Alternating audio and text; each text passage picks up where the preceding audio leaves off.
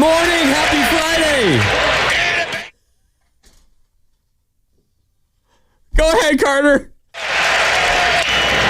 And a base hit, and this game is tied. Bailey comes through. It's 3-3. High drive to left. Done back. Out of here. And the Giants take the lead on the home run by Wilmer Flores. Unbelievable. Shout out to Kruk and Kipe on NBC Sports Bay Area. The Giants have me so excited, Joe Shasky, that I'm jumping the gun. I was talking over the highlights of the Giants winning that game in the 9th inning on opening day. Welcome in. It's the Morning Roast. Joe Shasky. I'm Mark Randy in for Spadoni. Giants baseball is back, Shasky.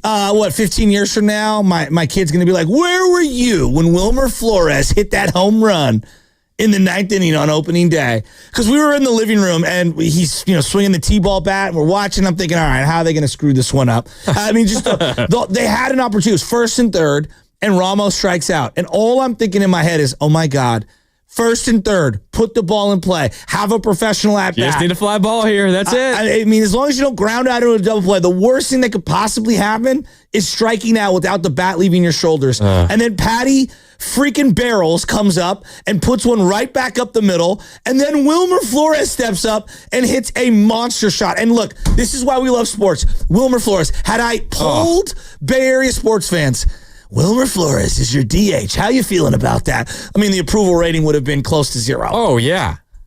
I don't think anyone was expecting him to do much of anything. And then not even just that at bat, but this year. And 2 butt cheeks into that bad boy, and you're walking away with a win. And now, look, I know it's 162 games. Joe, don't lose your mind over one game. No, I am going to lose my mind over one game because that felt like a huge momentum. Forget the standings. Forget the team in the dugout. Dodgers 3-0. Screw them. I've never rooted harder for against Blake Snell. For the psyche of the Giants fan, how great of a shower was that to wash away all the negativity for so long and to start the Buster Posey era, which Buster didn't even play yesterday. Happy birthday, Buster. But for that to happen the way it did, I mean, Mark, that was so fun. So fun. And it felt like all the Giants fans were galvanized. Like, are you kidding me? You won this game that way? And then the graphic shows up. First time in the history of the Giants organization that they came back in the 9th inning on opening day. I can't believe what I saw yesterday. And I know it's the Reds. Logan Webb didn't have it. Like, I want to peel back the whole thing. Reds are a decent baseball team. And when they got Hunter Green on the bump pitching like that, I mean, they're hard to beat. He's electric. And we'll get into him. But just how good does it feel when your team wins? Feels amazing. I mean, what a vibe change. Oh, you're right. Like, it's opening day. It means more. It's just one game. You have 161 games left. But that game meant a little bit more than just one win for the Giants. It always does on opening day. Like, I go back to the 2017 game where Mad Bum comes out and has 2 home runs in the first game against Arizona. Greinke. Exactly. And then Mark Melancon blows it. Yep. That felt like a bad omen for the whole season. Now, I'm not saying you can win a World Series or get to the playoffs on opening day, but like in terms of momentum shift and having a community kind of like rally around the team, when I watch those guys after that Wilmer Flores home run come out of the dugout and Willie Adames is like beating his chest and grabbing Jung-Hoo Lee. He practically met Wilmer Flores at third base. How, like, if that didn't make you feel some kind of way, you're soulless. Oh. I mean, you're a ghoul, right? That was amazing. The Carter loves the ghoul when I go. I mean, we're going Ghostbusters here. But like honestly, that was such a fun game, and I think just signifying that baseball came back. Grady, that was fun. It was so much fun. And the 9th inning, I don't know how you felt going into that 9th inning. Tortured. Probably thinking, they're not gonna do this. I didn't feel good at all, especially after you're watching Lamont Wade Jr. as your leadoff hitter to start the year, and I think most people are like, oh my God, what are we doing? And I gotta say, Jung-Hoo Lee in the 3-hole spot, even though I want him as the leadoff, and we got a million things to get into. Warriors as well. We know it's a ride or die game tonight for the Golden State Warriors in New Orleans. But the speed of Jung-Hoo Lee, putting pressure on the base pass, putting pressure on the pitcher, being able to go first to third in that situation, it's an element this team just hasn't had for so long. And credit Jung-Hoo Lee for being the rally starter, not once, but twice. Yeah, no, so he drew a walk in the 4th inning that preceded the Elliot Ramos home run. That at bat by Elliot Ramos, by the way, against Hunter Green, who's throwing like 99 plus. With unbelievable movement in every direction. Nasty. Up, down, away. I mean, he's filthy. Nasty. I've watched him maybe now 3 times. He's dynamic. That's what a top pitching prospect looks like. You shared a video to the thread yesterday of Sandy Alcantara. Yeah, who's amazing. Of Miami. Yeah. Maybe the only guy who has nastier fastball than Hunter Green. Amazing. But Hunter Green, when he's on, it's incredible to watch. But Elliot Ramos, an 11-pitch at-bat. I think he fouled off, 5 or 6 straight 98-plus mile-an-hour fastballs. Then goes oppo on pitch 11, just gets it over the wall in right field. Giants get back within a run. Then they don't score again until the 9th. Just unreal. Actually, it was Willie Adames' leadoff strikeout. Yes. He struggled at the plate. Yeah, he didn't look great. It's one game, whatever. Jung-Hoo Lee draws the walk. And then then it's Matt Chapman, professional at bat, goes opposite way, little dribbler. Loved it. Through the hole between the first and second baseman. And as you pointed out, you have speed and a good base runner at first. You go first to third. Now you've got speed on both bases. And ideally, you would have liked to capitalize on that speed and had a sac fly be the reason you get the run in and tie the game. But just having that speed on the bases, if it's Lamont Wade, who's on first, draws the walk. It's Lamont Wade on first, not Jung-Hoo Lee. And then the rest of the inning plays out the way it does. The Flores home run would have been to also tie the game and also take the lead in the game because Lamont Wade would not have gone first to third on the Chapman single, and he would not have scored from second on the Patrick Bailey single. Not even a slight chance in hell. And this is where that's where the small things matter for this baseball team. Totally agree with you. And look, eventually they'll get there. And I don't want to make this about but Lamont Wade should never be batting leadoff. But this is why speed up and down the lineup kills. Right? It's an element that every single day, speed doesn't go through a slump. Right? I want to say that very clearly. If you are a speedy player, you never go through a slump. You watched early in the game, speed was how Ellie De La Cruz scored multiple times. And we haven't even brought it up. Mike Yastrzemski made a play in right field to track the ball that was... It saved probably an inside the park home run and at least one extra run. And Logan Webb didn't have it yesterday, but that speed puts pressure on the base pass. And you can see it kind of got to Logan Webb a couple of times when guys are on base. Yeah. He's worried about, hey, I got to do a slide step, not the big high leg kick. But for them to do that that way on opening day, and then let's also, the bottom half of the 9th was... Giants torture is back, baby. The vomit starts coming up the esophagus, did it not? Oh, yeah. I mean, and Ryan Walker was excellent last year, but... I mean, that ball off the bat of whoever was it that made the final out, Matt McClain, I think, the second baseman. My heart stopped. I thought it was gone at first. My heart stopped. Especially in that ballpark. 100%. Everything in the air you think might have a chance to get 100%. out. Oh, man, that was a little scary. What a fun game, What a fun game. We're here all morning for you to react to it. It's the Morning Roast. Joe Shasky, Mark Randy with you. And shout out to those watching on YouTube. Brought to you by First NorCal Credit Union for a low-rate auto loan. Apply online or just ask for First NorCal financing at the dealer. We're coming to you live from the Laughing Monk Studios. Laughing Monk, righteously brewed in San Francisco. Brought to you as well by Golden State, serving the Bay Area for 3 generations. When you succeed, we succeed. Visit goldenstatelumber.com. It is a Friday, which means Bonte Hill will be in studio at 9 o'clock. Joining us on the River Islands guest line, as all guests do here on 95.7 The Game. But Shasky, I'm just basking in the glow of an opening day win. Giants are off today. It's the built-in rain day. If yesterday's game got delayed or postponed because of rain, they would have been able to play it today. But no Giants baseball today. That's okay because what they did last night will carry me through Friday and get me ready for tomorrow. 100%. And look, they got contributions up and down the team yesterday. I thought that was a great team win.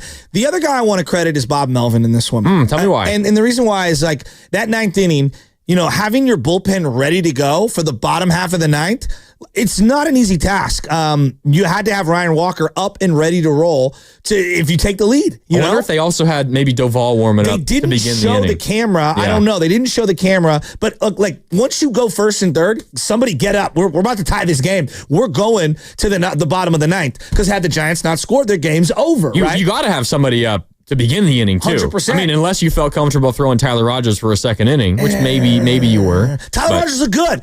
Him, Randy Rodriguez, and the lefty Eric Miller. Yeah. I mean, I liked what I saw. 3 scoreless. Yeah. Picked up Logan Webb, who you mentioned didn't have it. but still battled through 5. I mean, that's just what he does. He battles. No doubt. But what I like about Logan Webb, and I got like a text message from Steiny last night. Does it matter that the Giants have the best left side of the infield defensively? It's like, it's an interesting question, right? Because it's a thing that we say. It's like a narrative, right? Like, oh, well, Goldie and Arenado might be the best corner infielders in all of baseball. Well, the Cardinals have been pretty trashy the last couple of years, having that combination. But when you have a sinker ball pitcher like Logan Webb, he's going to induce a ton of ground balls. And you saw it yesterday. They flipped a huge double play up the middle. You saw Chapman make a couple of plays. You saw Adames make a couple of plays. I saw Fitz make a play on the other side of second base. Fitz was good at second yesterday. He looks really good at second. I don't like him at short. I'd like him a lot at second base. And he's a bigger body guy who can stay in on that double play when a guy's coming in to try to crash him. He's got a really good plus arm, and he's a plus athlete. Adames made a really nice play on a ball on the other side of the bag. Only gaff was the ball back up the middle, hit the pitcher, hit the mound, bounced up in the air, and Ellie's speed, makes Willie kind of make one step towards second. Oh, I need to throw to first. Everybody's safe. So it does matter having a great defensive infield when you have a pitcher like Logan Webb who's going to get a lot of ground balls. Yeah, and that mistake, if you want to call it that, by Adames, it was more so just the pressure put on by Ellie De La Cruz. He's so sick. That mistake led to the 2 runs for the Reds in that 3rd inning, and so the Reds immediately take advantage. But that mistake, again, if you want to call it that, Shasky, that's the only mistake the Giants defense made in the whole game. And it's something that you and I talked about yesterday, and it's something that Dave Fleming brought up with us as well. If you just play like clean baseball, you don't boot the ball around, you just play catch, as you mentioned a number of times yesterday. Even if you get the same production from your starting pitchers, which was not good last year, you get the same production from your hitters, which was not good last year, you will win like 5, 6, 7 more ball games just on the basis of playing clean defense. And yesterday was a good example of it. Yaz saves at least 1 run, if not 2. An incredible play. An incredible play. And then I think it was 1st and 3rd again for Logan Webb later on in the game. Ground ball right to Fitz. Fitz, boom, let me flip it to Adames. It was beautiful. It's one of the more beautiful double plays I've seen from the Giants in a long time. They led baseball back-to-back years in errors. Unacceptable. It really is. And where were they the most porous? Up the middle, right? You didn't have Jung-Hoo Lee for the majority of last year. It was kind of a revolving door in center field. Shortstop has just been a bugaboo for multiple years. Disaster last year specifically. And look, we love Craw. Even the year before, Craw wasn't the same. Love the guy. I'm just being real. The range wasn't the same. Better than any of their options last year, though. Oh, there's no doubt. There's no doubt. But he wasn't vintage Craw. And vintage Craw is one of the best defenders in the game, even in a down year. You know what I mean? Yeah. But like having Willie Adames, you could see the arm strength. You could see the range. I loved it. And to me, the leadership on the Flores home run, seeing him jump out of the dugout. We have been dying for this team to show life in the dugout. I watched the Braves. I watched the Astros. I watched all these other teams. The Dodgers have unbelievable chemistry. Oh, and they do their little dance thing. The Dodgers. Right? But it feels like their dugout is ready to pour out onto the field and party. We have had the more stoic, team for years. Like even when we had Buster and Panic, those guys are all kind of like, I call flatliner guys. Yaz is a flatliner guy. He's not going to be a rah-rah guy. And that's fine. Like not everyone needs to be Pablo. But why did they bring Pablo back even though he couldn't play anymore? It was just to have somebody. Lit up that locker room in that dugout. But Adames being an everyday player who's playing shortstop, bringing that same intensity, it hits more. It hits the whole team more, and you're vibing, and you could feel a connectivity that I felt like I haven't seen. Now, again, it's one game. I'm not losing my mind. I'm not jumping out of my shoes, but I felt the culture change. I mean, a handful of years ago, Brandon Belt became this crazy story because he would wear a captain's hat and put a C on his jersey. It's a total eye roll for me. And like that was a big deal because who else was on that roster? Nobody. With any kind of crazy personality like that. No. Darren Ruff had some of the most personality on their team just a couple years ago. Ruff is on the move. I mean, right? But that's where we were at. Like Ramos, I love Ramos, but he's not like a over the top energy guy. He's just a grinder. I love the way Ramos plays ball. Chapman, grinder. Yaz, kind of a grinder. Jung-Hoo Lee's got a little personality, but I don't know how easy or difficult or what his communication level is on the team. The interviews I've seen with him, he's speaking in another language, right? It's hard when you speak another language to connect with other guys on the team. So I don't know. I'm not trying to say he doesn't know English behind the scenes. I'm just talking about what I've seen on some of the interviews. Having Adames be able to connect different fractions and cliques of the clubhouse is a huge deal. It's a huge deal in baseball when you're a traveling circus the way they are. The 650 chiming in on our text line, 888-957-9570. I love how Flores hits that home run and walks the bases chewing gum like it's nothing. He's one of those low-key guys, but when you have a moment like that and you treat it like it's, whatever, this is just what I do. I mean, we forget Flores last year, terrible. It was a loss year. And right knee bothered him all year. Eventually had surgery in August and his season ended.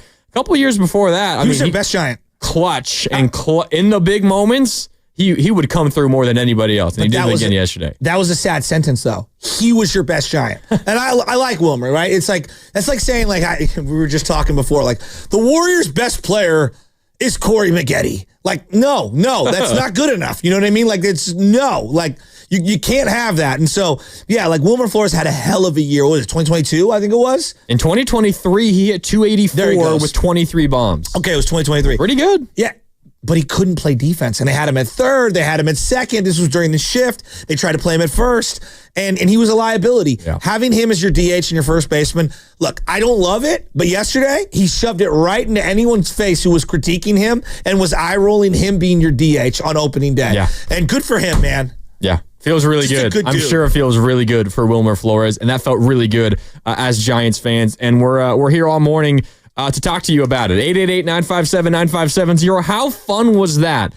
And how good is it to have some faces on this team that you feel like you're developing something with? I agree. That you really, really can get into and can enjoy watching play baseball all year. We'll talk about that as well as we continue. That's what's coming up on The Game, brought to you by Valvoline Instant Oil Change. Spring into action at Valvoline Instant Oil Change, your 15-minute drive-through oil change. Stay in your car while friendly technicians check oil, batteries, lights, tires, and more. Locations and coupons at BayAreaOilChange.com. All vehicle types welcome. It's the Morning Roast. Joe Shasky. I'm Mark Randy in for Joe Spadoni. More coming up next on 95.7 The Game.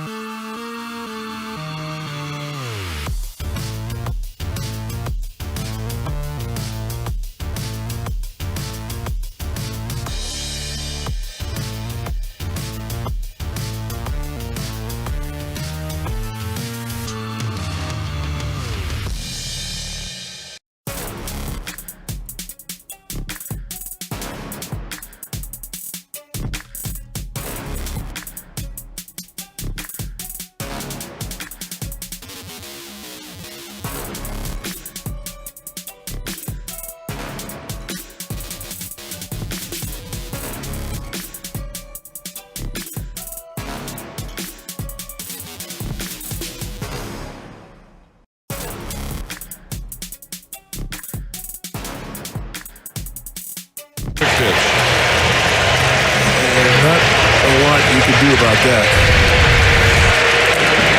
They set up an outside target. And it is right there scraping the low edge on the outside corner at the knees.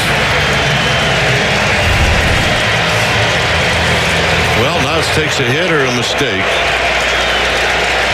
It's up to Patrick Bailey.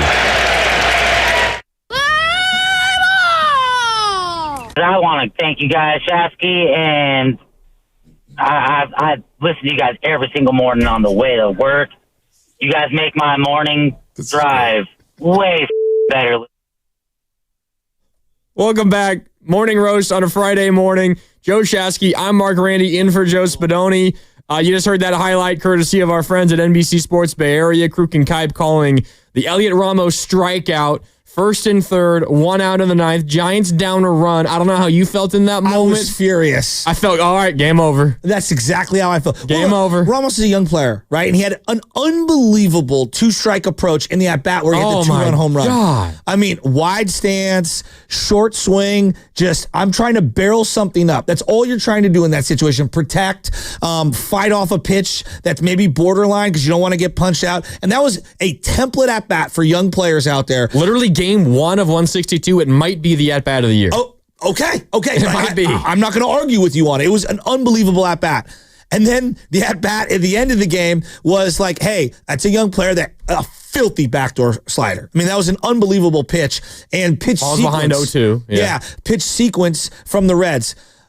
But you got to try to swing there, and you got to try to put the ball in play. Like you're first and third.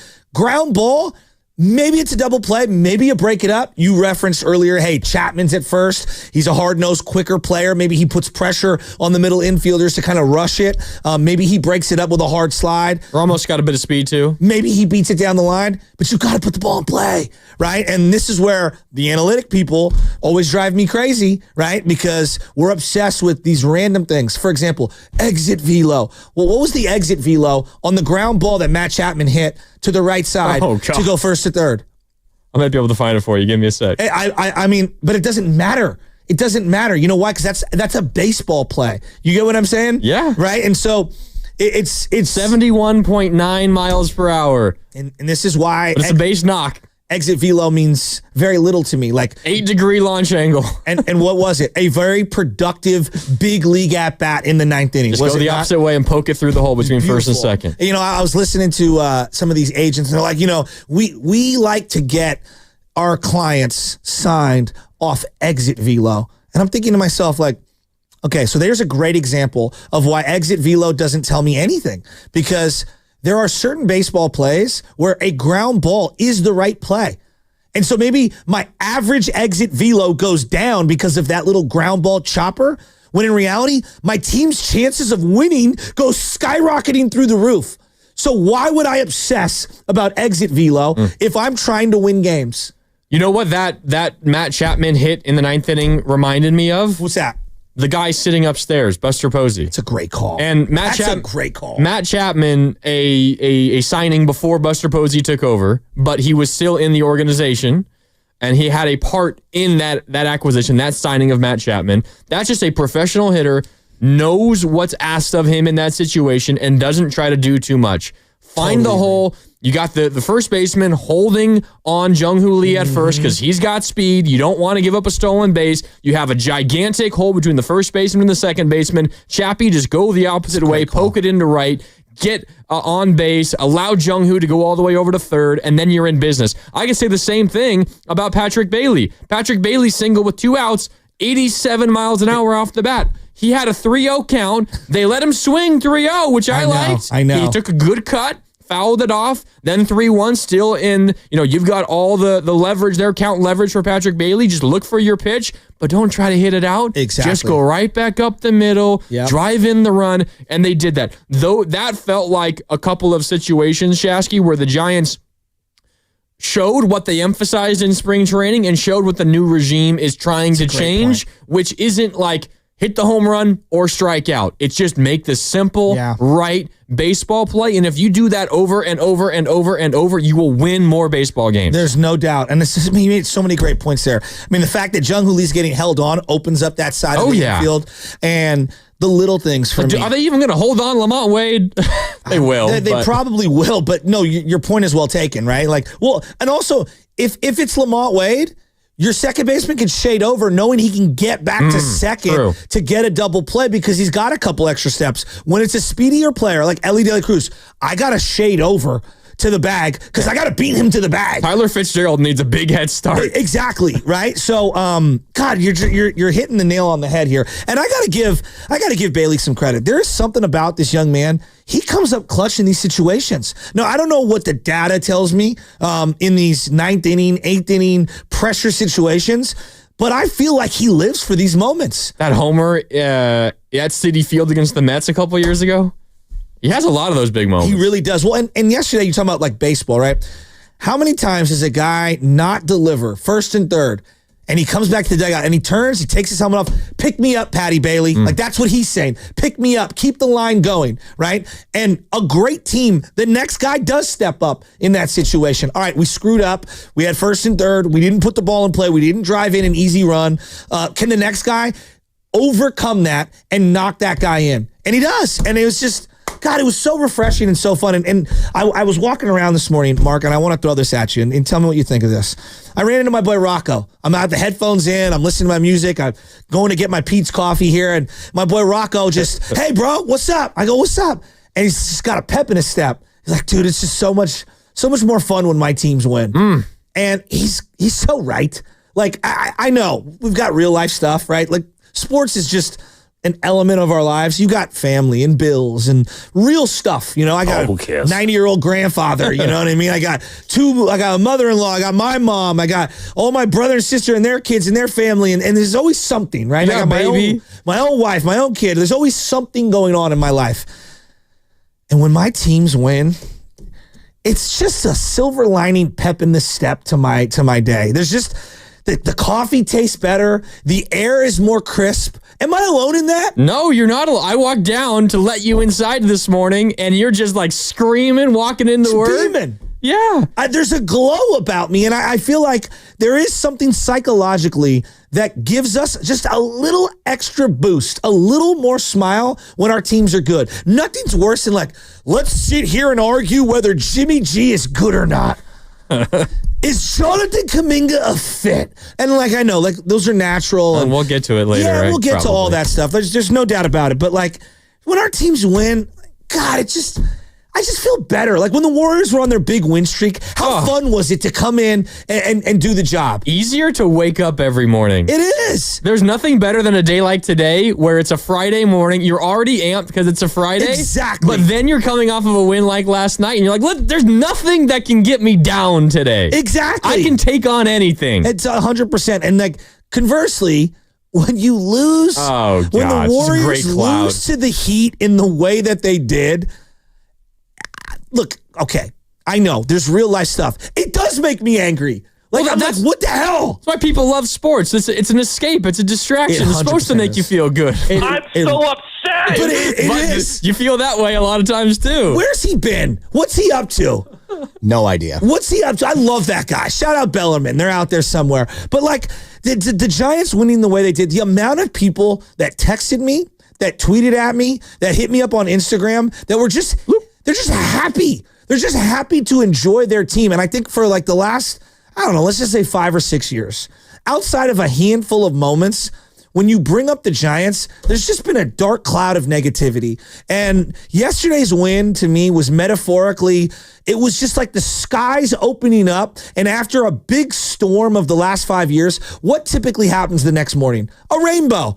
And I don't know where that rainbow goes. I don't know if there's a pot of gold at the end of the rainbow. It might be a mirage. It might just be an optical illusion. But I do feel like there's a rainbow over the Giants right now. And I'm just happy that my team that I love is just fun again. Oh, yeah. They're just fun. And hey, listen, like, there's a reality, and I mean, it's one game out of 162. This team could be 500 again. They could be worse than 500. They could be better.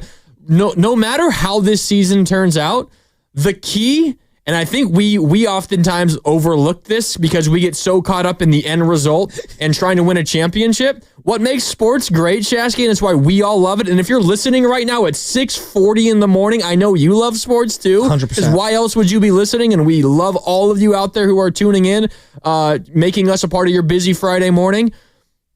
You have to enjoy these moments when you get them. 100%. This could be a terrible season. There could be a bunch of bad things coming, and knock on wood, of course, I hope not.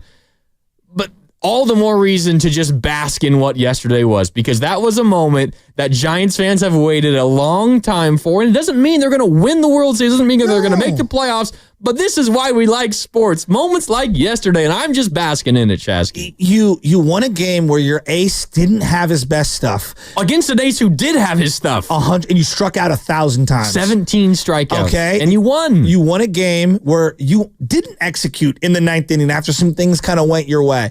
And then overcame that and then took the lead with a guy who most people eye rolled when they saw him in the DH slot, when they saw the starting lineup be announced. Yeah. Right? Like, so this is a great win for them. And then you saw a young guy in Ryan Walker step up and he shut the door. Thank God, because if they lose that game, could you imagine walking in here if he would have hit a couple of guys, because he almost did, and they found a way to lose that game?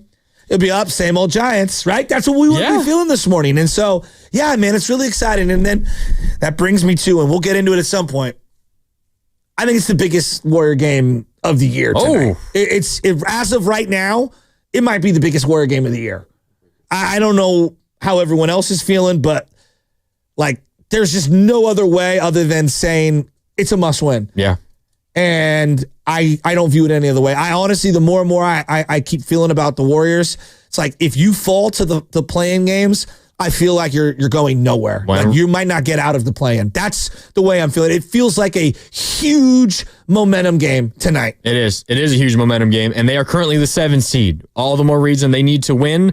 We don't have an update on whether Steph is going to play or not. It seems likely that he will. We do know that GP2 is not going to play. Tore a ligament in his left thumb, and he's out in a definite period of time, and he's been playing really good basketball of late. That is, that's going to hurt. That's going to hurt the Warriors for sure. That game in New Orleans is at 5, which means Warriors Live begins at 4, presented by Xfinity. Stream sports from the best seat in the house with Xfinity. Bring on the good stuff. It's the morning roast here on a Friday. Joe Shasky, I'm Mark Randy in for Joe Spadoni. Plus, we got Bonte Hill stopping by at 9 for the whole 9 o'clock hour. And as always, on Fridays, shameless shout-outs at 7:45. So in an hour from now, line up your phone calls.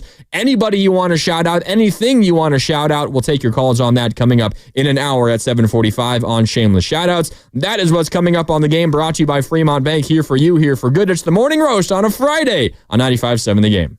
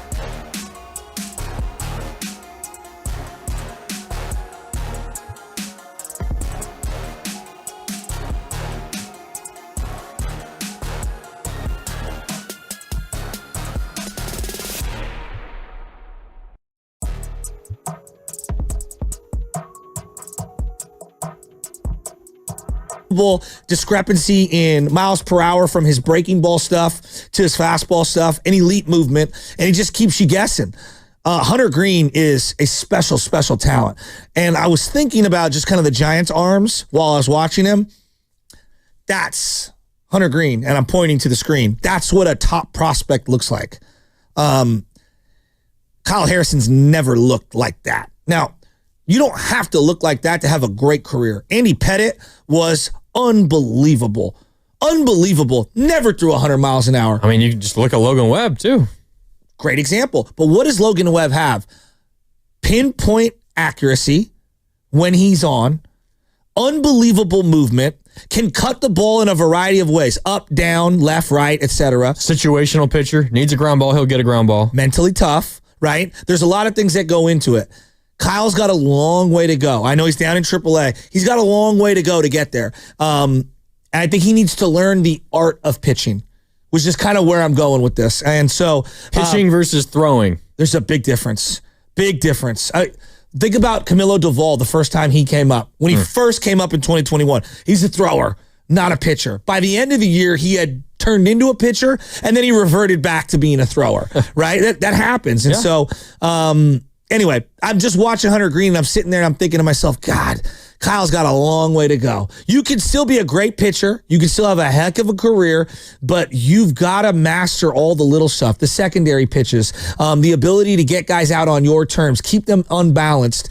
And if you don't have that blow away stuff, like mid-90s fastballs ain't getting it done in today's day and age when you're facing guys like Hunter Green. Yeah. And like even a guy like Carlos Rodon, who pitched for the Yankees yesterday, he's throwing 100 from the left side. And it has movement. And he's got incredible secondary stuff. Nasty. And even he is all over the place. Yeah. So, I was thinking about Kyle Harrison when I was watching Hunter Green yesterday. I was too. And yeah, I mean, it's pretty clear the difference in arm talent in those dudes, but arm talent alone isn't going to make you a good pitcher at the major league level. It's the Morning Roast here on 95.7 The Game. That's Joe Shasky. I'm Mark Randy, in for Joe Spadoni. We're brought to you by Golden State, serving the Bay Area for 3 generations. When you succeed, we succeed. Visit goldenstatelumber.com. It's a Friday, which means a couple of things. Shameless shout-outs at 7:45. A little less than an hour from now, get your calls in and you can shout out whatever or whoever you want. Plus, we got Bonte Hill coming up in the 9 o'clock hour here in studio. All guests on 95.7 The Game appear on the River Islands guest line. Isn't it time for you to discover the islands, River Islands in Lathrop? Let me ask you this, Joe Shasky, because Sam Lubman threw this out in our group chat yesterday. Give it to me. After the game. That's the game the Giants lose last year, right? You think so? Yeah. I think they lose that the last couple of years. Yeah. Outside of the 107, they've lost that game for what feels like 8 years. Am I wrong? Yeah, you're right. They might, I'll give them credit. They might like come back and maybe force extras or go to the bottom of the 9th. But we have been through the story so many times. Patrick Bailey gets the hit. Yep. Clutch hit. You feel like, all right, we got a chance to steal this game. Let's go to the bottom of the 9th. And then they get walked off on. Yeah. They don't have the Wilmer Flores hit that puts them ahead by 3, and they ultimately close the door in the bottom of the 9th. They don't do that the last handful of years. No, I think you're 100% They might tie right. it up, but they don't close the door. I would also add to that, they probably give up more runs earlier in the game because of sloppy defense. You know, like I keep coming back to that Yaz play that he made out in right field to dive and just kind of trap that ball. In years past, you make a mistake like that, it's an inside the park home run. What was that exact situation? I'm going to find that out exactly. I believe Ellie De La Cruz scored on the play, but the other guys got stopped at 2nd and 3rd. And I think that was the first inning, right? Yes, first inning. I think it's an inside the park home run, personally.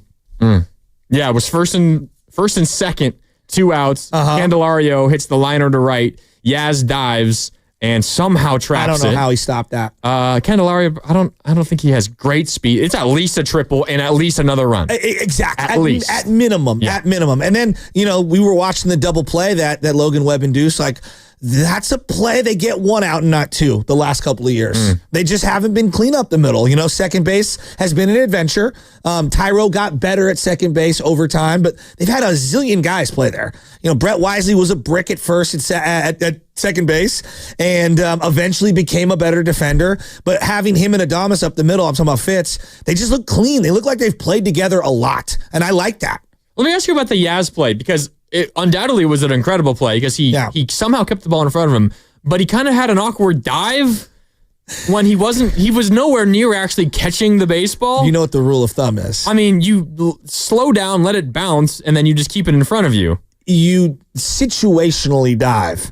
And especially early in the game, yeah, okay, giving up a run sucks, and I know you want to make a big play. Like, I understand that, but you also have to understand multiple runners on. You're making it 10 times more difficult on yourself diving for that. 100%. But you know what? He has come through with some unbelievable plays. I have a hard time questioning Yaz's defense or his strategy on defense. He's also made that kind of play before. That's kind of for whatever reason he's good at it. That's what I'm kind of It's not easy, but he also has a plus arm, right? And so I think what he's thinking is, let me get a glove on this, knock it down, I'll still be able to get it in. But there's no doubt, it is risky as hell. Because if you let that go by you, you're giving up multiple runs. You just basically tip the cap. Ellie's going to score no matter what. His speed on the base pass. And did you see, I think it was Sam sent to the group thread, the sliding mitt? Oh, yeah.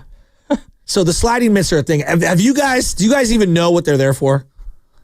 To protect your hands when you slide into second base? Yeah, basically so you don't get like a thumb fracture. Yeah. Every 10-year-old kid wants the slide. I call it the waffle glove, the sliding glove. And now they're all customizable. They look like oven mitts. They do look like oven mitts. That's exactly what they look like. And they cost like $100 a pop. And here's the best part. Kids will get a base hit, and as they're running down the line, they try to put the waffle glove on. It's like, no, wait till you get to first. Then they get to first base, and they're off the bag as the pitcher's on the rubber, and they're trying to put the waffle glove on. I have a rule. If you can't put the waffle glove on in 5 seconds, you don't need a waffle glove. Then the second rule. If you're never going to dive head first back into first, what's the point of having the waffle glove? So it's funny that now they have all the customizable ones because that's all the kids want. I bet if we ask the boss right now, does his kid have a waffle glove? Oh, guaranteed. I guarantee he's got one. I bet, knowing the boss, he's probably got an Evo Shield one. That's what I'm going to guess. We should ask him. Go back there and ask him. Knowing the boss, he probably it's not a happy talking point for him either. No. The waffle gloves. The accessories in baseball are kind of what makes everything cool right now. Well, I just thought the Ellie ones I just thought were cool because it's like he's got the gingerbread man, and what's the gingerbread man always say? Run as fast as you can. You can't catch me. Ellie De La Cruz likes to steal. You can't be caught stealing. Like, that's the comparison I got there. Gingerbread man says? I didn't even know that. Yeah, run as fast as you can. God. You can't catch me. I'm the gingerbread man. And that's Ellie De La Cruz. Okay. You can't catch him. I'm not going to lie. He's very fast. I didn't know that. I didn't know that's the instant connection I made. Oh, wow. Why I pointed it out. I guess I have a hole in my gingerbread man I just know the gingerbread. You got to brush up on your fairy tales, man. Come I just know the Maybe gingerbread. Bake up on it. Gingerbread man. Just don't go for the gumdrop buttons. That's what I was going to say. Gingerbread man for me is Shrek, not the gumdrop buttons. That's what I think of. Exactly. That's exactly what I think of. Yeah, I didn't know that. Wow, the gingerbread. I need to brush up on my gingerbread. Apparently. Well, they got to read LJ more bedtime stories. Hey, bro, we're slowly peeling back the onion on the Disney classics. That's true. You got a lot of work to do. I just did, what was the one we did just the other day? Robin Hood, which is an all-time classic.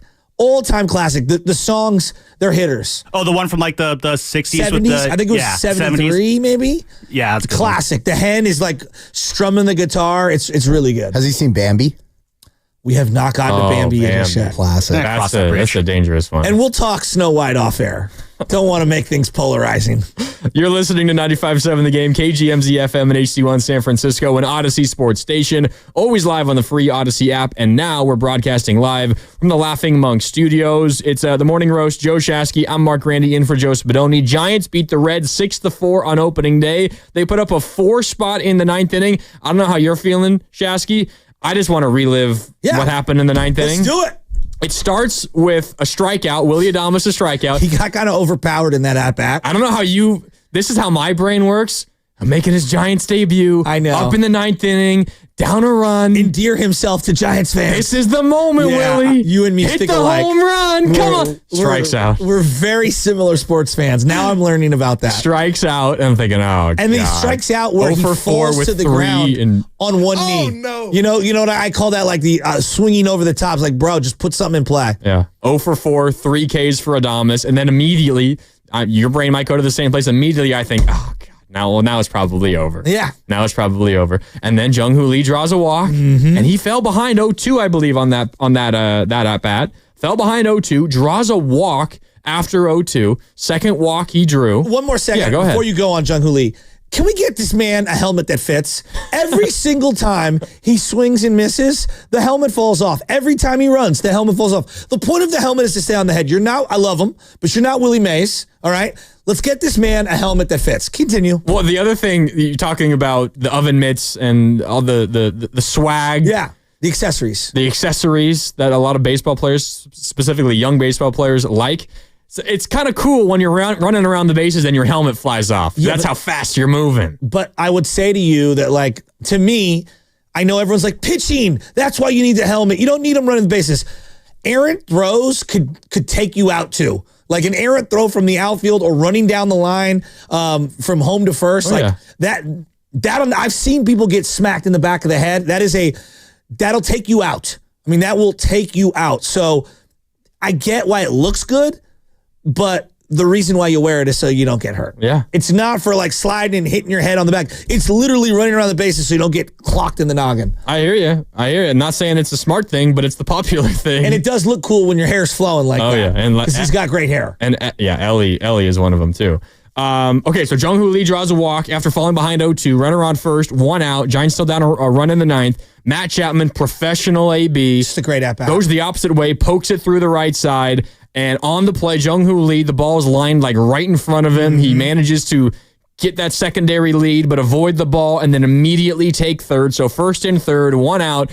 Then immediately my mind shifts to, all right, they're going to do this. They're going to tie this thing up. Fly ball. That's all I'm thinking. Fly ball. Just get me a fly ball, sack fly. You're scoring Jung-Hoo Lee because he has speed. Yep. Like if that is a slower player, like for years, Brandon Bell, he's got a great OBP. How many fly balls weren't deep enough for him to be able to tag up and score on? A lot. A lot. And this is why Lamont Wade Jr., and I'm not trying to harp on something, but when you're a leadoff guy, traditionally, part of what's baked into that is the ability to tag up and score on a not so perfect fly ball, on a ball that, maybe other people don't. And that's one of the things when I watch these younger, more athletic teams, as we go kind of like basketball here, they're able to generate runs in a variety of ways because speed doesn't have slumps. And to be fair to the previous regime, it's something that Farhan and everyone else identified as what the team needed. Yeah. Like they did a couple off seasons ago. We got to get younger, and faster, quicker, and more athletic. And they didn't really do that, but they said they were going to do it. They said that it was a goal. Yep. Didn't really work out. They are a little, and Jung-Hoo Lee was a signing from that regime, and that's a big part of it. Tyler Fitzgerald was a draft pick during their time, and he's a faster player for how big he is. Chapman, same thing. And second in stolen bases last year to Fitzgerald. Yeah, and that was a signing that regime made. Good call. They did get a little bit, younger, more athletic, quicker, which is a good thing, and that was a big reason why they had a first and third situation. Then Ramos strikes out on 3 pitches. I was so deflated. You can't take that 0-2 pitch. No. Anything close, you got to try to foul it off. And he's shown an ability to do that. He did it in the 4th inning. And that's the thing that was so frustrating. But it's also like, hey, look, hitting's hard, right? I want to grant him that. You're going to get got. It's a hell of a pitch. It's also a guy who pitched in 2 games last year. It's not their traditional closer, which is another element that we haven't even brought up today. True. Their number one or their top closer is a guy that most people would never have even heard of. He's out. And you have a guy in there who's throwing frisbees, and that's a funky at bat. That guy pulls the ball out of the glove as he's throwing. He is not a traditional pitcher. He's a funky at bat, and Ramos got completely fooled on that play. But you got to put that ball in play. You have to go down swinging. You can't go back to the dugout in the 1st and 3rd with 1 out in the 9th inning and not take the bat off your shoulders. Yeah, even if you don't put the ball in play, it's better to swing and miss. 100%. Then go down swinging. Then to leave it up to the ump on a borderline pitch. 100%. And he started arguing. It's like, oh boy. And out comes Pat Bailey. And his at-bats were a mixed bag in terms of the eyeball. So I didn't have a ton of faith right there. Yeah, leading up to that at-bat, Patrick Bailey was 0 for 3 with a couple of strikeouts. Didn't look good. And then he shows up, and maybe it was just simply not facing Hunter Green anymore, which I could understand. Yeah. He shows up, and he manages to fight through an at-bat. Oh, he got ahead 3-0. Yeah. Got the green light, fouled one off, and then on the 3-1 pitch, again, we talked about it earlier, just the simple, smart baseball play. just line it up the middle. Nice and easy. You watch that swing back. He wasn't trying to do too much. He wasn't trying to hit one out. He wasn't trying to find a gap in right center. Just nice and easy, right back where it came from, under control, simple baseball swing, and the Giants tie the baseball game up. That was a really, really good at-bat. Carter, you got that one? Because the feeling I had on the couch and from that dugout, I jumped up like, let's go. Let's go. It felt like one of those omens for the season. Yeah, we'll get it. Oh, I thought you had it ready to roll. It's not right on hand here, but I'm going to grab it for you. So don't worry. Carter's efforting it. He'll have it in a second. Oh, but that was great. And then Wilmer stepped up right after that and hits that big-time jack. And you could feel the noise from the Bay Area jumping off their couches, high-fiving at work or however you were consuming that particular game. How fun was that for you, Giants fans? 888-957-9570. Because I know for Shasky and myself, we've been waiting for that for a long time. And not just because it's opening day. Obviously, we've been waiting the whole offseason for Giants baseball again, but we've been waiting to just feel that kind of way about this team again, and it's only game one. We might be overreacting, but it just feels a little bit different.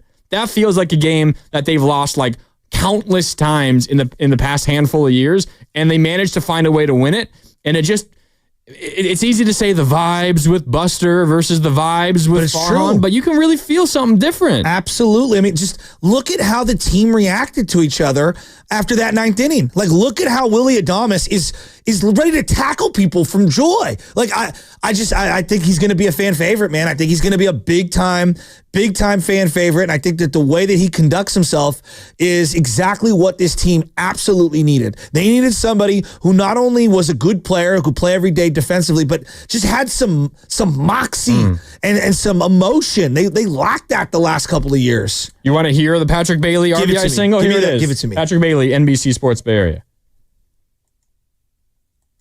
Bang. And this game is tied. Bailey comes through. It's 3-3. We missed the beginning. Let's hear it again. Here it is. Oh, there it goes. And a base hit. And this game is tied. Bailey comes through. It's 3-3. And, you know, I was thinking about on that particular play, had the shift been in place, maybe there's a shortstop up the middle. Maybe he's off to the side of the bag, right? Little things like that. I know that sounds kind of interesting, but like that, there's more balls in play. There's been more ground balls, and this is why having an elite infield with range matters with the no shift now more than ever. Also, can we talk about, and we mentioned Jung-Hoo Lee's speed, but just him being on base a couple of times. He didn't get a hit. 0 for 2, 2 walks. I feel like... But that's what, see, to me, this is why he needs to be a leadoff. That's a great leadoff game. That's a 1980s leadoff hitter. That's the Brett Butler, the Darren Lewises. You know, pick who you want. Those guys are, hey, I'm going to grind it out, see a bunch of pitches to force the pitcher to show me his repertoire so everyone else in the dugout gets a good look. When I'm watching Lamont Wade swing at the first pitch yesterday, I'm thinking... Come on, man. Like, this is where inside baseball stuff overrides the analytics. I want you to have 7, 8, 9 pitch at-bats so that everyone in that dugout gets a look at what this guy has today. Yeah. A couple of interesting texts just came in. 888-957-9570, the 707, and shout out to the 707. That's my neck of the woods. Says, we've been missing the chain-hanging, one-cross gold earring player with clean style. True, the Giants haven't had good point. A player with swag like that. But I also think about the way the Giants won the game yesterday was not courtesy of that kind of, like, I think of Ellie De La Cruz as that kind of player, right? He's oozes that swag, and he's got the long hair and all that.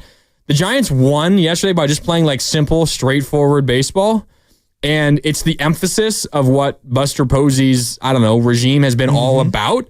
And we spend so much time, you and I do, thinking about this. We don't necessarily talk about it every day here on 95.7 The Game. But we spend so much time thinking about, when's going to be the next Giant to hit 30 home runs? We haven't had one since Barry Bonds. It's been forever. Every team in baseball has had at least one 30 home run hitter in that span, except for the Giants. But you know what else? The Giants won 3 World Series without a single 30 home run hitter. Like, there's ways to win baseball games if you don't have not even just an elite power bat, but a decent, like 30 home runs is nothing special in today's baseball, but they won 3 World Series without it. There is a way that you can win without that kind of baseball, and yesterday was that kind of baseball. I'm telling you, it's this word. You're going to hear it all the time in all the sports, but in baseball more than any other. Situational ball. It's first and third. How can we get a run home? Defensively, it's first and third. How do we negate the running game and get a double play and get out of the inning? Right? Like all situational baseball. They're better at situational baseball. That's one game. We'll see how it stacks up. But already driving in runs that are in scoring position, having unbelievable 2-strike approaches like Elliot Ramos did, that's situational baseball. No, you should not swing the same way in a 2-0 count that you do when you have 2 strikes. No, you shouldn't. Your approach should be different. And so situational baseball, I can already see an IQ upgrade. I can see it. I'm with you. It's pretty clear. And it's exciting to see as a Giants fan. How happy are you? How excited are you, Giants fans? 888-957-9570. What was it like when you see those guys celebrating in the dugout, pouring out of the dugout on that Flores home run? 888-957-9570. We'll get into that. Plus, what is a successful season for the Giants? Also, we've got Shameless shout-outs coming up at 7:45, so you can line up your calls beginning in a little bit. Also, Bonte Hill on the way. He'll be in studio at 9 for the full 9 o'clock hour here, along with Shasky and myself on 95.7 The Game. That is what's coming up on The Game, brought to you by Crystal Geyser Alpine Spring Water. Happy Friday. It's a Giants Victory Friday right here on 95.7 The Game.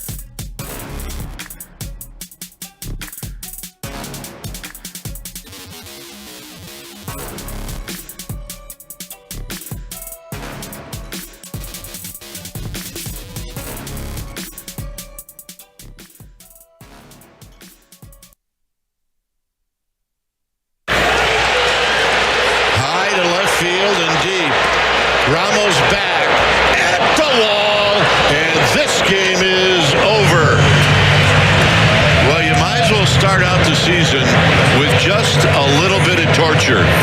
And the Giants come back with 4 in the 9th to beat the Reds. First 9th inning comeback win on opening day on the road in Giants history. How about that?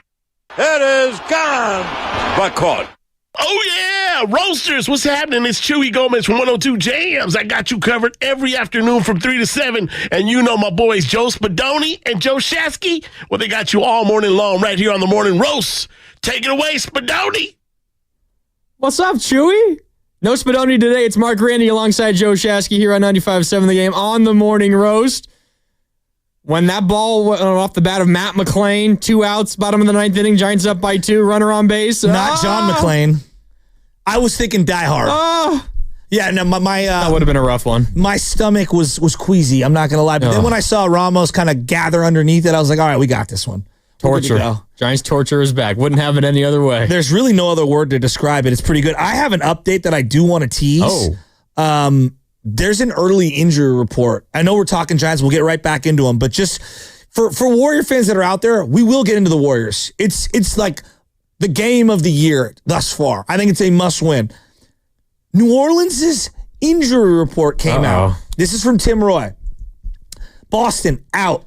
Left ankle, stress reaction. Jones, out, right shoulder, torn rotator cuff. McCollum, out, right foot contusion. Trey Murphy III, out, right shoulder, torn labrum. Murray, out, right Achilles rupture. Zion Williamson, out, lower back contusion. You want to talk about a game that if you lose, the sky is literally falling. It's this one.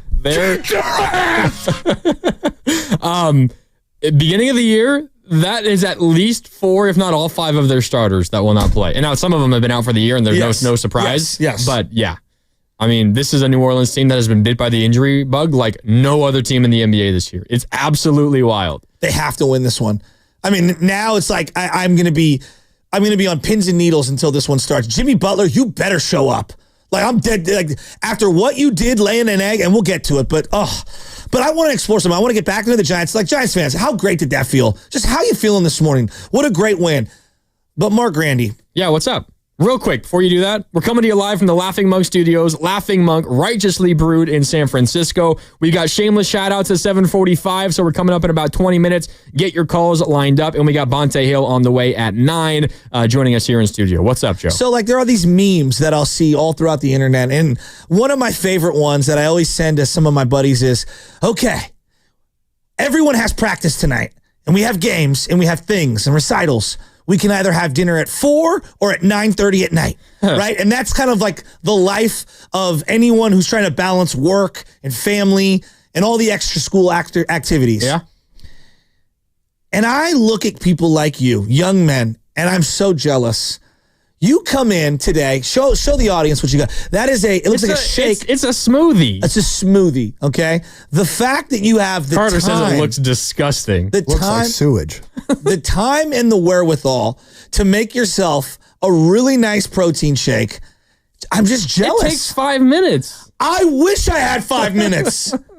You know what my 5 minutes is? It's me scrambling to like enjoy 4 minutes of coffee with no one tugging at me at my collar to do something. I'm so jealous of the life you live. You're not weighed down by responsibility. You're not weighed down by bills, by wives, by kids. I got some bills.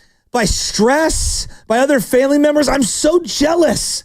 Well, you were once my age. What are you doing tonight, for example? Like, what does Mark Randy have on the docket for tonight? Watching the Warrior game. What are you talking about? All by yourself, just feet up, just that's it?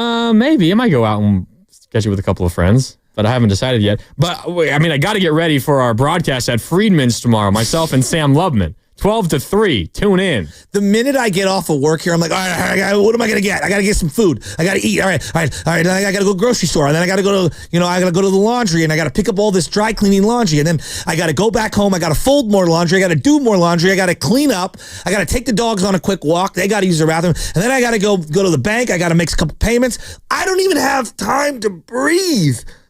And I'm sitting here looking at you, and I'm so jealous of your life, which is why when the Giants win the way they did yesterday, me doing all those mundane tasks I'm talking about make me feel so much better.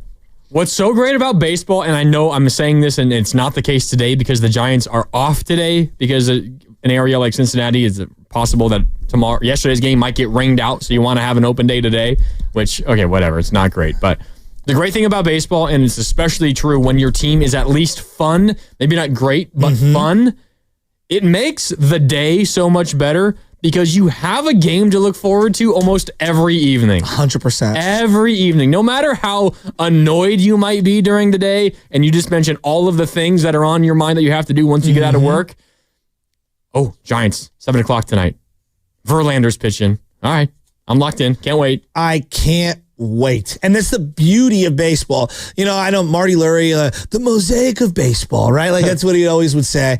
And he is right though. Like, you know, all the other sports, the way I would describe them is they're like passionate affairs. Whereas Giants baseball is like a marriage. There's a lot of ups and downs. There's times that you want to scream and rip each other's eyeballs out, you know, but you're in it for the long haul. Until you're not. But you're in it for the long haul. And so that's the way I view Giants baseball this time. It's going to be great, man. I'm so excited. And I feel like I'm watching a brand of baseball that I can appreciate. You got a bunch of hard-nosed players that have chips on their shoulder to prove that they are worth the money they're worth, or to prove that last year's All-Star game for Elliot Ramos wasn't an aberration, that he deserved it, that Mike Yastrzemski is still a really good ball player, that Jung-Hoo Lee can play and be healthy in the big leagues, that Pat Bailey can finish a full season, that Logan Webb is a legitimate ace, even though we all think he's an ace here, but there's a lot of people around the baseball that probably don't put him on the upper echelon lists that he thinks he's deserving of. Can Verlander still play? Does Robbie Ray have anything left after the Tommy John? You know, there's so many question marks about this team, and they feel very, very, very hungry, and they're led by a guy in Bob Melvin, who I think a lot of people think's just overrated. And I saw Bob manage that game yesterday like it was a do or die type of a game, and I appreciated that from him.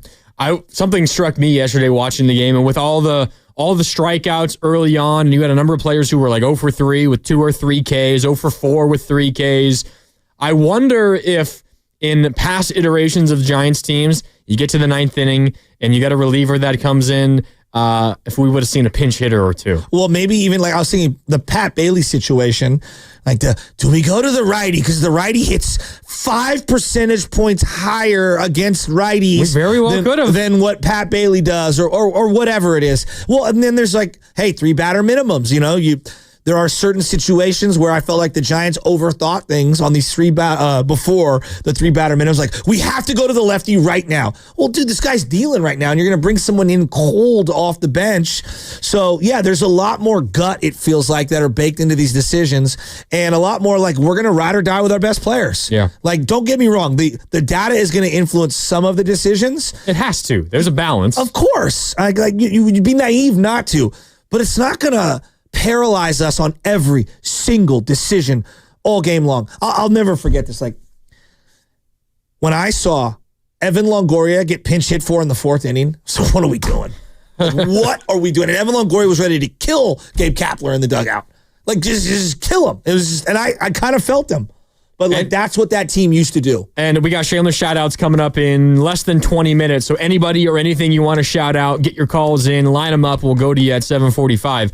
There's also something to be said for even if your guy is struggling, even if your guy that you start and has had a rough game, even if he's not the greatest hitter, like Patrick Bailey might fit in that description. He's had great moments.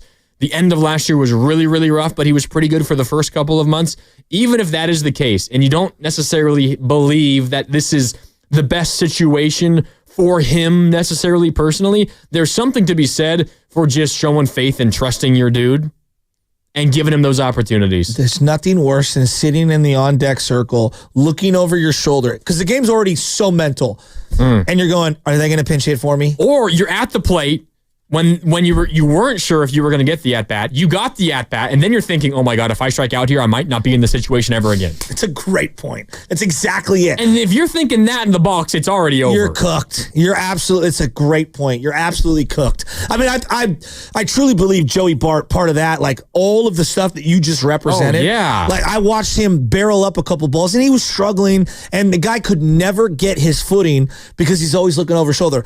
I think at times the young players for the Warriors have felt that exact same way. I think there's a correlation to that. And so there is a tolerance level that you need to just allow people opportunities to fail. Yeah. You just do in sports. And it's hard because every game matters, right? You're bringing up some of these guys on the Giants. Pat Bailey is a great example. I don't think he has to be a great player to have a great career. And what I mean by that is that, like, if you're a one-sided player in baseball and you just hit enough in clutch situations, you could have a great 12 to 15-year career somewhere. Brandon Crawford was not a great hitter, but he was clutch. And you kind of always thought he was going to somehow deliver when the moment mattered, and he played great defense and carved out a 12 to 15-year career in baseball. A great career. Absolutely. The catcher position, similarly, yeah, I'd like to have some offensive output, but you don't need to be Buster Posey to have a heck of a career. You can be a great defense-first guy, and the bat can kind of pick and choose its spots like he did yesterday and have a hell of a season and be a guy that we just got to plug into the lineup every single day. Patrick Bailey does not, I don't think many people realize just how valuable he is to a team just purely based on what he does on defense. And it's not just throwing runners out or discouraging runners from even trying to steal in the first place, but it's framing pitches. The best pitch framer in baseball. It's why, and I think you probably feel this way too, if Major League Baseball eventually goes to the automated strike zone, Patrick Bailey's value decreases significantly because the pitch framing, you're just tricking the umpire. You're tricking the human behind home plate. Well, there's no tricking an automated strike zone box. I don't like the way you say tricking because it makes it seem like it's foul baiting. Because... But it's a ball. It's a ball, and you're just so good at framing it that it looks like a strike. To it. There's an art to it. There's an art to how you catch it, how you squeeze the glove based on the inside, outside. There's where you set up. There's so many things that go into it. To me, there's an art form to it, right? In the same way that a defensive back like Richard Sherman was savvy with how he used his hands, and some would say, oh, that's defensive holding. That's, a PI or whatever. And I would say, no. That's savant level, sophisticated play at the highest level with using your brain and using your skill set. Yeah. Exactly. It is a skill. So I draw a difference, but I get what you're saying. He does have tremendous value. His arm, for me, is also a valuable weapon on a team where they don't hold runners on very well, and you can only throw over to first base 3 times, right? Like, that's important. Teams can time it up. And you see a lot of the guys on the Giants staff, Logan Webb being one of them, has the high leg kick, which enables an extra couple of steps for a base stealer. It's really hard when you're a catcher trying to mow someone down and they get a great jump on you because you don't hold them on well. You have a high leg kick. By the time I receive the ball, that guy's farther down the base path. So I think we underrate his athleticism behind the dish and his arm behind the dish as well. You were talking about Blake Trinan for the Dodgers. We were doing this off air before the show. He's the closer, at least he closed last night for the Dodgers. They ended up winning 5-4. They're now 3-0. Whatever. God, I hate them. The Tigers put up a good fight. Kreidler made a hell of a catch in center field. Yeah. Hell of a catch. Teoscar Hernandez hit a big 3-run bomb. God, I hate them. Teoscar Hernandez. But he's on the bump with a runner on first. Who was the runner? I forget. Gleyber Torres. Gleyber Torres. On first, Blake Trinan, the long, slow, high leg kick. And Gleyber easily steals second. Did not give Will Smith a chance to throw him out. Who's a great player. And so you have pitchers like that, and having Patrick Bailey back there is one of the few catchers out there who can kind of neutralize those kinds of pitchers. Now, he still might not throw them out super often. The reality is not a lot of catchers throw out a ton of base stealers. You're way more likely to successfully steal the base than you are to be thrown out when you're trying. But, I mean, I think there's just a lot that goes into Patrick Bailey's value that goes beyond the way a lot of us think about his value. No doubt. Like, we watched Blake Snell last year not really trust Patrick Bailey, and he was going to call his own game with the pitch comp thing, and it was a nightmare. It was an absolute nightmare. Yesterday, Logan Webb, who didn't have his best stuff, gutted it out and found a way to get through that game. What did he get? I think he went 6. I think he went 5. 5. There you go, 5. How many times did he shake off Patrick Bailey? I can't recall. Exactly. They're in sync. You know, there's something to be said for throwing to someone you're comfortable with, who understands how to attack hitters and understands your stuff and how to navigate you not having your A game and still get through that game. Maybe if it's a, less seasoned catcher, you don't get through 5 innings with Logan Webb yesterday. I mean, he was on the rocks a couple times. Oh, he was. He was in trouble. But he fought through it. I think the larger thing about the Giants, Shasky, and I think everything individually that we've been talking about kind of all goes into this same bucket. If the Giants over the course of a season just make the smart baseball play and they don't commit the fatal mistake, they're not necessarily going to be like this incredibly flashy team. And hell, they might not have a hitter that hits 30 home runs again this year. Whatever. They might not win 95 games. They probably won't win the division. But if you just, over the course of 162 games, Shasky, you just out-execute every team that you play, you will win a lot of baseball games based purely on that. Baseball is such a incredibly long season, and there's so many individual plays that go into a single game, a single inning, a single at-bat. If you just are a net positive on every single play in terms of your execution level, you're going to win a ton of baseball games. You don't have to be super flashy. You don't have to have 4 300 hitters and 3 guys that hit 30 home runs and 4 guys that drive in 100 RBIs. Like, you don't have to have that to win baseball games. If you can just live by the mantra of death by 1,000 paper cuts, you just do that over and over and over again, you will be a good baseball team. You're talking basically right into my, into my soul here. It's called free 90s. This is what I call it, right? We want to eliminate free 90s. What's a free 90? Okay, you walk a guy. That's a free 90. Hit by pitch. Brian Walker in the 9th inning. Pass ball. That's a free 90. You boot a ball. You throw to the wrong guy. You throw to the wrong bag. You miss your cutoff. Exactly. That's a free 90. How do you win games? You get the free 90s. Yesterday, 9th inning, Jung-Hoo Lee taking the 1st to 3rd, free 90. Even just a walk. Exactly. Right? And so you have to capitalize on those things. And you're 100% correct. And the last couple of years, they haven't capitalized on any of them. That's why it's been a really difficult watch for me, because everything that they did the last few years was against my core baseball principles. And it was offensive, quite frankly. It really was. Think about the Bochy era. All the things that we saw yesterday is exactly the hallmark of what we had during the Bochy era. Cardiac kids, we're going to play small ball, we're going to make the most out of the least, guys overachieving. Hey, bullpen being solid and holding down the fort. My pitcher getting through a game when he doesn't have his best stuff and then hanging on for dear life and winning the game. That sounds like a Bochy win. It does. And by the way, when you play that kind of baseball, maybe it doesn't translate to 105 wins and a division crown when you're in this kind of division. But what it does, if you make the playoffs, you mentioned speed never slumps. That play style also translates so well to playoff baseball. There's no doubt. You watch a single game, like a wild card game, that's one thing. But a baseball series, a 7-game baseball series. Why did the Yankees lose? They made more mistakes than the Dodgers did. Game 1 was a masterclass in defensive gaffes, and that's why they lost that series. The Freddie Freeman grand slam. Shouldn't have even been in that situation. Shohei taking the extra base on the Gleyber Torres backhand with nobody backing him up. All the free 90s. So you're 100% correct. And the Yankees were a great team last year. Why did they lose to Dodgers?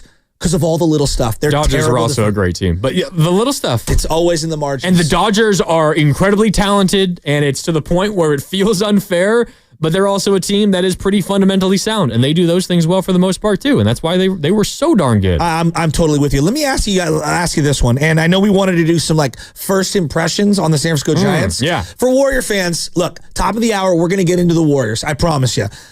Huge game. A huge game. You got to hear what Steve Kerr said about Jonathan Kuminga. And we got Bonte coming on at 9, and we're going to talk Warriors with Bonte, of course. Pre- and post-host NBC Sports Bay Area. What? Of course. So, Sam, you wanted to do first impressions on the Giants right now. Just look, and these are just snap good. Never judge a book by its cover. Yeah, really quick, shameless shout-outs in 7 minutes. So line the phone calls up. Whoever you want to shout out, get them in. First impressions. Don't judge a book by its cover, or maybe we should. I'll throw some names at you. First impressions. Jung-Hoo Lee.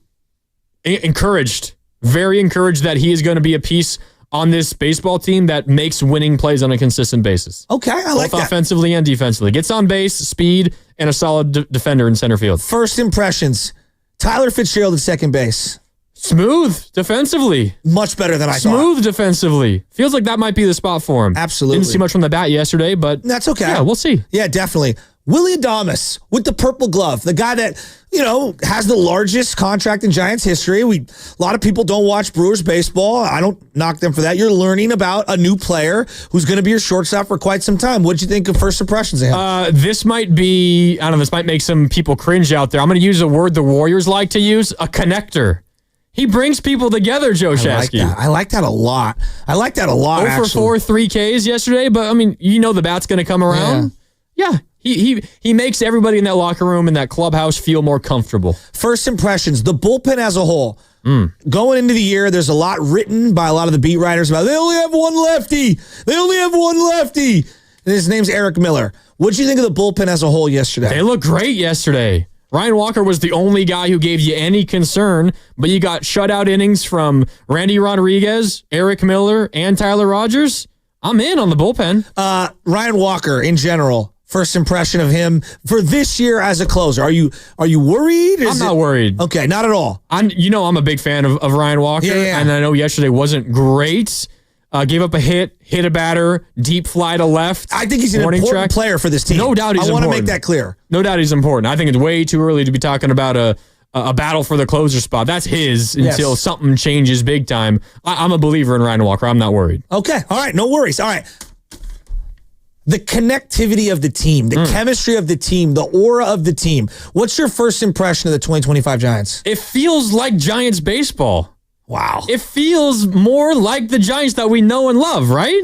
I'm not wrong, It's right? kind of like what I said yesterday, where it's just like there is the vibes that were there back during the Brian Sabian era. Whatever anyone wanted to say, like, it was a great time to be around that team. It was a team that truly enjoyed being around each other. They had fun with each other, and that was infectious for the fans. That was the vibe I saw yesterday. We're talking about how everyone's going nuts for that Wilmer Flores home run. Like, it almost feels like we're in the dugout with those guys, going nuts with them over that. And that is, like, we got Chris in San Jose on the line right now. Oh. He's going nuts about, I'm not trying to set up the call or anything, but like he's talking about like, I'm so excited about the vibes right now, and like I'm excited because like, when's the last time people were just calling in being excited about the vibes of Giants baseball? I want to hear from him. Let's bring him on. Like, I want to hear about the vibes. Like, what's his first impressions of watching this team? What's up, Chris, man? I'm pumped like you are. I know it's one game. People are gonna say I'm jumping the gun, but like I can almost taste the difference.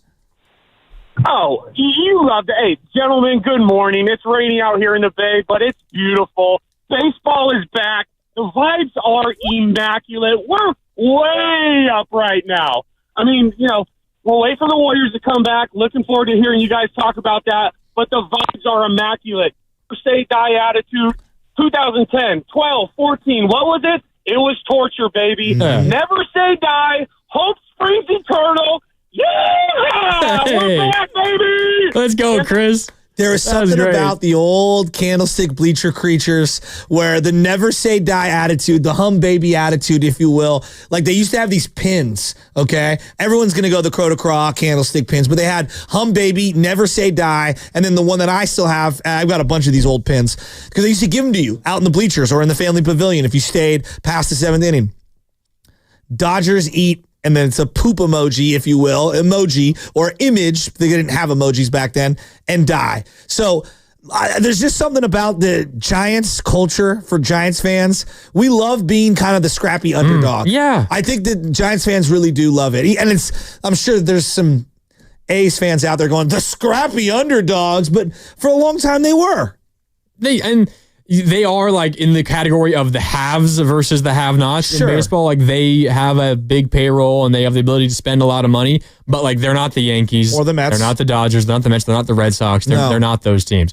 Shameless shout-outs coming up in just a couple of minutes. Anybody you want to shout out on this Friday morning, anything you want to shout out. It could be the Giants. It could be your mom. It could be your husband, your wife, whatever. Give us a call, 888-957-9570. Line those up now for Shameless shout-outs. We'll go to that in just a second. We did get a text that just came in, Shasky, from the 415. It's been one game, fellas. Relax. It's totally fair. I get it. Like, and trust me, you're talking to the guy who doesn't relax. And I'm well aware of what my strengths and flaws are. True. But like, again, like I think we've identified 15 different areas where it's one game. I get it. We'll see after 30, 40 games. We'll have a really good feel of who this team is.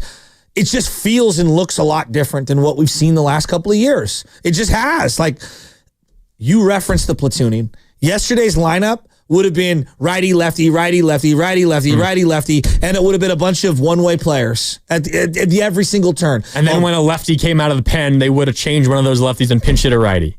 Exactly. Maybe it would have worked. Maybe it wouldn't have, but... Exactly. And so you also would have had Gabe Kapler standing at the top of the dugout, furious, like he's ready to just strangle someone. And it's like, Gabe, relax, dude. Just relax a little. And I do think that this team needs to lead themselves in the sense of the players are going to drive this thing. I know we talked a lot about Kapler. We talk a lot about Bob Melvin. We give Bochy a lot of love.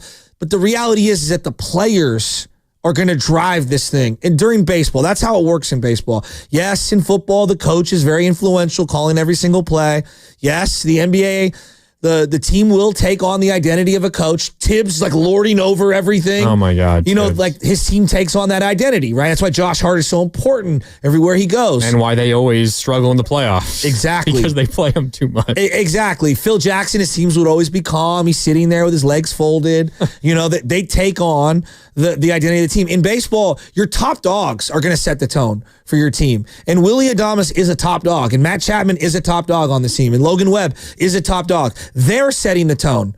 And I think that's the way it has to work for this thing to turn around. It can't come from the manager. It can't come from the executive suite. It can't come from an Excel spreadsheet. It has to come from guys that are digging into the dirt and that are jumping around on the grass. I'm sorry. It does. Yeah. Shameless shout-outs in a sec, 888-957-9570. Get your calls in now for whoever or whatever you want to shout out. You were asking me a couple of first impressions. What's your first impression of Willy Adames?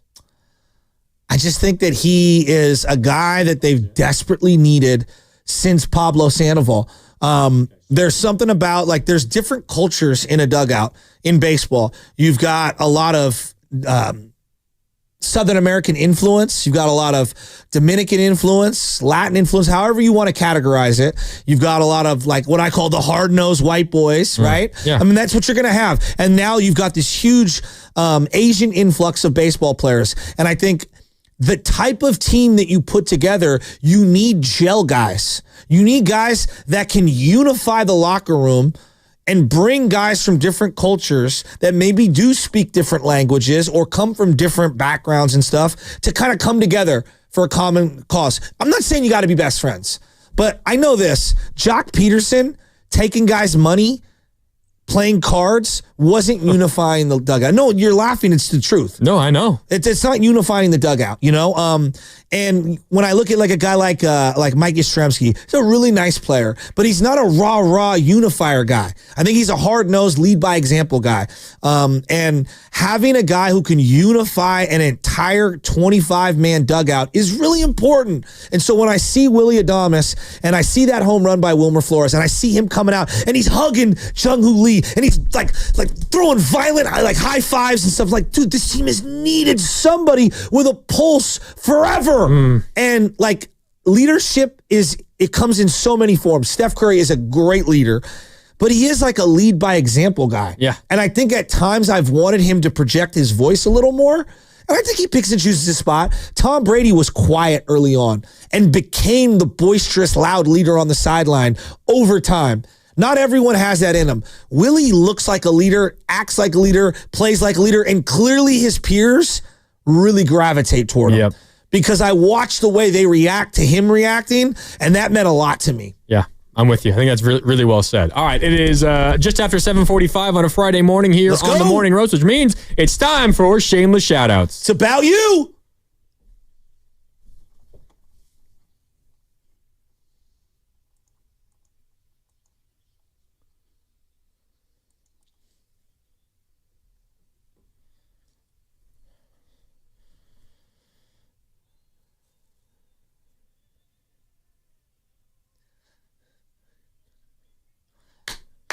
All right, 888-957-9570. Shameless shout-outs here on a Friday. Line your calls up. We got a couple of texts to get to. Shasky, I'll throw it to you first. Anybody you want to shout out? I do. Yes, I would like to shout out all of the mothers out there. My mother in particular coming through clutch. My mother-in-law coming through clutch, helping me out just on little things when it comes to family. And, for all the moms that are out there, Mother's Day is coming up. I know. Young men, young women, whoever's out there, just less than 2 months away. Tell your mom that you love them. Mom, I love you, and I want to give you a shout out, and all the moms that are out there. Behind every great family is a much better mom that is the backbone of everything. And so shout out to all the hardworking moms out there. Just love you guys. That really well said, Shasky. I second that. From the 650 on our text line, 888-957-9570. The 650 says, shout out to Cal Poly Swim and Diving. The team was cut a few weeks ago, and we're trying to raise enough money to bring it back. Help save non-revenue sports. San Francisco State wants to cut their baseball team right now, and I know the coach. He's a great guy. They had one of their best seasons ever last year.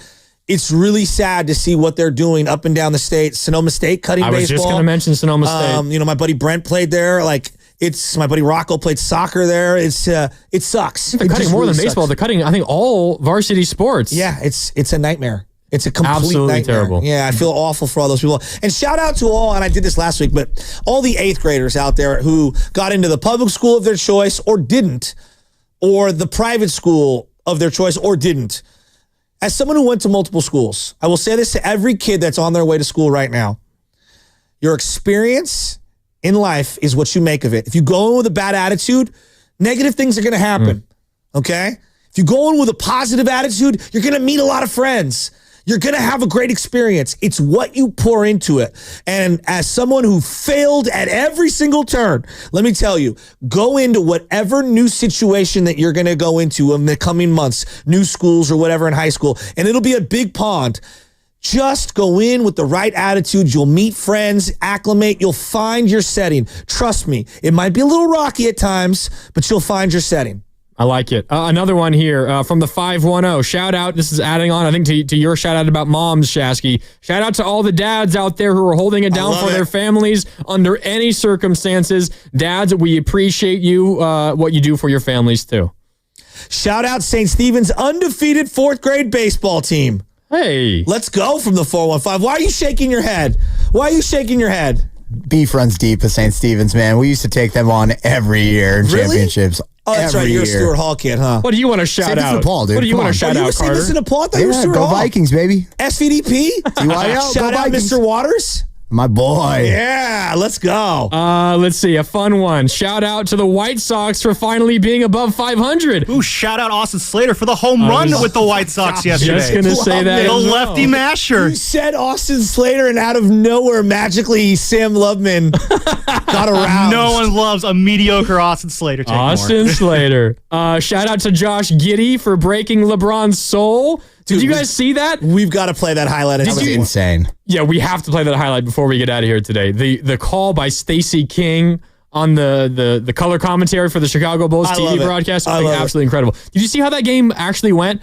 No, but I saw the ending. The Bulls made 3 threes in the final 11 seconds to win. Wow, Reggie Miller online too. 3, steal, 3 to take the lead. The Austin Reeves goes and retakes the lead back, and then a Josh Giddey half-court heave. Couldn't have happened to a better franchise. Absolutely amazing. I'll give a shout-out to my baby niece, Isla, born 2 weeks ago tomorrow. Wow. Up in Napa, to my sister, Allison, and her husband, Scott. Go. Baby Isla, I love you. got her first Giants win yesterday. Wow, she's undefeated. The Giants are undefeated in Baby Isla era. I like that name. What is that? Specific? I've never heard that. Name. It's like from one of the Scottish islands. Oh, okay. It's pronounced differently, but it's beautiful. Spelled similarly. Yeah, I like that. That's where it means island in Spanish, but the origin for them specifically is the Scottish I don't know if you know origin. this. The Shasky family, it's a bunch of Matts, Pats, Michaels, and Johns. Baby Isla. Oh, let's see what else we got here. Shout out to the athletic trainers supporting all the athletes in the area. Happy National Athletic Trainer Month. Yeah, That's a good one. That's a good one. Shout out to the under 12 San Ramon FC girls soccer team. Big games this weekend versus the first place team. Soccer going off right now. Shout out to Glenn's. All right, my goddaughter playing for the Glens right now, Lake Laraca. Shout out. Shout out to my daughter, Rory. Sorry, Sam. We'll be celebrating her birthday this weekend. Bye-bye terrible twos, says the 415. Shout out to your daughter, Rory. And What's then, up, Sam? This one from the YouTube chat, my fam. Shout out and blessings to all the farm workers. Appreciate all your hard work. Well said. Good one, my fams. Well said. Totally agree with that. Right now, the fruit is starting to come around at the grocery store. And I'm telling you, the bananas have never been better. Right now, I don't know what it is. The bananas are just hitting right now. Little early for strawberries. They're a little mushy right now. Got a banana in my smoothie. The banana peels, too. Those are hitting. Banana in my smoothie. Banana peel. I've never eaten a banana peel. You've seen that video of the fitness instructor's morning routine, you gotta right? rub it all over your the face. guy who rubs it all over his face in the morning? Yeah. Is that what that guy was? And then you buy $20 bottled water, put ice in it, and dunk your face Shout out to in that guy for just giving us some great internet content this week. I don't know what your name is, but good for you. What about Will Levis? He eats a banana whole. Does No, he doesn't. Yeah, And he does. puts Will mayonnaise in Levis his eats coffee? a banana whole. Speaking of the Jungle Book, what does he think? He's like living in the jungle? I don't know. That guy has issues. Will Levis. Will Levis. Your days as a starting quarterback in the NFL are gone. What a meathead. Good, sir. The 510. Want to shout out my wife, Trisha. It's her birthday. 510 says, love you. Shout out to Trisha. Happy birthday, Trisha. Oh, shout out 650. And where are all the business love? Like, we got people that have small businesses. Why aren't you calling? This is your segment. Shout out the sale at Sephora. Let me tell you, as a man who's married, the Sephora sales are through the roof. I guess they have a sale going on right now, and it's the best makeup brand out there from the 650. Okay, nice. Let's wrap up our shameless shout outs with Ron, who's on his bike. What's up, Ron? Who do you want to shout out? What up, dog? Hey, what's going on? I want to give a shout out. This is a weird one to Draymond Green for not getting ejected in the last 30 days. I like it, Ron. So we need to have a sign up like X amount of days since the last workplace injury. It'll be like X amount of days since Draymond got in a technical. The ejectables. He had another chance coming up today, 5 o'clock. Warriors in New Orleans. I really want to get into the Warriors right now because I swear to God, knowing that everyone on the planet for the Pelicans is out, they better not lose this game. This is a must win. Well, we'll get into it on the other side of this break. But first, we also have a little bit of Warriors news, and that is with our injury report.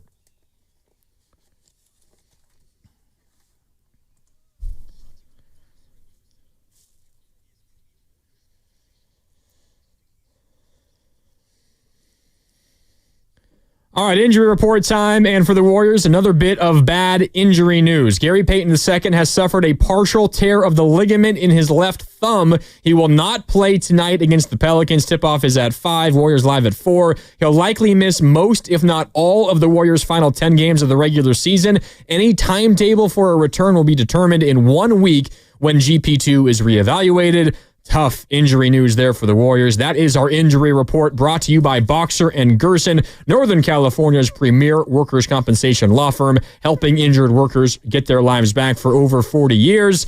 And Joe Shasky, injury report a little further.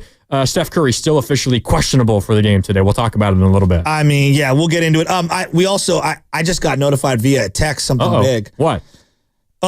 It's not a breaking news sounder. You but scared me. From my boy Matt Murphy. Tell that St. Stephen's fourth grader that St. Gabe's will be beating them in the baseball title. I guarantee it. Guarantee. Oh, no. I love the CYO smack talk.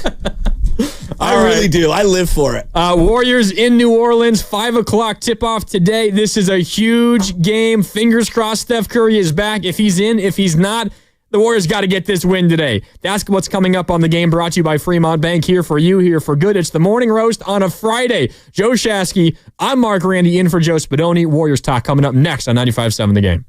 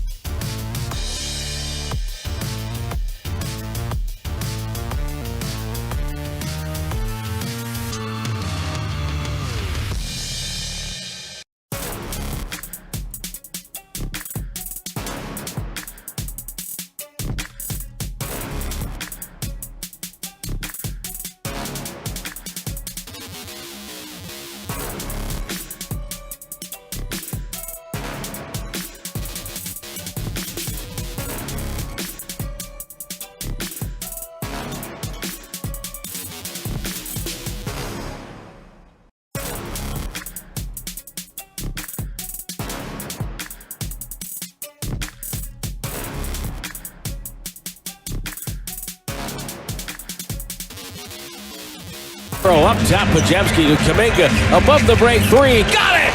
That Golden State in business for the first time all night. They're down by 870 with 58 seconds to go in the third quarter. Welcome back. It's the Morning Roast on a Friday. 2 more hours left with you here this week. It's Joe Shasky. I'm Mark Randy in for Joe Spadoni today, and we've got Warriors basketball once again. Off since Tuesday, Joe Shasky. They've had that loss in Miami to stew on for the last handful of days. Now they're in New Orleans getting set for a Pelicans team that is 20-53, and they're down essentially their entire starting lineup. This is a must-win game for the Golden State Warriors. This is as must-win as the 10th to last regular season game gets. I mean, sure. The way you put it, yeah. But if this team sleepwalks through this game the way they did the Hawk game, the Denver game with a zillion guys out, the Miami Heat game, honestly, there's no excuse. Like, this team will lose the benefit of the doubt. If they sleepwalk through this game and they don't handle business, they will lose all credibility with everyone, including myself. And I think the fan base will not tolerate anything other than a victory. And I'm not saying you got to win by 40. That's just win the game. Just win the game show me in the first 5 minutes that you care. Because the last couple of nights when they've played, it feels like you could tell early on they just weren't ready to go. Early and get slow starts. Awful. It's been ridiculous. I can bring up this stat here. Give me just a sec. But the slow starts on the road specifically have been really bad of late. They've been, so I go back to the last road trip. Remember that was the Orlando, Philadelphia, Charlotte, Knicks, and Nets road trip. And then the first 2 games of this road trip. So their last 7 road games, Joe Shasky, they've been outscored in the first half in 6 of those 7 by a net total of 59 points in the first half over 7 games. Wow. And that includes when they beat Charlotte by 9 points in the first half. That's incredible. Outscored by Orlando by 14 in the first half, by 12 by the Sixers in Philadelphia, 8 against the Knicks, 5 against the Nets, and it was worse against the Nets. They were down 22 in the first quarter against the Nets. At halftime in Atlanta, down 12. Halftime in Miami, down 17. I mean, and most of those are with Steph, by the way. The Miami game, I kept saying to these guys in the group thread, we're lucky to not be down 25. Oh, yeah. Like, they should have been down worse. They couldn't hit anything. They couldn't execute. They couldn't stop anything. And Bam Adebayo destroyed them. Who is going to be the random athletic big who is going to absolutely destroy them tonight? Well, good thing Zion is out, because it would be Zion. Zion might go for 30 and 15 against this Warrior team right now. 30? I mean, try like 40. I mean, Bam is not a scorer, and he went for 28. He's been amazing. But yeah, I mean, Cat hurt them. Cat, OG, Okongwu. Even Scotty Barnes. Scotty Barnes killed them. I mean, this has been a theme. I mean, it's been consistent. Aaron Gordon, 38 for Aaron Gordon. And could have had more. Yeah. Which is crazy. But like they cannot stop these guys. And so they got to come out and play hard. And I'm looking at 2 guys in particular. We could talk about Steph playing, not playing, whatever. Questionable. Okay. And I hear the argument of rest and, they're not playing anyone, so we can get away with it. I don't care who suits up tonight for both teams. Jimmy Butler and Draymond Green need to show up tonight. That's who needs to show up tonight. Dre's looked sluggish, and I'll give him this. He's played in a lot of games. He hasn't missed a lot of time lately, and so he looked exhausted. But when you two put out a video of you guys basically like laughing at everybody, like looking down at them, like that's how I viewed the domino video that they put out. It was like, you think that was a big deal? I just think it's a bad look when you don't show up back-to-back games on the road when your season's on the line. That all those videos are cute and funny and hilarious when you're winning. When you literally show me that you don't care about playing and it looks like you want to run out of the arena, I don't find any of that stuff cute. I'm not saying you can't do it. I'm saying it's a bad look. Is it not? It's just enjoying a couple of days off in Miami. You can do that without posting it and making it look like you're on top of the world. I don't think it's that big of a deal. I do. I think all of these things, like it's, I was having a talk with the boss about this. Like, I try not to be photographed with anyone like having a drink or a cocktail in their hand. Yeah, and the reason being is like people view things out of context and they see things and they're like, oh, he's out partying. I don't even drink anymore, but you get where I'm going at with that. Like, It's the perception. It's how it's going to land. It's me knowing that I'll post that photo and then 4 or 5, a month later, however many days, someone will look at that and assume what was going on within that photo. So when you post those videos, you make it seem like, oh yeah, we're taking care of business.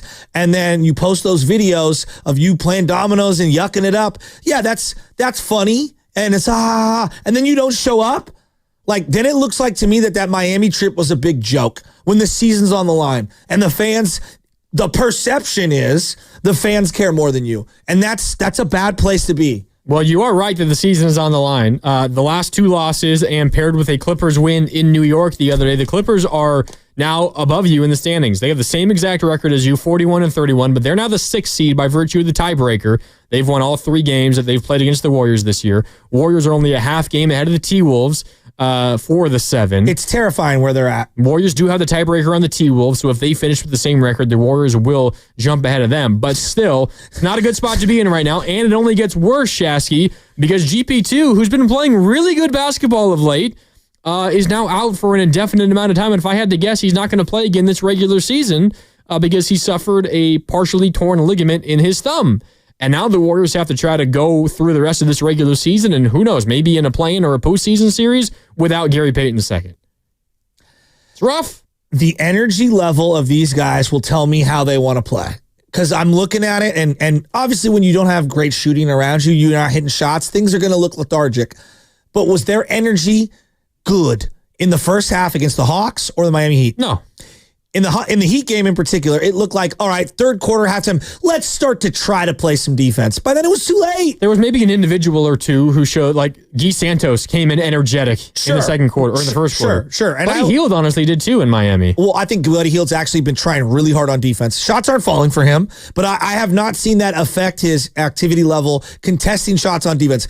Quite frankly, Buddy Hield's a better defender than I thought. Just all year. He's been better. Is he great? No, but it's not for a lack of trying. I do think he really tries on defense. I'm talking about Jimmy and Draymond. It's just the sense that I get was they were going through the motions. That's what it looked like in the last couple of games. Well, and I don't think they can afford to do that. What's upset me about the last couple of games, and this isn't, I don't think this is like some big statement on who they are as a basketball team. They're without Steph. It's going to look different. They're nowhere near as good without Steph, of course.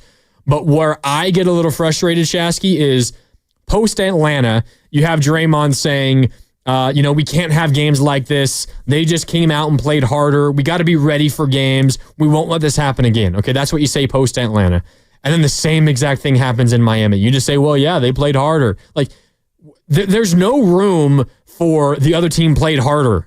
Like, I don't care if you're 35. I don't care if you're 23. I don't care if you're in a playoff spot. I don't care if totally with you. You can't. There's no room for that excuse. You could just say they were making shots. We weren't making ours. It happens in this league sometimes. We can't keep losing games. Like, we know this is important.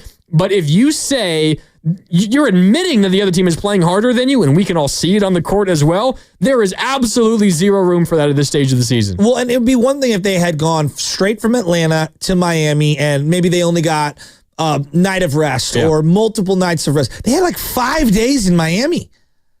Yeah, they had 2 days off after Atlanta getting ready for the game, and then they had a couple of days off after so there the should Miami be game too. No excuses. Especially tonight, but even in Miami. But I'm talking about tonight, yes. But like the Miami, again, this is why you got to just be careful when you post videos like that. Things are going to land on someone's doorstep without the context. And it's going to be how people are going to perceive it. I'm just telling you the reality of how fans perceive things. Yeah. No, I mean, they better show up tonight, whether Steph plays or not. And I will know by their activity level on defense, deflections, offensive rebounding, boxing out, all of the little stuff. That's how I'm going to be able to tell if they're ready to go or not. The 510 on our text line, and you can join the conversation, 888-957-9570. We will win, but Jimmy and Draymond ain't gonna do too much. Just saying. Draymond's had a great, up until the recent road trip, he was great for like a month and a half offensively. He was good. Aggressive. I would argue it's the best offensive month he's had since like 2016. That's how good he's been. The 415 also saying some nights you got it, some nights you don't. You can't hit shots. You just can't hit a shot. You got to hit shots to win games, and that's part of it. That's a big reason why they've lost some games, but it goes so much deeper than just making or missing the last couple of games. That's a cop-out to me because that doesn't take an accountability that they stop playing defense early in games and have been okay, great example. First play of the second half against the Miami Heat. Draymond is guarding Bam Adebayo full court, and he thinks he gets an 8-second violation. You play through the whistle, okay? It doesn't get called. You argue it at the break, at the next whistle, at the next dead ball, whatever it is. Draymond stops, turns, throws a tantrum. No one else is aware that Bam Adebayo is now flying down the lane. You don't stop the ball. Not one of the other 4 defenders comes over to stop ball. He gets a right down the middle layup dunk. Does he not? To me, that is focus, paying attention, playing through the whistle, energy. Stop whining and play ball. It just is what it is. Like, that possession to me was so indicative of the mindset through the first 2 games of the road trip. Why do you think the mindset has been that way? Why do you think the energy level, is it because they're old and they're tired and they're exhausted? Well, no, I'll buy that for Dre. Dre's played a lot of games. Jimmy had months off. I don't want to hear it for Jimmy. And look, Moses Moody was playing his butt off in that game. I thought he tried hard. He didn't play well, but I thought he tried really hard. 0 for 9 from deep. Podziemski didn't play well, but I thought he tried hard. I didn't think he played well at all. Those are younger guys, so and maybe it is just an age thing. I don't know. I don't know, man. To me, it's an attention to detail. And I thought Bam just took it to them. He did. Bam was took great. it to them. They had no answer for him. Okay, so then the conversation shifts to, well, all right, if this is who the Warriors are, how can they get out of this little funk that they're in? And they have to do it without Gary Payton II, who tore a ligament in his left thumb and is out indefinitely. Steve Kerr, speaking before or after practice yesterday in New Orleans, had this to say about GP2's absence. It opens up an opportunity for JK to be that defensive, stopper, the guy who, we've relied on Gary to be. JK's the obvious guy. Put him on the best offensive player. Pick up full, like harass people like Gary does. I'm going to ask JK to do that, and it definitely opens up more minutes for him if he's effective with that. And then again, it's mix and match game to game, depending on who's playing well and how we're playing. Interesting from Steve Kerr. So what part for you? The whole thing. Steve Kerr saying without GP2, essentially, we're now going to be asking Jonathan Kuminga to fill the GP2 role, which is to be a point of attack defender against the opposing team's best wing player. Which he has done at times in the last couple years. At times. I don't think he's ever really done it consistently. No, they had Wiggins, and when Wiggins was out, though, and GP2 was injured last year, I thought he did a pretty good job of that, but continue. And then offensively, it's just fill in the dunker spot, and if you're open in the corner, take the 3. I've been waiting for them to utilize him in the offense that way for a while. Carter, we literally had this conversation. Was it me and Evan? Was it Evan? I think so. Yeah. We were literally having this conversation. The Warriors run various offenses, but one of them is like a motion 4x1, meaning 4 on the out, 1 on the in. And the one guy on the in goes anywhere from the corner to the dunker spot to up to the elbow and then back down to the other block into that dunker spot. And I've noticed that they put basically Looney or they'll put GP2 in that spot. They did for a little while try Moses Moody there. That was the whole, hey, Moses is a 4 when they had Quentin Post out there as the stretch 5. This is what they should be doing with Jonathan Kuminga, given where they're at right now. Yes, I like this. I think this is great. I don't want JK out on the wing having to make decisions about getting downhill when there are 4 other guys out on the wing. He's not a good top of the three-point shooter. Stop having him catch the ball there as the shot clock's winding down. I call them grenades, okay? Oh, yeah. End of the shot clock. Hey, kick it back out. You got to take this shot. There's too many of those for him in particular. Go make a play. We did this with Klay Thompson in the Lakers series. They basically turned Klay into you will put the ball on the floor and make plays playmaker, and that's not his skill set. I want him catching and shooting and coming off screens and being decisive. I don't want him putting the ball on the floor and creating for himself or for others. I don't want Kuminga to do that either right now. I don't think that's playing into his skill set. I also don't like him back to the basket catching the ball at the block. right? And just saying, hey, you're, post this guy up. He doesn't have a post-up move. He's better when he faces someone in that short corner, and he's better when he's facing up inside the key. He's not better with his back to the basket. Not currently. So let me ask you this, because I agree with you. I think the way for Kuminga to be the most effective right now, or at least to fill a need that the Warriors need, it's what you're talking about. It is maybe a lesser offensive role, and it's not a creator. It is when someone else creates, you're the finisher. And Kuminga would be great at that. Absolutely. Think about how many times, for example, you would see Andre Iguodala and Draymond Green, where Draymond catches it at the elbow. This is back in the day, throwing up the lob to Iggy, who's cutting baseline. Off a Steph double, Steph gets the ball to Draymond. You have a 4-on-3, and then tic-tac-toe dunk. I call it the high-low, the tic-tac-toe. Yeah, whatever you want to call it. You never see that for Kuminga. You see it for GP2 a lot, and they did it for JaVale McGee at times because he would play in that dunker spot. The problem is that JK doesn't move really well without the ball. So he needs to get better at that. Let me ask you this. Is it, because I think there's a lot of different opinions out there. You have the people who say, all right, it's up to Steve and the coaching staff to put JK in that spot, in that position. Or it's up to JK to accept that that's your role on this team. And you have to be willing to do that. Yes. See, to me, it's both, right? Because running some elements of high pick and roll with him and Jimmy, and he's the roller to the basket, that's just an easy fix to me. I'd like to see that. I think it opens things up for Jimmy as a playmaker, and it gets him on some advantageous switches, and then it allows Jonathan Kuminga to go downhill and put pressure on the rim. That's where he's at his best. No doubt. Downhill, don't dribble, catch, couple steps, dunk, right? Yes. That's when he's at his best. He's also really good finishing around the rim and creating contact and getting to the free throw line. So I'm trying to limit where he catches the ball right now. I got to get him going and feeling confident. And then we could expand some things. Do I want him in the read and react system on the outside exclusively and just as a decision maker? Not really. Not really. And when Steph's not on the floor, it doesn't highlight the rest of the team's strengths and weaknesses. Yeah, I'm with you. When you run just that. The analogy that I use is hey, look, Steph is kind of like Lamar Jackson. He's very, very unique. I wouldn't want Joe Flacco running Lamar Jackson's offense, right? It's just not a good use of him. You have to amend some things to be able to accentuate what Joe Flacco does well. I'm not saying I change everything for Jonathan Kuminga, but in these overlapping minutes, when Steph's off the floor, run some stuff that gets some free looks, not just for Jonathan Kuminga, but for Jimmy. The guy making $60 million, because right now everyone's sagging off him. And so you've got to find some creative ways to get things going. The team as a whole has taken way too many late shot clock prayers and 24-second violations because they're running a bunch of motion with no shooters who are threats. That to me is very simple. And I think that the staff is sophisticated enough to know that. And so I'm hoping we'll see some wrinkles.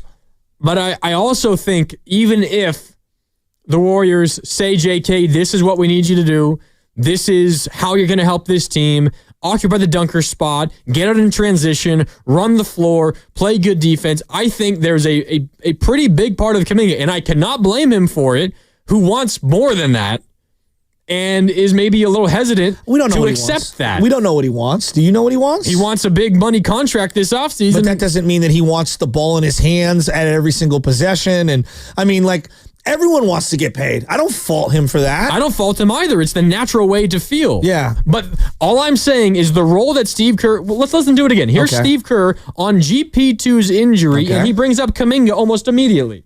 It opens up an opportunity for JK to be that defensive, stopper, the guy who, we've relied on Gary to be. JK's the obvious guy. Put him on the best offensive player. Pick up full, harass people like Gary does. I'm going to ask JK to do that, and it definitely opens up more minutes for him if he's effective with that. And then again, it's mix and match game to game, depending on who's playing well and how we're playing. I don't see anything egregious with that. That's actually, I think, brilliant. That's exactly how they should be attacking it. And if Jonathan Kuminga can grow into that role and really lean into it, the money will all sort itself out. Winning trumps everything. It's easy to say that. If I don't know how JK feels. You're right. But if I put myself in JK's shoes and I see my head coach with 10 games left in the regular season and I'm trying to get a big contract this summer and I see my coach say, or he's probably telling me the same thing behind closed doors, you're the new GP2. GP2 is a role player who has bounced around the NBA his entire career, was nothing at this level until he joined the Warriors. But on this Kuminga, team, 7th overall pick, and trying to make $30 million a year. Well, his money is irrelevant to me because I think it's his motivation. Well, okay, I hear you, but like obsessing about the money that you're going to make is going to cripple you and turn you into Klay Thompson. I'm not disagreeing with you, but he needs to wipe that away. And like if you if you accept this role, all of the money and the playing time and all those things are coming your way. Andre Iguodala is the greatest example of someone accepting a lesser than role for the greater of the good of the team and has reaped all the benefits of it, right? This team's going into the luxury tax one way or the other. Jonathan has one of two choices. Accept his fate and just take it, and he'll be good to go. And if they win, he will reap the rewards of the adoration, the money, everything will come his way. Eventually, the time, the playing time, the scoring, all that stuff. If you just accept the role, everything will come your way because winning trumps all. And this ownership is not OKC 10 years ago where they're penny pinching. They're going into the luxury tax next couple of years. And whether it's Pods or JK or GP2 or Kevon Looney, all of the ancillary pieces, the question is not, are you good? The question is, are you good enough to help us win a championship so you can be on this roster next year and the year after?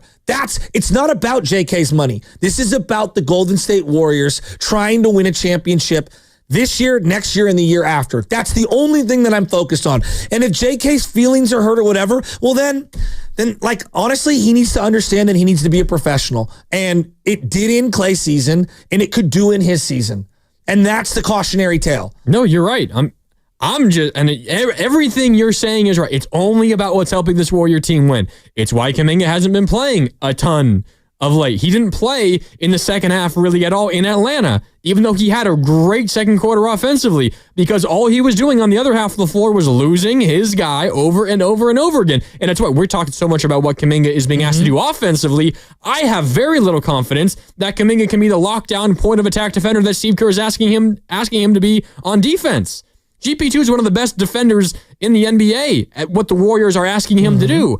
I haven't seen that on any consistent level from Kuminga. And I know you don't want to talk about the money, and I know it's not about the money. My only point is I think for Kuminga it is. And the Warriors are asking him to be GP2. GP2 makes $9 million a year. Yeah, I mean, Kuminga wants a whole hell of a lot more than that. Well, so he might feel like the pressure is, I need to prove more than that. I'm capable of doing more than that. I am going to try to do more than that. I mean, you can't do that when you're playing sports. You just got to make the next play. You just got to do what's in front of you. If you're thinking that long term ahead, like you're mentally screwed. Like I get what everyone's doing, but like you go out there, you're playing ball, right? You can't obsess about how much money and this and that. If you just make winning plays consistently, all those things come their way and they settle themselves out. Like I get everyone obsessing about $30 million a year. Go around the league. Who's giving him $30 million a year? There aren't a lot of teams that have that wiggle room. Nope. Okay? So all of this to me is wasted exercise. I understand why we do it, believe me. And I understand he might feel that way. Caldwell Anthony Pope thought he was getting $35 million a year. Malik Monk thought he was getting $35 million a year. Both those guys took lesser than, both of them. And Klay Thompson thought he was getting more than the $24 million a year that the Warriors offered him on the front end. He ended up signing for a fraction of that. The reality is that you need to just focus on the controllables. And what JK can control right now is his energy, his effort, and his focus on the floor. If he does those things, everything's going to fall in place. I hear you. I got my concerns about it, but I think there's also a half of this that are what the Warriors asking him to do, what they've asked him to do this whole season. Is it even fair to Kuminga? We can get into that on the other side as well. That's a whole nother question. And we can dive into that. Plus, we got Joe in Burbank on the line. We'll get to you when we come back. Joe plus Bonte Hill, pre and post Warriors host on NBC Sports Bay Area, joins us live in studio for the whole 9 o'clock hour in half an hour. All that is what's coming up on the game, brought to you by the San Francisco International Airport. It's Shasky, Grandy with you in for Spadoni on the Morning Roast on a Friday on 95.7 The Game.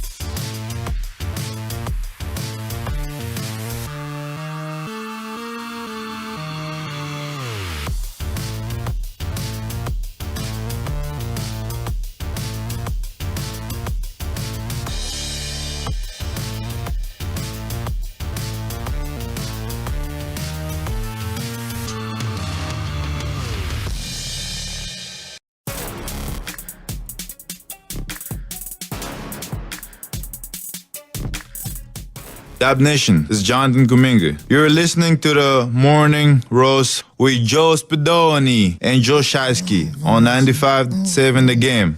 I put on for my city, on for my, I put on. Oh, bro, Jeezy? They say I'm on some other stuff. Come on, look at Carter. Look at Carter. Carter is whopping back there. Let's go. Oh, welcome back. Friday morning. It's the Morning Roast. Joe Shasky, I'm Mark Randy in for Joe Spadoni, talking some Dubs basketball. Big game today, having some fun. We got Bonte Hill coming in about 25 minutes for the whole 9 o'clock hour. Been a lot of fun with you so far today, Shasky. Can you get me Young Jeezy, My Hood at some point before Bonte comes in? Because that one, whenever I hear that on my playlist and it comes up, for whatever reason, you want to talk about pep in the step? You're like, the Giants won yesterday. I got a little pep in my step. I'm feeling good. The pep in my step when I hear My Hood, it's just dun, dun, dun, dun, that and Trap Star. I'm a T-R-A-P-S-T. Come on. Jeezy doesn't get his flowers, man. He is just, it was a moment in time. Everyone's like, Ricky Rose. I'm like, dude, I'll go Jeezy all day over Ricky Rose. It's not even close. You really are a crazy person, Shasky. Why do you say that? I'm just thinking back to this morning when I walked down to let you in. Before I even get to the doors, before I even open the doors, I hear someone screaming on the street, on Kearney, and I'm wondering, oh, God, who is outside right now? It's me. And you never know what you're going to run into in downtown San Francisco. And I open the door, and it's just you with your AirPods in, screaming at the top of your lungs. Oh, it's just Shasky. Okay, this checks out. Look, there's only one way to live life, to the absolute fullest. I respect it. It's to the absolute fullest. And that's, I'm like, what do they say? All gas, no brakes? Yeah, that's what you are. Well, that's the way I live life. Like I was telling you and I were talking off air, and I said to you, hey, look, and I'm dead serious when I say this. I go, there might be more talented people in whatever industry, right, out there. No one is going to outwork me. That is my promise to myself in anything in life. And hard work does pay off. I truly believe that. And like if you are limited in terms of ability or whatever it is, you can outwork 99% of people by just showing up every single day and caring more and trying harder.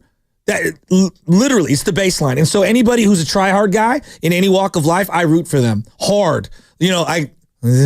Peyton Pritchard, you know what I mean? Guys like that. Hey, go Ducks. You know what I mean? Guys like that, the short little white guys. I root for those guys. I mean, there's a little bit of Steph Curry in what you're talking about. 1,000%. There's been so many more talented players than him in terms of raw ability. He squeezed every ounce out of his body. Why is Kobe so beloved? Look, 6'6", 6'7". Incredibly talented, but also the hardest worker ever. Did you doubt that he didn't squeeze every drop out of his body? No doubt. Okay. Yeah. I love Shaq, but there's a part of him that's like, Shaq, you did leave a little on the table, just a little, even though you had a tremendous career. Jerry Rice, why is he the GOAT? Because he literally squeezed every drop out of his body. And so that brings me to Jonathan Kuminga, right? And I'm thinking about Jonathan Kuminga here. And there's a lot that goes into the Jonathan Kuminga conversation. He's extremely polarizing. I said to you guys before the show, Jimmy G, Draymond Green, Kevin Durant, there are certain names that just light up the lines. Jonathan Kuminga. And I'll just say this, look, we throw the word star and superstar and potential and ceiling and all these buzzwords, we throw them around all the way.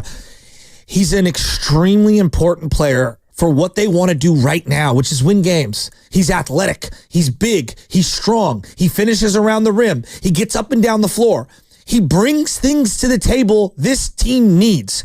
I don't care about how much money he wants or the role he's looking for or any of those things. Because to me, if he just continues to do what he's done, which is at every turn, his role has evolved. And I feel like with a little learning, he kind of grows into the role, and eventually you look up and you're like, wow, JK's playing really good ball on whatever that role is. It takes a little longer for him. He doesn't just seamlessly fit into those roles. But I do believe that every time we've asked JK to step to the plate, he has. And I get where everyone's like, but he thinks he wants more. He hasn't said anything. Yeah, has he been frustrated that he hasn't played? Sure. Does he probably regret going to the media during the playoff series against the Kings? Absolutely. I'm sure he does. I'm sure he absolutely does. But show me someone who doesn't have a few things on their resume that they want back. That doesn't make JK a bad person. That doesn't make him a bad teammate. That doesn't make him a bad basketball player. Do I get frustrated watching him? Sure. Do I think that, sometimes he leaves a little to be desired? Absolutely. It's because I think really highly of him, and I want him to be successful, and I want him to be good. Are there times that I don't think that the coach puts him in a position to succeed? Yeah, there are. Do I think Kerr's an all-timer? Absolutely. Like, all of these things are slices in the pie chart of culpability, as I call it, when you look at a player's profile. And I'm telling you guys right now, JK will amend to what they're looking for, and he's going to acquiesce because he has to. And I think we're going to be surprised. I don't know why we keep selling this guy short, when at every turn he's surprised us and he's stepped up into the role that he's been asked to do, and it has looked clunky at times. But you look up and you're like, damn, where would we be without Kuminga? Think about the couple months that Wiggins missed a couple years back. Kuminga got them to the spot that they needed to be in to even qualify for the playoffs. Kuminga did that. Earlier this year, before he went down with the injury, they were searching for a number 2 scorer. He took over a couple of fourth quarters, and it felt like he was turning the corner. Well, he got hurt. He lost confidence, obviously health and all that. 2 months later, the team is completely different. And now we're asking him to do something different again. And then questioning whether he's going to even accept that role. And will he be happy financially? And we're asking and loading all of this stuff on top of him when he hasn't said anything. I find JK to be an empathetic figure and someone I root for. And I feel like he's unfairly criticized at every single turn and dissected. And I just don't get it. I hear you. Here's the latest, what Steve Kerr said. You're talking about the new role that the Warriors are asking of JK. Here's Kerr on GP2's injury and what that means for Kuminga. It opens up an opportunity for JK to be that defensive stopper, the guy who we've relied on Gary to be. JK's the obvious guy. Put him on the best offensive player. Pick up full, like harass people like Gary does. I'm going to ask JK to do that, and it definitely opens up more minutes for him if he's effective with that. And then again, it's mix and match game to game, depending on who's playing well and how we're playing. Interesting from Steve Kerr. I want to ask you this. I'm going to go to Joe in Burbank, but I'm going to throw the question out for all the listeners in for you to respond to in a second, Shasky. The Warriors, their ask of Kuminga has shifted 5 or 6 different times this year. It's really hard. Yes. Has that been fair to Kuminga? We can get into that. 888-957-9570. No, but I would also say that's the life of a professional athlete at times. Not everyone is born into wealth. I'm talking real life. Not everyone is born into a stable environment. Not everyone is born into having siblings or whatever the resources are. And sometimes your life evolves and you have to pivot and not panic. That's kind of a butcherism, if you will. All right. I always say, pivot, don't panic. And this is the life that he chose to be a basketball player. And I don't think we're asking some crazy thing. Dog, go out there and be the JK we think you can be. We think you can be like Wiggins and take on top dog assignments and just grind things out. And then at times we're going to ask you to score a little here and there. But the problem that I have, Mark, is that for some segment of Warrior fans, it'll never be enough. It'll never be enough. And we're always going to nitpick everything that he does. And the part that bugs me is that every possession should not be a referendum on if you're good at basketball or not. And sadly, it feels like that's what's happened to him. And we did this to Jordan Poole. We did this to Klay Thompson. And we've done this over and over and over again. And at some point, I'm like, guys, can we just let him play a little and just let it breathe? No, we can't. We have to scrutinize everything. And I find it to be in a no-win situation for the young man. I really do. It's not fair to him, but it's also the reality of the Warriors situation. Sure. If he plays well, he's going to play more minutes. Steve Kerr said it in that soundbite. But the same can be said for Pods. No. Quentin Post, Moses Moody, Kevon Looney, Buddy Hield. Why it's always, and I'm not saying you, but I'm saying it's always about JK. And I'm sitting here going, guys, literally every guy on the roster, Pods, Moody, Quentin Post, Buddy Hield, pick whoever you want.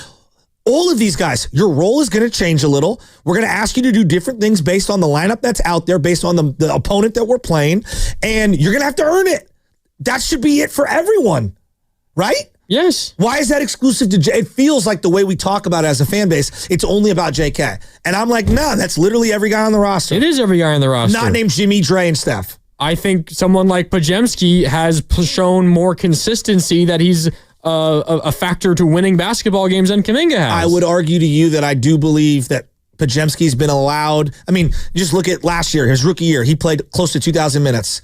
That's the career high for Jonathan Kuminga. Because with Wiggins the out. vast majority of those minutes, he was helping you win basketball games. But he's allowed to play through mistakes, right? So there's levels to this, right? Like when you're allowed to play through mistakes and play in the fourth quarter or play in the third quarter, you can overcome some of the mistakes that you had in the second quarter. And that's why I don't think that JK has been afforded the amount of leeway that Podziemski has. They play different positions. There were different people stymieing Jonathan Kuminga in terms of playing time who were playing better or were more beloved by the coach.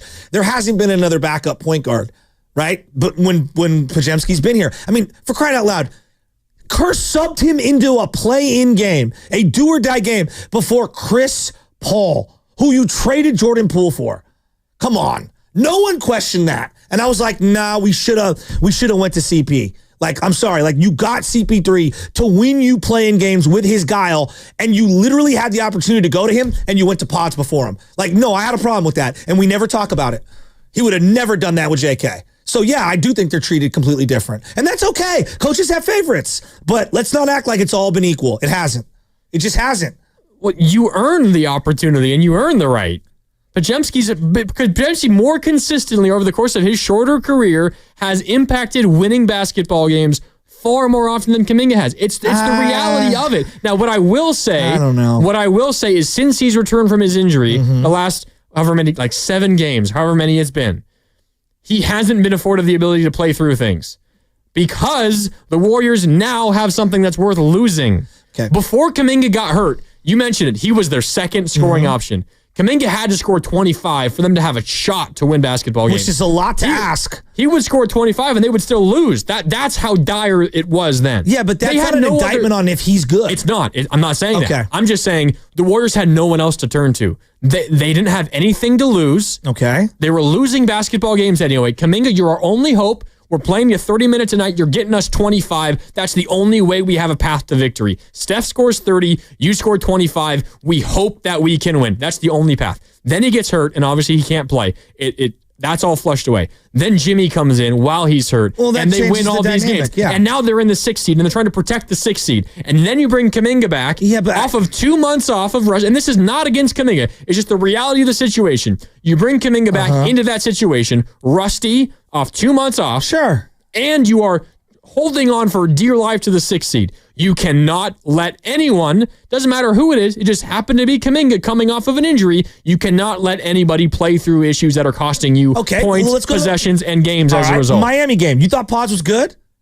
Not great in the first half, no. Horrible. Had Kuminga played the first half Pods did, he wouldn't have seen the floor in the second half. What did they do? They trotted Pods back out there. So he responded. He was much better in the second half. Sure, he also missed 1,000 shots. Like he missed a million things. I mean, he was awful. I thought he was awful. He over dribbles all the time. We're acting like Kuminga's never been a part of a winner. The year they lost to the Lakers, when Wiggins was out for months, Jonathan Kuminga was awesome. He wasn't good. He was awesome. And we just, the minute Wiggs comes back, just sit on the bench and don't say boo-hoo. Like, that's not fair either. And then he gets no credit for that. So I think it goes both ways. I'm not here to say that JK is, the victim, because no one's a victim. This is the life of a professional athlete. But this thing that Pods is some winner guy and JK's not. It's like, we're watching different sports. Pods does a lot of really nice things. I like Pods. But I also really like JK, and I don't view either of them as giant difference makers on whether this team right now is going to win games and get into the playoffs or not. It's going to come down to Steph, Jimmy, and Dre. These guys will supplement that, and they will help that. But, no, I don't think Pods is this big recipe to winning. No, I don't. I don't think he's this key ingredient. He's been really good. I like him. He's been really good. The coach likes him probably more than I do. I think he's a backup point guard. That's all. And I think you could be a really productive, good player as a backup point guard. But those are two different ways that we view things. And that's fine. We don't have to agree on this. I mean, what you're saying is fair. And there's no doubt. Kuminga, it's the age-old question of would you rather be in a situation like the Warriors if you're Kuminga and have a chance to play in high-intensity environments, and he has a ring, or would you rather be someone like Jalen Green on the Rockets who played a ton from the jump and has a contract to show for it already? Like there's there's pluses and minuses to both. But let's go out to the phone lines. We got a lot of calls. 888-957-9570. Joe is in Burbank, and I know he wants to talk about JK. What's up, Joe? Hey, good morning, Joe. Good morning, Mark. Thanks for taking my call. For sure. What's up? A JK comment, a Guy Santos comment, maybe a post comment. With JK, I'm sorry that Gary Payton went down, but I'm kind of glad for JK that he's going to get more playing time. When he's played on a regular basis, he can be a good and sometimes very good on-ball defender. So I'm excited about to see what he can do. That's going to be really good. Also, with Gary Payton down, besides JK, I hope we see more of Guy Santos because the guy's got a lot of heart, hustle, and he plays good defense. So I hope we see more of him. And then on Quinton Post, he's so interesting. Sometimes you watch a game with him, and it just may be that particular game he hit maybe 3 of 6 threes or 2 of 4, whatever. But when you watch him, he spends a lot of time, and he does it because he's supposed to do it. But he runs around a lot and sets a lot of screens. He moves around a lot, and he moves. By the way, he moves pretty good for it. Everyone's talking about how slow he is. He moves pretty good for a big guy, so I'm excited about him. But I would like to see him get some more shots, and I don't know how they're going to do that, but if he did, I know he needs to, for the motion offense, he needs to set screens and do a lot of things, but he needs to be able to get some more shots. I think the coach needs to, I'm going to cut you off, and I apologize.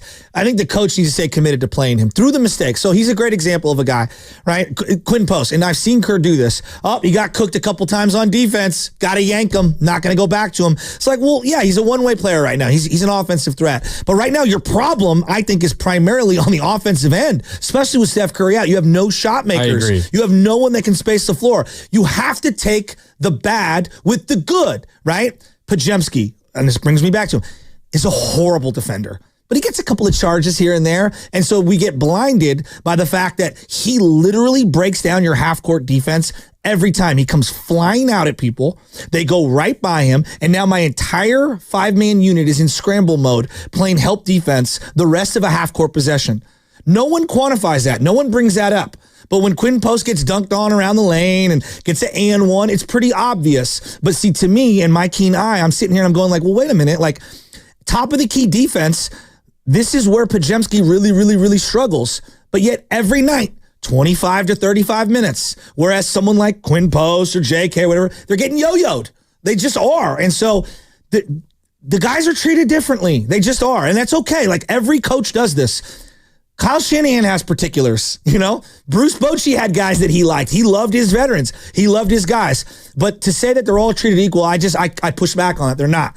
Pods is a guy that Kerr really, really likes. And that's okay. He likes him. He likes him more than my liking.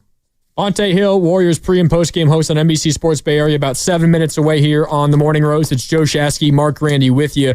I'm in for Joe Spadoni today. Let's go back out to the phones. 888-957-9570. Al is in San Francisco. Al, how you doing? Happy Friday. Hey, thank you, guys. Yeah, I totally agree, about the JK situation. Kerr is not being fair. It's not giving JK minutes. I think maybe he didn't like JK from the beginning. Some words might have been transpired in the locker room after the season that Kerr heard about JK talking about him, but it's not fair. Out of JK and Pot, I would take JK over Pot any day. JK got us help into the playoffs, and he's been playing well. And if you give him the 25 minutes a game, I'm sure he'll be dominant. But you got to give the kid a chance.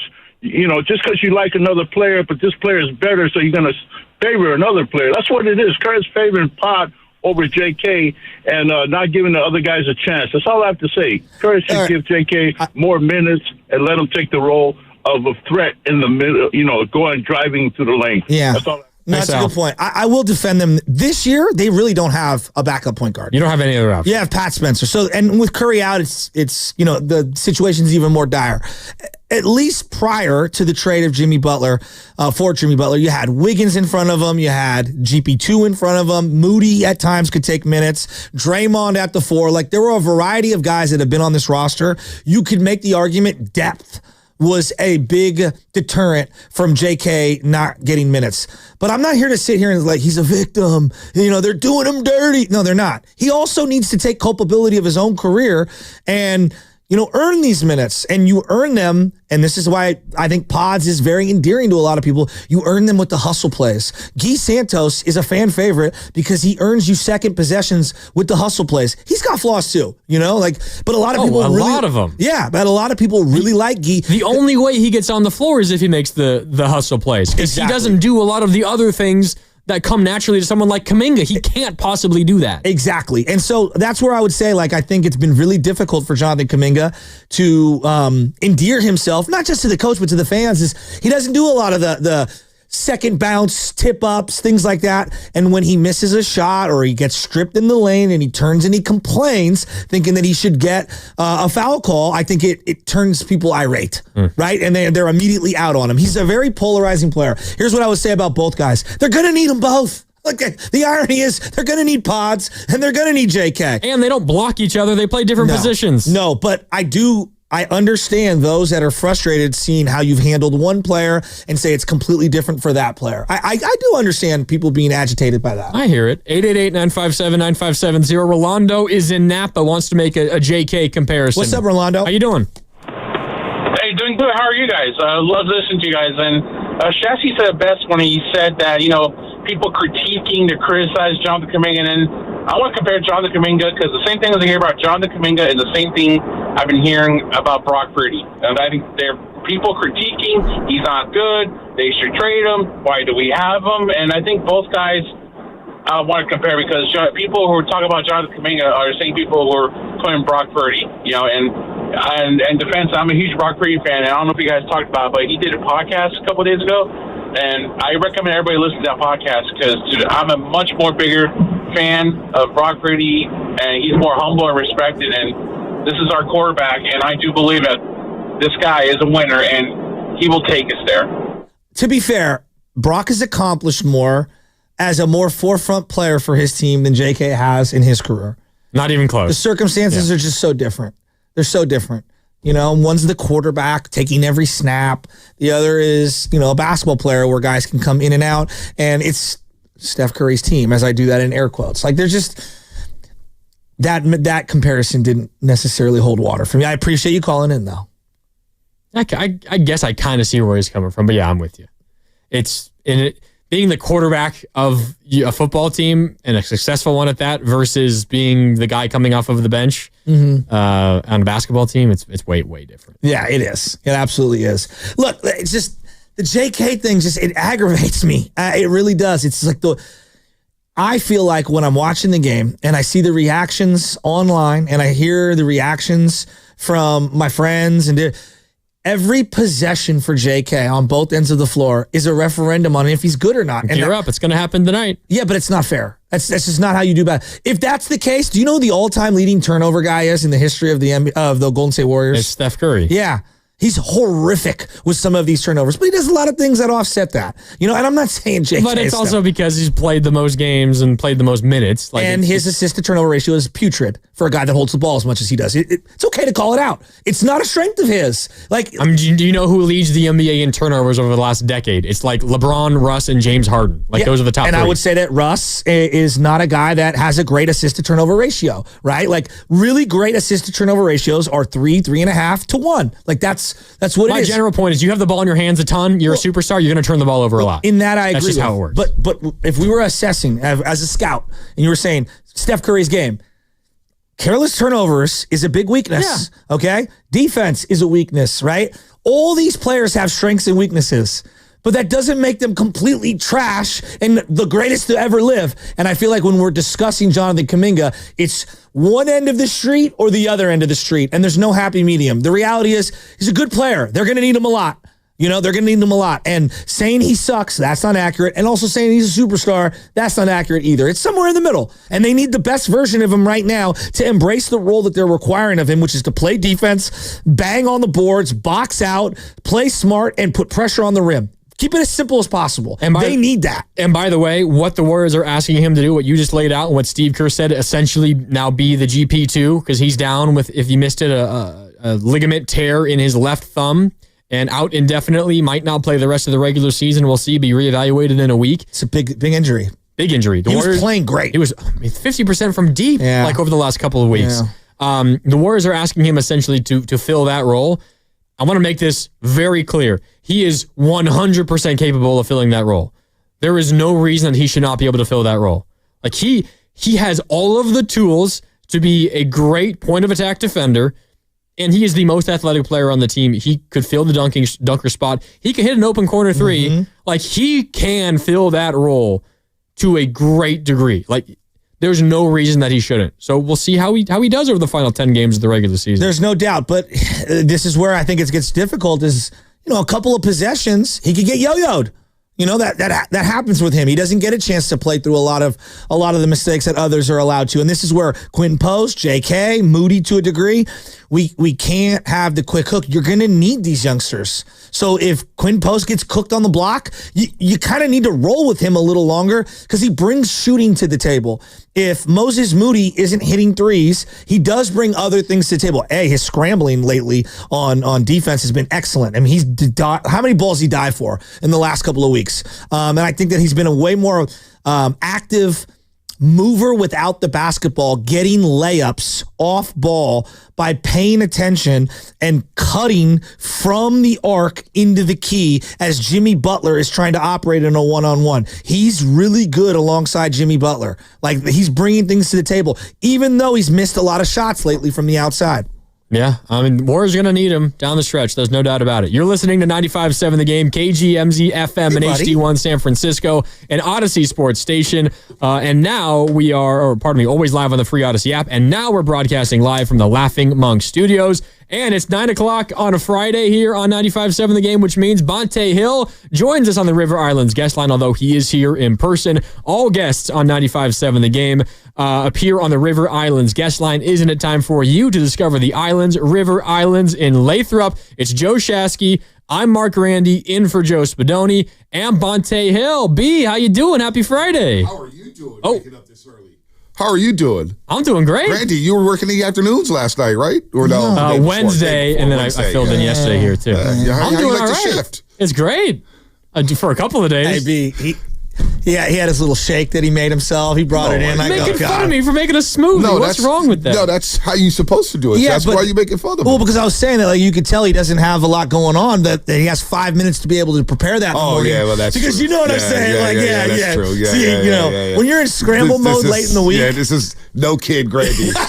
That life, when you're like, you can put out your clothes, you do a little smoothie, make yourself some breakfast. So you know what? I'm going to go downstairs, move the car, come right back. Whatever you want. That time is gone once you have a kid. That's what I was trying to explain to him. Or you get engaged or have a marriage, whatever it is. Yeah, those times you're scrambling. I'm so jealous of him. Yeah, I'm jealous too. I'm kind of jealous too. So, all right, pose him the JK thing you posted. Oh, gosh, you guys are talking JK? Always. I thought you were going to talk about you screaming in the middle of the block. And Grady's like, who the hell is that screaming?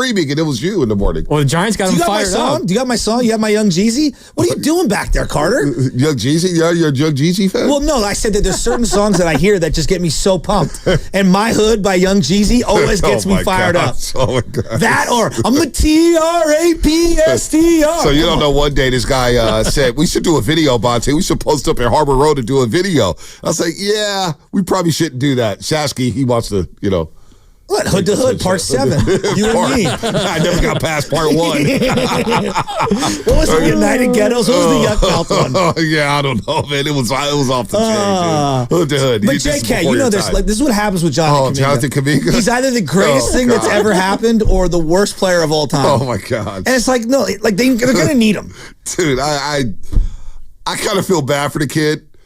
I could tell he's pressing. Just knowing JK, I could tell he's pressing a little bit. Like, he scored 15 the other night in Miami. It didn't matter because the starter scored 10 points in the first half. And people go straight to Jonathan Kuminga. Straight to JK. Starter scored 38 points in Miami. JK, man, since he's come back, he's ruined the vibe. What? And Draymond got bodied in that game. They blew out Sacramento. Like when he came back, he had a solid game. He was great. He did. The New York Knicks was a clunky game, 97-94. Cat had his way. But nobody really had a great game outside of OG and Cat. And, you had some moments there with Jimmy Butler in that game. But the rhetoric on Jonathan Kuminga is like, oh, dear God. He's a 6'7" guy right now on the team. All right, and we're hyper-focused on him. Let's hyper-focus on the starters. Let's hyper-focus on the fact that if you throw size on Jimmy Butler, something I pointed to you, Shasky, back in the Orlando game, Steph scores his 56. People forget they were down 17 in that basketball game. 17. And what Orlando did in that game, if you look at Jimmy Bot's score, he wasn't as effective. Now, he missed the next night against Philadelphia due to the back spasms, but they threw Jonathan Isaac and Paulo Banchero on him. The book is out. Throw some size on Jimmy. He's still going to get his money, but you're going to keep him from going to the free throw line, and that compromises spacing even more. Now, of course, you don't have Steph Curry the last 2 nights, but, Draymond Green, DPOY, Bam, he got loose. And now Draymond's not guarding him the entire night. No. But OG got loose. Aaron Gordon got loose. Okongwu dominated, had the game of his life. Down to Atlanta. Cat, Scotty Barnes. Toronto outscored the Warriors 58-30 in the paint.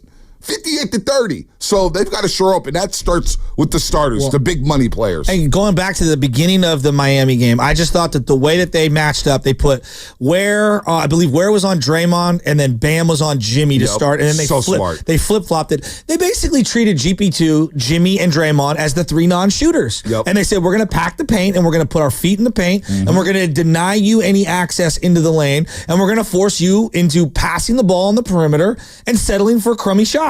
And it worked out brilliantly. And that's why they have got to make some adjustments. And I've told him, we could talk about Jonathan Kuminga and playing through mistakes. And this Quinn Post is a guy, I think you just need to put both feet in and say, we are committed through the defensive liabilities to play him because he brings stuff offensively that right now we need to shore up one side of the ball. And I think offensively they need shooting bad. They do, but Grandy knows this. Denver came out in that game.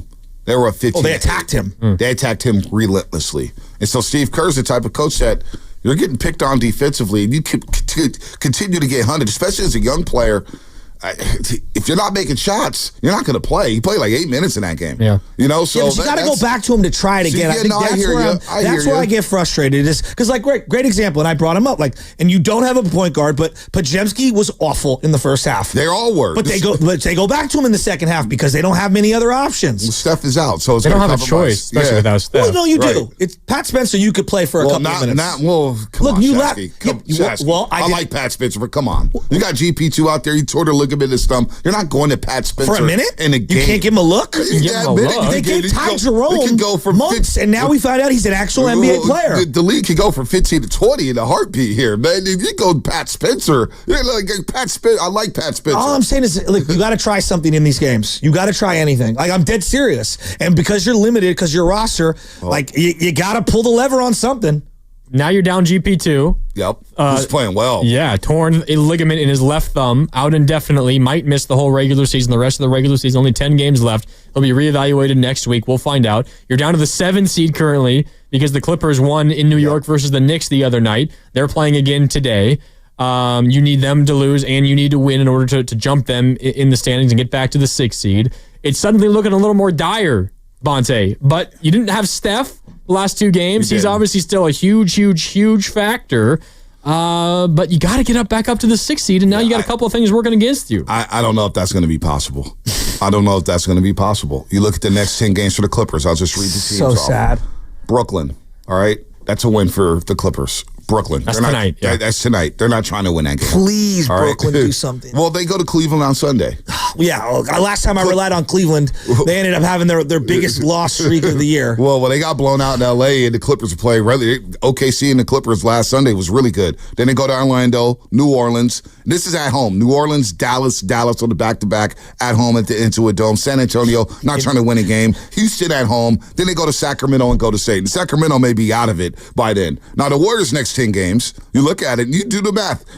It may come down to the last game of the regular season, and the Warriors haven't beat the Clippers all season. But they obviously tonight, New Orleans and San Antonio. You play Memphis or the Lakers, and you end the road trip. Usually, you end the road trip, you come back home, get the day off. No, you got to unpack and get ready for the Denver Nuggets the next night. After playing the Lakers in LA, they're in the road trip. Then you play Houston. Then you got at Phoenix. For whatever reason, Phoenix gives them the issues, even though Phoenix is a mess. You saw them the other night against Boston get blown out, and you get San Antonio at Portland. And you get the Clippers. So I don't know if you know this. This is why I call him Binoculars Bonte, because he's always staring at the calendar. Hey, you got to, right, Grady? This is what the pros do. Yeah, You're looking ahead to the schedule. The 16 is going to be hard to attain for the Golden State Warriors, basically what I'm saying. You have to be which makes all of these losses so much more frustrating because they had an opportunity to gain some ground. Well, it was disappointing. Well, it's disappointing. They talked about having Jimmy's back in Miami. And, we got to do this for Jimmy. Jimmy was unmoved by the emotions or whatnot. Obviously, the video tribute got to him. They came out there and just got dogged. I mean, again, their starter scored 10 points, and people want to call the lines and talk about Jonathan Kuminga. The bench helped. If it wasn't for Jonathan Kuminga and Guy Santos and who else, Quentin Post, coming off the bench, they would have been down 30 in the second quarter. You would have been down 30. Even Buddy Hield. Buddy Hield has some moments. Buddy's trying really hard on defense. Buddy's he fine. Trying really hard. He tries hard. He's going to be on. He's going to be off. That's who Buddy is. But he's fine. He's your 7th or 8th guy. What about the starters? Moses Moody 0 for 9 from 3. Draymond Green again. DPOY these last 2 games. Atlanta and Miami has cooked. I love how So seriously, I don't want to hear about Jonathan Kuminga no more. Like, I'm so sick of people saying Jonathan Kuminga is who he is. So you think they're going to be a play-in team no matter what? I don't know. It's going to be tough to get that 6. It's going to be tough. We're going to look back at some of these losses. Atlanta, the Denver game, and it's going to come down to one of those, and it's, oh, gosh. No, but you know what, Grandy? Steph is back today. Hopefully. You're locking that in? Okay, here we go. You got inside info. I don't know if you know this. Now, clearly he got the direct deposit from Lake Up while he was talking, so continue. Let me hear you sell me on this team. Steph will be back today. Gravity will be back. The spacing will be back. And don't you guys worry about JK. Interstellar. Now, as Steve Kerr said, we get JK to dunker spot and GP2 roll, corner threes, and lockdown defense. Let's go. I love it. He laughed and turned into the character. Let me ask you this, Bonte. Joe Lakers checks. I wish I had Joe Lakers checks. They're not checks. No one gives checks anymore except golf. Okay? Direct deposits, dog. Direct Venmo. deposits? We go directly into the bank account. Can you imagine getting a sale from Joe Lacob? That'd be sick. Probably had 5 digits in it, man. You know when they ask you for the last 4 digits of your number? I would be screaming it at him as he's trying to hit it over to me. We know. Here's all 7 digits, actually, Joe. Exactly. Well, we know, Shasky. Come on. Steve Kerr eventually basically saying he wants JK to fill the GP2 role. I think it's one thing on offense. He can absolutely no doubt do that. That's made for JK. I'm a little worried about him being the defensive stopper, Bonte, because he can do it. I feel like he has all the potential and athleticism and skills to do it. I don't think I've seen it though consistently. Not consistently, but when you tell him an assignment, hey, Luka tonight, LeBron, or whoever it is, he'll take the challenge and try his ass off. And he'll try to pick up 94 feet, press. He just can't reach. And you got to stay in front of these guys. Because point of attack defense, when people laugh at it, point of attack defense without Andrew Wiggins is starting to rear its ugly head. All right? Miami lived in the paint. Atlanta lived in the paint. Toronto lived in the paint. Denver lived in the paint. So you need somebody to shut the water off. JK, this is your opportunity to get major minutes and make yourself some money and endear yourself to a fan base that seems to be turning on you every single second, every single possession. So, yes, he's capable of doing it, and he's going to get the opportunity to do it over these next 10 games. This is a great opportunity for JK to shut some people up and just play ball. And if this is what the coach wants you to do, dunker roll, cut, back screen, whatever it is, run the floor, run the floor, then just do it. And he can do that stuff. It's wild to me, Pods and JK make a third combined of what Jimmy is making. And we refuse to I love Jimmy, but Jimmy, Earth to Jimmy, The Heat wanted you. Like, hello? Were you not ready for that game? It looked like he wanted to run out of that gym. Look at you. No, Jimmy. No, I still love him. Jimmy. I still love him, but you Where's can't. that at this you morning? can't no-show. Jimmy. Jimmy. That was me when I saw him and Draymond playing dominoes. And then it was Jimmy. Jimmy. He was upset they were playing dominoes on an off I said it's day. a bad look when you don't show up in that game. What is it? I mean, Jimmy and Draymond posted a video of them playing dominoes. What do you want to do? Watch film 15 hours a day? No, not enjoy Miami? Show up. Show up. No, they showed up. Is chanting your name. Show They up. showed up. They showed up. They just got outplayed. They got their ass kicked. That game meant something to Miami. They got their ass kicked. The energy was pretty bad. The energy was pretty bad. Put Draymond in a blender. So that's what happens. But they can't play. They can't play dominoes. You can't play dominoes on the I'm offside? saying if you're going to do the yucking it up video where you look like you're on top of the world, you got to show up in the game that everyone's circled and said is the big game. That Draymond went in his pod telling everyone, it's a big game. You know, Jimmy's not even talking about it's such a big game. It's like, come on, show up. And the standings, it mattered for the standings too. You can lose that game. You can't no-show. This is entertainment, huh? Grady's amused at this. Well, no, I'm with Shasky. In terms of what? In terms of the lack of energy to begin that game in Miami, I don't make the connection between them playing dominoes on an off day before the game. Everything matters. In the words of Steph Curry, I see everything. Oh my gosh. Oh my Does it not? Oh my gosh. You the petty king too? Well, no, I'm just saying, like, okay, for example, right? If you called in sick to your employer and you put on your Instagram story, you know, that you were out and about, you know, partying till 5 a.m. I didn't call in sick. It was an off day in Miami. Well, when you show up and you don't perform, I'm going to say, what were you doing last night? What's going on? Well, they were chilling. They were chilling. No, I'm well aware. They were fine. The game was at 7:30 in Miami. They were fine. They didn't do anything that day. That game did not sit well with me, especially on the back of the Heat. The Hawk game. So you wanted that Miami game bad. Well, one of the two you got to show up. No, I agree. You start the road trip off 0-2, and it just shows though how much work you can do in the Western Conference. All these teams is caught fire. I mean, the Rockets will not lose. They will not lose. After losing 7 in a row. You know, but the Clippers, they're rolling right now. Scary. Miami all of a sudden wants to get in that play, and they've won 3 in a row. All of a sudden they're feeling good. After losing 10 in a row? After losing 10 in a row. Has there ever been a team that lost 10 in a row and made the playoffs? Well, they might make the playoffs, yeah. Probably. 10 in a row is a lot. They're locked in. Did the Pelicans lose like 10 in a row and make the first round a couple years ago? I don't know. It's a lot. No, it's a lot of games, but the Heat are locked into a play. So you don't want no more Domino's videos? I just thought it was a poor You didn't like Draymond Green? It was ridiculous. Boo! No, it was cute. No. That was funny. That was funny. I was like, oh, they're locked in. They're ready to go. Then I watched the first half and I was like, that did not age well. That did not age well. If anything, watching them play dominoes with the Cuban music on, I did not get locked in. I'm getting damn they're in Miami having a great time. The Cuban music, I want to do like the 1, 3, 5, 6. Come on, you didn't want to do the salsa long enough. You know how my brain operates. 1, 2, 3, 5, 6, 7. Everything that happens goes into the timeline, and then there's 2 scoreboards, Guru, and I'm calculating all the scores all the time. The 510. Damn, Joe, you want them to sleep with a basketball too?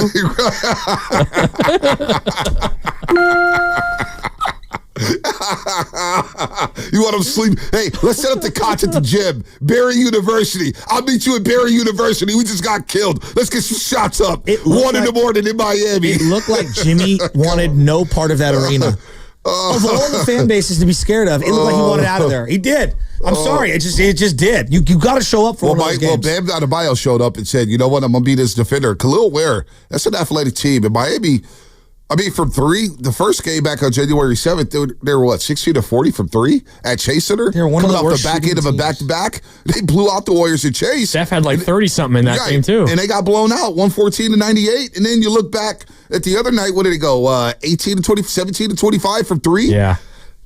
The night of their life. No doubt about that. Alec Burks, and I said this to Carter. Burks. He owns the Warriors. No, he does. Warrior legend. Really does. I like him, though. He's not a legend in the Warrior land. But yeah, he owns the Warriors. I do like Alec Burks. What were we talking about? Will Barton and him, all-time Warrior killers, and Paz was on him to start the game. Alec Burks in that all-time Warrior killer category? Dennis Schroeder. He's had like 3 unreal games against them. Hasn't he? It's a revenge the game. The 76er game, the Knicks game, and then this one. Revenge game. Has he not?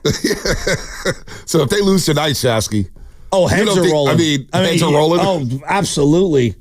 Pelicans have nobody. What's the line? Let me look it up. Give me a second. I'm not saying that again with the Warriors. Oh, well, this guy's out and this guy's the out. Pelicans haven't been eliminated from the playoffs, by the way. Oh, yeah. I mean, they're one of the worst teams in the league. So, who's playing? Zion didn't play the other night. They started Zion's Kelly out. Olynyk, Keon Brooks Jr., Missy, Alvarado, Jordan Hawkins from UConn. So, Zion's out tonight. Kelly Olynyk is a Pelican now? He's a Pelican. How many Olynyks are there still in the league? Just one. I'm teasing. There's only ever been Mo one. Bamba's on the team. Elfrid Payton. Antonio Reeves. Did he cut the hair? Lester Quinones. Oh. He's on the roster. Oh, Lester. Lester had 5 the other night in the win against the Sixers. Revenge We game. were good for a couple of texts about Lester. Try Lester out there. I know you're basically saying try Pat Spencer. Try Pat Well, Spencer. when Pods is getting cooked by Alec Burks, maybe you do go to someone else. Pat Spencer does pressure the ball well, but I mean, why is Pods one of the guys that's in Pods has their been best playing defensive well. lineups? Yeah, he's in all of those lineups. Are you going plus minus with me? Are you really going to do this? Defensive efficiency. Okay, yeah, got it. he has been playing well. The road trip's been Potts? tough. Yeah, Yeah, no doubt, The road trip's been. He ran into Trae Young, and they started talking. He was early in guarding the him game. way too tight at the top of the key and got blown by over and over again. You got to make an adjustment, right? Like, I mean, look, I see things both ways. No one says he's the worst player in the world, but like, we're acting like he doesn't have deficiencies too. Had JK done the exact same thing that he did, what would everyone be called? I can't believe he fired up Trae Young like Jimmy that. Butler said it perfectly the other night. You need 30 back. This thing revolves around 30. And we see why That's he's what I want to hear from a guy making 60 large. No. I can't operate without Steph. It's like, no. Well, he's like, making the 60 large. That's my point. Like Jimmy, we just gave you $112 million. Like, this is why we acquired you to offset a night. Like, for example, I just need to win one of these 2 games. Curry's out. Can we win one of 2? No, you literally look like you didn't show up for either game. Oh, he showed up against Atlanta. He was okay. I thought he was okay against Atlanta. Their defense sucked against Atlanta. Their defense stuck. The offense was, wasn't the best. The bench in that game, too, kind of picked up the starters. Yeah, they did. At times. So, I mean, every time they cut it to 8, Atlanta goes on a little mini run and go back up 15. They cut it to 6. They go back up on 15, go on a mini run. So the starters do have to play better. Jimmy has to play better. I just don't accept the cop out. I just don't accept the cop out. Oh, Steph's out. Since what? Can you imagine Luka? LeBron's out. I'm just gonna, what are you gonna do? I mean, we don't have LeBron. Well, you know what they do? That's why they got Luka. They got blown out too without LeBron. I know, but I'm just saying, hits a half-court heave to beat him. That doesn't mean the excuse is a good one. Nobody's making an excuse, but 30 mask a lot. And so that's why I'm not going to panic. That's obvious. I'm not going to panic when you get a team like the Heat that are athletic and have a lot of size. They do. Their starting 5 is impressive in terms of just length and athleticism and paying attention to detail. And they're going to be well coached with Spo. You don't have Steph. Yes, that's what the gravity looks like. That's what the spacing looks like. And then was Jimmy passive for you? Let me just ask you, just straight up. Given everything that was going on, was he too passive for you? Bam made him passive. Bam forced him to be passive. So then what was that third quarter where they actually looked like they were intense after getting their butt kicked? The bench came in.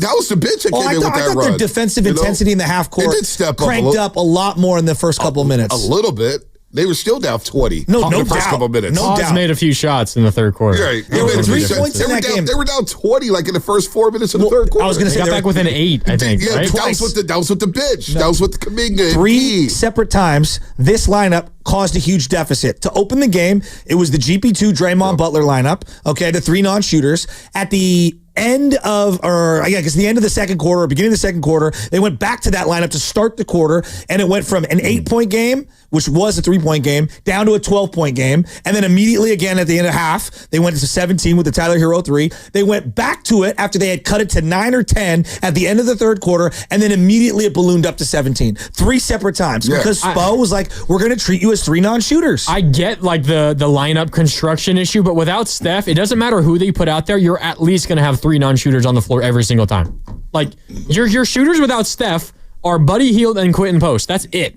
And Moody, you expect Moody to be a 3-and-D guy. He hasn't been good. No, I know, but I'm saying like why you play him is you expect him to space the floor. Legit shooters, I'm kind of with Grandy. It's Post, it's Buddy, it's Steph. Even with Steph, I don't think they have enough offense. Right. With Steph, the spacing is still like, oh boy, because Jimmy's operating. There's no doubt, but would you agree that like GP2, similar to some of the other guys that they had in years past, really only works alongside Steph Curry? like in those lineups. You have to be careful who you trot him out with. Same with Kevon Looney. We got a lot of that on this team. But that's we got a lot of that on this team. So that's why it's so dire that I need Jimmy Butler to pretend like he cares in a game that matters to him. Grady. I'm gonna do some shit. So when I walked in here a month ago, Spadoni was asking me to compare this roster to the championship roster from a couple of years ago. You guys are talking about Spadoni, let's put credit where credit is due. Spadoni did that. It's Grady. I walked in here and they said, Bonte. That I'll die on. Bonte, they go. By the way, there's a take that's aging very well. I want to get to on the other side. Oh, we had a conversation about it a few years ago. What was it? It has to do with Canada. We'll get there. Yeah, we'll get there. That's a tease. Yeah, that's a tease. Canada, yeah. Like Andrew Wiggins? No, but I walked in here, Grady, and they were like, Bonte, on paper, this roster looks better than the championship roster for 3. And I'm like, whoa, can we just get into the playoffs first before we do all that? Now I'm hearing this, and I don't think we're going to be comparing this roster to the title season from a couple years ago no more. What a difference a couple weeks makes. Otto Porter ain't walking through that door, Shasky. Hey, look, okay. First off, things change. Did you see the 2010 Giants opening lineup? We read it out yesterday. Mark DeRosa. Did you think that team was going to be a champion? I was at the game when Mark DeRosa screwed his wrist up. John Bowker. He slid to second base. Yeah, we were talking about that. And then his career was like done, basically. It was done. Yeah. So things happen. Things happen. I mean, things happen. All right, we're going to take a break. Presented with new information, my stock portfolio. You threw Spadoni under the bus for that conversation, even though y'all talked about it for 4 hours. I walked in. What's this roster? Now all of a sudden, we got no spacing. We got no shooters. Have you Our ever heard? pets' heads were falling off. No, time out. Too Short had the greatest song ever with Jay-Z. It was all good a week ago. All right? All right, time for a break. We got Bonte Hill, Warriors pre- and post-game host on NBC Sports Bay Area with us here in studio. We got one more segment left. What's coming up? Here we go. Ooh, this is the ghost of Trey Lance. Hey, by the way, in that clip I sent on Twitter, Cam and Antioch was the caller. Yes, he was. Oh, God. What's coming up on the game is brought to you by Valvoline Instant Oil Change. Spring into action at Valvoline Instant Oil Change, your 15-minute drive-through oil change. Stay in your car while friendly technicians check oil, batteries, lights, tires, and more. Locations and coupons at BayAreaOilChange.com. All vehicle types welcome. 30 more minutes with Bonte Hill on the Morning Roast next on 95.7 The Game.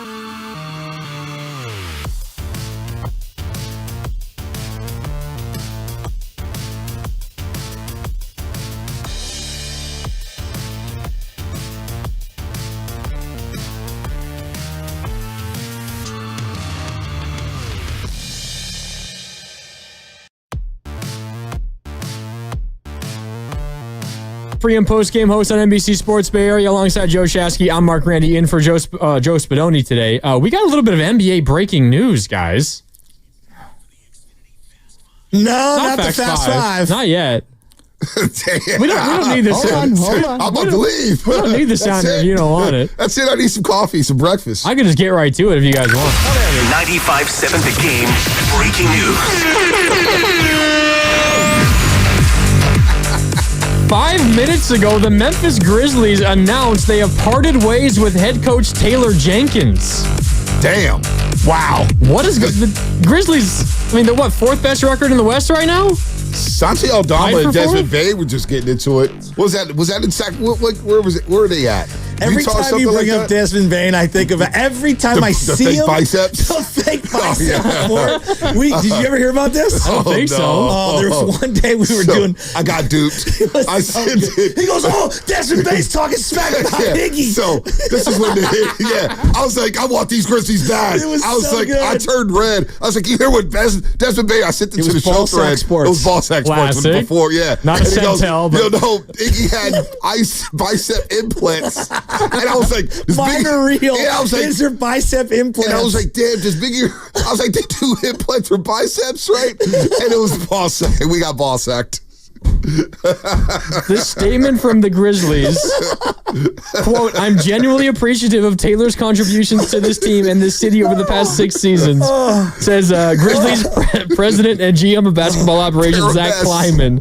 This was a difficult decision given the consistent and tangible development of our players and overall success under Taylor's leadership. I wish Taylor the very best going forward. I wish him the best as we kick him out the door with 5 seconds to go. 2 weeks before the playoffs. I mean, what is going on? Hate him, dude. He must have done something behind the scenes. There's something. Big. In all seriousness, without the laughter, there's something serious going on out there.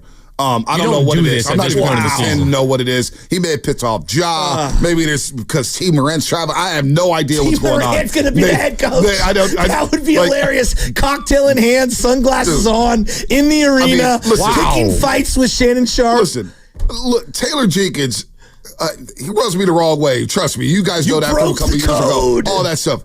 But their player development has been really good. Oh, amazing. Aldama's good. Yeah. LaRavia, who's in Sacramento's a good piece. Jalen Wells, Sonoma State, rookie. Picking up Steph 94 feet. Zach Edey hasn't played bad. JJJ's developed into a very, very good player in this league. That's strange to me. That is a weird one. That is a weird one. Bring them on. No one ever fires their coach with 10 games left in the regular season, even if you're a terrible team. I mean, and it wasn't this late in the season, but like when Doc got the job, was it last year? Oh, yeah, Milwaukee. Yeah. Midway through the year. It was like 20 games in or something, wasn't it? Was it 20? And Chris Finch. It was earlier. Finch, he was an assistant with Toronto, I believe, and then got the Minnesota job with about 35, 40 games left in the season. I've never seen one this late. I've never seen a firing this late. Yeah, something had to happen. Somebody's going to talk. And we're sure this isn't NBA Centel. No, this is Sean Zaradia. It's legit. We got Centelled earlier. There's a couple of nicknames floating around after the Josh Giddey shot last night. Who got Centelled yesterday? Well, I went in this morning and they go, they're calling him a certain nickname, which I cannot say on air. Oh, boy. And it's a good one. I'll just say, look around NBA Centel. And you'll get the Josh Giddey nickname. Well, I want to play the Josh Giddey highlight for you guys in a little bit. Yeah, please do it. We'll do it in a second. Please explain. Please do it. Do you guys, as Warrior fans, do you want the Grizzlies now in the playoffs? I wanted the Grizzlies before. Yeah, I always want the Grizzlies. But Grady, wake up, baby. We all want the Grizzlies. I love playing the Grizzlies. Come on. The best part is Bonte thinks that their entire media outlet is JV too. Not only is their team. No. You did. No. DeMichael Cole's really cool. We've had DeMichael Cole on the show a lot. I don't remember. Commercial appeal. We had him on MLK Day. There's just so many of them. I can't even DeMichael Cole's a really good guy. Evan Barnes another one? No. Well, he's now in Brooklyn. Now he's covering the New York Giants. Yeah. He's covering Russell Wilson now, so he's good friends. He's not an enemy. Russell Wilson, the only player I've ever seen in any sport play himself out of the Hall of Fame. It's incredible. The only? Who else? There's been players that played themselves out the Hall of Fame, right? I was convinced he was a first ballot Hall of Famer, and now I'm like, I don't think so. But keep going. But keep anyway, cooking. DeMichael Cole's cool. They got some cool beat writers in Memphis. They're all right. The other guys, they show Nameless. Here we go. You don't understand. A couple years ago, it was war. And I'm convinced Matt Nahigan and I did the best ever. What do they call it on Twitter when you go live? Twitter Spaces. Okay. We did the best ever Spaces. The best when ever. Memphis was matched up with the Golden State Warriors. We were cooking that night. You get the boss man in here. It was an hour 15, and he just powered out. I'm like, what happened? Draymond getting fouled. He gets kicked out of that game. He went full WWE. He was like cupping his ear like he was Macho Man to the crowd. That series was incredible. Dylan Brooks. Who was the guy that he fouled? Oh, and Brandon then tried Clark. to catch? Brandon Clark. Brandon my Clark. God. Yeah. He just karate chopped him, dude. Debo was proud of that karate chop. Rudy and Andrew Wiggins in Game 6. Oh, my Jordan God. Poole cooked in Game 1. Yeah, he did cook in Game 1. Those He had a loony 30 burger. rebounds. Those loony rebounds and in then Game 6. Game 6, when Dylan Brooks hit a couple early, I was like, yes. Everybody did. Keep shooting. I ran into Draymond that night. D right now are walking to our cars. Yeah, no drop. This is when you guys were cool. So we're walking. And Pre-me alienating your friendship. Well, don't worry. There's certain beat writers in Bonte, you and Draymond got into it. Oh, welcome to the club, right? Anyway. He skirt. We're like, man, I'm from the hood, Grady. I'm like, somebody skirts around the corner like that. I'm hands on the swivel. It's Draymond Green. Oh, what's up, man? I was like, man, you got a little fly. I know. I was like, best thing that happened was Dylan Brooks got hot early. He goes, I know, because he kept shooting. He ended up hitting. He was like 3 for 3. He finished like 11 to 28. Dude, he was throwing up brick after brick after. How many did Kevon have in that game? Rebounds? Like 20 plus rebounds. God, it was awesome. Yeah. God, what a great Wiggins had a double-double. And I was watching from the, Grady, where I watched from the tunnel. Oh, they were playing like grown-ass men down there in the paint. I was like, this whole crap, like, where people are like, oh, I can play 5 minutes in the NBA. No, you can't. No, you can't. Who says they can You know how we always joke like, oh, I could get 10 snaps in the NFL game. I'll make it 10 snaps. No, you wouldn't. No, you wouldn't. If you got hit by Patrick Willis one time, your entire body would crumble. Any one of us. Yeah, I could hit a 95-mile-an-hour fastball.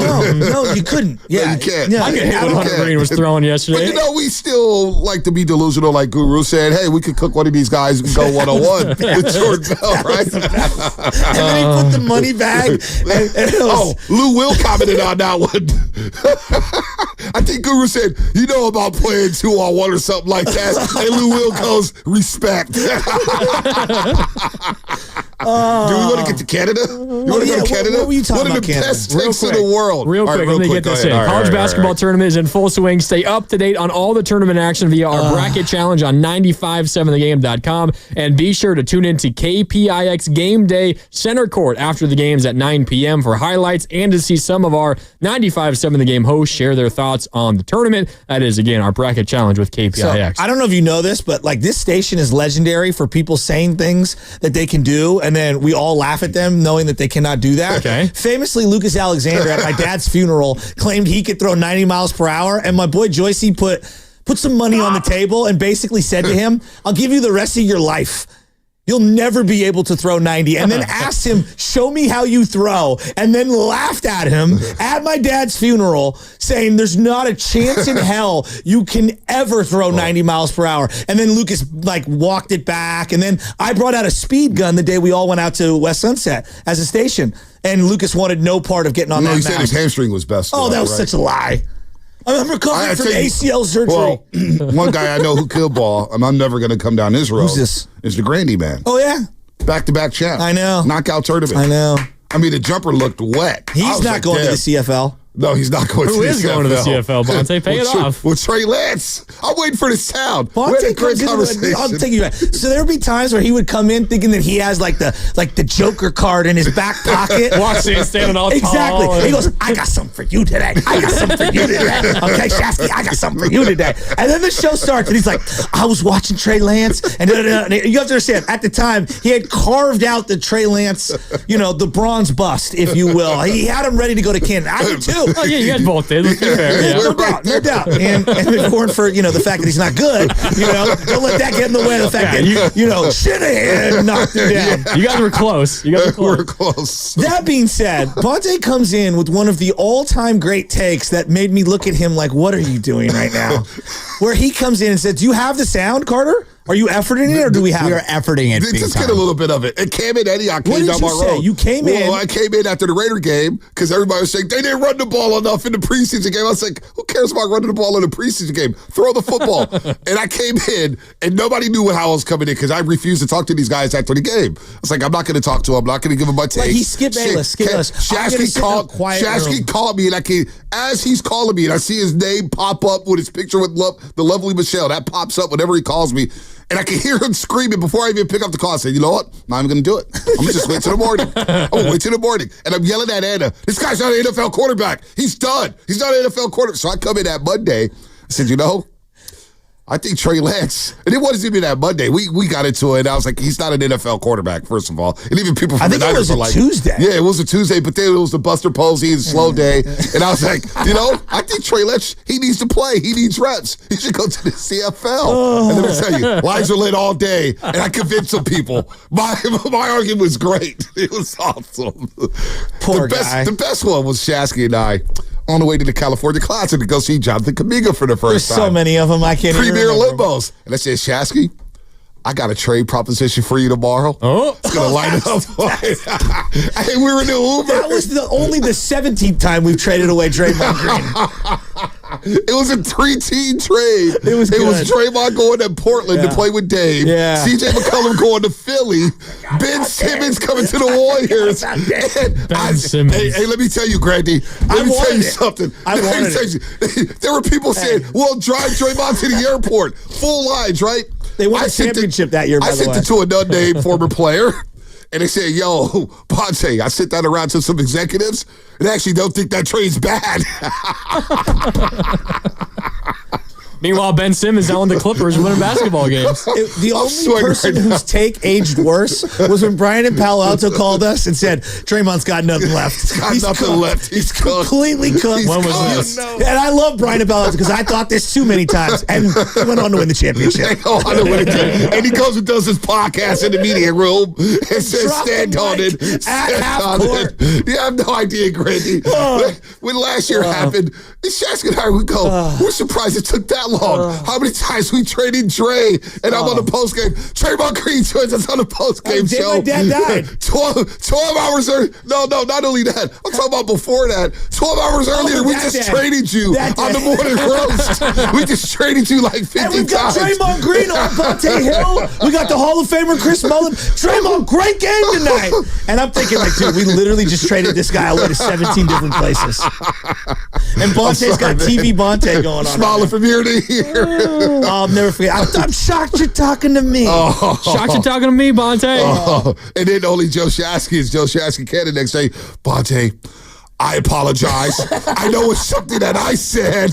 I was like, dude, it's got nothing to do. It was me. He wanted to take full credit for it. It was me. No, it was.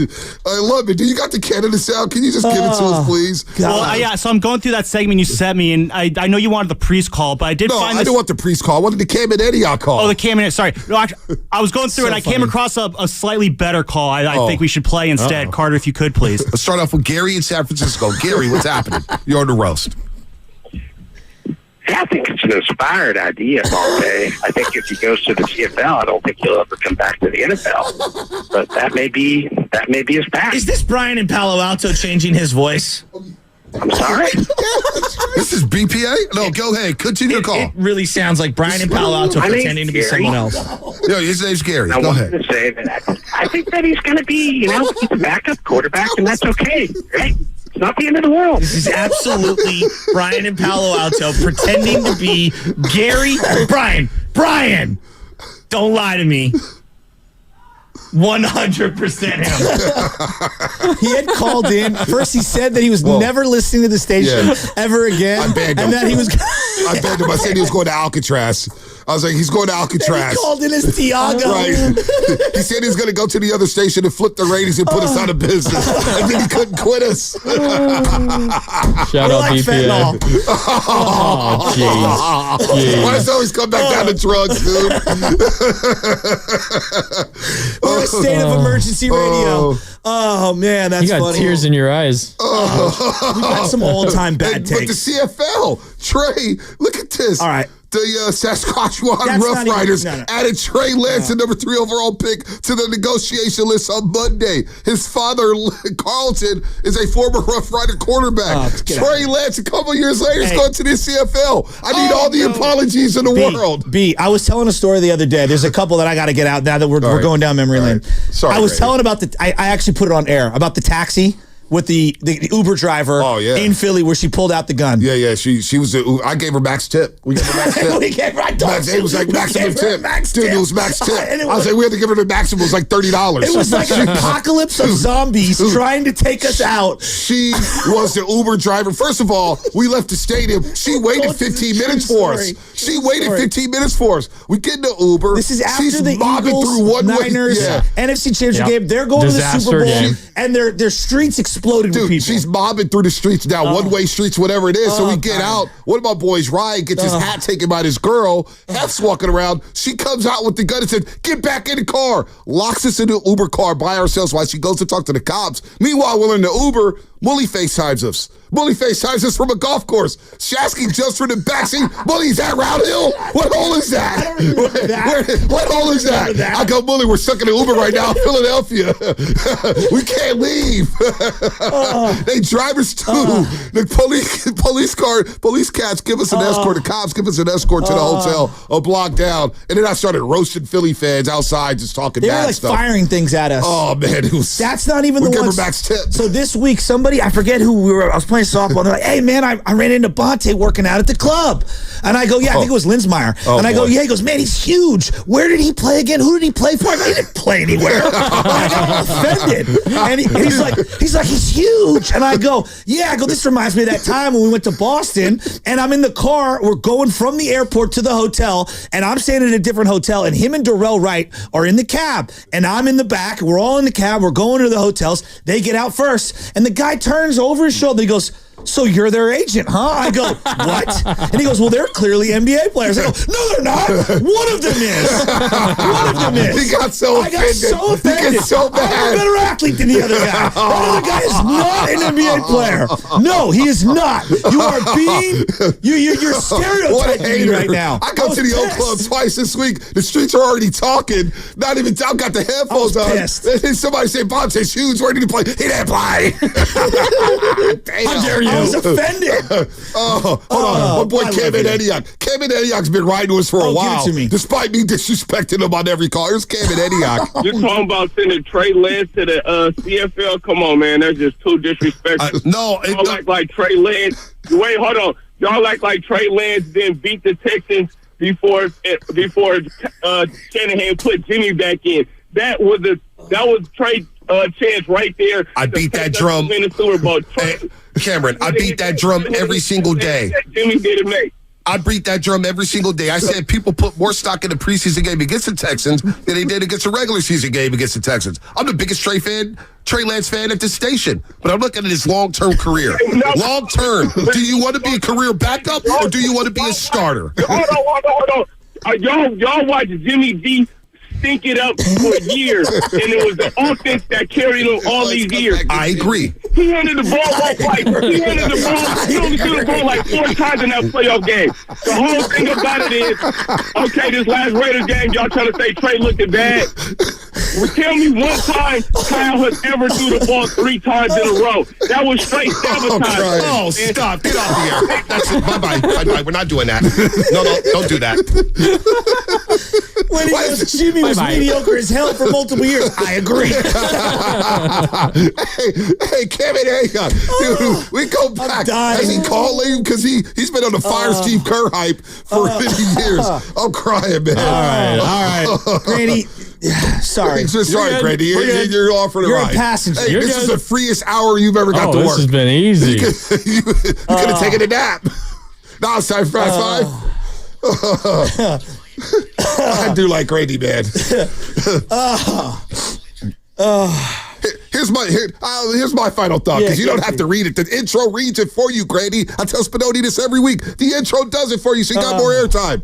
I love Grady on the post-game shows, man. Yeah. Him and Evan, I steal so much intel from them. They have no idea. The rumor is that he might be the long-lost cousin of the Pajemski family. What? I'm just teasing. His face. Oh, I didn't even know what that He's had to do. caping up for pods earlier. Pods has been playing well. Pods has been playing well. Give him his love. Give him his love. Can I tease? You guys don't never give him credit when he's playing well. They have a couple bad games and all the lines lit. Pod's got to go. Pod says, you guys are incredible. I did? Someone in the chat called you Dave Fleming's identical twin son? Kind of look like Flem. That's actually pretty good. I get all the time that I look like Brock Purdy. That's what I get. Really? That's what people You tell might me. be taller than Brock.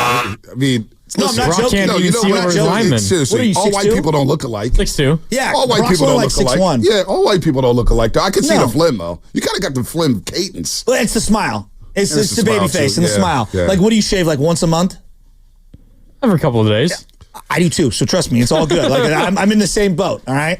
My final thought, make sure you're tuned in, noon to 3 tomorrow. Myself and Sam Lemon live from Freedman's. Oh, my God. Pleasant Hill, noon to 3. Here's my Stop final by. thought. Here's my final I thought. heard that Lubman commercial, man. It's very inspiring. Film on mic. Yeah, no, it was very inspiring, Play film on Lubman. mic right now. Very No, inspiring. listen to this. Listen to this.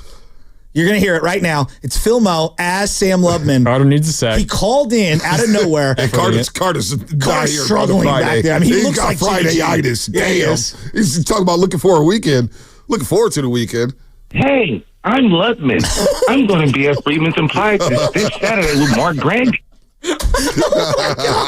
Nails the cadence. One more time. I thought I was listening to myself. Hey, I'm Ludman. I'm going to be at Freeman's and Polarizing this Saturday with Mark Grant. Filmo, you better stop by tomorrow. That's my final thought. Man. I'm done. Way to inspire the people, Lubman. What else you guys You got? got a final thought? My Giants. final thoughts are Giants, this, come man. on, give me a Giants take, Here's my Shasky. Giants take.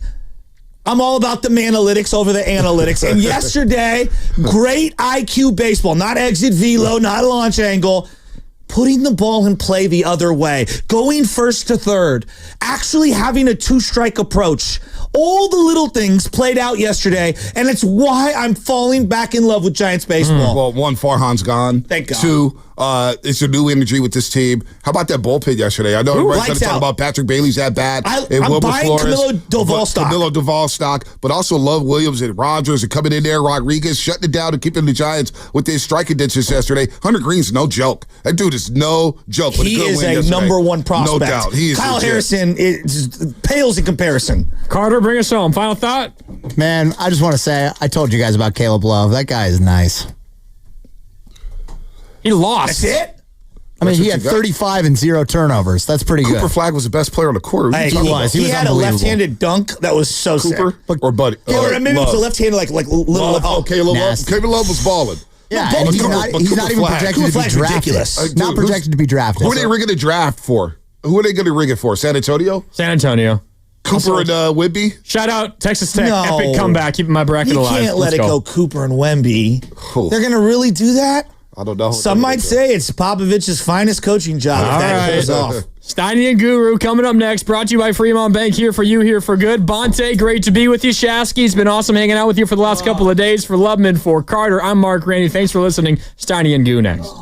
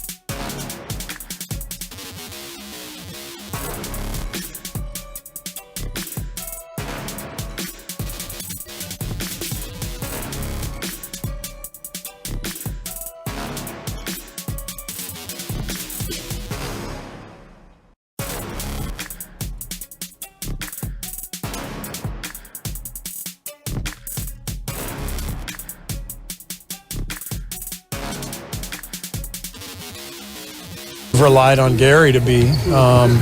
JK's the obvious guy. Put him on the best offensive player. Pick up full, like harass people like Gary does. I'm going to ask JK to do that, and it definitely opens up more minutes for him if he's effective with that. And then again, it's mix and match game to game, depending on who's playing well and how we're playing. All right. Now, here's the way I'm looking at it. Tell us. Clean slate. What's happened up until now doesn't matter with Jonathan Kuminga. Gary Payton II is going to miss some games. Looks like he may miss the rest of the regular season. That opens something up for Kuminga. They have 10 games left. Man. And listen, we all know,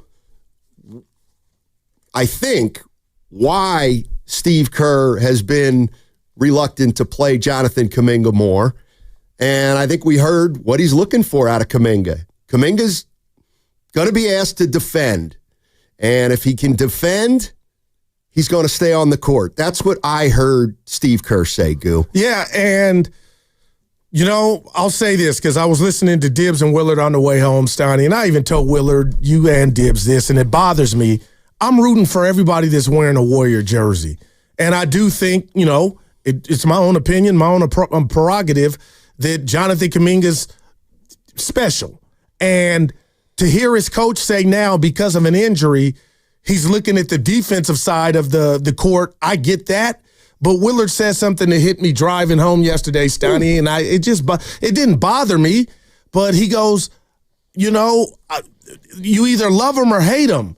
And I'm either or, because I'm like Willard. I want the Warriors to do good. So I'm looking at this new opportunity for Jonathan Kuminga, which I don't believe, Stoney, we can fight early. I'm not doing that today. Yeah, well, we didn't fight. Yeah, so do I. And we haven't fought in a while. I feel stupendous right now. Yeah, I'll let the kids hear the freestyle. But I just got to tell you this. I'm rooting for whatever's going to help the team be better. Sure. So I'm with Will to where Kuminga's name is almost divisive. It's a lightning rod, but it shouldn't be, because he's a part of this team, and now he gets another opportunity, maybe more opportunity. So I'm rooting for the kid. It shouldn't be either or from the fan base, but it feels like that's, for whatever reason, it's like he's Trey Lance, and he's not. He's better than Trey Lance. So I'm excited for the opportunity. They're still going to miss GP2 regardless of what Kuminga does with this, because they're down a soldier. But I'm excited, Stoney, and hopefully on the defensive side of the ball, Jonathan Kuminga takes advantage of it. But could you quickly elaborate on when you say a clean slate? Yeah. Because I don't feel like he was playing bad basketball, and I'm not insinuating that's what you were saying. But when you say clean slate, where does that stem from? It stems from after he's come back from injury. He hasn't quite fit in. He looks a little tentative, a little bit unsure of himself. Looks like he's not feeling altogether comfortable since he's come back. And now they have 10 games left, and a major player who was getting 20-plus minutes a night, who has some of the same skill set as Kuminga, is now out. Okay. And here's the other thing I was thinking about with Payton and Kuminga. What does Payton do? He can defend. He scraps. All right, so we need Kuminga to defend like Payton. He can finish. Payton can finish too. No, that's what I'm talking about, Payton, yeah. And so can Kuminga. So we want him to finish like Gary Payton II. And then I think lastly, Payton was making threes. Obviously, Kuminga's not quite the three-point threat, but it's not like Jonathan Kuminga can't take threes or shouldn't take threes if they're there. Yeah. And, can he make a few threes in the next 10 games? And can he cut like Gary Payton? People think that's just, there's a science to that, and I think GP2 does that well, and I'd like to see Kuminga do that. Like when the ball's not in your hand, you got to get frisky and cut like GP2 doesn't get a lot of credit for, Stoney. So I'm hoping we see Kuminga do that. You say what to that? I say that's not the priority. It feels to me, listen to more of Steve Kerr about Kuminga and what he wants out of him and what they're going to miss from Payton. He's got a lot of potential in that regard, and I think it's right there for him to we'll give him some tough assignments here coming up, and but it's always in the context of the team and team defense, 5-man unit, and that applies to everybody. It doesn't matter if you're an on-ball defender or off-ball defender. You got to be in sync with everyone else. I thought we lacked that the other night. We had some mistakes on our own switching, coverage mistakes, so a lot of stuff to tighten up. Right, and so I'm reading into that, and maybe I shouldn't, but I think it's fairly simple. I think when he was talking about Kuminga right there, he let on what is keeping him from getting more consistent minutes. And to me, it sounds like Kuminga needs to stay in sync with the defense. That tells me that there are some lapses in terms of team defense or where he should be. And that's what I feel like Steve Kerr's saying here. He's saying, without putting it all on Kuminga, that we've got to be better defensively. Jonathan needs to be better defensively. We all do. All right. But we got to be in sync. What I read into that is sometimes JK's not in sync defensively. And it feels like what Steve Kerr's pushing here is for Jonathan Kuminga, for, I don't know, the umpteenth time, he's asking Kuminga to focus on defense and rebounding. And I do think Kuminga's the kind of player that he'll score kind of by accident. I don't really think you have to run a lot of plays for him. I think he's the type of player that gets out on the break a couple times a game, gets to the line 5 times a game, put back here or there, mid-range, a 3, and boom, he's got 17 or 18. And if he's playing really good defense, it's going to be hard to keep him off the court. Now, let me ask you this. Miami, there was no Chef. We know that. Peyton started. By all accounts, it looks like the Chef will be back tonight. So do we expect Kuminga to come off the bench still? It's a good question. It's a good question. I was looking at it right now like, or Moody. Go ahead. Yeah, I don't know. I don't know what he's going to do. Whether Pods is going to start at 2 and then Moody starts at 3. I don't know. Could he start Pods and Kuminga? Could he start Moody and Kuminga? I mean, those are all the matchups and the things that Steve Kerr sees to make those decisions. So I'm not sure. Kuminga got 25 minutes with Peyton on the court. Now you think that bad boy will grow? You would think. Yeah. I mean, you would think that Kuminga's going to start playing a little bit more. He's got to play well, though. I think he's got to play better than he's been playing. Okay, which has not been bad, but I'll give you that. All right. And it's not just him. 888-957-9570 is the number. Taylor Jenkins fired in Memphis. What is 5 days already drunk? It is. A 5th seed with yet. 9 games left. That's never happened. Are you sure? Remember I told you Aldama got shoved by Bain? Yep. I think Jenkins and Bain got into. Something had to happen of that magnitude. Do you want to play Memphis, or do you think this will galvanize them? Because they're already good. I don't know. But where's their mentals? Shout out Marshawn. I mean, I looked at a little bit of their numbers. They're 8-12 over their last 20, so they haven't been playing well, but Ja's been hurt. But 888-957-9570 is the number. Warriors have 10 games remaining, and they're sitting in the 7th spot right now. And they go to New Orleans tonight, and look, they got to win that game. All right. You doing that? You doing that? You don't do that often. Did you see who's not playing? Zion. I mean, come on. What about CJ? No, he's not playing. Go ahead, run down the route. Trey Murphy? Yeah, he's not playing. Well, we know he's Brandon out. Ingram? Yeah, he's not on the team anymore. So.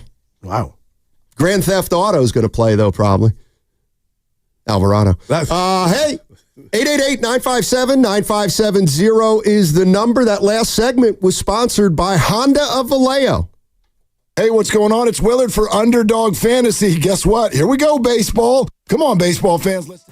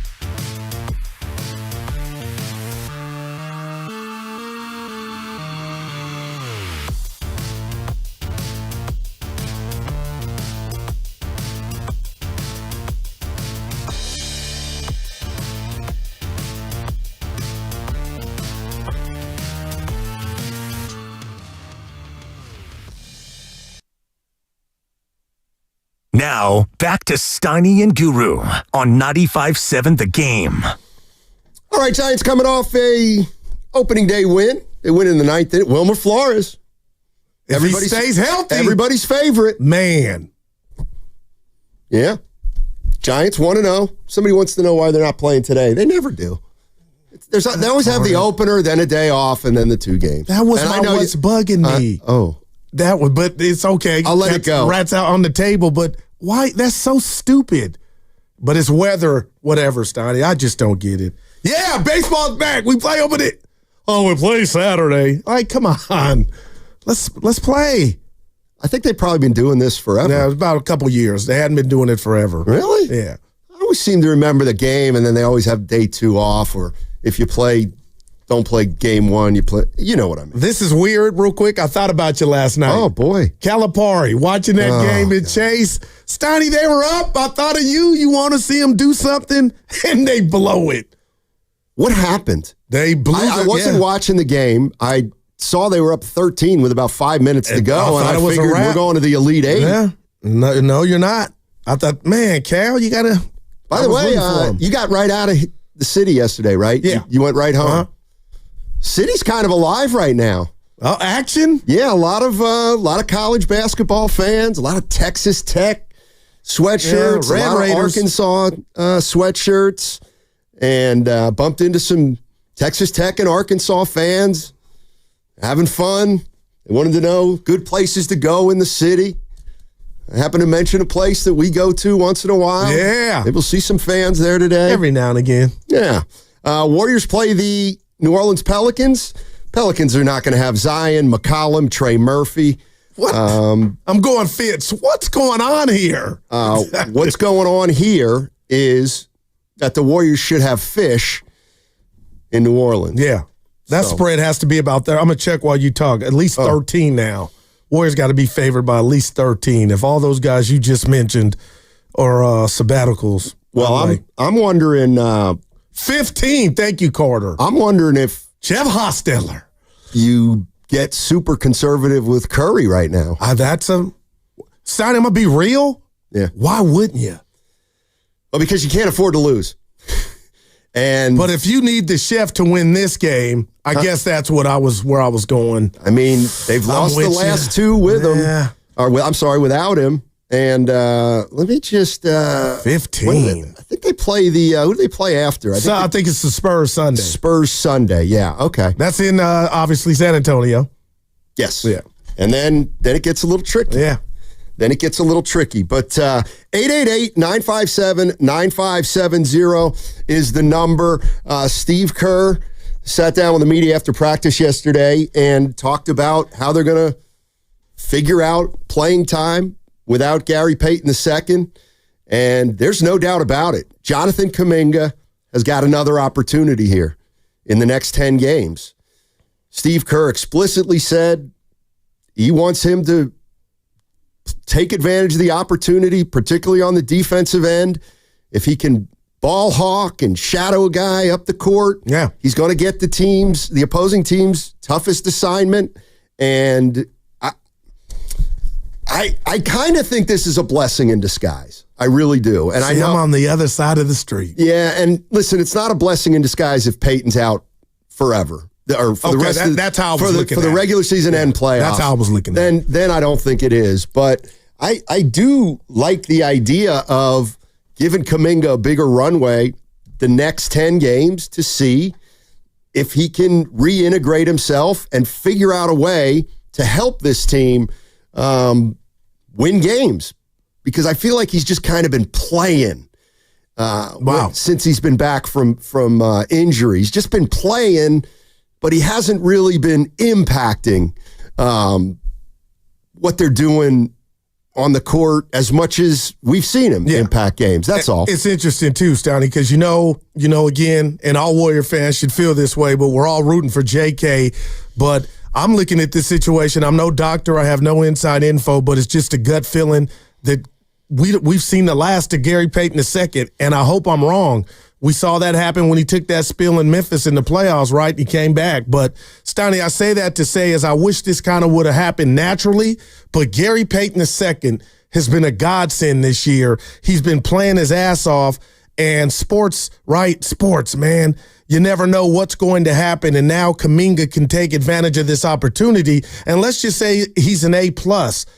And if I'm right and there is no Gary Payton II for the Warriors moving forward, yeah, you get J.K. Steiny, but you're going to miss what he does well. That's all. And maybe I'm wrong. So this will be the lather. This will be the start of the lather for Kuminga to get it going, but we're going to miss Gary Payton II. It's funny. I do think there's I don't know. It's kind of hard to put into words, but just hearing Steve Kerr talking about Kuminga, it feels like he's kind of putting him on the spot. And I feel like for 3.5 years, they've been in kind of a tug of war of what his role is going to be, how many minutes he's going to play, is he going to start, is he coming off the bench? How do you take advantage of the things he does well? How do you cover up the things he doesn't do well? All those kind of things. And I just feel like with Kerr being as specific as he was about what he'd like Kuminga to do, I almost feel like he's telling the fan base for the umpteenth time, this is what we would love for Jonathan Kuminga to do.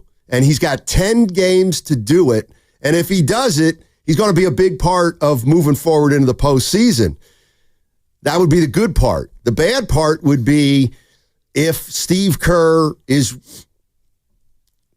if he has to hold Kuminga's feet to the fire and Kuminga's not performing, then I think that'll be completely noticeable. I think we're going to be able to see exactly how Steve Kerr feels about Jonathan Kuminga in the next 10 games. Man, and it's almost by default, with this loss to GP2. But, Stoney, it's funny you bring that up. Not one time did he say, we need JK, the coach, to come downhill, attack the rim, like I always say, with reckless abandon. He talked about the defensive end. And hopefully, tonight's a good start. JK taking on, I don't know who the Pelicans are going to have on the floor, but that's what it is. You're right. I'll give you the dub on that. It's about the defensive side of the floor. And if you're Kuminga, and you hear that, and they probably had a conversation, like a text, Steiny, there's a message in that. And we'll see if he comprehends what his job detail should specifically focus on more so than scoring. And the other thing that I just have in the back of my mind is what happened 2 years ago when Kuminga was in the starting lineup when Wiggins was out. Then Wiggins came back went right back into the starting lineup for the playoffs. I thought he lost his confidence too. Yeah, and we'll find out the status of Gary Payton II and when he may be back, as time moves forward. But for now, it looks like Steve Kerr's putting the ball in Kuminga's court. I want to play this again because I want people to listen to it if they haven't heard it the first time. But with Gary Payton II out, Steve Kerr was asked who's going to step in and fill in his shoes. And this is what Steve Kerr said. And just take a listen and tell me what you think. It opens up an opportunity for JK to be that defensive, stopper, the guy who, we've relied on Gary to be. JK's the obvious guy. Put him on the best offensive player. Pick up full, harass people like Gary does. I'm going to ask JK to do that, and it definitely opens up more minutes for him if he's effective with that. And then again, it's mix and match game to game, depending on who's playing well and how we're playing. All right. Who's playing well? That's another key. Yep. It sounds to me like if Kuminga's playing defense, Kerr's going to keep him on the floor. But also, I know we're talking about Kuminga sounding, and rightfully so, but I'm thinking about Guy Santos. Now he can be the Kuminga to Gary Payton II. You know what I mean? He was already playing well, but the reality is now, if I'm Guy, I'm feeling like keep doing what I've been doing just by default. Again, I'm going to get more time. This from the YouTube chat, and I thought of this too. Not that this isn't an original thought. Lowry, why wouldn't they ask JK to be a defensive stopper even before Gary Payton II got hurt? I have a feeling they've tried to prod him over the years, but here's more Steve Kerr. Like, listen to his tone, because that's another thing that's interesting. He's got a lot of potential in that regard, and I think it's right there for him to we'll give him some tough assignments here coming up, and but it's always in the context of the team and team defense, 5-man unit, and that applies to everybody. It doesn't matter if you're an on-ball defender or off-ball defender. You got to be in sync with everyone else. I thought we lacked that the other night. We had some mistakes on our own switching, coverage mistakes, so a lot of stuff to tighten up. All right, so he's got to stay in sync. And he mentioned Kuminga. Team. He's got to stay within the realm of the team. Yeah. I was picking up what he was putting down, Stoney, if you kind of the subliminals. Yeah, I mean, I think he that's as close as Steve Kerr's come to my way of thinking of just putting it out there, what he wants from Kuminga. The fans know what Kerr's looking for, and now we can like, I feel like this is why I call it a clean slate, and I'm interested to hear how Warrior fans might approach it too at 888-957-9570. This is why I say it's a clean slate, because Peyton's not going to be here probably for the remainder of the regular season. So that's 10 games. That's a nice little chunk of games for Kuminga to play in. And he's basically told Kuminga and the fan base, we need him to defend. Yep. And now this is the part I feel like is a good thing. Now we can watch Kuminga play for the next 10 games and see or try to assess if he's doing the things that Kerr wants him to do. And if he is, and Kerr's not using him, then we got to talk about it. But that's why I think it's a clean slate. I don't care what's happened to Kuminga before he got hurt, during the time he got hurt, after he got hurt, because right here, right now, he's got a brand new opportunity. And the pressure may be on him, and that's maybe what Steve Kerr's doing, Goo. But that's why I say I love it, because you can take a look at Jonathan Kuminga in a new light if you want to. Right. But, again, I don't want to be negative, but I feel like now with a soldier down in regard to Gary Payton II, Stoney, if this experiment goes just okay, they still need Jonathan Kuminga to ball out. And I was listening to the guys in the morning, and they were talking about pods and the point of attack defense, to where it's not just pods. Everybody's kind of getting, the business per se. And I'm telling JK, Steiner, you can't fake hustle, right? You know, all he has to do is work on his help defense too. Just not the coach. The camera will pick up a guy exerting, going out, and JK's so gifted. I think sometimes, Steiny, that gets lost, or he's loafing or not going, busting his tail. But just do those things, and the assignment might even be blown.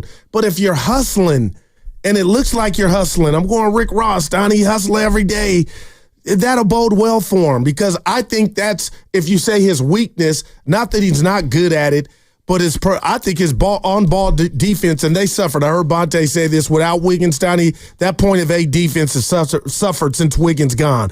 So it's been gone. We can all say that's the truth. But Jonathan Kuminga, your help defense is where I think you need to just focus on too, and that'll help you. Yeah, but that takes wits, smarts. It takes focus and concentration. Right. And of all the things about Kuminga, I've never thought for a minute he's an attitude problem or he's a moper. I just think he's a player who's still just 22 years old and trying to figure it all out. And he's got another chunk of games to reestablish himself, essentially. It's funny you say, and you're right, when you go to his natural age, or his only age, the birth certificate.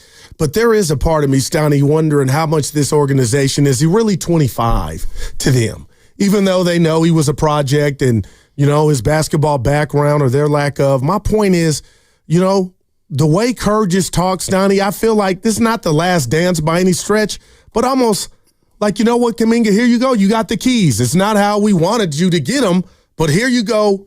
show us what you're going to do with them. Not offensively. Right. Defensively. Yeah. 888-957-9570 is the number. Chucky in Oakland. What's up, Chucky? How you doing, man? Hey, man, you too, man. I'm a sports talk radio heroes, man. I appreciate you both, man. Back at you. Hey, before I get into it, I just want to say, Guru, man, I appreciate you, man. You know, because last week, man, somebody came down your road, man, and you let them have it, man.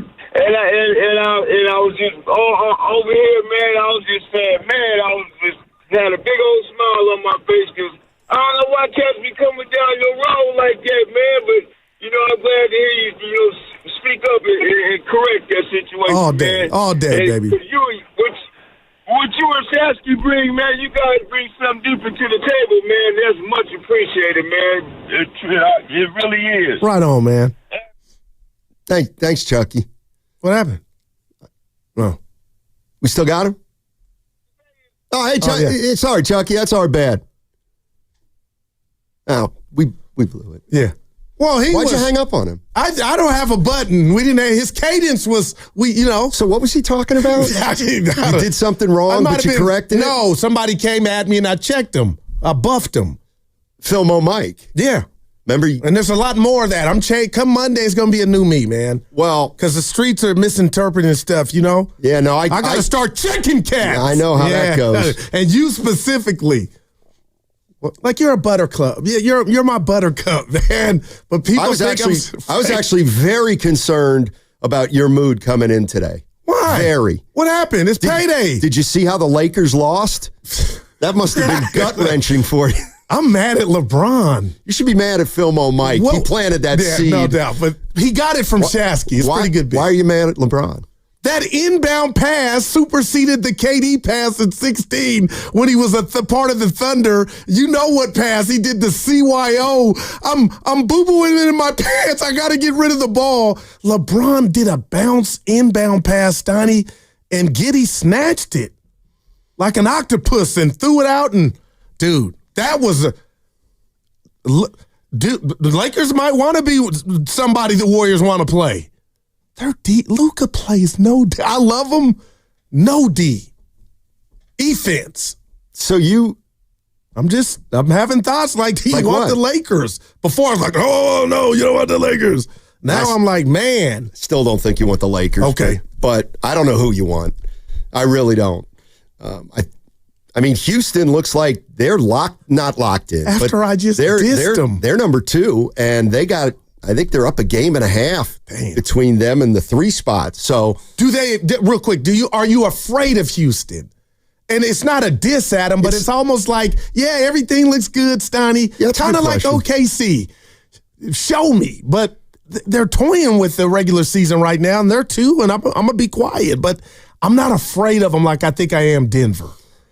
Well, who's won a chip. I think Denver's a tougher opponent for the Warriors than Houston. I think most Warrior fans would agree with that. Size is look, let's be honest. We don't know a ton about Houston, except that they're young. They play really hard. They defend, but they've got a lot of inexperience on that team. And they don't have an Aaron Gordon or a Jokic, so obviously I'd want to take that than those size problems that we already have. Yeah. And now we lost our best defender. Or one of them, on-ball defender, Gary Payton, he has that over Dre. Let's go to our main man, Leroy. Leroy's in Oakland. What's going on, Leroy? How you doing? Shiny, Goo. Happy Friday, guys. What's up, baby? Yeah. What's going on, Goo? What's going on, Shiny, man? Y'all know what's up. Look, Steve Kerr sounds like he is tired of Jonathan Kuminga not taking advantage of his opportunities. As small as they may be, he's getting them in abundance. And frankly, you guys, I'm kind of tired of it too. Like, I remember last week when Curry was out. And I remember saying this over the past 2 or 3 years. Hey, this person's out, that person's out. Okay, JK, it's time for you to shine. And he never takes advantage of it. He just lays an egg when it is his time to shine. So I just think Steve Kerr sounds tired of Jonathan not taking advantage of his opportunities. And he's like, okay, take advantage of these opportunities these last 10 games. I'm going to give them to you. So we'll see if he does. And also, I just wanted to say something about the Pelicans. Yep. This is the type of game that scares me. Really? Because I'm a lifer with the Warriors. And I used to watch the Warriors, and those type of guys that are going tonight for the Pelicans are the type of guys that beat the Warriors all the time. I'd be going, who is this guy? And he has a career day against the Warriors, in the past. Who is this guy? And he has these nobodies, right, that are bouncy, that are long, that they're not used to scouting. So they're going to have to be careful, man, and play right tonight, or they might lose this game, because these guys from the Pelicans, they're going to get up. This is their opportunity to shine. And again, these are the type of guys that beats the Warriors, that the Warriors don't have no answer for, guys that they don't usually see all the time. It's weird, but I just remember watching over the years, man. So watch this game tonight. But, Steve Kerr just sounds like he is fed up with Jonathan not taking care or not taking advantages of his opportunities when he gets them. So he's going to have to show Kerr something tonight, or it's going to be problems. Hey, Lee, before you go, do you have a preference? I know they're 7th right now of who you'd like to see if they somehow get to 6th, who you would prefer in the first round, because I'm baffled.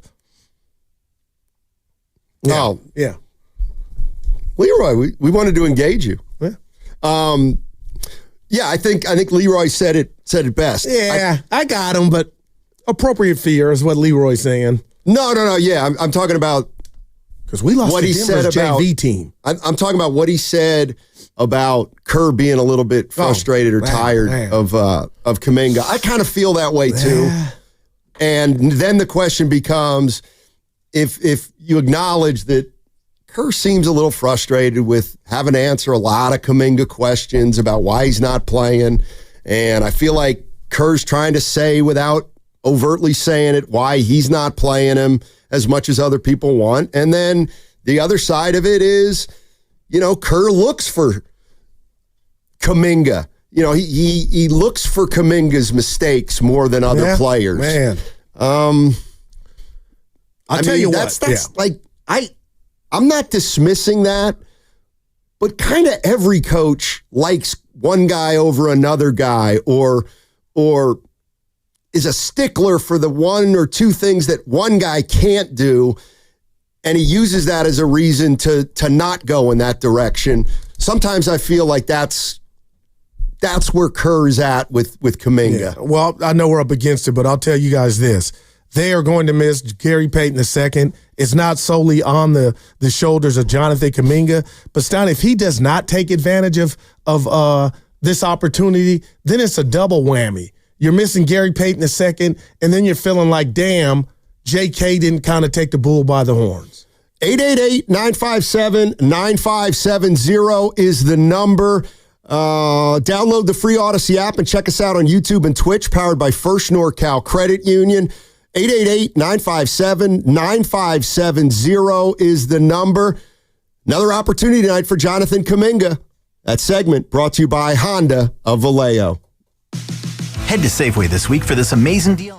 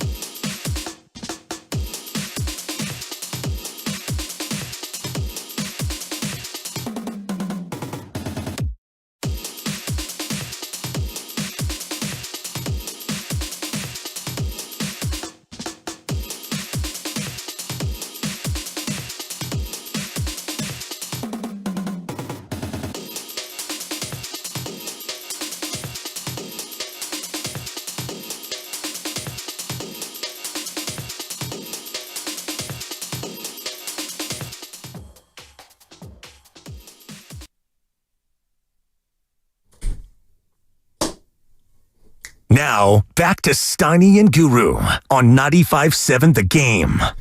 By the way, we have to talk about something. That's what we do. I feel like I've been set up to look bad, and I don't like it. That's in your playbook. I don't do that. Talk. I'm gonna take some calls right now, but just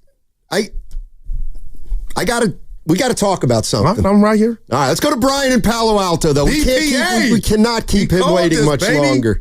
What's up, Brian? Hey, it's pretty crazy, almost half a decade into the guy's career, that we still continue to make the same excuses about this guy. And, it's just, and all the hand-wringing and all the Kuminga stands are pretty toxic, by the way. And nothing's his fault with these guys, right? Like, if he has a bad game, it's because Kerr didn't play him enough 3 years ago, or, he doesn't rebound, he's not a great defender, he doesn't shoot well, he doesn't have a great handle. All that's Kerr's fault, right? None of that's Kuminga's fault. And, you look at his historical, he's not a young player. He's 4 years in the league, and regardless of what your age was coming to the league, you should see it by now, right? These are things that you should see by now, and you don't see them. And yeah, it's crazy, all this for the eighth guy in the rotation, and it can't be good for vibes. Certainly not good for vibes in Warrior fandom, but yeah, it's just, he's never really shown himself to be a great point of attack defender. So, he, everything Guy Santos is, right? If Kuminga hustled the way he did, or was a willing rebounder, or could make a wide open three like Santos could, we're going to give this guy $35 million or whatever. But let's just stop the excuses. But BPA, I think the biggest fan for Jonathan Kuminga, Steiner, you tell me what you think. I've said it before. It's Joe Lacob. And I don't think these 10 games, I could be wrong, and the playoffs, he's not playing for his future. I don't know. If you're in a boardroom, Microsoft exec, and you're at the whiteboard and you're saying, you know what, and you said this, Steiner, you've been his biggest proponent in this regard, he's only 22, this or that. But BPA is right, Steiny. Nobody cares about that. This is the fourth year, and I'm rooting for him like all outdoors. The Willard thing, I can't shake because I don't want to be a part of that. What Willard thing? Like, either we love him or hate him, and I know he's right, but I'm just rooting for him because he's got a Warrior jersey. My point is, I've watched him try to cook since he's come back, and we missed him. I honestly can look you in the face right now and say, Steiny, like your hair, I don't feel like it's gelling. Like, it's him cooking and everybody watching, and it's not all his fault. But the coach said, Goo, shut up, because I'm monitoring him on the defensive end. Yeah, how come you're doing it now, though? Wow. I don't have that answer. No, I'm yeah. with you. I'll just tell you this. Yeah. What if Pods and Guy Santos had Jonathan Kuminga's physique? Pods would be an all-star. Well, he'd probably get 13 or 14 rebounds. Am I wrong to have that thought? Kind of. Because if Pods had that kind of body, who knows? Maybe he wouldn't be as hungry. Maybe Pods is kind of an underdog. But no, I hear you. There's something to that. By the way, this is one thing we got to get into. So, Kuminga and his future with the Warriors. Objectively, he's in trouble. Free agent wise. I just don't. And I'll tell you why. I'm all ears. You should go onto the ESPN website, and they have a story about free agency. And there is one team with money, the Nets. That's it. And the story was talking about how the Nets have a lot of cap space, but they may not use it all this year. And so agents right now are telling their free agent players, buckle up, because it's going to be slim pickings out there. They had a quote from an agent that said, free agents this year have no leverage. So, but he would be a perfect fit for me in Brooklyn because their time is not now, but he's young. He's got all the ha-ha, Steiny, and he can grow into it. I'm just all at, 30? But what? Like, that ain't spending it all. Like, could you see? You know what? I think talking about Kuminga making 30, because the number was 40 coming into this season, right? That's a joke. That's been a joke. It's always been a joke because clearly the Warriors weren't even close to in that ballpark. But keep this in mind too. We know there's a wide variety of opinions on Jonathan Kuminga. If the Nets don't like Kuminga, he's in what's he going to do? He can't do anything. He can't. Well, what do you think he thinks and his agent thinks of his portfolio? Do you think Jonathan Kuminga right now, because we've heard him, and I'm not being rude, I'm being real. Somehow the reporters got some information about the coach not having confidence. All that happened. That's stuff under the water under the bridge, right? But it really isn't when you talk about Steiny. What do you think Kuminga thinks he's worth? Because that's what 90% of this is about. But yeah, and I'm sure he thinks he's worth more than what the Warriors think he's worth. So I don't know what the number is. All I'm telling you is I feel like $30 million for Kuminga is like $60 million for Purdy. Wow, Stein. I just don't see it happening. I just do not see it happening. And we got to understand that the Warriors aren't going to offer Kuminga $25-30 million if there's not a team out there that's even offering him 15. So he's in a tricky spot. Austin and San Jose saying Steiny 18 to 25. Maybe. Let's go to Rich. Rich is in Hayward. Hey, Richie. Rich, how you doing, man? Oh, yeah. Can I call you right back? Oh, sure. Yeah, Rich. That's no problem. Yeah, call me right back. Well, you know what? Let's just wait for Rich to call back. I've never heard a caller call a radio show and say, can I call you? No, you can't call us back. We can't take that, right, Cam? We have to have standards. Hey, okay, so... Yeah, let's put the right on the table. You got something sponsored by Atco Pest Control. What's bugging you today at 2 p.m.? So, that's right. And I'm in a great mood. Nothing's bugging me at all. So yesterday, before the show, I saw you in talking to the boss. And you came out, and I said, what are you guys talking about? And you didn't tell me. In fact, you mocked me for even wanting to know, and it became clear that you didn't want to tell me. Fine. That's fine. Maybe it didn't have anything to do with me, but it really did. No, it kind of did. And this is where you hung me out to dry. Apparently, Dan Dibley is not here today. Yeah, San Diego, the zoo. So the Warriors have a game at 5. Okay. Which means the pregame show's at 4. Yes, sir. But Dibley's not going to be here. Gotcha. So the boss asked you, any chance you want to stick around till 3? Yeah. To do an extra hour with Mark Willard. Yeah. Well, the director of sports actually asked me, and that's Lucas Alexander. Right. And so you said yes, right? Of course. Team player. That makes me look bad. It makes me look bad. So now I got to leave today at 2:10. I was never asked to stay, but I'm going to leave today at, let's make it 2:08, and I'm going to look like a quitter. But I'm going to look like the guy who walks out on his teammates. That has people nothing. Just start calling me Jimmy Butler. Yeah. Well, you've already created that narrative. I have nothing to do with why you weren't asked. I think you know why you weren't asked. Why? Because you want to get out of here fast. So they didn't want to bother you. So don't you dare put that at my doorstep that I'm making you look bad because I want to be a team player and help out the team. Don't you know who you really are? Like, don't you know what type of teammate you are on the team? You make people uncomfortable at times, and then when you're in a good mood, you flaunt it like it's every day. Just take a step back. You got a little Billy Martin in you. and nobody wanted to upset you, so they didn't ask. But here's the guy saying, why didn't I get it? You know why. You want to, nobody wants to deal with that, you know? I'm working tomorrow. I'm working Saturday. You get to see Loveman's mom, the anniversary. She'll be a Friedman. That was a year ago. That's right. Yeah.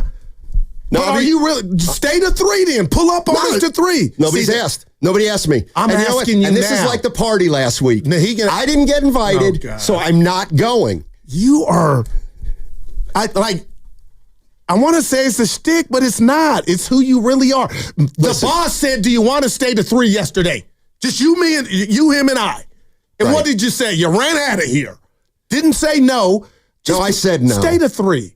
I can't today. Why? Because it's too short of notice. Shout out short. I have a commitment today at 2:45, and you don't need to know what it is, so don't even ask. Well, I'm part of it. I know what it is, and I know where to find you about 4. Yeah. Stop it. I have a commitment. I've got responsibilities. I got kids. I got livelihood. I got relationships. You can't do that less than 24 hours before you're asking a guy to stay extra. Carter just got in my ear. I got plans for this weekend, and they start at 2:45. But happy hour can maybe. That's not what it is. You don't have any little babies at home. Now I'm getting mad because you're running this. Have you ever heard of networking? I've got networking events after work. Okay, so why are you crying about me staying to 3? I don't. Because it still makes me look bad. It should. Carter, this guy, people, they know who you really are, and it's okay. You're a good guy. I think they know that had I been asked with a little more time, I would have said absolutely, positively. Willard and Dibbs can't get you to stay to 2:20 every day. You're out of here like Speedy Gonzalez. Don't you dare fix your mouth every day. Or you don't like what you do. A lot of days. That's what concern. You don't like what you do. I wouldn't say that. 4 hours with me is just, it's like you're out of here. That's cool. It's just, 4 hours is the perfect amount of time. 3 hours, nobody gets enough of Steiny. 5 hours of Steiny is way too much for people. You're listening to 95.7 The Game, KGMZ FM and HD1 San Francisco, always live on the free Odyssey app, and now broadcasting from the Laughing Monk Studios. Laughing Monk, righteously brewed in San Francisco. You are a wordsmith. People, networking, that was awesome. AKA and I'll leave that to your imagination, but networking, that's a great pool. I'm telling you. Networking. Everybody needs a side hustle these days. One job is not enough. I agree. And so I gamble. Maybe I'm sniffing around. I'm not.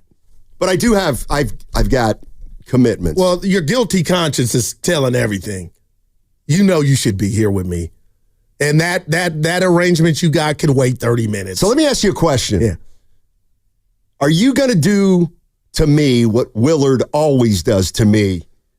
See, and that's what I want people to know that think I'm scared of you. I could do it 24/7, but we wouldn't have a show because you wouldn't last. But I got to be the nice guy. Steiny, and then just real quick, and we'll get off this. It's really kind of a bad look to Willard. You not staying, but me staying. You're saying a lot to Mark, and he's not telling you, but I'll tell you for him. You're really saying a lot. Like, you can't stick around and hang out and chop it up with us. For the last time, and we're going to get to Shane in San Francisco. Think about Mark. Unfortunately, I have made a commitment. On a payday Friday. That's correct. They can't be pushed back 30 minutes. You know what? It could be. There we go. But it would be such an imposition on someone else that I don't feel it's right to do it. Mm-hmm. Gotcha. Hey, let's go to Shane in San Francisco. He wants to rip Brian in Palo Alto. Welcome to the show. Hey, what's up, guys? Hey. Oh, boy. All right. First of all, you guys stop with the little bickering. All right. I know you're happy. You're both in a good mood. Let's just keep it rolling. Stop the bickering. Second of all, Guru, gambling is not a side hustle. It can be when you get hot. Yeah. Yeah. Let me know when that happens. Third of all, Hey, to BPA, like, dude, I like you, but what is nearly half a decade career? That is the most meaningless statement I've ever heard. And I think Steiny, you'll have my back on that one. Like, Kuminga was not drafted to be the immediate impact player that some fans think he should be or whatever. Like, nearly half a decade, we're just playing semantics gymnastics over here. Like, come on, dude. I think, yes, maybe Steve Kerr is frustrated, and that's, rightfully so, and respectfully, him making that declaration to the media and you guys playing that statement outright, to start the show, like, I think that's out of respect for JK, and maybe there's frustration and anything else involved, but he's given him opportunity, and I believe that JK can take advantage of it. Whether he does or not is yet to be seen, but dude has to step up, and I'm the biggest JK fan there is out there, and I believe he can and will, but, Steve's making a statement out loud, not just to JK this time, but to the whole world, and, if JK does, then your BPAs of the world got to get off of Twitter and, eat their words, and that just is what it is. Oh, good. Man. No, and that's why I'm starting over with Kuminga, because this is, he's been in this spot before where he's being asked to play for a guy who's hurt, so he's done that part before. But I got to tell you, Shane, I heard exactly what you heard too, and it was Steve Kerr telling Kuminga and telling Warrior fans, I will play you. Golden State Warrior fans, I will play Jonathan Kuminga if he can defend, both on the ball and in help defense. But we've seen him pick guys up 94 feet. Well, he's going to, right. And let's see how he does when he does that. But I'll say this, because I'm focused on the season, right, Stoney? 10 games, as you mentioned, the playoffs. But, I'm a big relationship guy, and before I was married, you'd have men and women. They want a title, they want a ring, and they give you an ultimatum and a time frame. And I'm just telling you, I can't ignore or watch Jonathan Kuminga without knowing or trying to forget what's at stake. And what's at stake is he going to be with us or not?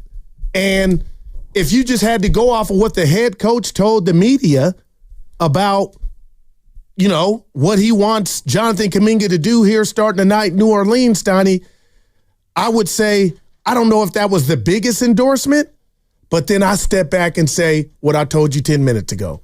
Joe Lacob, I believe, is Jonathan Kuminga's biggest fan, so that trumps or supersedes what the coach would do if he were like, you know what, we'll be okay. And I'm not saying Kerr's saying that, but BPA and that caller's right.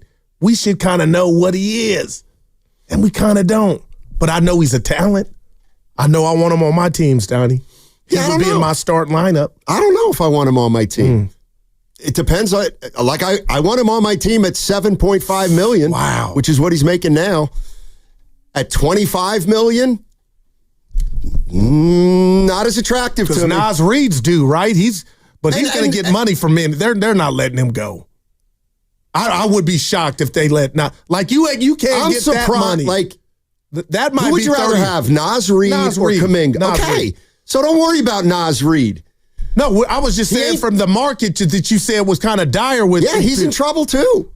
Or Minnesota might give him that bread that would suffice. But they don't have to give him bread. But if they chose to. Yes. Yeah. But he's more proven than Kuminga. No doubt. He's a more integral piece to a team. He's a bad dude. That was better than the Warriors last year. Bobby in Los Altos. Our man. What's up, Bobby? How you doing, buddy? Hey, doing well. Look, this interesting conversation on JK. So I guess I'm going to, obviously you've had two sides of the coin on the last couple calls, but I'm going to have to agree. The thing with JK is he's not elite at anything. I mean, if he was at least elite at something, then I'd be a little bit more forgiving. But he's been here for 4 years. If you can't show what you can do after 4 years, regardless of whether you're starting or not, I think you've already shown what you are going to be. It's not that he can't get better, but I can't imagine that he would get more than like $18 million a year, maybe a little bit more than Moses Moody. And the reason why Lacob likes him so much is that he doesn't want to be proven wrong again, that he can't figure out how to capitalize on high draft picks. So, of course, he wants J.K. to be successful. But come on, man, after 4 years, he ain't going to be no third. You would know if he's $30 million. Look, I know this doesn't translate perfectly, but the NFL, you knew after 5 plays that Herbert was a star. You knew after like a quarter that the Bengals boy, I forgot it, Joe Burrow, was a star. You know. You don't need 4 years to figure it out. Unfortunately, J.K. has not shown it. And like the fact that he can't even do it in practice enough to get to start when we got injured players or when our team is in disarray and we're a 500 team and he still can't crack it. I mean, I'm sorry. I wish the best for him, but I mean, there's no way that kid's going to get 30, at least on this next coming contract. He's going to get a Moses Moody plus $2 million a year. That's how I feel about it. And then can I just take you guys inside? Because I know you guys are the stars of the show and we're just kind of the kids that mop up the sweat. No, right? boy. No, not at all. But let me just say something because you guys probably don't know this. Your producers, man, like after we talk, they just cut us. So whenever you think that like you have a follow-up question and we dropped, we never drop, man. You guys drop. Oh, hey, let me stick up for my guys. They're doing their job and there's delays. They're not doing it on purpose. So, Bobby, I'm going to stick up for my guys. But last thing, Bobby, you made some good points. But that thing about what's he elite at, there's a lot. The league is littered with dudes. Steiner, you tell me if I'm wrong, that aren't elite at anything. I mean, but they're not making 30. Well, that's what he wasn't saying it like that, but a lot of dudes are not elite at, elite are those are the great ones. Well, Kuminga's not close to elite. But Moody and Pods aren't elite, and that's okay. Right, and that's about, and Moody's making $13 million a year starting next year. Yeah, I was just like, I thought about that, hit me like, man, there's a lot of dudes in the league that are getting you 18 points a game, Stoney, that aren't elite at anything. That's like who? I need a player. You need to do some research. I need to know the players you're talking about who aren't elite. Like the whole league. Who's getting 18 a game. Like what if I said, what's Trae Young elite at? What are you kidding? Yeah. He is a top-notch playmaker. You went Daffy Duck on me a little bit, Donnie. And you come down this road a whole lot. He stinks on defense, but he is a problem to guard. Yeah. I mean, he just is. I'm a big fan of his. He's not everybody's cup of tea, but like he does 2 or 3. First of all, he makes every foul shot. He's a Zach good free throw Levine shooter. Getting 40. What's this guy? Just ridiculous. Right, and that's to me was a mistake. He can score. That's right. On a non-winning basketball team. Yeah, I mean he's averaging 25 a game, and he's shooting pretty good from the field. I think he was up at 50 last time I saw. 888-957-9570 is the number. Jonathan Kuminga is going to get another crack at it with Gary Payton the second out. Steve Kerr made it clear he's going to play Kuminga, and he wants Kuminga to do certain things, and if he does certain things, he's going to play more. Isn't that as simple as it gets? So let's take a look at Jonathan Kuminga with some fresh eyes. There is one concern, though, I have as it relates to if Kuminga is going to take a bigger role the next 2 games, and I'll tell you what that is on the other side. What's coming up on the game is brought to you by Fremont Bank, here for you, here for good, and we'll be back to talk about it on 95.7. Lawton Skilled Nursing and Rehabilitation Center is a 5-star facility located in the Sunset District.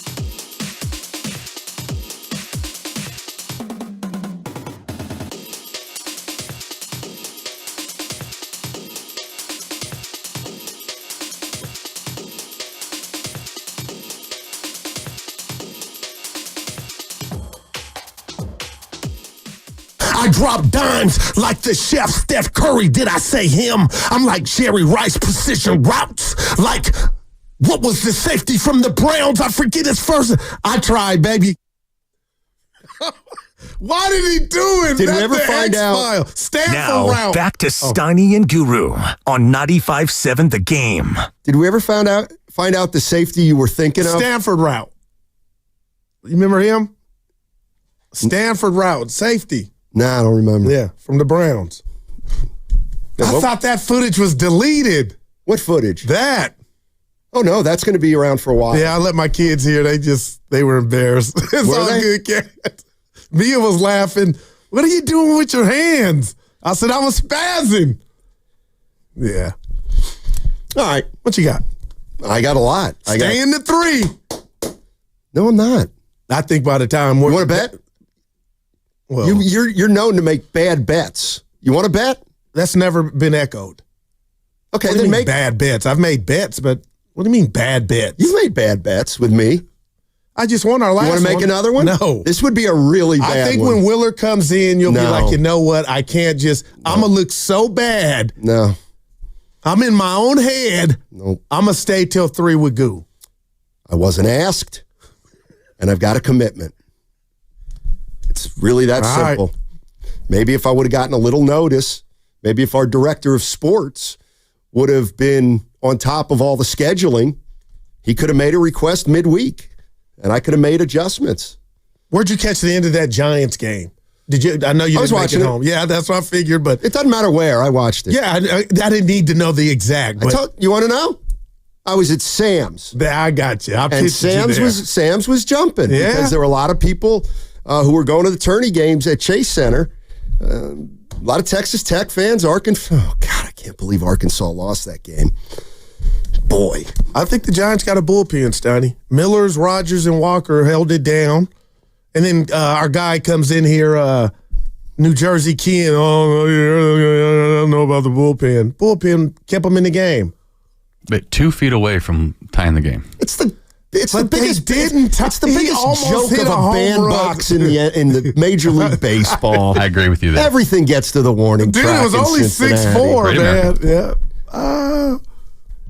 Wilmer Flores, Steiny, that was a big 3-run jack. Yeah. That'll buy him some time. Well, he's healthy. And when they won 107, Darren Ruff, they could do no wrong, guys like that. So we'll see.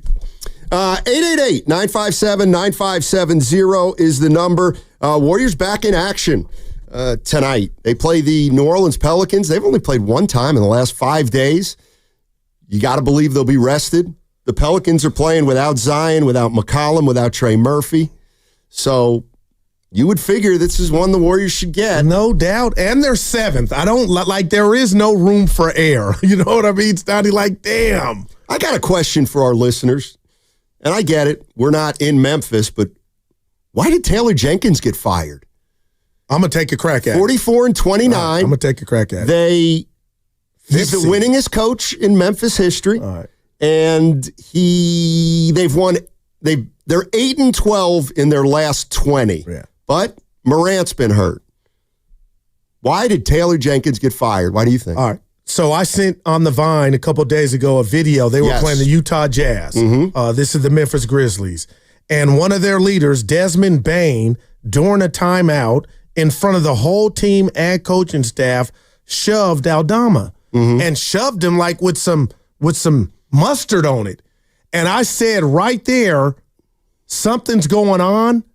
And I respect Jenkins to the point, Steiny, he runs hot. This is just me going Perry Mason.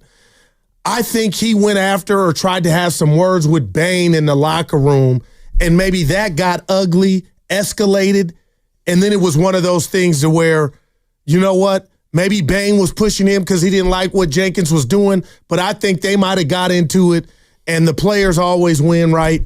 And that's why he got fired with 9 to go.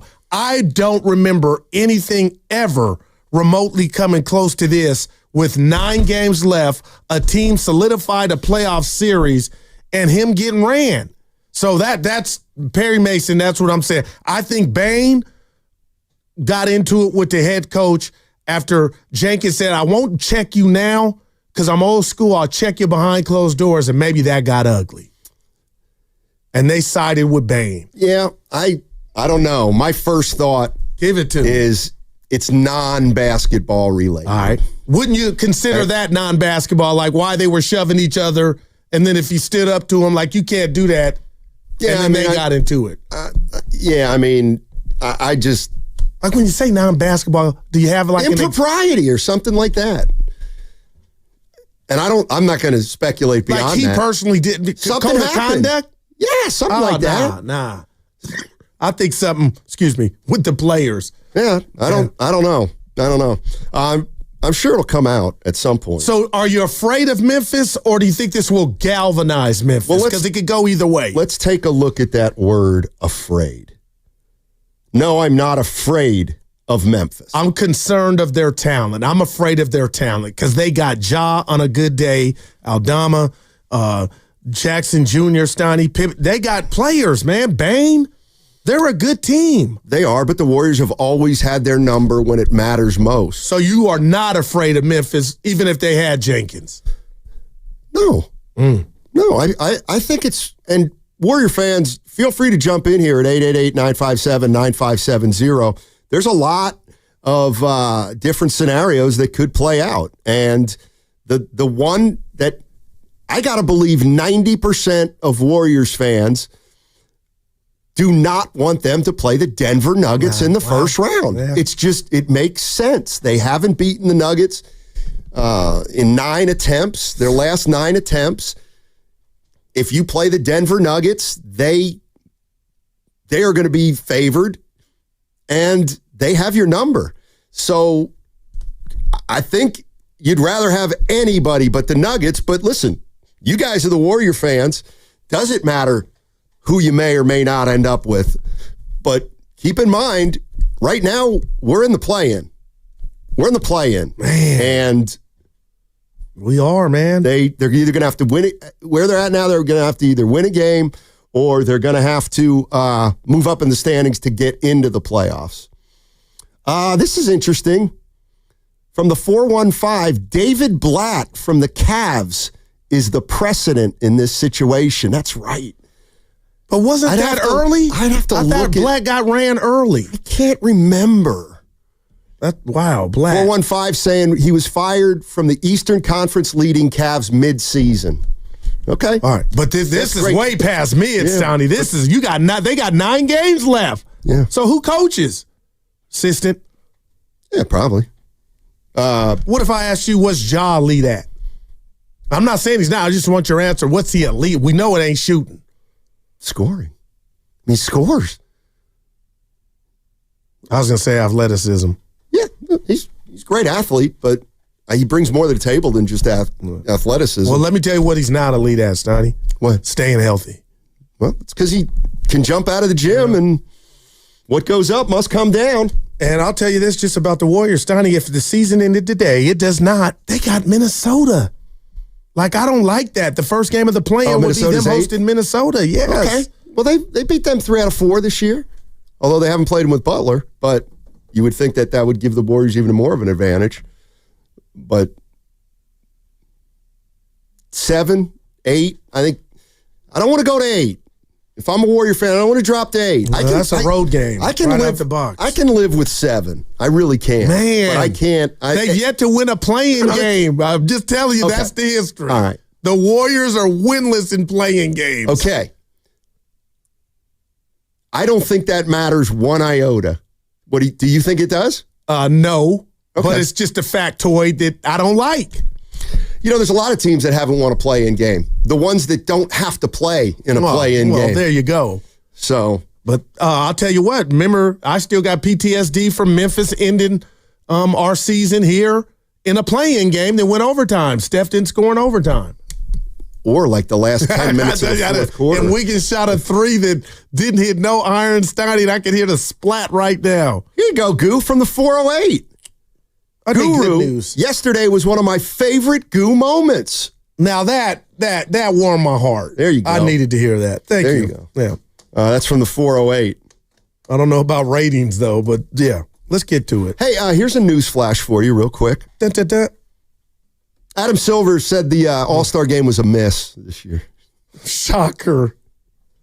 What are they? This is bad. And there's no timeline for David Stern, NBA God rest expansion. his soul, never had to sell his soul to fix his league. They played. They took pride in the All-Star game. Guys were in the dunk contest. The shooters were in the three-point contest. And now look what we have.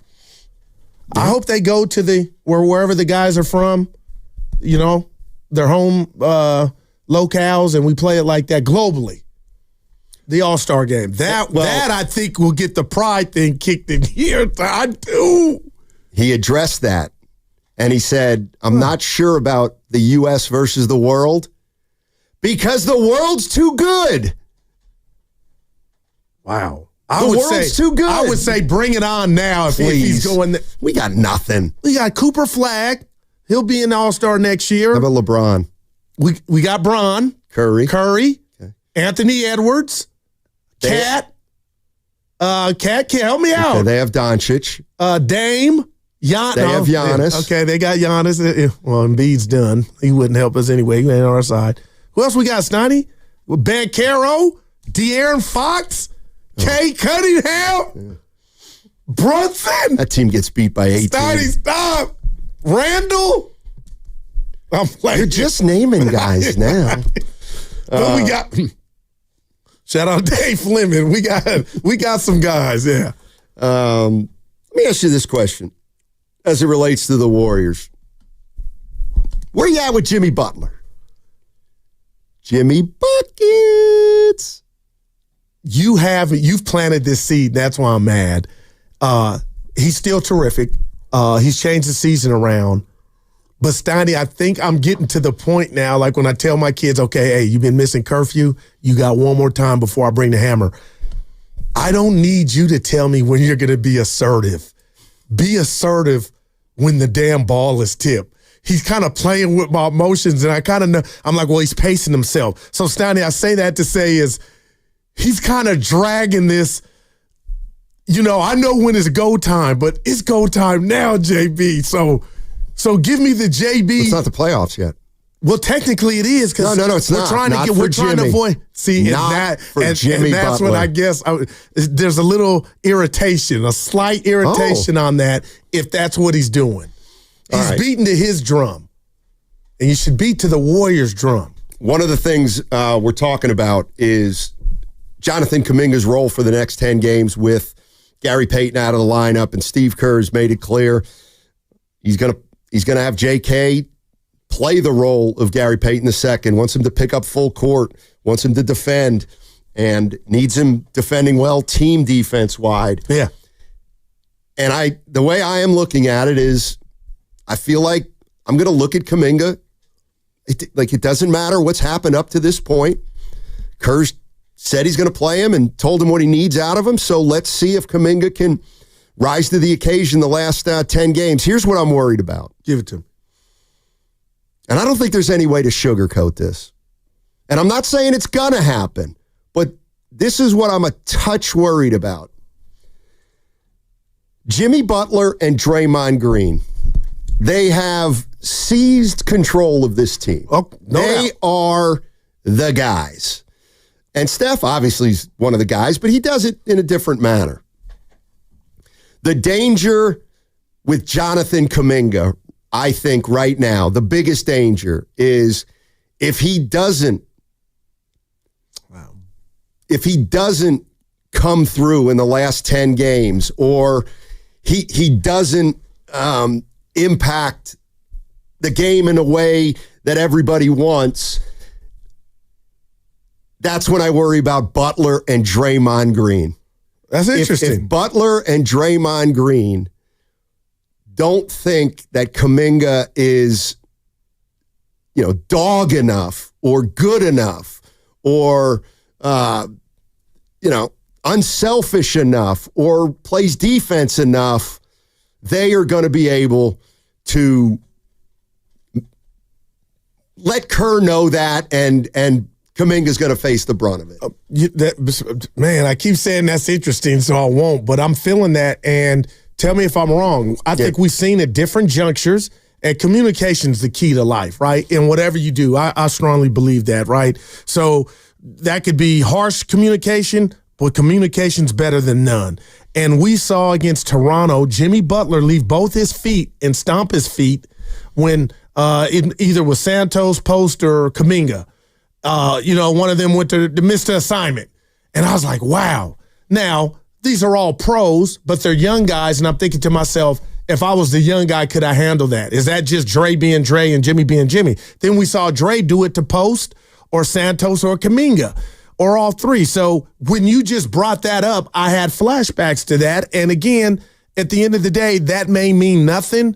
But Steiny, I would hope leaders know that when you're dealing with guys that maybe aren't on your level, you got to lead and come down to a certain degree, because you don't, like a fish on the hook, you don't want to lose them as you reel them in.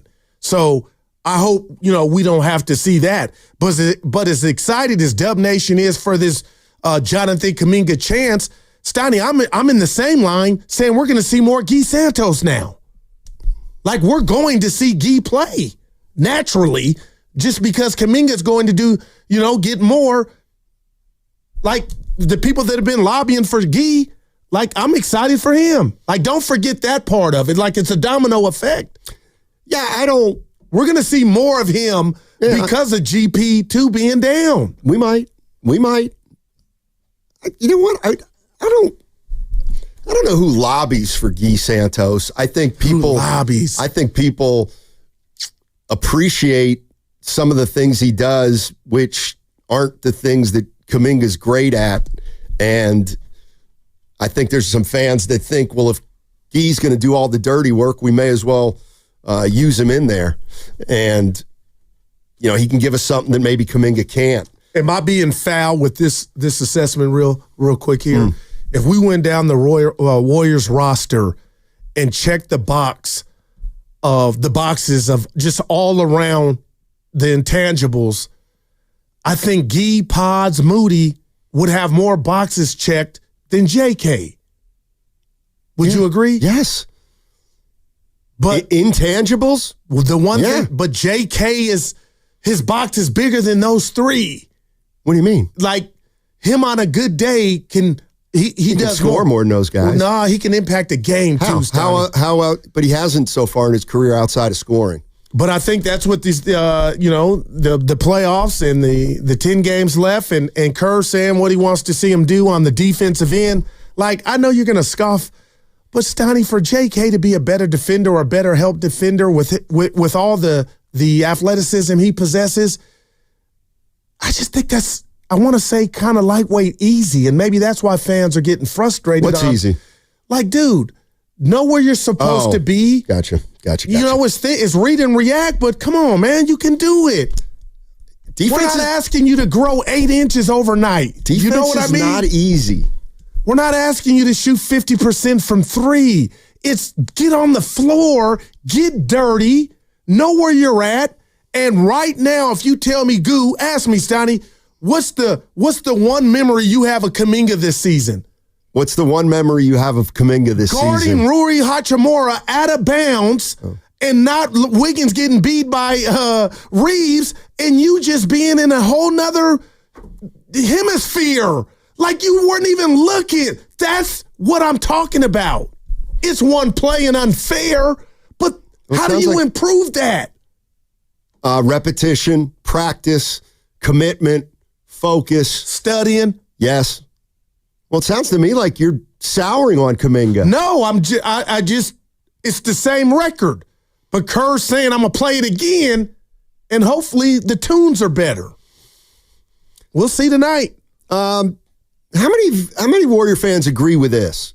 This is from the 415 on the Comcast Business Text line. Steiny and Goo, JK took advantage of every opportunity when someone's gotten hurt over the course of his career. It didn't matter because once they came back, Jonathan Kuminga went right back to playing less minutes. Okay, that I like that, but this is different.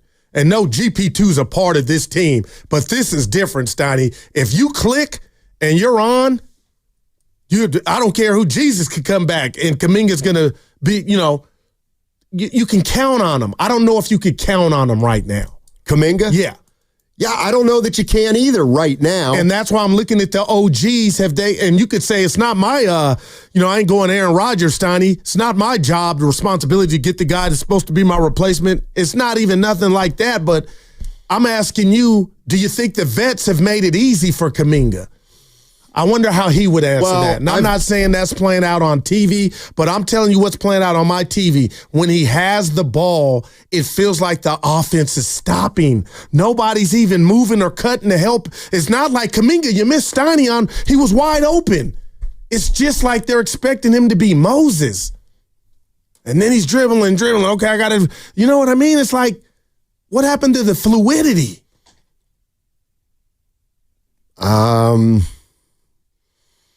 I mean, he's always, he's kind of an ISO guy. That's which isn't a bad thing. Yeah.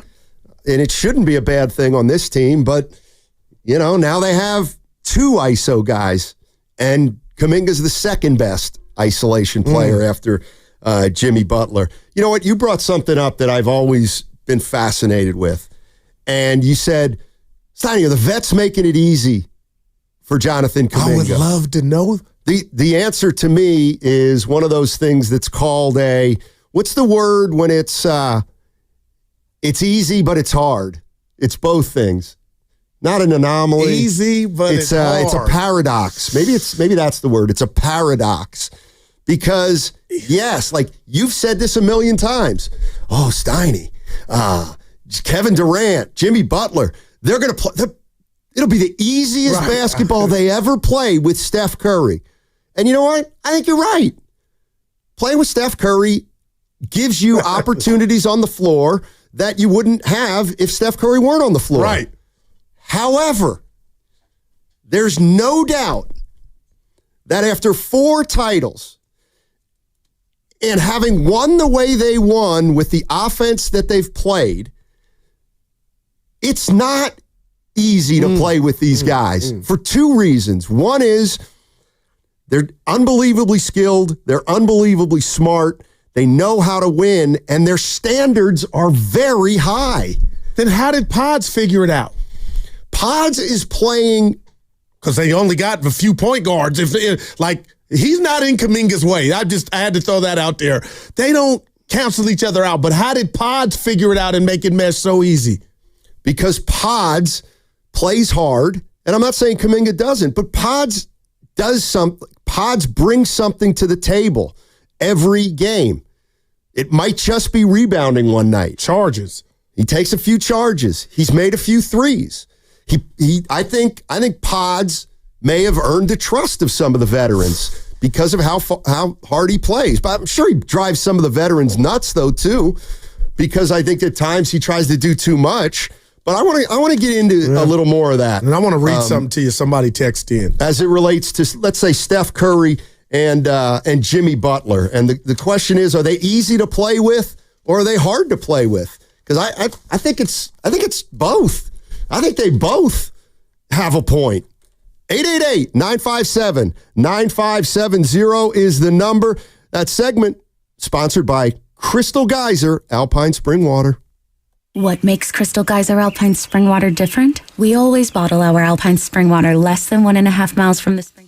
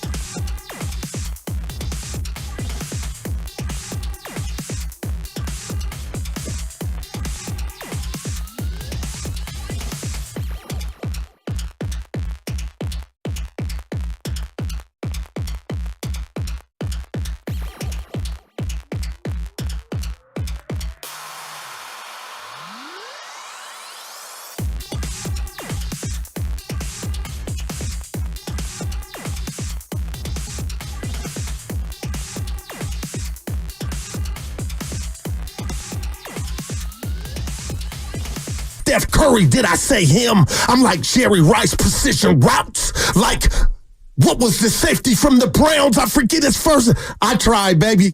Now, back to Steiny and Guru on 95.7 The Game. Happy Friday, everybody. Payday. Yes, sir. Yes, sir. Giants win. Comeback win in the 9th. Opening day, they beat the Reds. Warriors back in action tonight in New Orleans against the Pelicans. And an NCAA tournament was in town last night. Yeah, and you said they'll resume tomorrow. We got games tonight, but they'll resume at Chase tomorrow. One game. One game. Yeah. Why can't I think of the fourth team here? Oh, it's Florida. Florida plays Texas Tech. Wow, the Red Raiders versus the Gators. What the heck happened to Arkansas? Man. By the way, let me. There's a text here that I must. Oh, oxymoron was the word they said you were looking for. Maybe. Nah. 915. Y'all sound like Al Campanis questioning Kuminga's IQ. I don't do that anymore. And I'm black. I don't use the IQ. Purposely do not use that. He's inexperienced. He doesn't have enough basketball foundation under him. It starts tonight. We'll see. By the way, going to be a special guest at that Warrior game tonight. Special guest. Who? My daughter. Oh, that is dope. Yeah. Who's she going with? Her friend. That is Caroline. tight. You hooked it up, huh? Yeah, I did. My man. Well, that's a great dad. I made the request. I didn't realize. Dad of the year. That would be somebody else. But yeah, she'll be in the house, and I told her, break out that Warrior garb. That's tight. Break out that Warrior garb. Good dad. Smoothie King. Dude, all I did was ask a guy. No, you got your daughter tickets. You know what, though? There's some bad dads out here, Thank you. Just say thank you, Steiny. That's all. Thank you, buddy. Yeah, no doubt. I appreciate that, man. Gotcha. Let's go to Tim in Raleigh, North Carolina. Hey, Tim, how you doing? I'm good, guys. Hey, and I see our favorite guys, the topic of conversation again. So I just say, I've never seen Dre who will say anything about anyone. I've never seen him say anything but praise about this kid. I've never seen Steph do anything but praise. Even Iggy, the most critical of all, never say anything negative about him. He has shown he can play with Steph, which is hard for anybody to do. But I would say to any Kuminga fan out there, Guru, all of you, it's almost over, guys. Like, honestly, it's almost over. Like, he'll be moving on over the summer. And Kuminga, and look, as long as Kuminga is up against a no-win situation in this area, and I'll tell you why. You know, and no shot at you, Steiny, but you and the guy that come on after you, you guys have big voices, and you guys aren't fans. And so when you guys aren't fans, you're going to naturally critique everything. You literally act as though it is nothing that can be done to help him be successful, but you know basketball, right? But it's other three on this station, Guru, Bonte, when he was here, Shasky, y'all looked at it totally different because you guys were fans and wanted to see him be a part of the organization. So what happens is anything wrong, like nobody said anything. When have we seen JK and post pick and roll, right? Get the big man out of the lane, go to the basket. We haven't seen it. We haven't. Guru, you just made an innuendo about who he's out there with, but that is not going to be a topic here. And so as long as big voices around here, like, guys, it's a follower's mentality. That is just kind of what's there. So when guys that have the opportunity to speak to millions get on here and say, he's inexperienced. No, I'm not going to say IQ is inexperienced, but never acknowledge the games we've won because of him, but never acknowledge some of the horrific play from others on this team.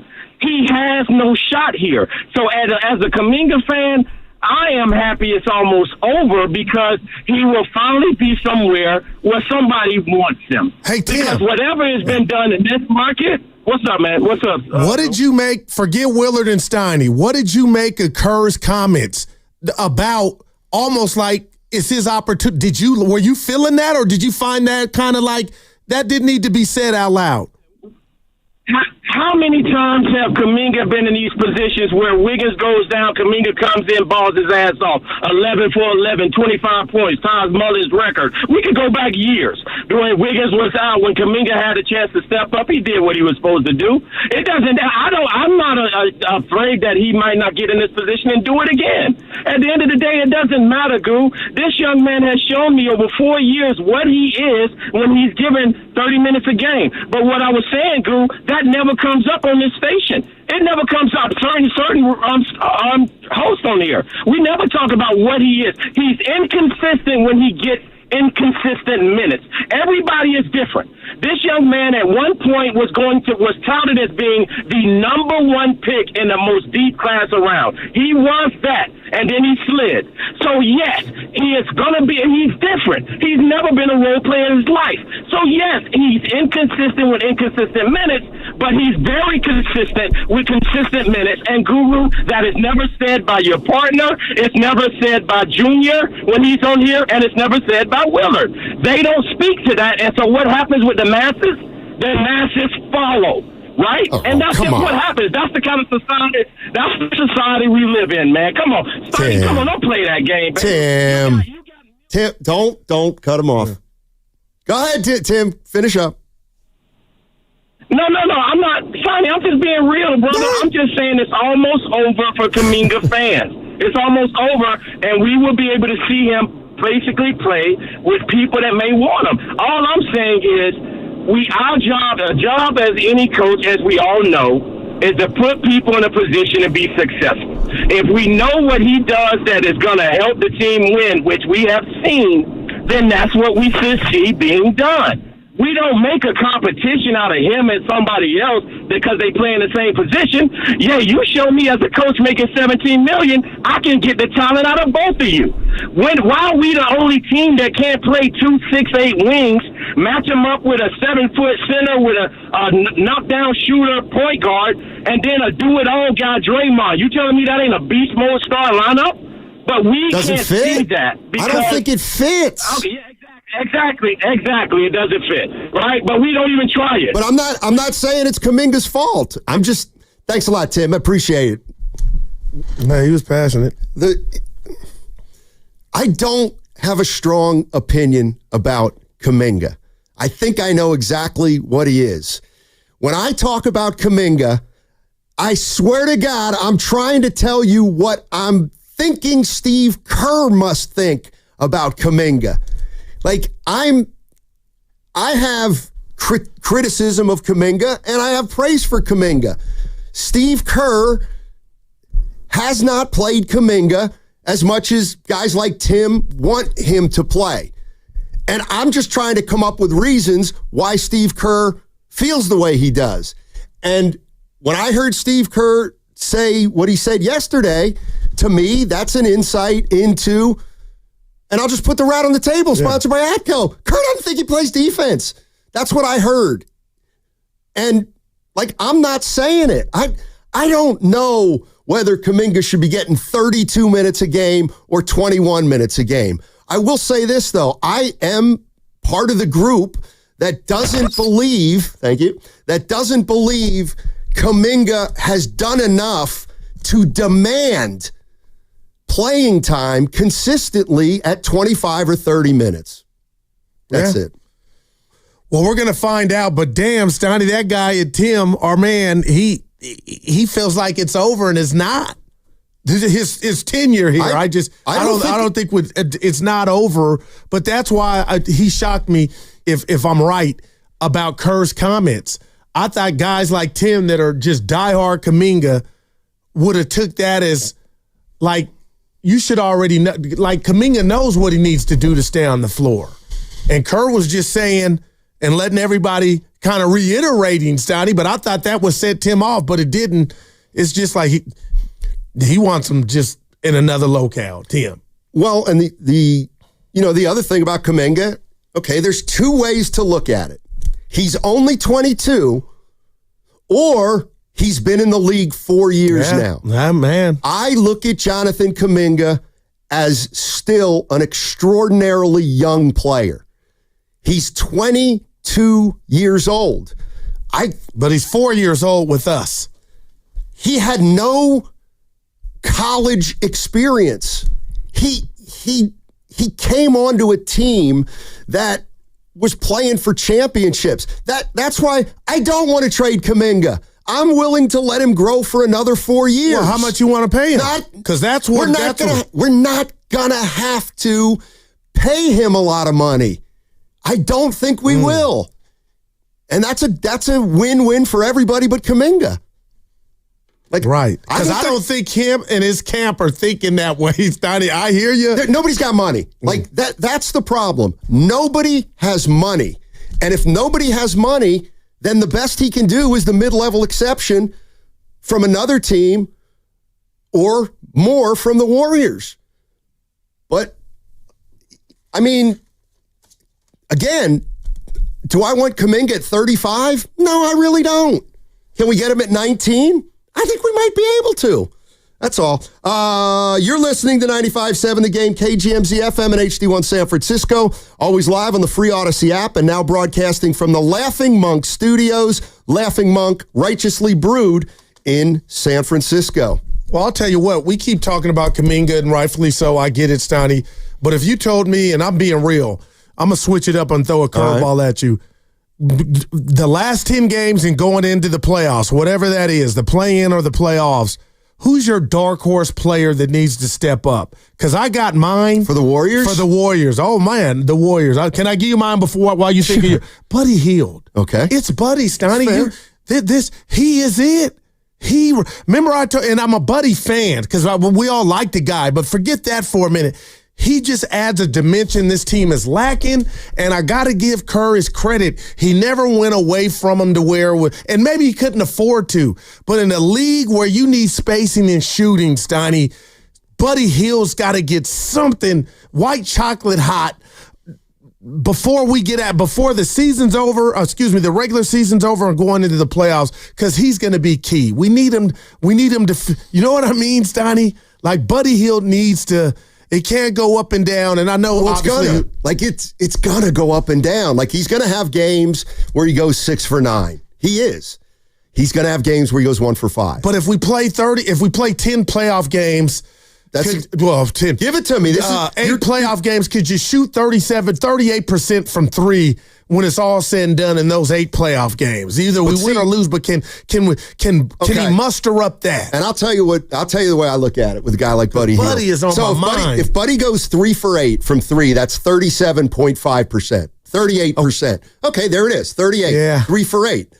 I don't want him going 3 for 8 every game. Yeah. I want him going if a 1 for 5 gets me a 6 for 9. You want the clay. I'll take the 1 for 5 because the next game, I want Buddy Hield in the postseason, if and when they make it, again, just like Kuminga.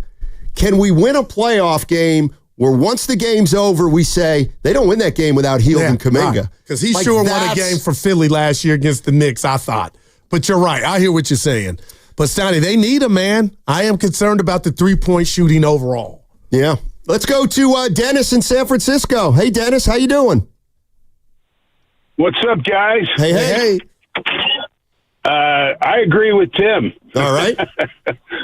And I'm not saying, I'm not trying to say that you guys are hammering Kuminga, but I've heard a lot. I listen to all your shows. Right. I listen in the morning to Shasky and now no more Bonte. What's the guy's name? Spadone or whatever. Yeah. You guys and Willard and Dibbs. I listen, when I'm driving around in my truck. And I just feel like there's been a lot of negativity in discussion around Kuminga. And I think it's been here since he's been here, And I saw the kid as a rookie play very well when he got the opportunity to play. Like Tim was saying, when he has consecutive minutes, you could see the growth in him.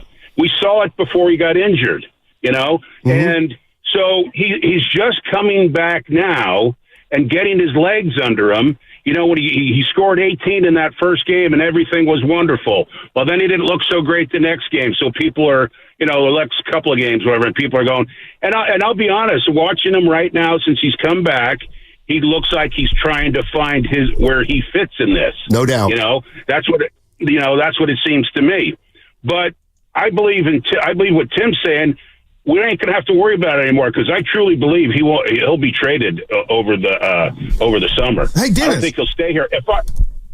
I'm sorry to cut you off. I got to ask you because Tim he didn't let me down, but the energy he had on everything Kuminga, and then took it to the host at the station, me included. What did you make of Kerr's comments about where Kuminga's at and what he needs to do? Because that right there is who you kind of should.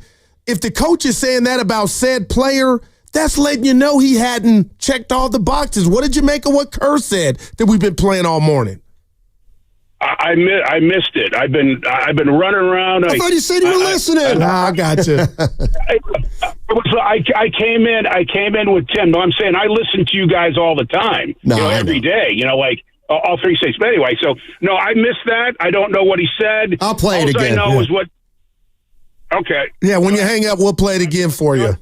No, thanks, Dennis. Appreciate the call. But do you buy what I'm trying to sell, I guess? What are you selling? For the ultimate Kuminga fan who's taking issue with you or anybody else, do you have a problem with Kerr saying it to the masses, basically saying Jonathan's got to be a better defender and he's going to get the opportunity? Well, I wanted Tim to react to Kerr saying that. That's not us.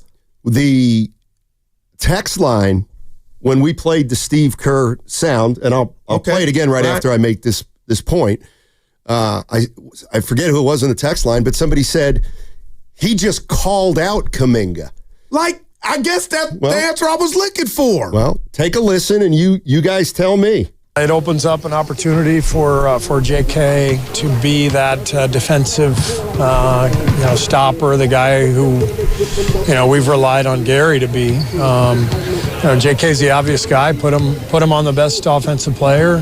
Pick up full, harass people like Gary does. I'm going to ask JK to do that, and it definitely opens up more minutes for him if he's effective with that.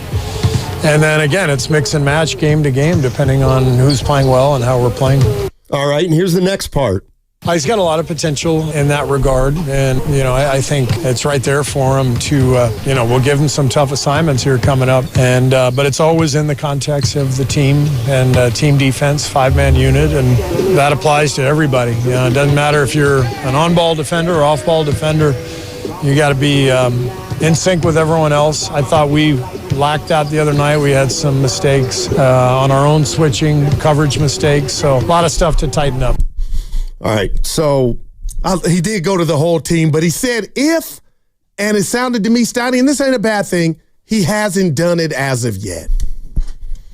They're going to ask him because he hasn't, and they had to rely on GP2. And that's no shade. GP2 is a special defender, but Steiny, I heard a coach said Kuminga hasn't done that yet. That's what I heard. And that's, if you want to be critical, then it's got to be on Steve Kerr, because at that, if you think Kuminga should be playing more, that comes down to Kerr. I'll be honest with you. When I heard that, I feel like Steve Kerr was basically being asked about Kuminga, which he's been asked about a ton. And I think he sees Kuminga as a rotation player. And I get the sense that he's not crazy about getting asked about Kuminga and his playing time game after game after game. All right. But now they're going to use him. And Kerr used this interview, I think, to let everybody know where he's coming from, why Kuminga maybe hasn't played as much as people have wanted him to play. Didn't mention offense. And it's because of that end of the floor. Mm-hmm. I don't think Guru and I are reading into that.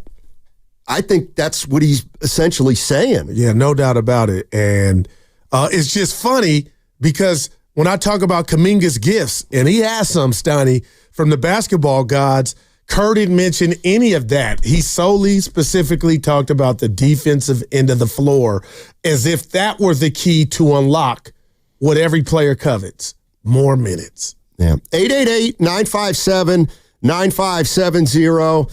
I mean, he is a lightning. Just his name, man. Steve Kerr spelled it out as far as I'm concerned. And there's 10 games left, and Peyton ain't around. And so JK, it's all water under the bridge right now if he can come and play well and impact this team positively. Like, that's the way I'm looking at it. I'm not looking at it as he was scoring 40 a game before he got hurt. He hasn't fit in. None of that matters right now. He's going to have an opportunity game in and game out. And let's all watch all facets of the game for these next 10, because Steve has spelled it out now. He spelled it out, what we want from Kuminga. Let's see if he does it. And let's also see if Kerr holds stuff against Kuminga that he might not hold against other players. That's interesting. I think that's fair.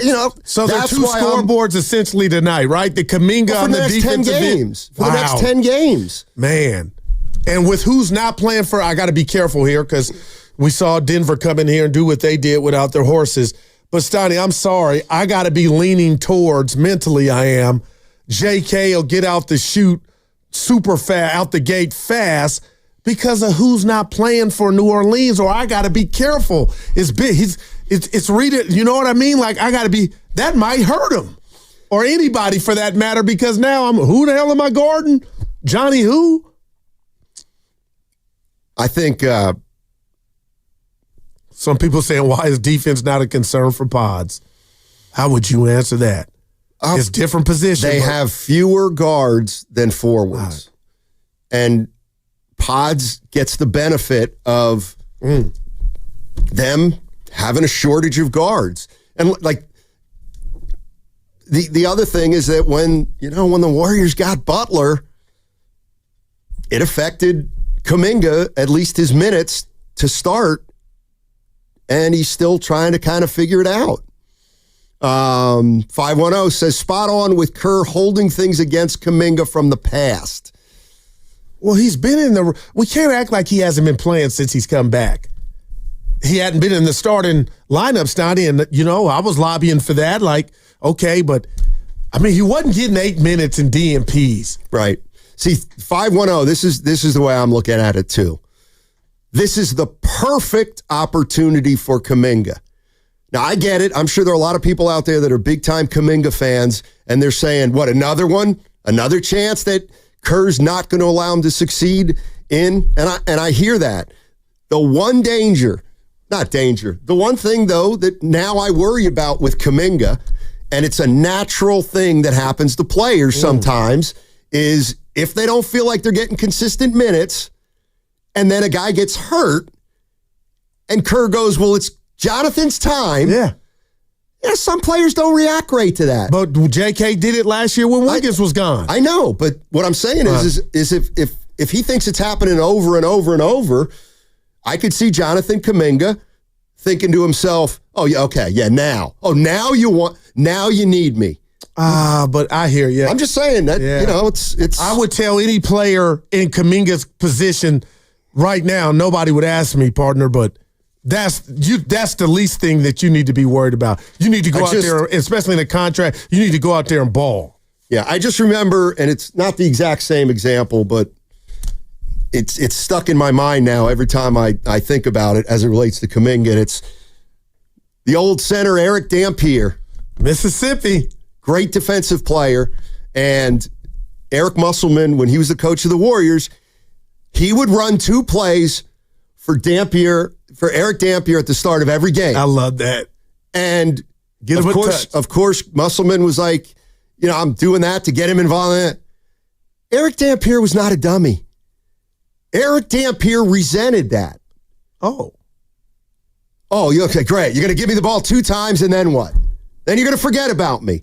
Like it can be a little bit insulting. Oh, you want me to? The only way I'm going to play with energy is if I get the ball twice. But that's I would tell Damp the old adage is you keep the big man happy by giving him some touches, though, Steiny. Yeah, but that's embarrassing. That can be embarrassing.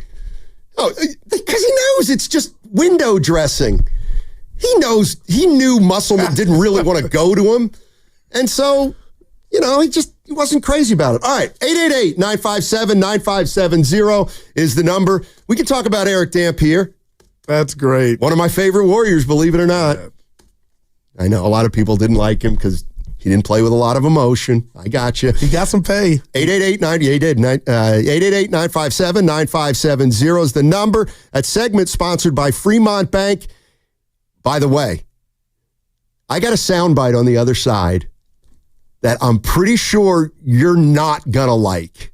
It's not about you. If it was, bring it on. No. It's another soundbite of Steve Kerr, and I could see you biting your lower lip after you hear it. We'll check it out, Cam. That segment was sponsored by Fremont Bank. Here for you, here for good. Bonte here for my friends at Ceremony 40.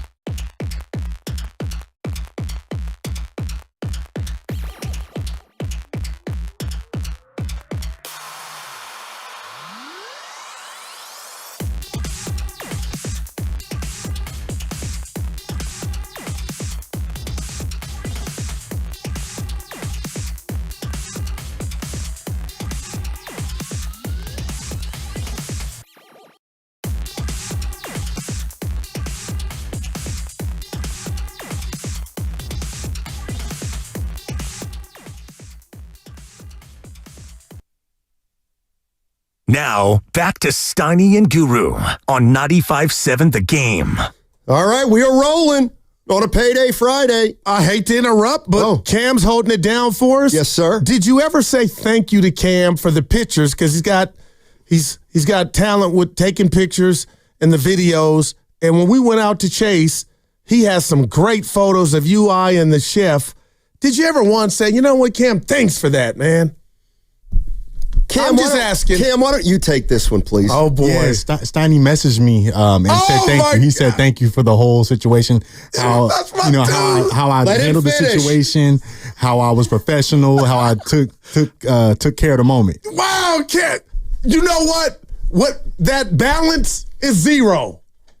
Just for that. I said Cam absolutely belonged in that room. Dude, that's amazing. And I told him that I was going to try to get a photo published in my alumni magazine, and I'd try to get him I'd obviously get him credit for it if it happens. I am truly sorry. That balance, Too late. It's 0. Too late. It's at 0, Steiny. You know, they were great photos. Yeah. I appreciate it again, Cam. Thank you so much. You are a good dude. Dude, wow. I thought I had you. I also thanked Whitley. She was there. Any Cash App action? You didn't say no Cash App. Now I would be going there. I'm not the boss. Just a guy. Good for you, man. All right, so you know what? Let me take Christian in Fairfield, and then I want to play something for you, Goo. What's up, Christian? How you doing, man? What's up, fellas? Hey. Steiny, I don't know how you do it as a former player. Listen to these guys call in. I know you get paid too, but so before I stick up for you, which you know is rare because there's the clip of me saying you're way off. Hey, former player, D3. Is he? Wow, go ahead, caller. Wow, his head is big. Former player. Oh, I did too at San Francisco State and Brooklyn College, but we established that already. That's D2, baby. Yeah, 24-hour fitness for me. SF State's D2. Yeah. Wait. Yeah, I think SF State's D2. The Gators. Yeah, we're Division II, best D2 conference in the country with Bakersfield and Riverside and all that. And you know what, but, Christian, you were probably a better player than me. You played D2. I played D3. There it is.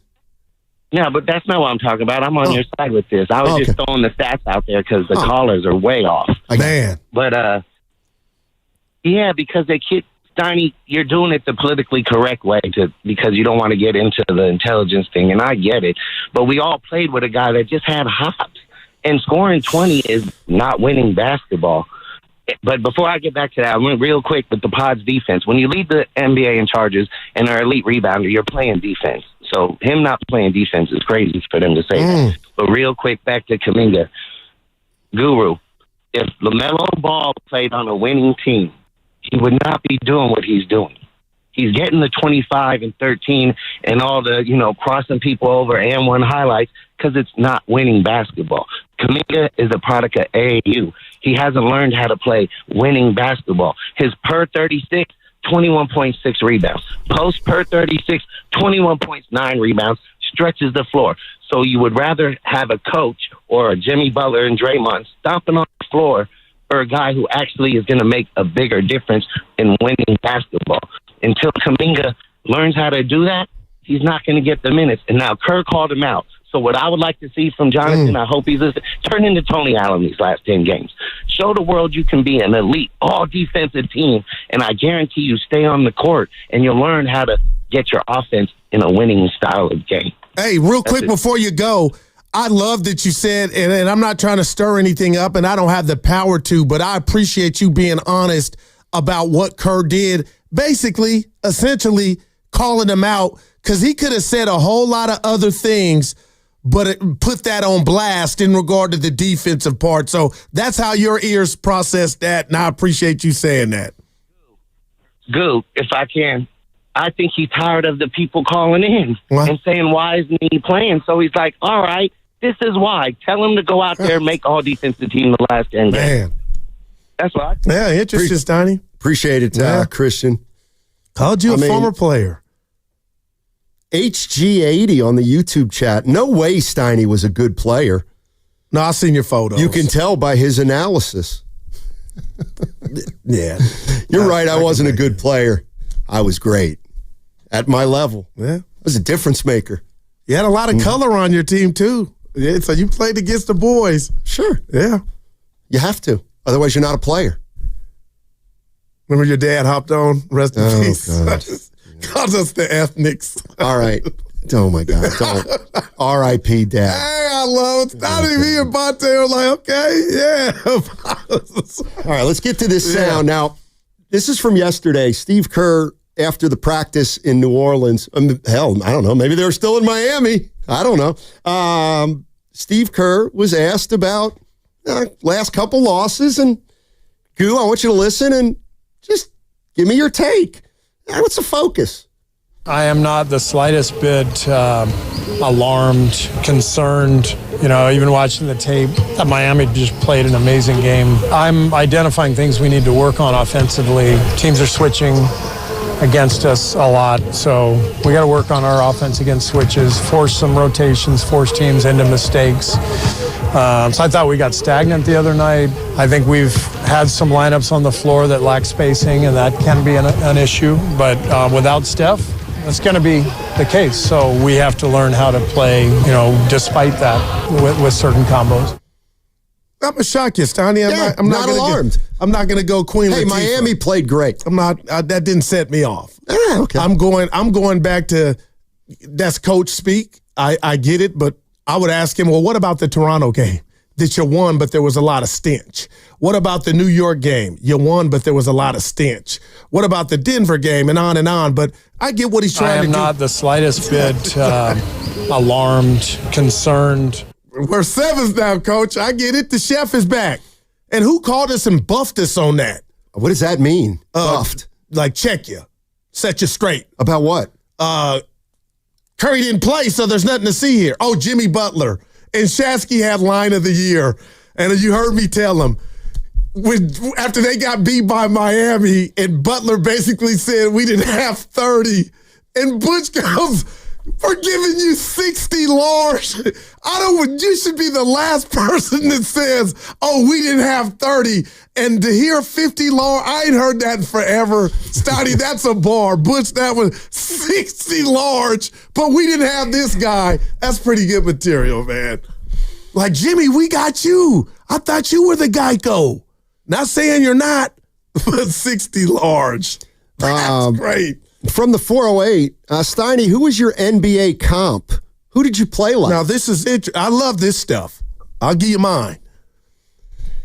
I've thought a lot about this and been asked about it many, many times. Cortiani.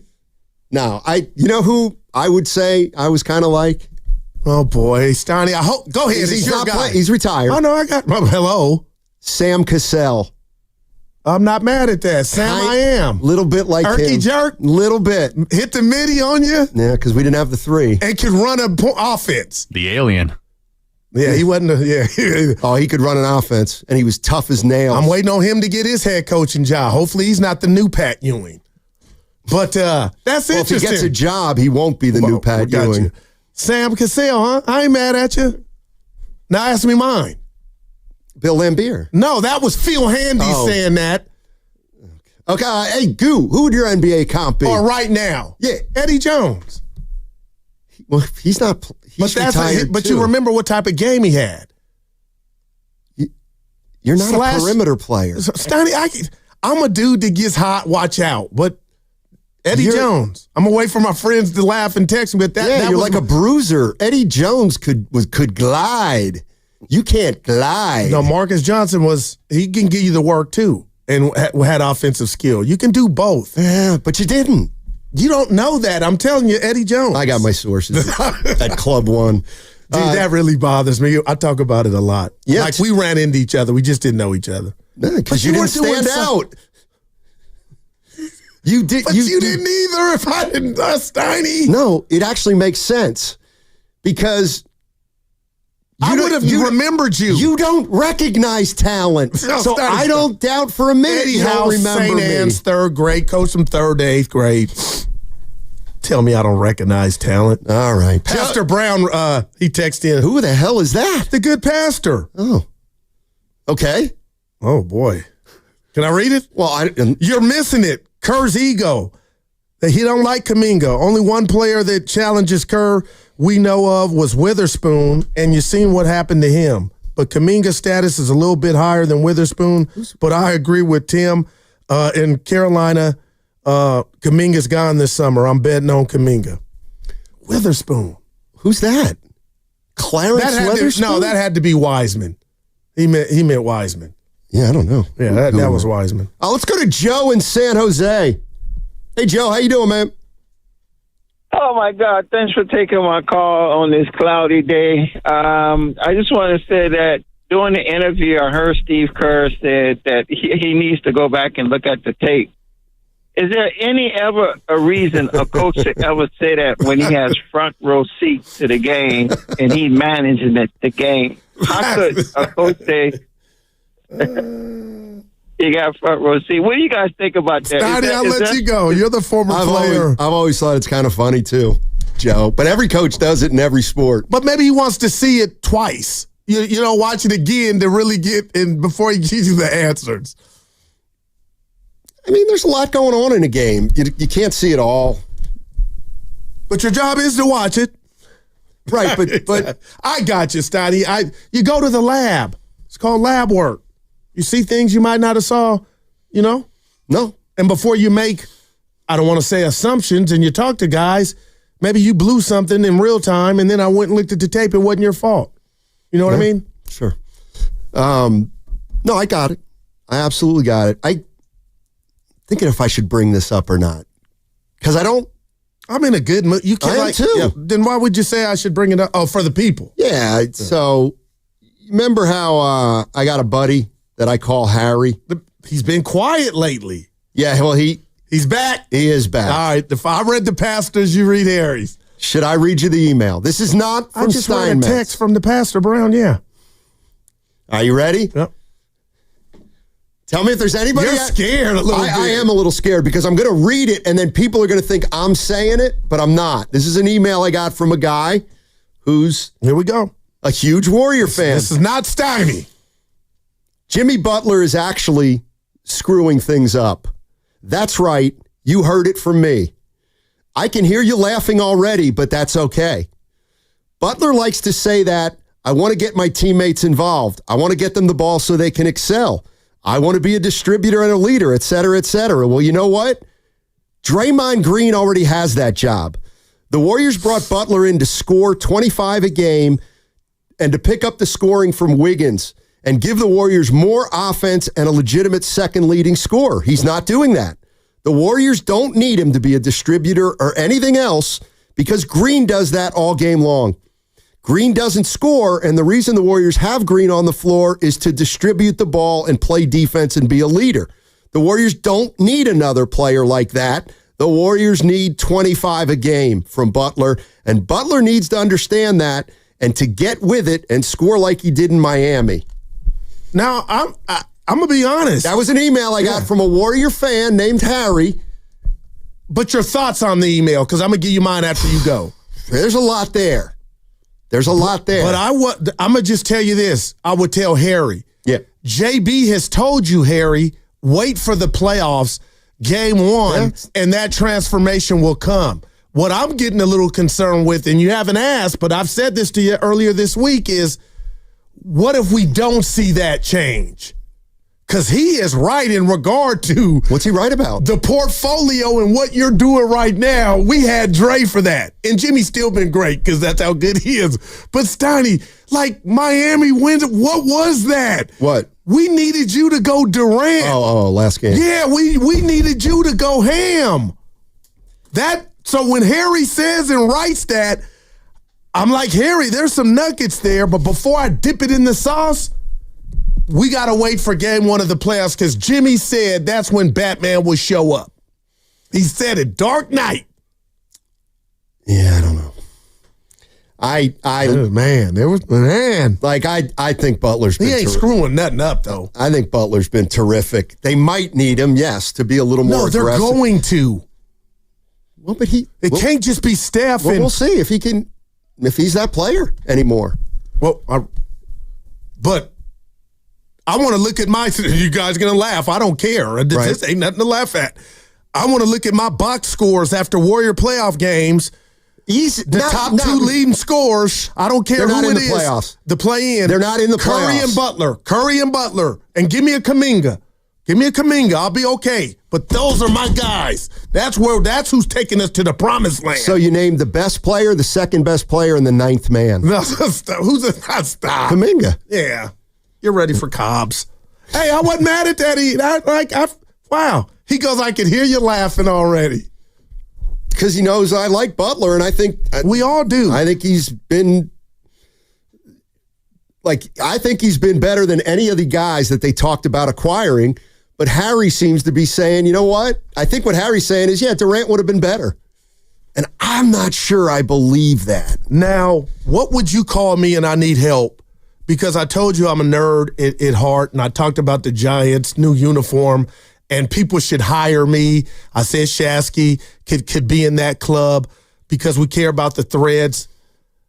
I just really think the Bay Area has let something just drop the ball on something. And this is, you tell me what job I would have if I could pick the ball up and run with this.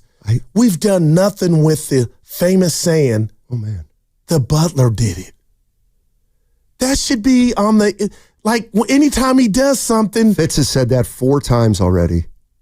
Well, you know what? I've been getting the national telecast because I've been in SAC. Hang on. Can I jump in here real quick? No, 10 all the time. Wake up. I mean, this guy's crazy today. Can I jump in here real quick? I have not heard the Butler. Yes, of course you can. Yeah. Well, if Steiny recalls, I sent him and you a piece of sound that I did for KCBS, and that was my quote. The Butler did it. Yeah, but you got to tell the whole story, Ken. We had been okay. I mean, I can obviously play it for you guys later, and maybe I want to hear we'll get a chance to put it on air. I don't know, but Ken, I made a story for talking about how Jimmy Butler and the fact that he's the reason why this whole thing, this whole turnaround for the Warriors season has come to fruition. Yeah, I have no problem with that. Ken's right, but the Butler did it. We need more of that. Maybe the playoffs. That phrase is what it's the sickest phrase ever. The Butler did it. It's hackneyed. It is, and that's what I explained in my story. That it comes from a mystery novel back in the 1920s. Oh, it's not from Clue. It's not from Clue. That's right, because there is something no called Butler The Door. Okay. Yeah. You can. It's a mystery novel back from and I explained all that, but nice. Yeah. I was there first. All right, we're here for it. But I still want to hear it. I've been hearing it left and right. Where have you been? Kidding me? Fitz has used it. That's my guy. Let's go have him on next week. He's on today with you, I believe. Oh no, he's going to come on after for what I hear. He's going to go on with Willard at 3:00, I think. Where'd you hear that at? Yeah. Sources. Mm-hmm. Now I don't know if I want to stay to 3. They Too bad. You're locked in. Locked in. Let's go to Dave in Santa Clara. Hey, Dave, how you doing, my man? I'm doing great. Hey, guys, I got to disagree with that email. Okay. And here's why. So I'm not saying I'm a basketball savant, but I can spot an offense. I can spot the defense. I know a little bit about basketball, right? So what I'm saying is when you got a team that's so young, it doesn't hurt to have more leaders. And what we see with Jimmy on the floor, he is telling people to go. And if it were a conflict of interest with Draymond, the only reason it would be if they were seeing different things, but they are seeing the same things. They are having a good time. And when it comes to another distributor, that's because Draymond can't play the whole game. So when Draymond's out of the game, who do you have? Pods? He's not a natural distributor. Jimmy is, because he knows the game as good as Draymond. And that's all I got. I'll take it off air. Thanks, fellas. Yeah, appreciate it, Dave. Well, I didn't look at it like he was looking at it, like they can't. No, I was just, my whole thing is we need Jimmy. We got those tasks covered, the Draymond model. We need you to go get some buckets. Well, the one thing. And that's your nickname. And the one thing you've kind of alluded to, and I'm actually very curious about it, and I wonder what Warrior fans feel like. So now that I've seen Butler play 20 games for the Warriors, I've been very impressed by his ability to be a big factor in a game without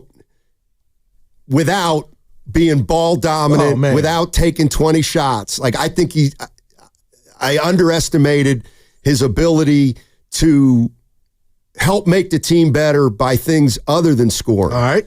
Like, I feel like, in a way, the Jimmy Butler I've watched for 20 games lets the game come to him. Would Warrior fans agree with that? It feels like Jimmy Butler lets the game come to him. Right. That can go so far, though, and that's why he told you how far So you're it's telling going. me that once the playoffs start, he turns into a completely different player and is super aggressive. Offensively. Yeah, see, because he does it all. But yeah, he said it. That's what I want to see. Yeah, I want to see what it looks like between the regular season and the postseason with Butler, because from what I've watched so far, like, he hasn't been, how do I want to put this? He hasn't been ball dominant. He hasn't been early Russell Westbrook. I get you. Yeah, I mean, he hasn't taken over the offense. And that's he why, hasn't really, I guess he took over the game Curry didn't play against, it was the last game of the road trip. Last game of the homestand before Atlanta. I thought he played pretty, he brought that game home. Maybe it was Toronto. I think it was Toronto. But yeah, no, I want to get into this a little bit more, because like, the Jimmy Butler I've watched for 20 games is not the guy who's the number one option who carried the Miami Heat, because he clearly couldn't have played this way and had the impact that he had for the Heat in the postseason. 888-957-9570 is the number. The big issue is, do you want to see Jimmy Butler become more aggressive? Do you want him taking more shots? I get the sense, oh my God, Johnny. But he wants to play the right way, and I just don't think he wants to do things if he doesn't feel like they'll help the team. I feel like you were saying being told. Like, no, I feel like you wanted to say, no, Steiny, this team is not going anywhere if he's not aggressive offensively. All right, 888-957-9570 is the number. That segment was brought to you by Valvoline Instant Oil Change. Spring into action at Valvoline Instant Oil Change. Your 15-minute drive-through. Stay in your car while friendly technicians check oil, batteries, lights, tires, and more. Locations and coupons at BayAreaOilChange.com. All vehicles.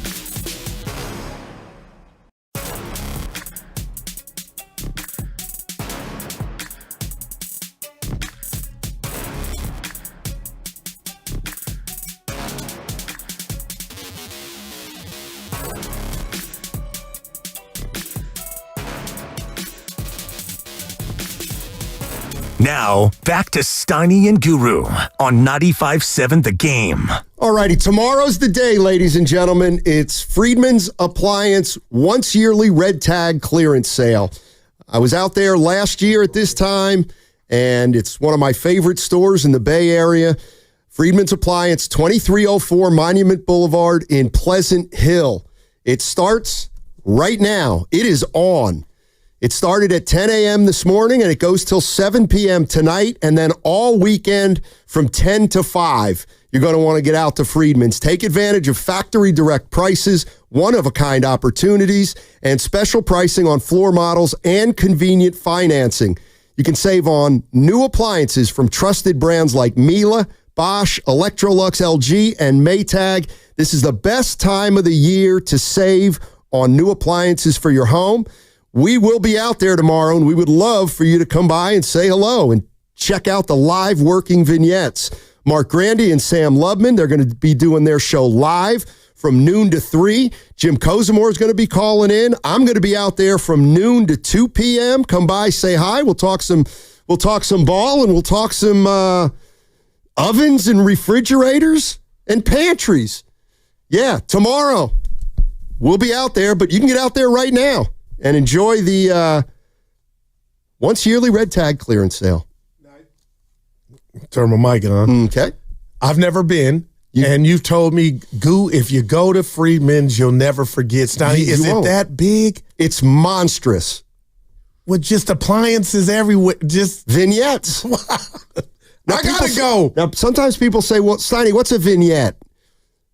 It's a simulation of a kitchen. Yeah. Or a pantry. Or a laundry room. And everything works. You see them on the sets in Hollywood. Exactly. That's exactly what it is. That's actually exactly what it is. But man, all the kitchens are working. They have food out there. They have drinks out there. Last year they had music. Come on, man. It's incredible.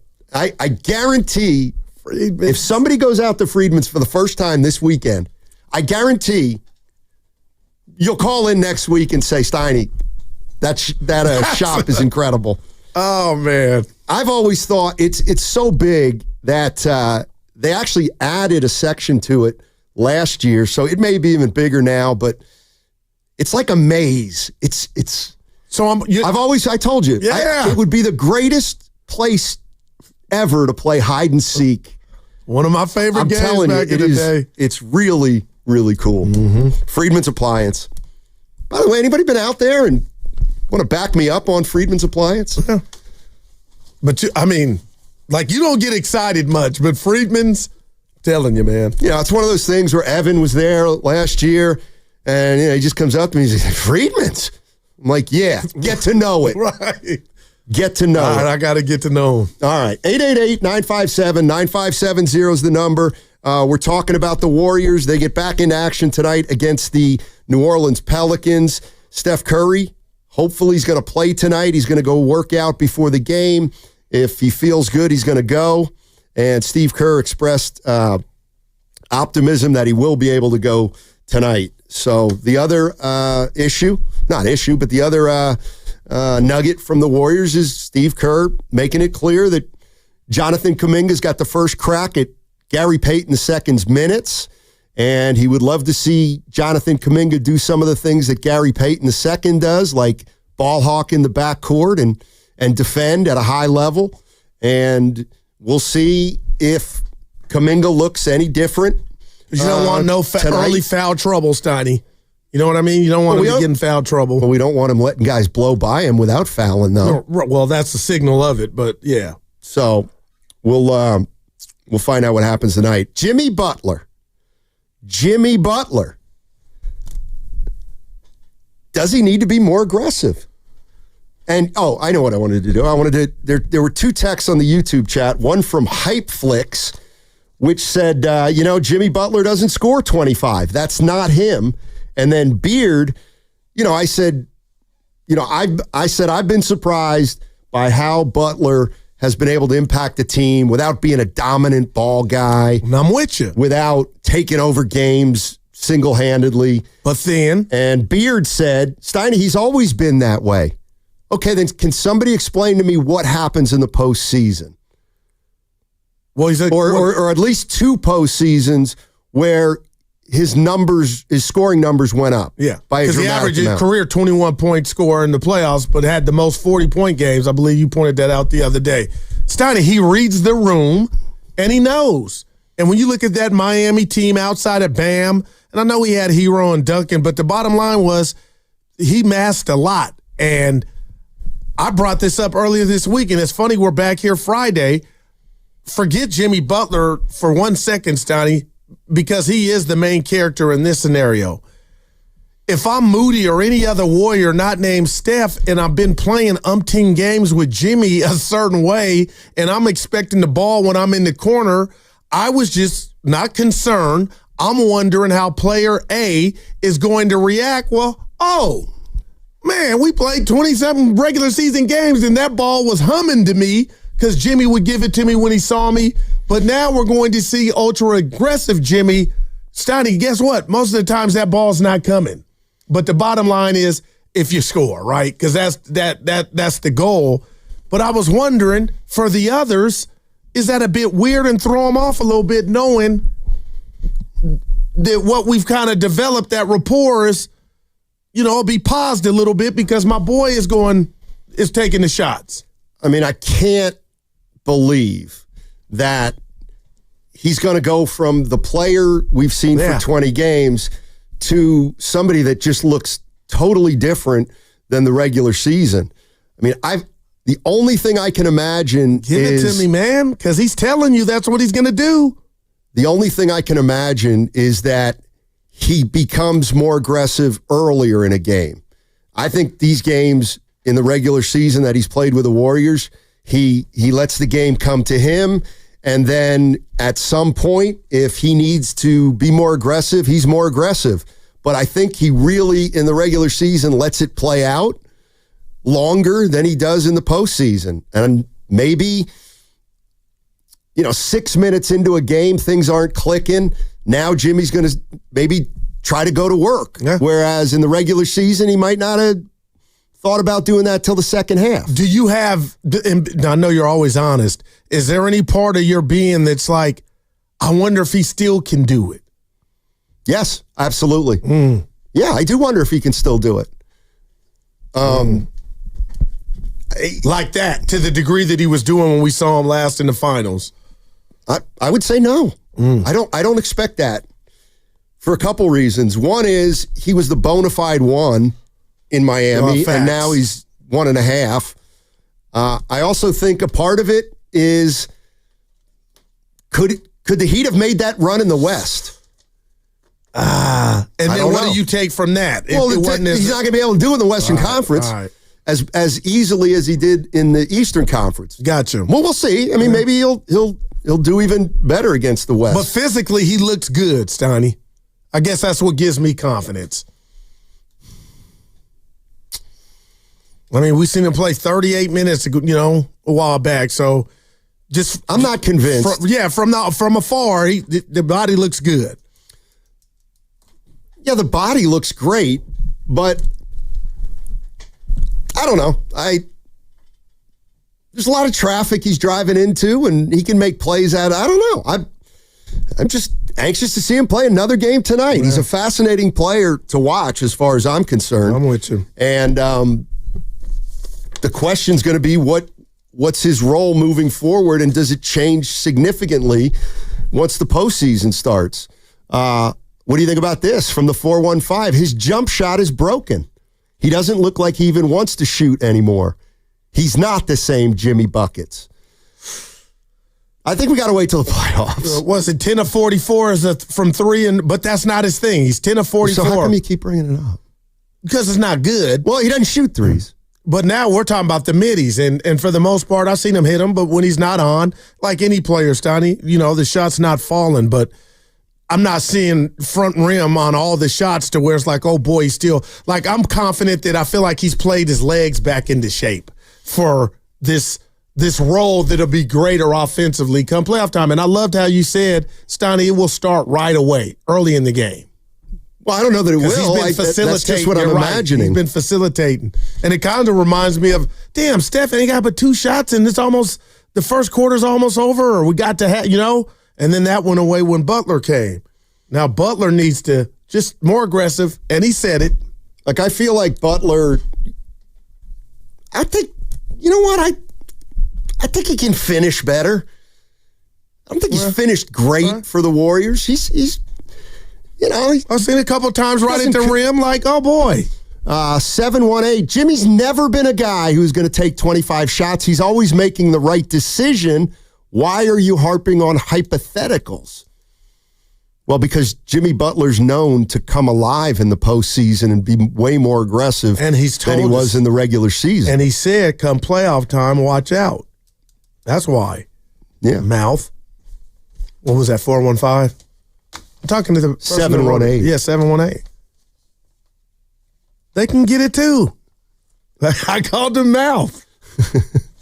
So you don't like the aggressive goo? No, I don't mind. Dude, Friedman's. I can't wait. I wish I could have went. Why can't you go tomorrow? I got some stuff to do. Oh, you got a commitment. Yeah, no. You got a responsibility. Just like I have today at 2:40.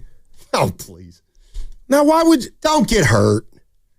That's all we need. Coming from the former, that guy called you the former, like you were John Stockton. Jesus. No, I'm just saying. I didn't pass. You didn't go pro. Thank you. Thank you very much. We're in the same boat, partner. I'm still going. Yeah. No, I wish you'd come out and watch me. Nah. Scout me. Why? Just to be like, damn, D, for your age, you still got a little something in the tank. You see me throw a bowling ball. Yeah, bowling. Hit a softball 300 bowling. feet. 510, Jimmy's just finding his way in the office through the normal flow of the game.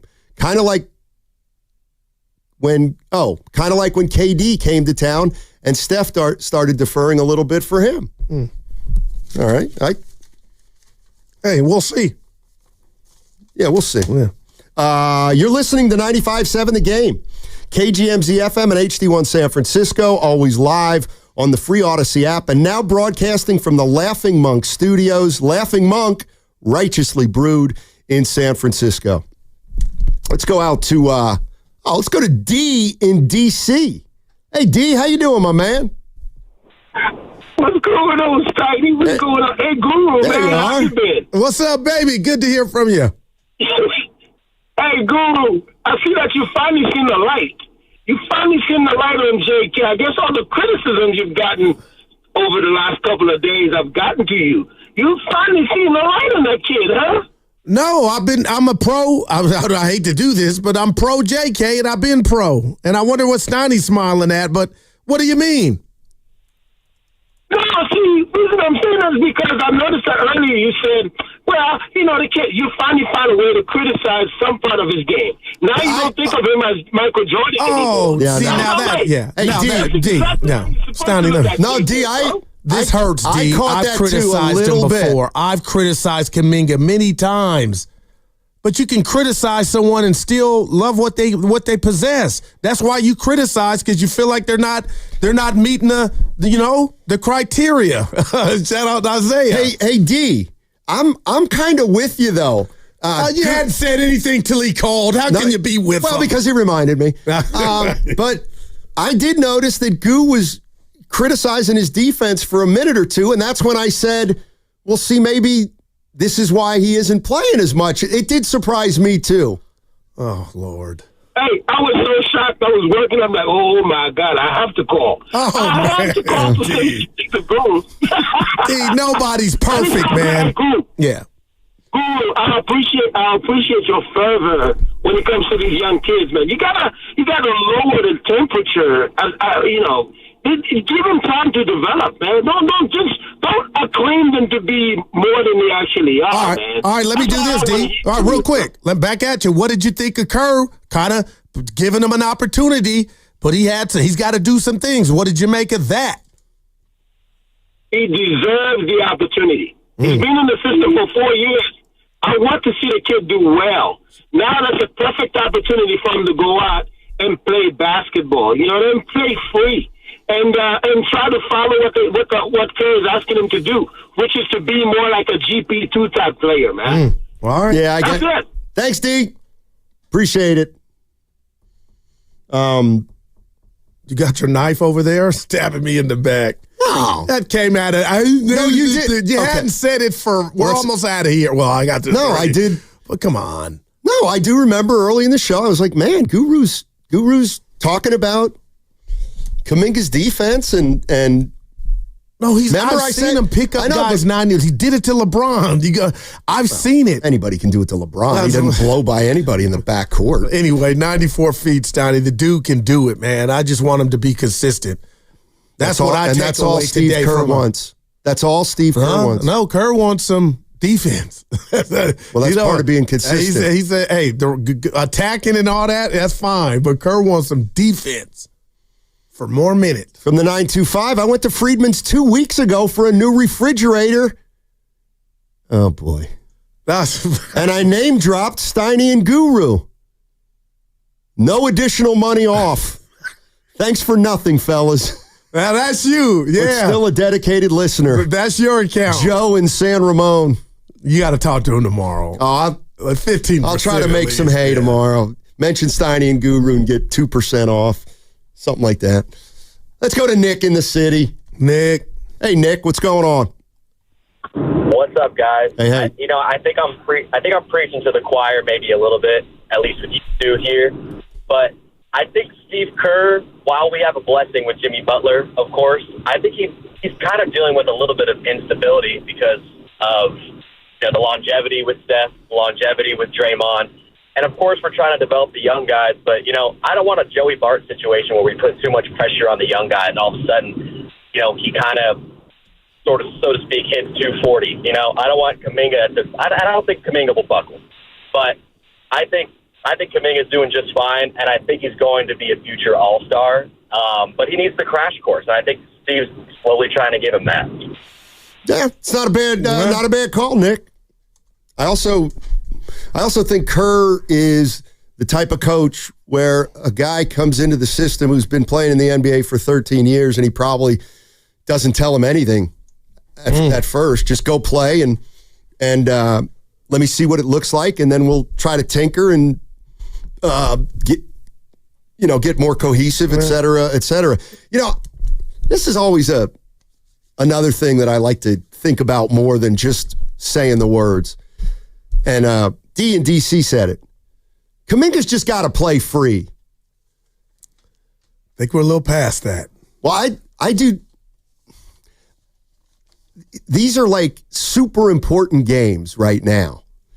And I can see how it's hard for him to play free under the circumstances, kind of where they're at and what they want to do. He came back to a new team, and you don't think he was pressing inside mentally, Steiny, trying to, not do too much, but do something at the same time? That's why I don't fault him and say, it looked like the ball was stopping, but it was like, and you talked about it was actually a compliment. They look at, his ISO capabilities, and not a lot of guys on the team can do it like he can. And I just felt like they were not letting them down, Steiny. They were watching, but watching, not deliberately not helping them. But I'm like, I know Kuminga's like, well, damn.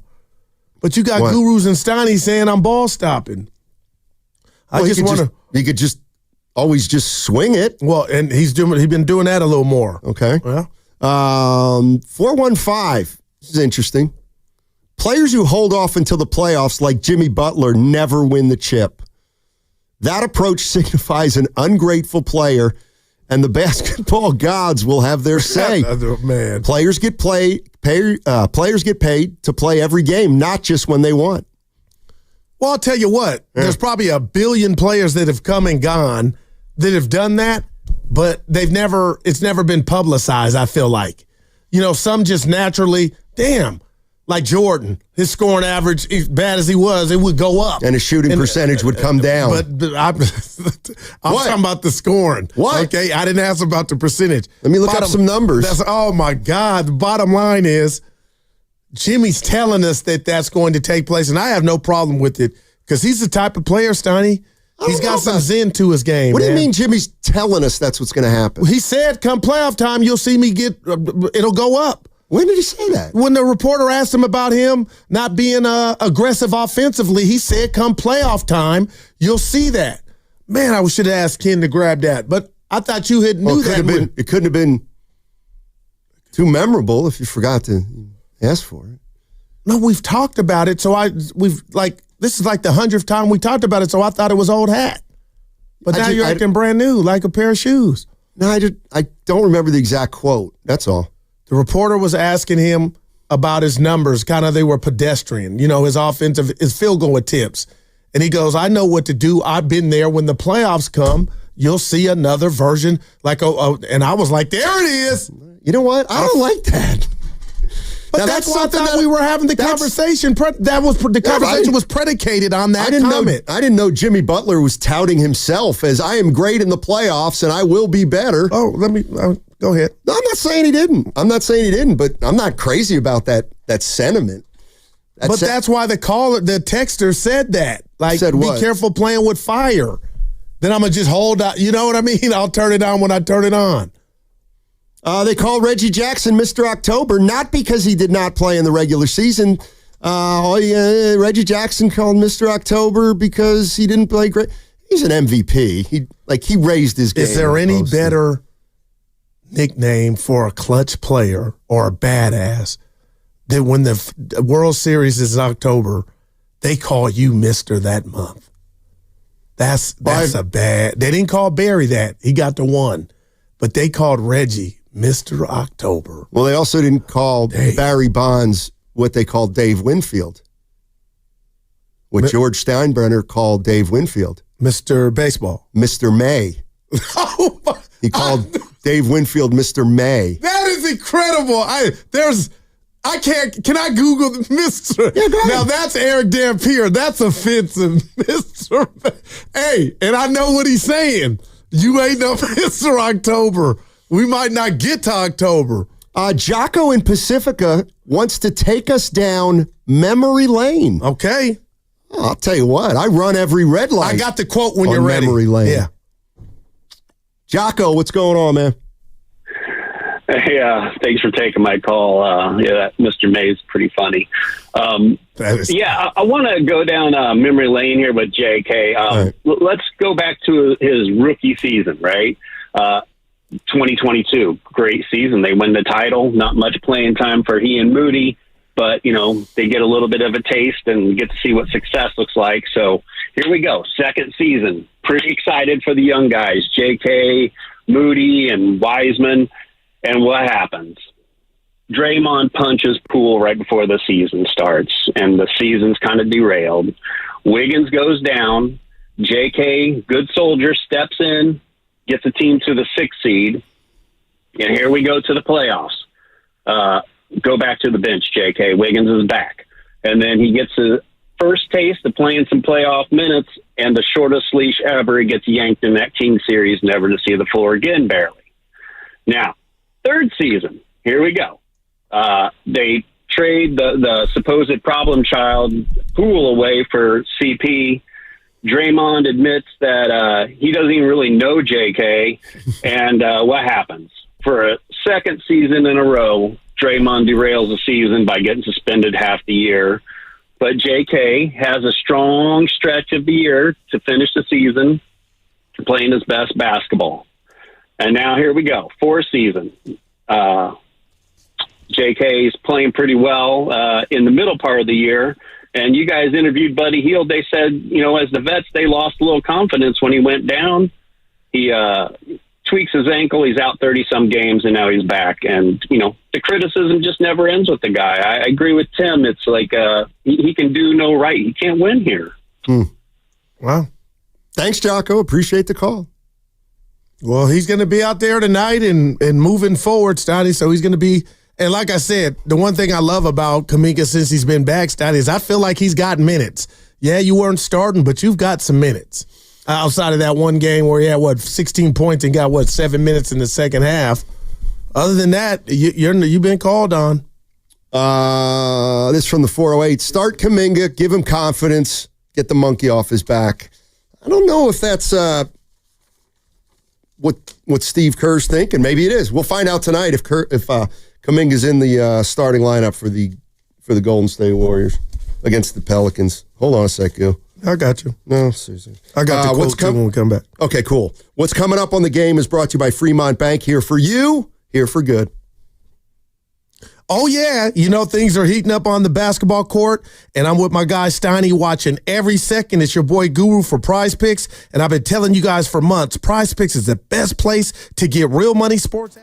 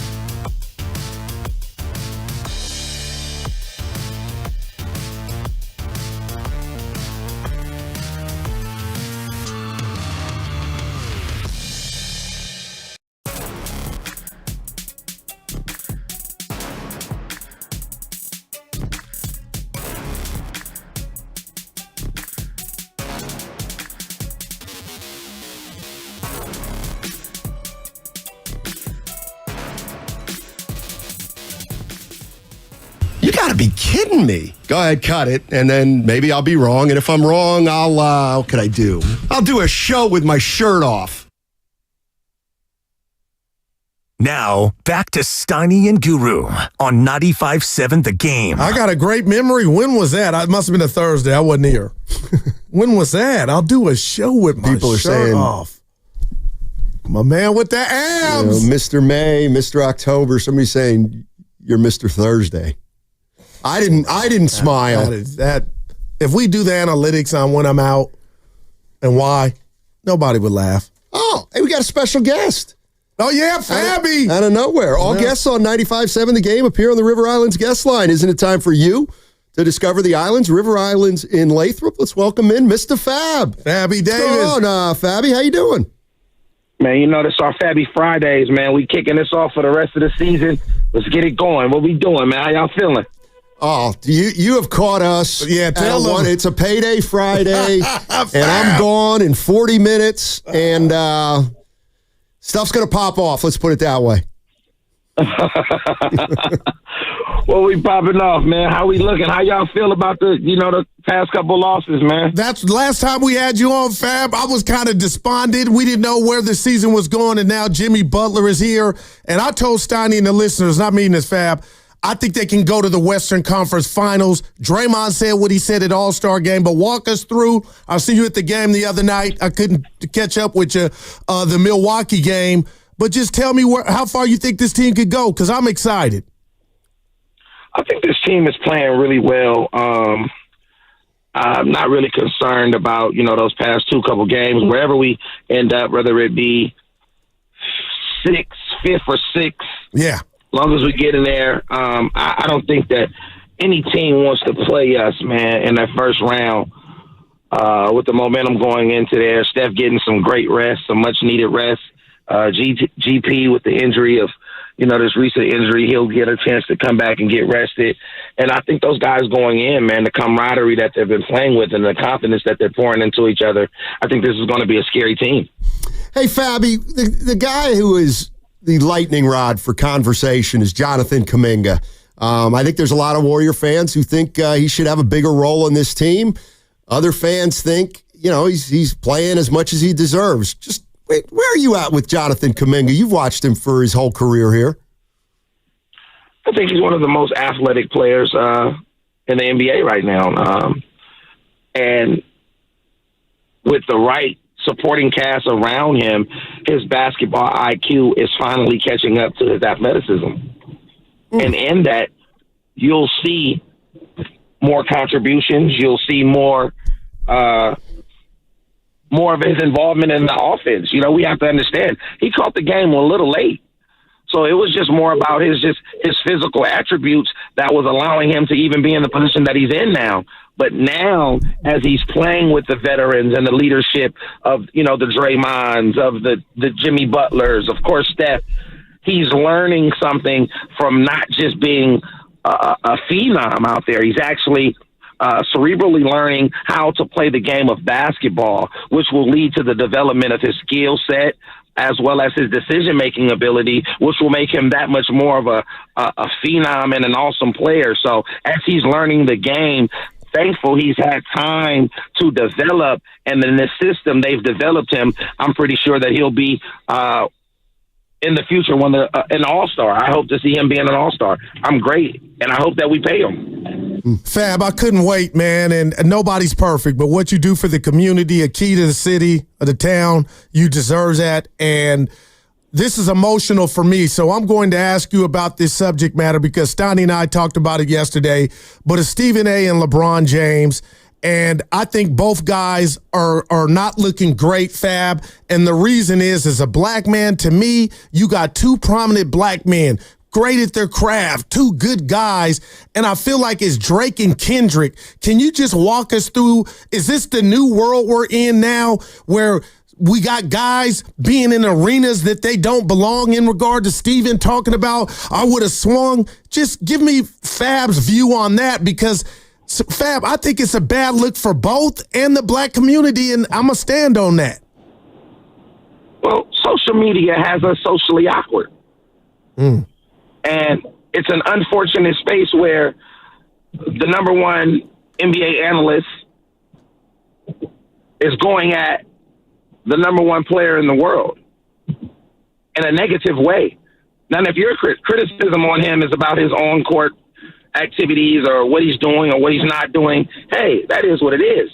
You know, we're not always going to agree on somebody's criticism or their disposition of what they represent for their position. But at the end of the day, when it becomes personal and then that bleeds over to any other thing, I'm disgruntled. I'm upset at it. It's unfortunate, and I hate to see it. I hate to see the unfolding of it, as well as I hate to see other platforms amplifying it and adding to it, because for so many years there's been so many analysts that have said certain things, and we let it go under the rug. But now that here are two prominent figures, and we realize that it can be amplified, and the views that can come from it can go through the roof, we have to realize that everybody wants ratings. And that's tough, man, because the likes and views have replaced morality and integrity. Mr. Fab joining us on 95.7 The Game.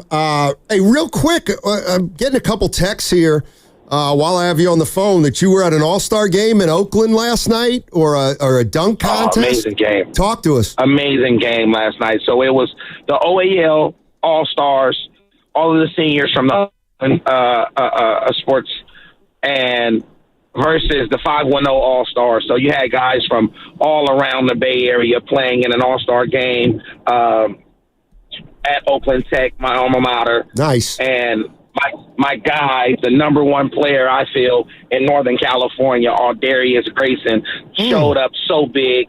He dropped like 25, 9 assists, 8 rebounds, 4 steals in an all-star game, and we won. We won by like 21, the OAL All-Stars, but those guys were out there competing. I hope to do an all-star game before the summer is over with that kind of like same group of squad, but invite the media. I would love to see you guys come out, because unfortunately the OAL, their athletic program, is not receiving the acknowledgement that it deserves. There are some prominent players out there, and there are some promising young guys that are very athletic. They're smart. They're just, no one is coming to our field and our courts to scout these guys. 2 of our top players, it's only 1 player in the OAL that has actually even received any scholarship recognition. And our guys, that's unfair, because it was once upon a time where the OAL was sending kids all across the country. So we have to get the recruiting acknowledgement back here so some of our guys can get a chance to go out and go play. I know the portal makes it hard for these young guys to go directly into these D1 programs, but we just want to open up an invite to get some of these guys a better opportunity so they can continue their basketball aspirations. Wow, man, you let us know we're there, man.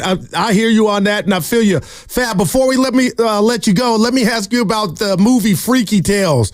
I know you were with Short the other day at the game. What did you make of the movie? I got it on the docket this weekend to go see. What can you tell us? Freaky Tales is not what you expect. For anybody that's going out there expecting that it's going to be a Too Short movie or a movie based off his life, it's not it. I think a lot of people was under the misconception that it was a Too Short movie. It's about a night in 1987 where a lot of things happened. It was a plethora of things going on, and it's like sci-fi action. The greatest thing about it that I'll pull from the movie is that it's shot in Oakland. It's giving some of the artists, some of the actors from here an opportunity to be on the big screen. And another key component to me is that Anthony Todd Shaw is the executive producer. As an artist, to be able to make a song 30 years ago and then have Lionsgate and Marvel come to you and make a movie about a song you did 30 years ago, to me, if that's not the sign of hope, that is crazy. That is dope. So it's like, you go for it for yourself. If you love like the Tales from the Crypt, kind of like, if you love that kind of like stuff, unsolved mystery type movie, you're going to love it. All right. Hey, Fabby, we always appreciate you. All love, baby. Love your positivity, and we'll catch up with you come playoff time if they get in, buddy. Oh, man, don't say that if they get in. Stop playing. We in there. There it is. And we're going to compete. And we're going to take it out. Big shout out to all the players. Let's go in. Let's hope that we get healthy and we come together as a solid unit and go represent Warriors basketball. And I'm loving that we don't have a target on our backs like that. Like, it's hard going in, number one. But now being able to go in the underdog, we can have a chip on our shoulder and play and go out and really go show the world what Warriors basketball looks like. There it is. Good stuff, Abby. Thank you so much. Man. Appreciate it. Have a great weekend, my man. Good luck with the movie. Guys. Yeah. Yes, sir. That's Mr. Fab. We got to go. I hadn't checked that one out. Freaky Tales. Is it out officially? Yeah, it's out. But I went and saw a disturbing movie. You and Evan. It is the most disturbing. Magazine Dreams with the great actor Jonathan Majors is one of the most, if not the most disturbing movies I've ever been to. And Steiny, I was shook to the core driving home about I wanted to walk out of the theater because of the subject matter that they were touching on. And I haven't been on a ride like that in I don't think ever. It was that, the word is disturbing. What did little Daryl think? He was the same. But he was shook. I was shook a little more. Like, what are we doing? Without giving it away, what was so disturbing, if you can say, without giving it away? Things that have taken place. Obviously, there was a character in the movie that was going through mental health stuff. All right. But things that are happening in this country in regard to mass shootings or whatnot, and that possibly happening, and mental health not being, attended to. But Steiny, the things that they were, oh my God, I just can't. If you're into disturbing, my goodness, get to go see it, man. All right, the movie's called Magazine Dreams. Yeah, and I had not bad dreams. And Evan saw it too and had the exact same reaction as you, pretty much. Yeah. Let's go to Philmo, Mike. Mike. Hey, Philmo, what's a good word, man? You can't get me today. I'm in a good mood, baby. Nah, you Gucci.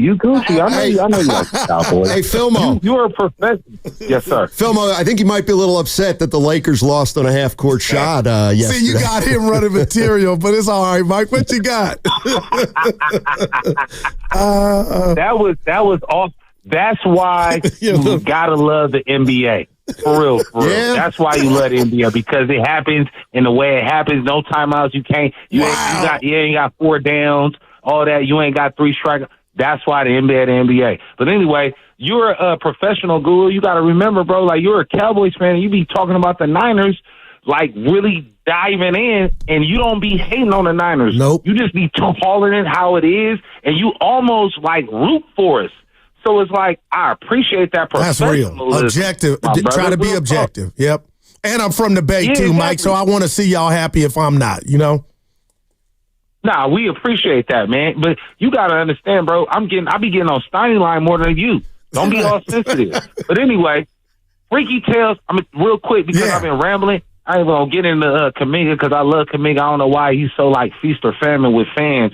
If they could take a realistic point of view, he needs to grow in his game. We should not give him away because he's going to be one of them characteristics or the characters that he leave, and we're going to be like, why do we give him away? That's going to happen. But anyway, neither here nor there. Freaky Tales, great movie. Wow. I'm telling everybody right now, go see the movie. Great movie. And it comes out April 4th, Guru. It does not come out tonight. Oh, okay. Steiny, you asked. Steiny, you asked. Yeah. Okay, April 4th. It come out April 4th. Okay. But to eluberate on Fab, and I rock with Fab same way I kind of rock with you. I hit him with random text, Guru. It's more so, he right with the Tales from the Crypt, but imagine Kill Bill with a little bit of Pulp Fiction. Oh, my two good ones. It's sick. It's sick. Wow. I'm telling you right now. If you, Steiny, go see the movie, and Steiny, you owe me a golf round because you've been ghosting me. So you owe me a round. You're going to pay for it $38, yeah. And I got the lunch after, though. It's all good. Hey, Mike, real quick before you leave, because you're awesome, the street's been saying you've been moonlighting on us here. I just had to get that to you. Oh, bro, you got it. So, real talk, I'm going to keep it real with you. I have not been moonlighting. Hey, You got to hear Lubman's going to be at Freeman's Appliances and Steiny's going to show up.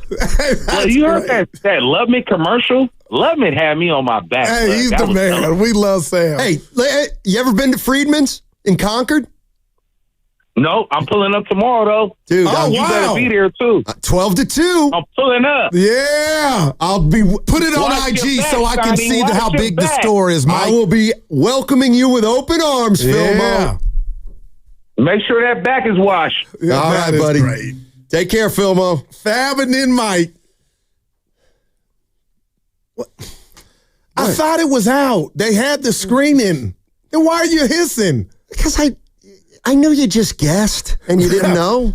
But I didn't know for sure myself. They had the premiere, so I assumed. I don't work for Netflix. I assumed that it was out. Yeah, it was April just a 4th. special premiere that they did at Grand Lake Theater. Yeah, I told them that part. We should hire that dude that... Tony Real. Yeah. Who makes corrections at the end of the show. Oh, the stat boy. Yeah. What about misreads? Those count too. No, they don't. Oh, you want to put... kid oh, you want to put... what's your... Who? Prize Picks? You want to go Prize Picks versus Friedman's live read? A live read off? What air have you... Oh, my God. Yeah, I know. Out of 20, you might get one. What are you? I am flawless. Friedman's is on the verge of hiring me as a PR consultant. Okay. That's because I do the reads perfectly. Those reads. That's right. What about the other ones? I don't care about the other ones. See, those are I only care about Friedman's. And then the right ones. Yeah. Hey, why don't you give me this quote from Jimmy Butler? I don't want to now. I'll wait to the other side. I don't want to. I'm begging you to. Nope. You know what that tells me? Nope. He didn't say what you said he said. That is funny. He did not say what you said that he said. I bet you. Yeah, I'm really radio mad at you. The Prize Picks. I'm flawless. I did not like that at all. So you go find it. Give me the quote. Hold on. See, this is important. No, it's not. I'm really irritated. I don't want to read it. Why? Is it not the same as... No, I'm mad that you took a shot at me. You think I'm playing. When? Just with the Prize Picks. All those airs you make with your stuff and got you Evan losing hair. You brought and then up you want to come first. at me. You brought up my airs first. I did. Listen. I know. It's the new guru. You're drilling me Jimmy, left and right. Stop. Go ahead. Jimmy Butler, when it comes to being more aggressive when scoring, and they got the video of him talking, no sound. I'm just a scorer. I can score whenever I want to. I can shoot the toughest shots if I wanted to. When it's my time, you guys will know it's my time. Until then, I'm going to pass the ball to the open man, get my guys some jumpers, get them out in transition, and we're going to keep winning. But when the playoffs come, you'll see via Anthony Slater. I added that when the playoffs come, we'll see. Oh! And that's why but that's how you interpret that. That's fine. Yeah, but dude, he didn't say the playoffs, but he said when it's my time, I took that as playoffs. Yeah. Dude, you're a pretty smart dude. You knew the delay had to mean something. I was like, you know what? I'll leave Actually, it no, alone. I wouldn't have known. I would have thought that would have been the whole quote. But he needs the score, Snotty. I'm with everybody else. What we've seen thus far, he's a different kind of player. And he's a good player, but hell yeah. But Snotty, we need you to hit the ball over the fence or off the wall. We don't need any walks. How about that? I'll go baseball on. We don't need any walks. We need you. We need RBIs, dog. The meat part of the show is coming up because I'm worried. The meat. Oh, a guy that's so angry. You should have angry. No, but you should have something bugging you all the time. Oh, no. I mean, you know who is going to. This really hurts. Fight me tooth and nail. He's one of the nicest guys from Foster City, and for some reason, Willard. He's not from Foster City. That's where he's from. He's from Marin. He went to high school in Foster City. Oh. How about that? Are you Still sure? the same. Are Marin, you sure? Yeah, Marin, Foster City, same thing. Well, Why are you afraid of him? Like he's from Compton, and I'm not afraid of him. He just makes me uncomfortable when I want to leave. That's not the Stoney I know, man. And it's not going to be the one you know because I'm walking out of here today. That's what what's bugging you segment coming up on the other side. First, the crossover. Oh, Otis Bird, the third. That's my guy. Willard lives in Marin, but yes, he's from the peninsula. By the way, yeah, Foster City is nowhere near Marin. I know that. I can't spend the whole show clarifying this guy. What are you two nitwits talking about? I know that. I've been to Willard's house. I said he went to school in Foster City. Who connected the two? You said Marin, Foster City, same thing. No. Oh, same thing in regard to toughness. You're in the suburbs. That's what I meant. Okay. Close in proximity. Okay. Damn, lay off, Ken, and get it right, Steiny. That's what I meant. See, I'm the thinker of the show. Yeah, 415 says there's no high school in Foster City. Well, he probably went to Sarah. Everybody goes to Sarah. Oh my God! There is no Foster City High School. All right, we'll just save it. You'll be wrong again. He went to school in Foster City. Okay, I'm not betting on this. I don't know.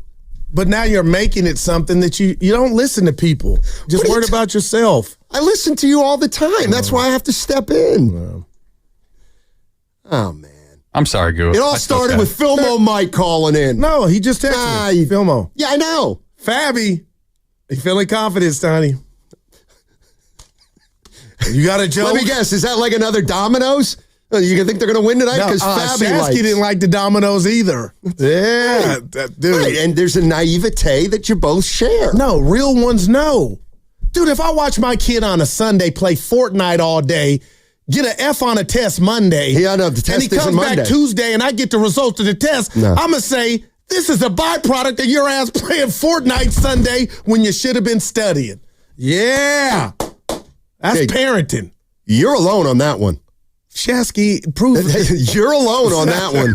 You and Shasky are on an island about that. That signaled to me they were ready to go, baby. The idea that a Domino's game 48 hours before a game impacted the game is absolute. They were both no-shows. Garbage. Yeah, please. Oh, boy. Okay. You're on Goo Island, Uncle Looney saying. That's my guy. All right. We got crossover coming up next. We also have an extended crossover because I'll be here to 3. That's true. That's what time true. Are you leaving? 2:08. That is sad. Brought to you by Valvoline Instant Oil Change. Hey, spring into action at Valvoline Instant Oil Change. Your 15-minute drive-through oil change. Stay in your car while friendly technicians check oil, batteries, lights, tires, and more. Locations and coupons at BayAreaOilChange.com. All vehicle types, they are welcome. Friedman's? I got a Friedman's read. Sponsored by Frontier Ford. Meanwhile, at Xfinity.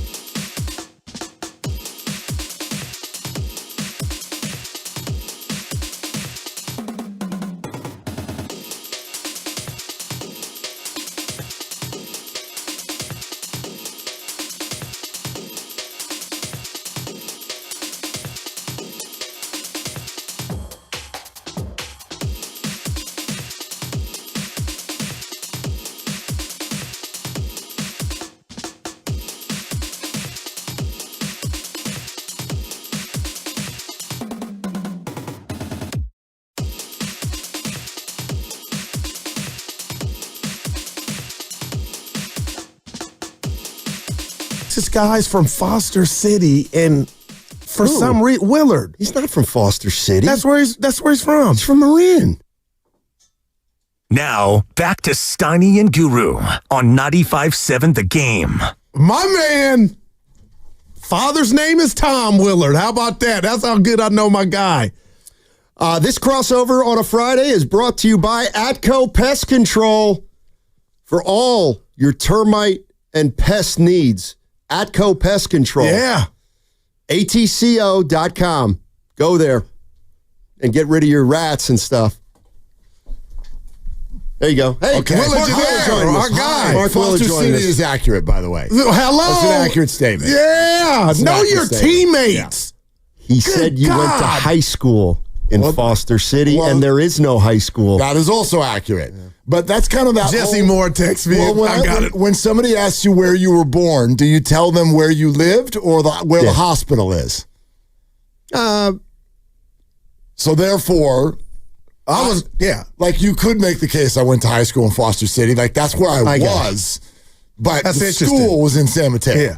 I was born in San Mateo. Oakland, raised in Union City. Like, although I do say, when people ask me where I'm born, I usually do say Redwood City because that's where Kaiser was, where I was born. Yeah. Your pop's name is Tom, right? That's correct. Look, I know my teammates. Do you know mom's name? It's okay if you don't. I don't know all of your Helen. people. What's that? Helen? Damn close. Ellen. Ellen! Yeah. I asked her that before. The H is silent. It's silent. I love it. That's enough about all of that. Yeah. Nobody cares. You All would right. need a 3. Let's go. Let's go. What about the Giants? We've never done this. Yeah. We've never done this. And look at you getting jealous. We've done this, but we've never done this. We gonna you kick and it. we did this for a whole 4 hours. I tuned one day. into that. Don't you Love remember that? fest. Yeah, that was. Hey, Willie. That was a lot of fun. You're the greatest game. I was like, who is my partner right now? That's Matt Steinman. It's just my face that just puts him in a mood. It was just unreal that day. Willard was just on point 4 straight hours. It happens sometimes. I couldn't disagree with him. Yeah. Everything he was saying was just you did use ringing that true. bit before. Oh, A man. little scared of me. Yeah. How was Splash yesterday? Splash and the was- Giants made a splash. Yo, Splash was flying yesterday. I couldn't believe it. On multiple levels, I mean that. First of all, Multiple. Well, like it's 1 o'clock in the afternoon on a Thursday, and there was like a legit Giants crowd in there. Like, wow. Base hit to right. Yeah! Nice. So I was like, what playoffs. the hell is going on? It's like New York in here. So that was one thing. And then, as we told you, like, it was just an eclectic feel because you had these fans from all these 4 different schools that were there, and none of them are anywhere near here. And so the whole thing had like a intense sports / tourist vibe. I love it, man. You know what I mean? A lot of tube socks with slides going on, people not knowing where the hell the sun came from, kind of a feel. Wow. Anyway, it was loud in there. I mean, you guys could probably hear it. It was all lit up, man. I after the show yesterday, I went into my San Francisco ambassador mode. Oh, nice. I went to down the street to Sam's, San Francisco Famous, and there were, I would say, 14 people, 7 from Texas Tech and 7 from Arkansas in town for the game. And I didn't bother them for the first hour. And then after an hour, I went up to them and I'm like, hey, I'll be going back to Texas and Arkansas telling everybody that our city stinks. Our city, how we treating you? Yeah. Good for you. And they're like, no, it's been nice, hasn't it? It's been great. It really has. People have been really friendly. The cesspool. Yeah, oh, God. I said, kudos to you, man. I said, take it back to Arkansas and Texas, respectively. Yep. And how was that received? They said they would. Okay. They were Most famous person from Arkansas. I got it. Jerry Jones. Bill Clinton. Yeah, that's probably true. Okay. That's probably, Eric Fisher. I was going to say Moses Moody. Hey, I'm mad. I felt for Moses last night. Good Lord, they had that game the whole damn night. And what happened? They blew it. He asked, man. They blew it. Comes at you fast. And then what's that kid from Tech, Williams? Man. I mean, he got some ice water in his veins, man. He had some big shots. You still Big convinced shots. Cooper Flagg's going to be dynamite? Oh, he's going to be everything. What do you think everything is? Just, they said 10-time All-Star? No, he's the best American-born prospect since Kevin Durant, and I think he will be that. Not just his own version of Durant. Dude, I'm watching him, Will, like... He does it all. That's all I guess I'm saying. For the eye test, too. I don't know. Like, he does it all. Is he as dynamic of a scorer as Kevin Durant? I would certainly guess no. That's one of the top 10 best scorers, or 20, whatever, that's ever lived. But he doesn't have any weaknesses. That's size. Right? Do you see any, Steiny? I don't see any weaknesses. 3 before half, the pull-up. He's also got a dog in him. That's got a little dog in him. He's got a little streak. I'm not sure. Gilbert Arenas gave his scouting report on him. Oh, I didn't hear this. And I actually think Gilbert Arenas is really great with that. And he said he thinks he's going to be good. He says, I see him as a good pick and pop guy, knows how to play. But he didn't think he was going to be not what I'm thinking. Like a superstar. Well, he's probably right. Well, he's going to get drafted. Right, but even the number 1 overall picks, if you go year to year, every single number 1 overall pick, there are a handful through the last generation where you're like, that's a total bust. What was that cat? Anthony Bennett. Anthony Bennett. The cat. You'll get one of those every now and again, but usually they can obviously play. Anthony Edwards. Right, but are they that? Okay. Where you're like, okay, this is a top 15 player in the league. And then you get some, was it Markelle Fultz? Yeah. Do you know what I mean? Like, you get some also that are just like, oh, he's a good player. He's a good player. Like, I'd even put Clay's dad in that. Michael. Michael's a very good player. But he's never a top. I got you. He wasn't player. Kareem. No. Yeah. No. So, like, more often than not, it's not a superstar. Man, he looks good, man. Who does? Cooper Flag. Oh, yeah. He does. Good player. You know what? They might win it. Look at Michael Thompson's numbers. He was good. Very good player. He was really good. But you would never, right? He wasn't a perennial all-star or any of that. So, what's your bar for the number 1 overall pick? Mm-hmm. I'm trying to, you can't pass on him. It doesn't seem like it. Not. It seems like he's the number.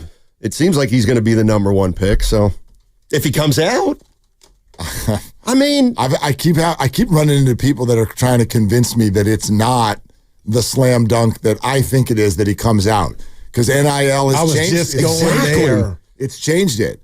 There's not this desperation to go get the money right now. Because that's the only money. I mean, that's in other words, yes, you want to go get your $50 million guaranteed, but with insurance policies and NIL, do you take a step back for a second and go, where am I going? Who's got the number 1 pick? But the NBA is kind of fickle with their little system.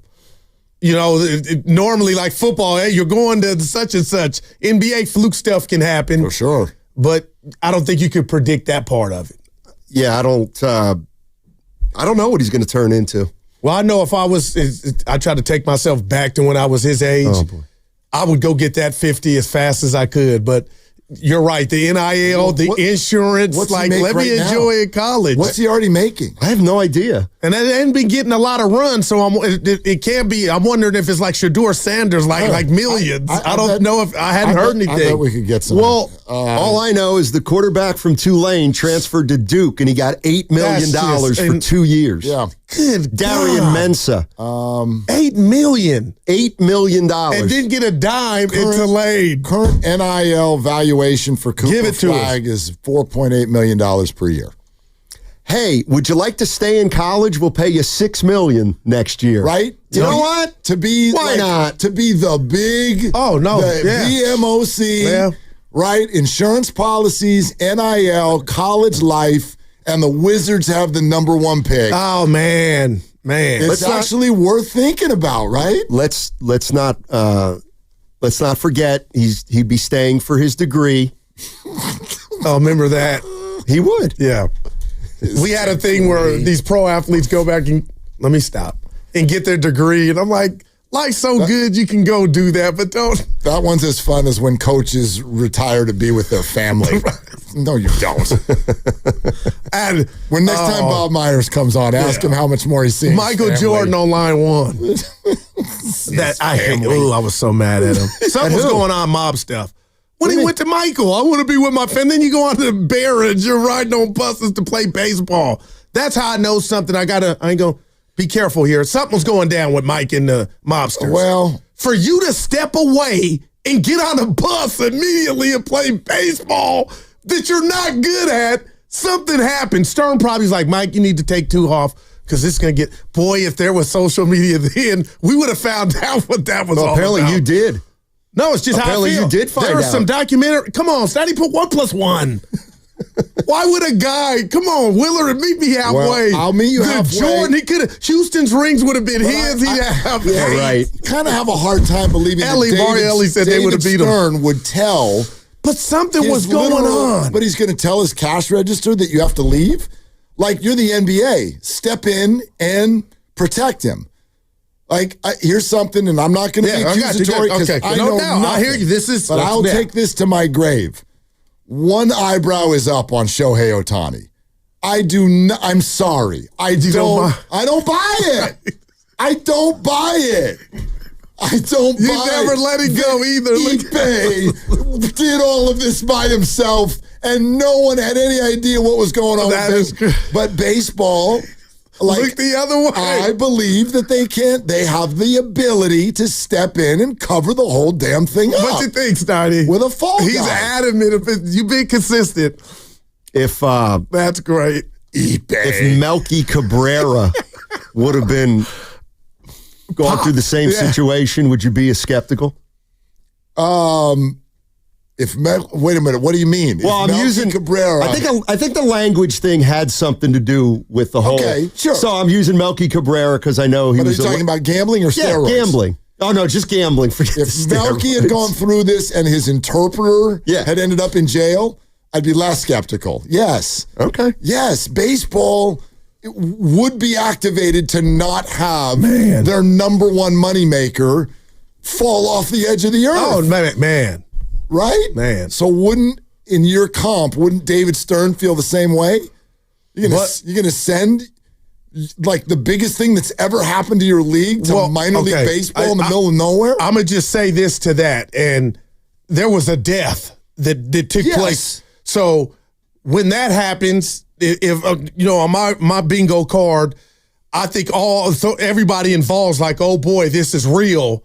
So when that popped off, I'm thinking it was like, you could be right. And come on, man. We'll never know. Who pulls over on the side of the road when you just got me thinking. And the Ohtani thing, you're right. They could have, but they just, the money. Hey, guys. Yeah. Termites are silent destroyers, eating away at your home before you can even see the damage. Atco Pest Control stops them in their tracks with expert treatment and prevention. Protect your biggest investment. Visit atcopestcontrol.com today and tell our office you listen to the What's Bugging You segment, and you'll receive 10% off any termite treatment. It's time for What's Bugging You. Oh, gosh, I forgot again. Yeah, I did too, but dang it. Okay. You got it. Yeah. Oh, wait. Perfect. Uh-oh. No, I had one from earlier in the week, and I told the guys to save it, and I just remembered it. You want me to start? Yeah. Okay. All right. This is going to, run the risk here of sounding like a real jerk. But you're in the right place.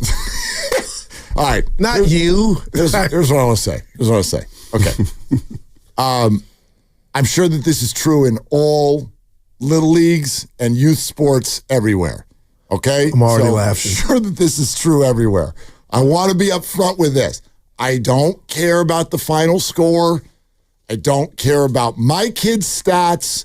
I don't care. I just want everybody to get a hot dog after the game, be friends and smile, learn the game, play it the right way, all of that stuff. There's only one thing when I'm watching a youth sporting event that will get me frustrated and up out of my seat. So the Little League where my son plays, the umpires are only about a year and a half older than the actual players. I don't like that. Okay? Yeah. Which I'm fine with it. Give them a little paper, get them a job, get them out there, and look, bad calls, sure, bad calls. That's fine. I don't mind bad calls. But if, as a league, if you're going to ask the coaches to give literally 20 hours of their time preseason so that they can get fingerprinted, so that they can have background checks, so that they can learn the keys to all of the sheds all over the city, so that they can this, they can that, they can do a Zoom to learn about pitching and the rules. Right. We've got this rule, we've got that rule. We're going to do that with the coaches. Could you spend 20 minutes with the umpires to explain the game to them? I don't care if they get the call right. I go to a game Tuesday night. Ready for this? This is right-handed batter. Pitch is a little high and tight, so the batter does that duck out of the way thing where the bat comes forward. That's a strike. Bit. Maybe. So what does the umpire do? Right-handed batter. We're going to appeal to a 12-year-old that's in left field. What did you see? I can tell you what he saw. He saw nothing. He's in third base. He can't. The batter's right. Do you even know what you're watching? I don't mind if you got it wrong. You're 13 years old. Do you understand what's actually happening out here?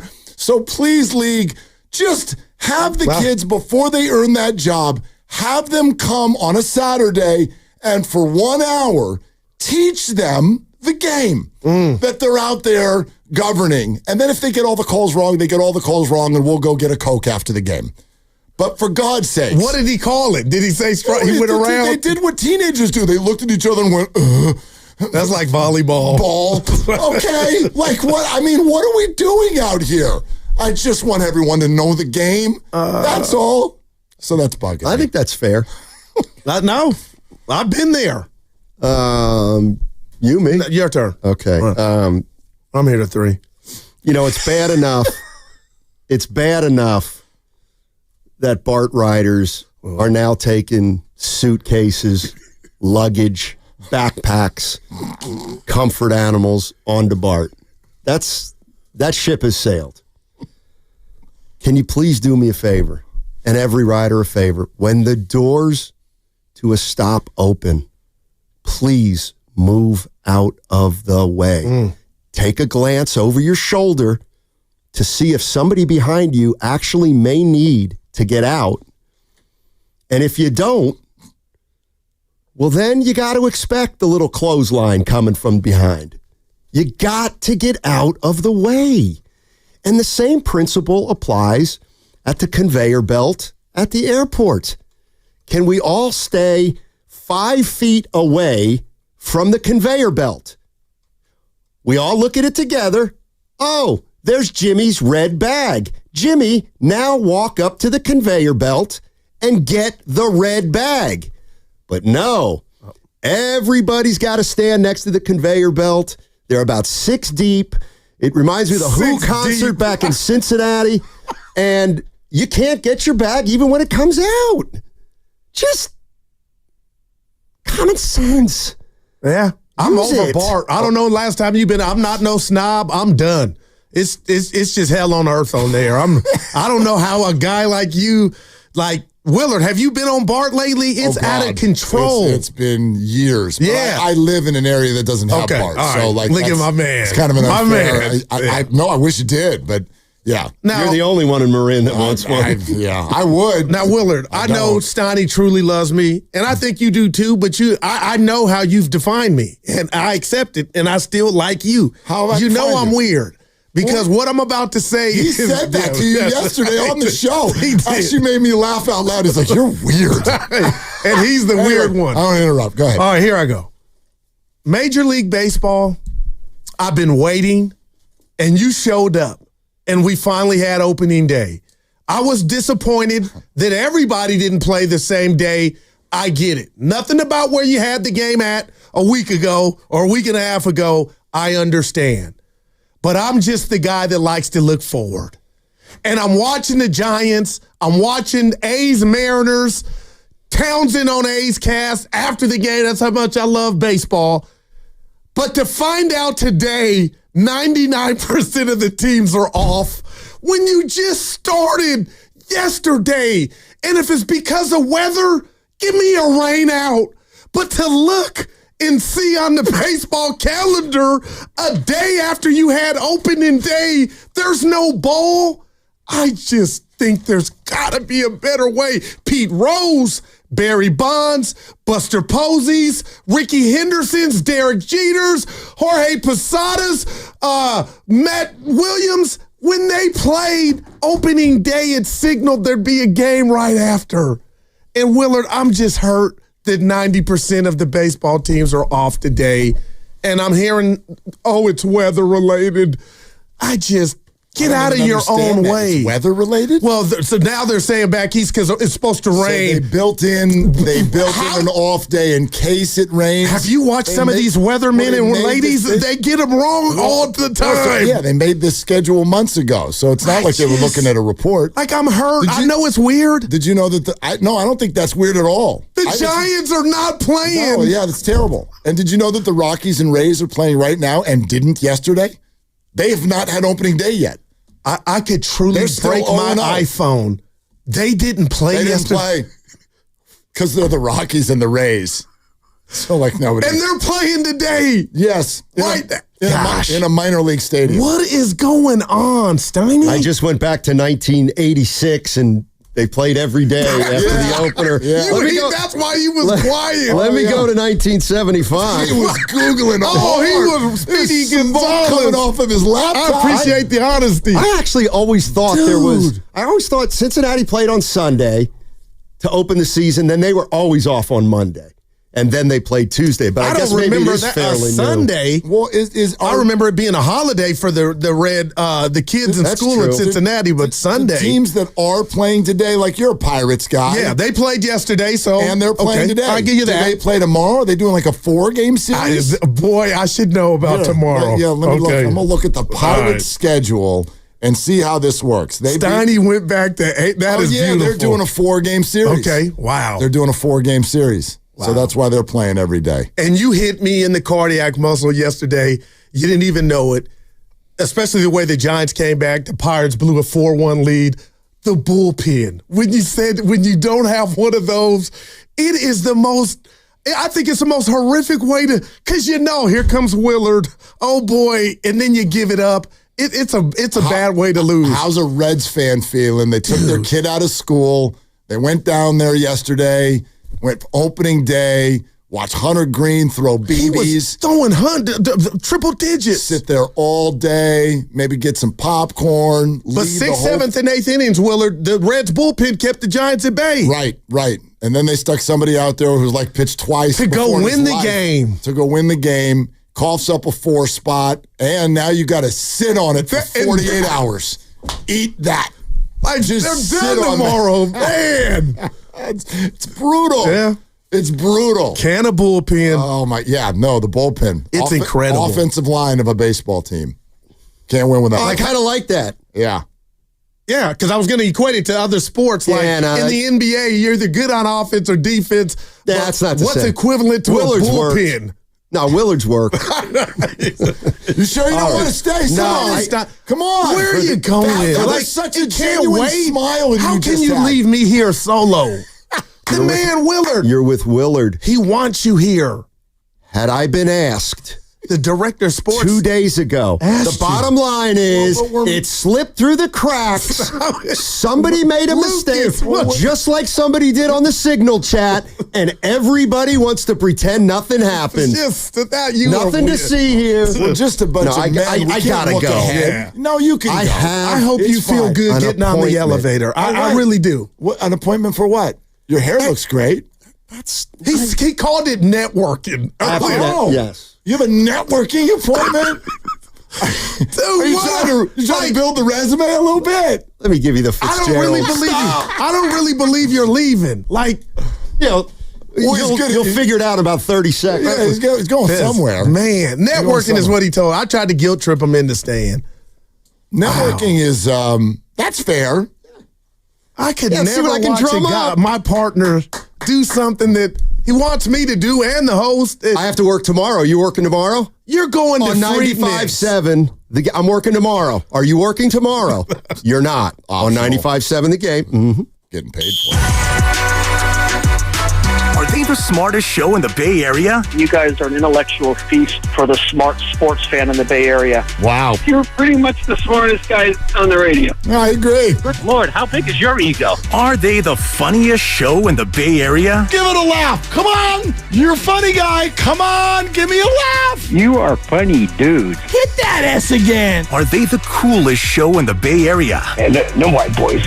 They're cool. That's what people are saying. You guys are phenomenal. This is one of the most perfect ways that I could end my day, getting a chance to talk to Mr. Mark and Dan, you know? We'll let you be the judge. Oh. All I know is it's a couple of Bay Area boys talking sports. I know nothing. Thanks. It's Willard and Dibs on 95.7 The Game. Yeah, let's go. You have to change the open for this day. You can't say them white boys are cool now. That is a great line. Grandpa Daddy. Can't do it. I've been excited for this all. I'm juiced. I don't want to say all week because I didn't know that we were going to do this all week. But as of about 48 hours ago, you're a kind soul to agree to hang out for a little bit. Truly, I could do it every day. And you know why I leave. We won't even get into that. But before they can get out, Mark, I'm in. Yeah. Let's go. Yeah, Let's go. doubt. For the first time ever, Willard and Goo. Yeah. All right, so we'll open it up, 888-957-957. You can call in. It's a different kind of a show today. Goo's going to stay till 3. Yeah. Then from 3 to 4, I'll do some talking. Bob Fitzgerald's going to join us. Fitz. Oh, man. Fitz from New Orleans. New Orleans. Yep. Or, as some people in my family call it, nope. Right? Like, yeah, when you look at the abbreviations of teams. Oh, I hate NOP. Yeah, NOP. Like, are they going to win tonight? Nope. So that's pretty good. That's our nickname for the. Have you been there? No. In disappointing fashion, I was told that I was going to have a trip to New Orleans, and then it got yanked out from under my feet. This is the days, Lucas, tune in. These are the days that I worked at USC. Trojans. And I worked on the football broadcast. Come on, Willard. And the football team was told, we're going to the Sugar Bowl this year. We're going to the Sugar Bowl. Our intel is telling us we're going to the Sugar Bowl. And this is like 3 or 4. See, I like these stories. Yeah, 3 or 4 different forms of the college football playoff ago. Go. So this is back when you still selected 2 teams to go to the national championship game, and then the other teams would just filter through the BCS games, the Orange Bowl, the Rose Bowl, the Sugar Bowl, all of that. Well, the USC, this is Carson Palmer's USC. They were going to be a wild card team, and the school is being told the Sugar Bowl wants you to be there. They're going to grab you. And I guess there is like a little bit of a draft. The bowl committees. Oh, gotcha. Right? It's like, selection. Okay, your turn. Who do you want? And then the Orange Bowl jumped up and grabbed USC in what was behind the scenes a shocking turn of events. And so I'm getting told for weeks, get ready. You're going to New Orleans. We're all going to New Orleans. I'd never been before. I was so excited. Next thing you know, we ended up in Miami. Which was, by the way, not a bad thing at all. I was just going there. First time that I went to Miami as well. You went somewhere. We went somewhere. I hadn't been there either, man. And USC blew Iowa off of the field. The Pittsburgh Steelers. In that case, yes, the Pittsburgh Steelers. Yeah. But anyway, so, yeah, New Orleans tonight, 3 to 4. I'll be solo. Fitz is going to jump on. Warriors live at 4.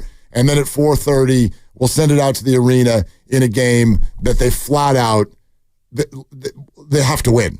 They do. Absolutely, unequivocally, there's no wiggle room tonight. You could call me Halloween right now because you could say, Goo, you're being scary.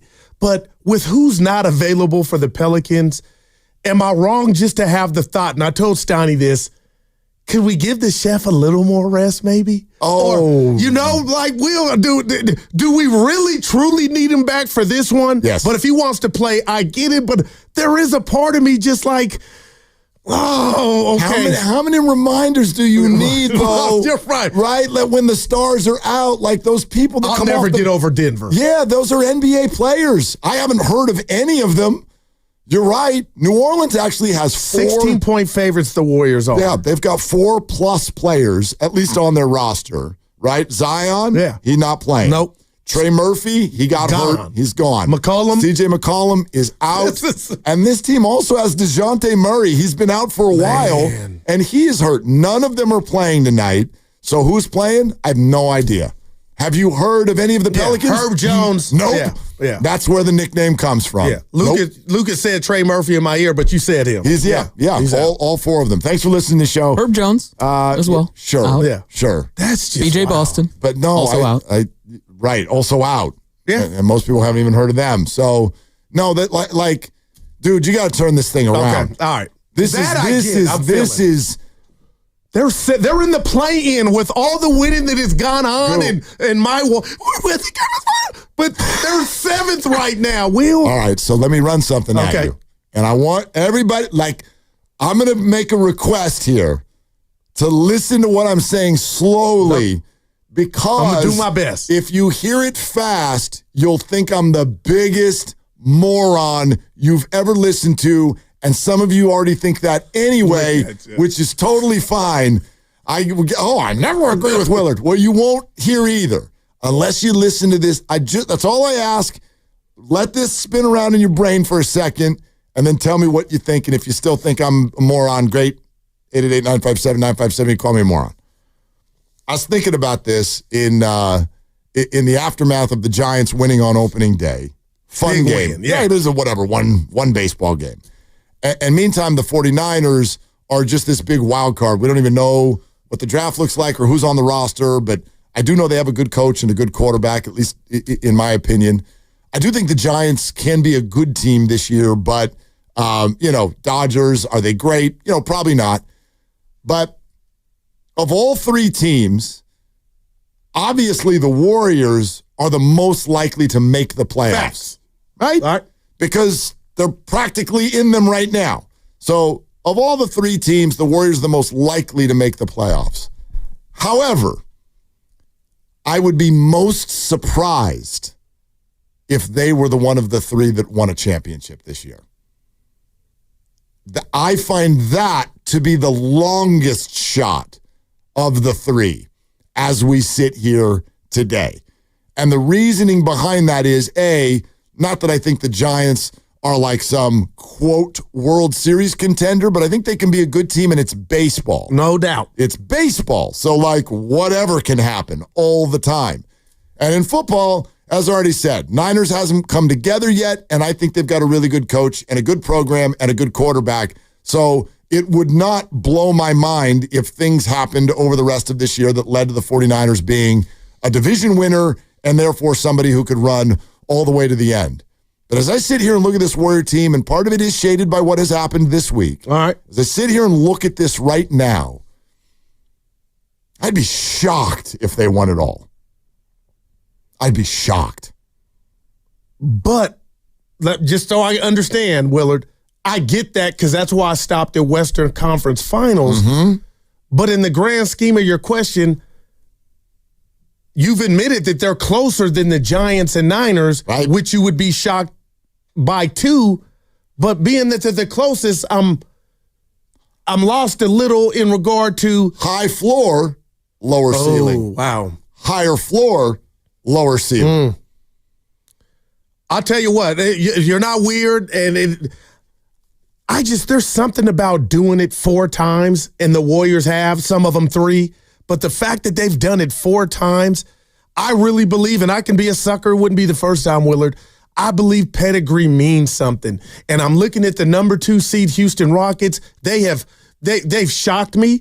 Kudos. But as soon as that calendar turns to game 1 of the playoffs, for them, I want you to show me. And OKC for that same. So, Willard, I don't see the Dodgers in the Giants way, because I got the Dodgers winning. I could be wrong. Yeah. I don't see a Dodgers in the Western Conference.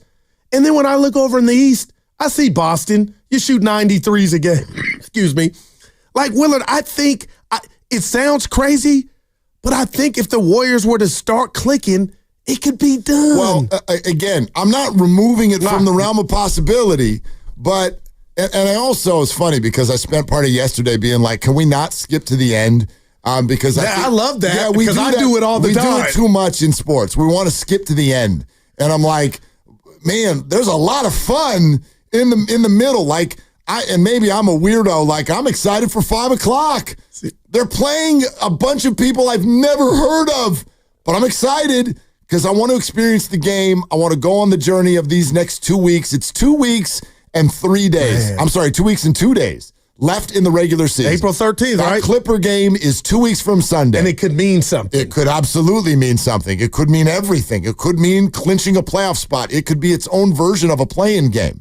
If they have the same record as they get together, as they do now, on that day, the winner gets the 6th seed, the loser's in the tournament. That could happen. Let me just throw this real quick. Will, what I don't like about this is the loser is so bunched up outside of 2 that the loser may get what they want. You know what I mean? Like, maybe. I don't want to face Mark Willard. If you lose, you don't have to. Like, I know nobody will admit that, but the way I'm looking at it, and it bothers, like Minnesota, they're behind the Warriors, but I'm thinking to myself, are they really playing chess when it's checkers? And I know winners win, and you don't throw games, but Willard is so jumbled, I am wondering, oh boy, we fought the good fight. We lost to the Warriors. Now we go here instead of there. If there's some of that. Maybe, but if you fall into the play-in, then now you have one game. I want no part of that. I want no part of it. Because right now it'd be Minnesota. It would be Minnesota. And oh, by the way, if you end up in a 7-8 game and you lose it, even if you still end up in the playoffs, you get Oklahoma City. Yeah. And I'm just going to tell, like, you're dead. Okay. You're dead. Right. And that would take too much. Well, that's where I'm coming from. Like, when you say,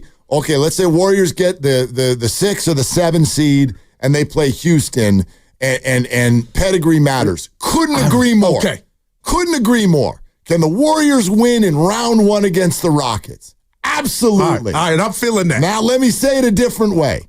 Sit here today and tell me that you feel you wouldn't be shocked if in a 3-week period the Warriors did a 7-game series with Oklahoma City, followed by a 7-game series with either Cleveland or Boston, and they won them both.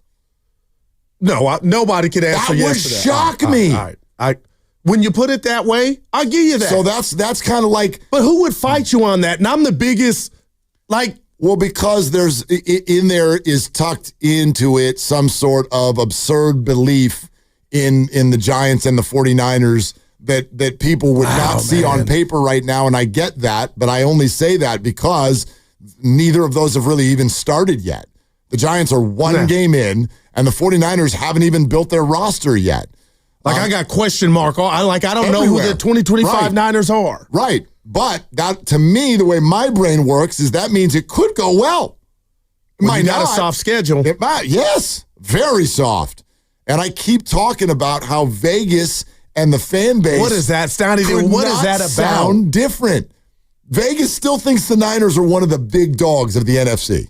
Well, maybe you're going to say this is crazy and they don't think like this out there. Have they earned that benefit of the doubt? Because I can make an argument, Willard, with the state of the Niners as is right now, and you still got players, and I know people are going to come for me.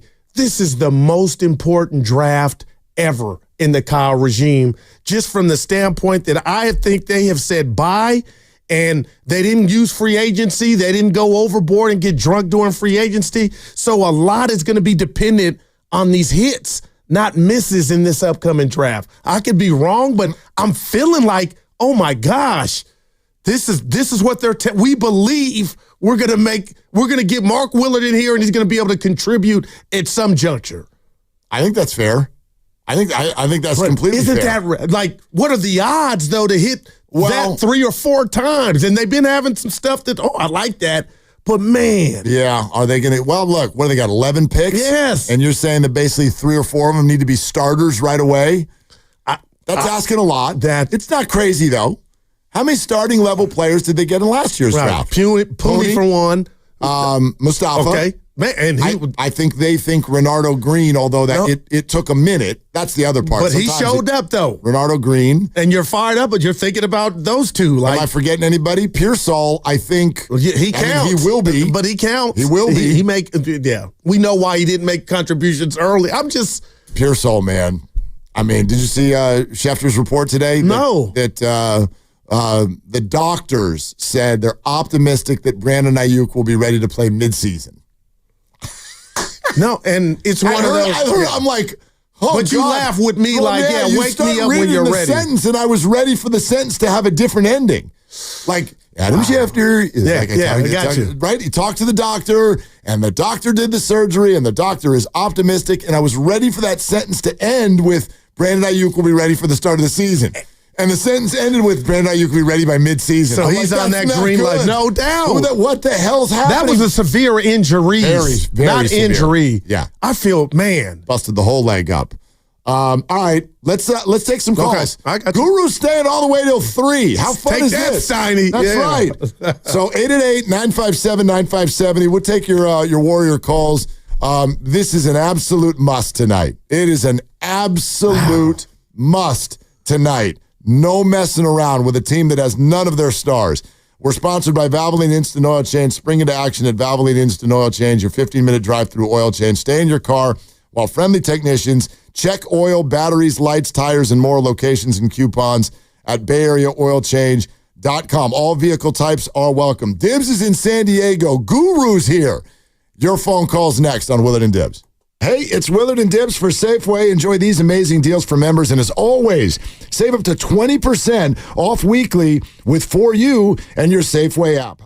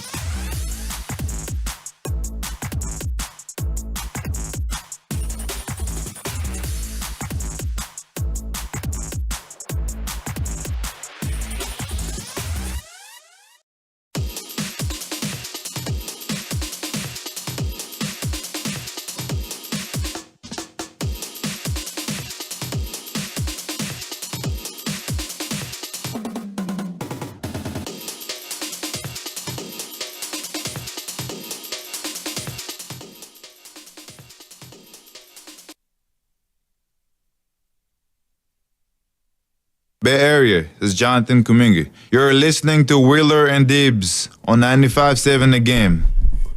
Yeah, except for Goo is in for Dibs. Yeah, JK. For a half hour. You guys had a good conversation about JK today. Yeah. It's because it is a day of the week, therefore you have to have a conversation about JK. What band is this in my ear? This is U2. No, the Joshua Tree. Yeah. Look at Goo. That's how I had Joshua Tree or Rattle and Hum? Which is it? I think it's Rattle and Hum. I don't think this is on Joshua Tree. Rattle and Hum was a live album, though, so it had some overlap. The song is Pride. I'll look up the album. Yeah, I think it might be on both. Anyway, whatever. I cut y'all. Yeah. All good. Can you name the name of the lead guitarist for U2 who's probably the one riffing right there? It is not a name. It is a word. And it used to be used to be a ride at Great America. The Edge? Nice! Did I get it? You got it! Oh, my goodness. Goo on fire. Wow. Yeah, them white boys are cool. You did it. That line scared me, man. Oh, dude, wow, the Edge. I'm feeling good. That's incredible. Yeah. If you want to great hit. If you want to relive the Edge, but multiple times, you can go to what I think they call it Guardians of the Galaxy now at California Adventures at Disneyland. Oh, man. It's like down and then up and then down and then down. I'll pass wheel. Yeah, exactly. Yeah. All right. Anyway, Guru's here till 3 o'clock, everybody. Dibs is out, and it's a short show, so I'll be solo up to a Warriors Live after that. We'll take some calls in a second. I have some NBA breaking news for you. I'm trying to guess it, but just pivot to me. Well, how about this? Since you're doing such a good job guessing things, and I haven't looked at anything. I was placing bets. A big name player just got announced as out for the rest of the year. Oh, and I'm going LeBron James. That probably would have been. I think Lucas would have hit the little bucket. Yeah, not okay. And I'm happy it's not him. Not that big. A big name player. A big name player is out for the year. Jason Tatum? No, it will not be affecting the playoffs. Oh, okay. It will not be affecting the playoffs. Give it to me. LaMelo Ball is out for the year. This is I guess the season's over for them already. Well, yeah. What is it? His foot? 8. I don't even know. I don't even think they need to announce it. They're just like, he's just out. We're tanking, and he's out. We're 2 games ahead of Washington, and we'd like to be on the other side of him. So LaMelo Ball is out for the rest of the year. You know what? 2 minor procedures to address ankle and wrist issues. Minor procedures. In other words, little ankle, little wrist. Things that could happen 3 weeks from now. But no, let's do it now because we're 2 games ahead of the Wizards, and we'd like to be on the other side of them. You know what, Willard? It's like I listen to your show every day. Your guys' show every day. I listen to your show every day. I appreciate it. That's coincidence. And there's a lot of times where I'm like, he's talking to me, but he's not. But I'm a fan. So I appreciate, like the Jonathan Kuminga, you're about the Warrior jersey, and so am I. But I hate when you have me question. I don't want to come off like I'm either or. Well, so I'm with you, but then I'm like, I think he's describing me. Well, there should be no divide. No, there should not be. It's the name on the front. I do not want to be a JK lover or a JK hater. I want to be neither. Do you think this is natural just across the board when it comes to some guys and gals on teams certain to where players. It's just a divide? Just certain players. Cap. Trey Lance, Brock Purdy. Brandon Belt was one of these guys. Man, captain. They literally had a name for people who liked him. You were a Beltist. Wow. They had a name for it. And I don't know if I can define what makes a player one of those guys where they're just so polarizing. Sometimes I think it's situational. Okay. Right? It's players who are good enough to be good, but maybe not good enough to be great, and the team has sort of at times packaged them as a central figure to what they're doing. And then the debate I'm going the other way. Wait a minute, can that guy be a central figure to what you're doing? I mean, look, and I'm going to talk a lot about this at 3, but the comments that Steve Kerr made, they were layered. Dude. That was not like...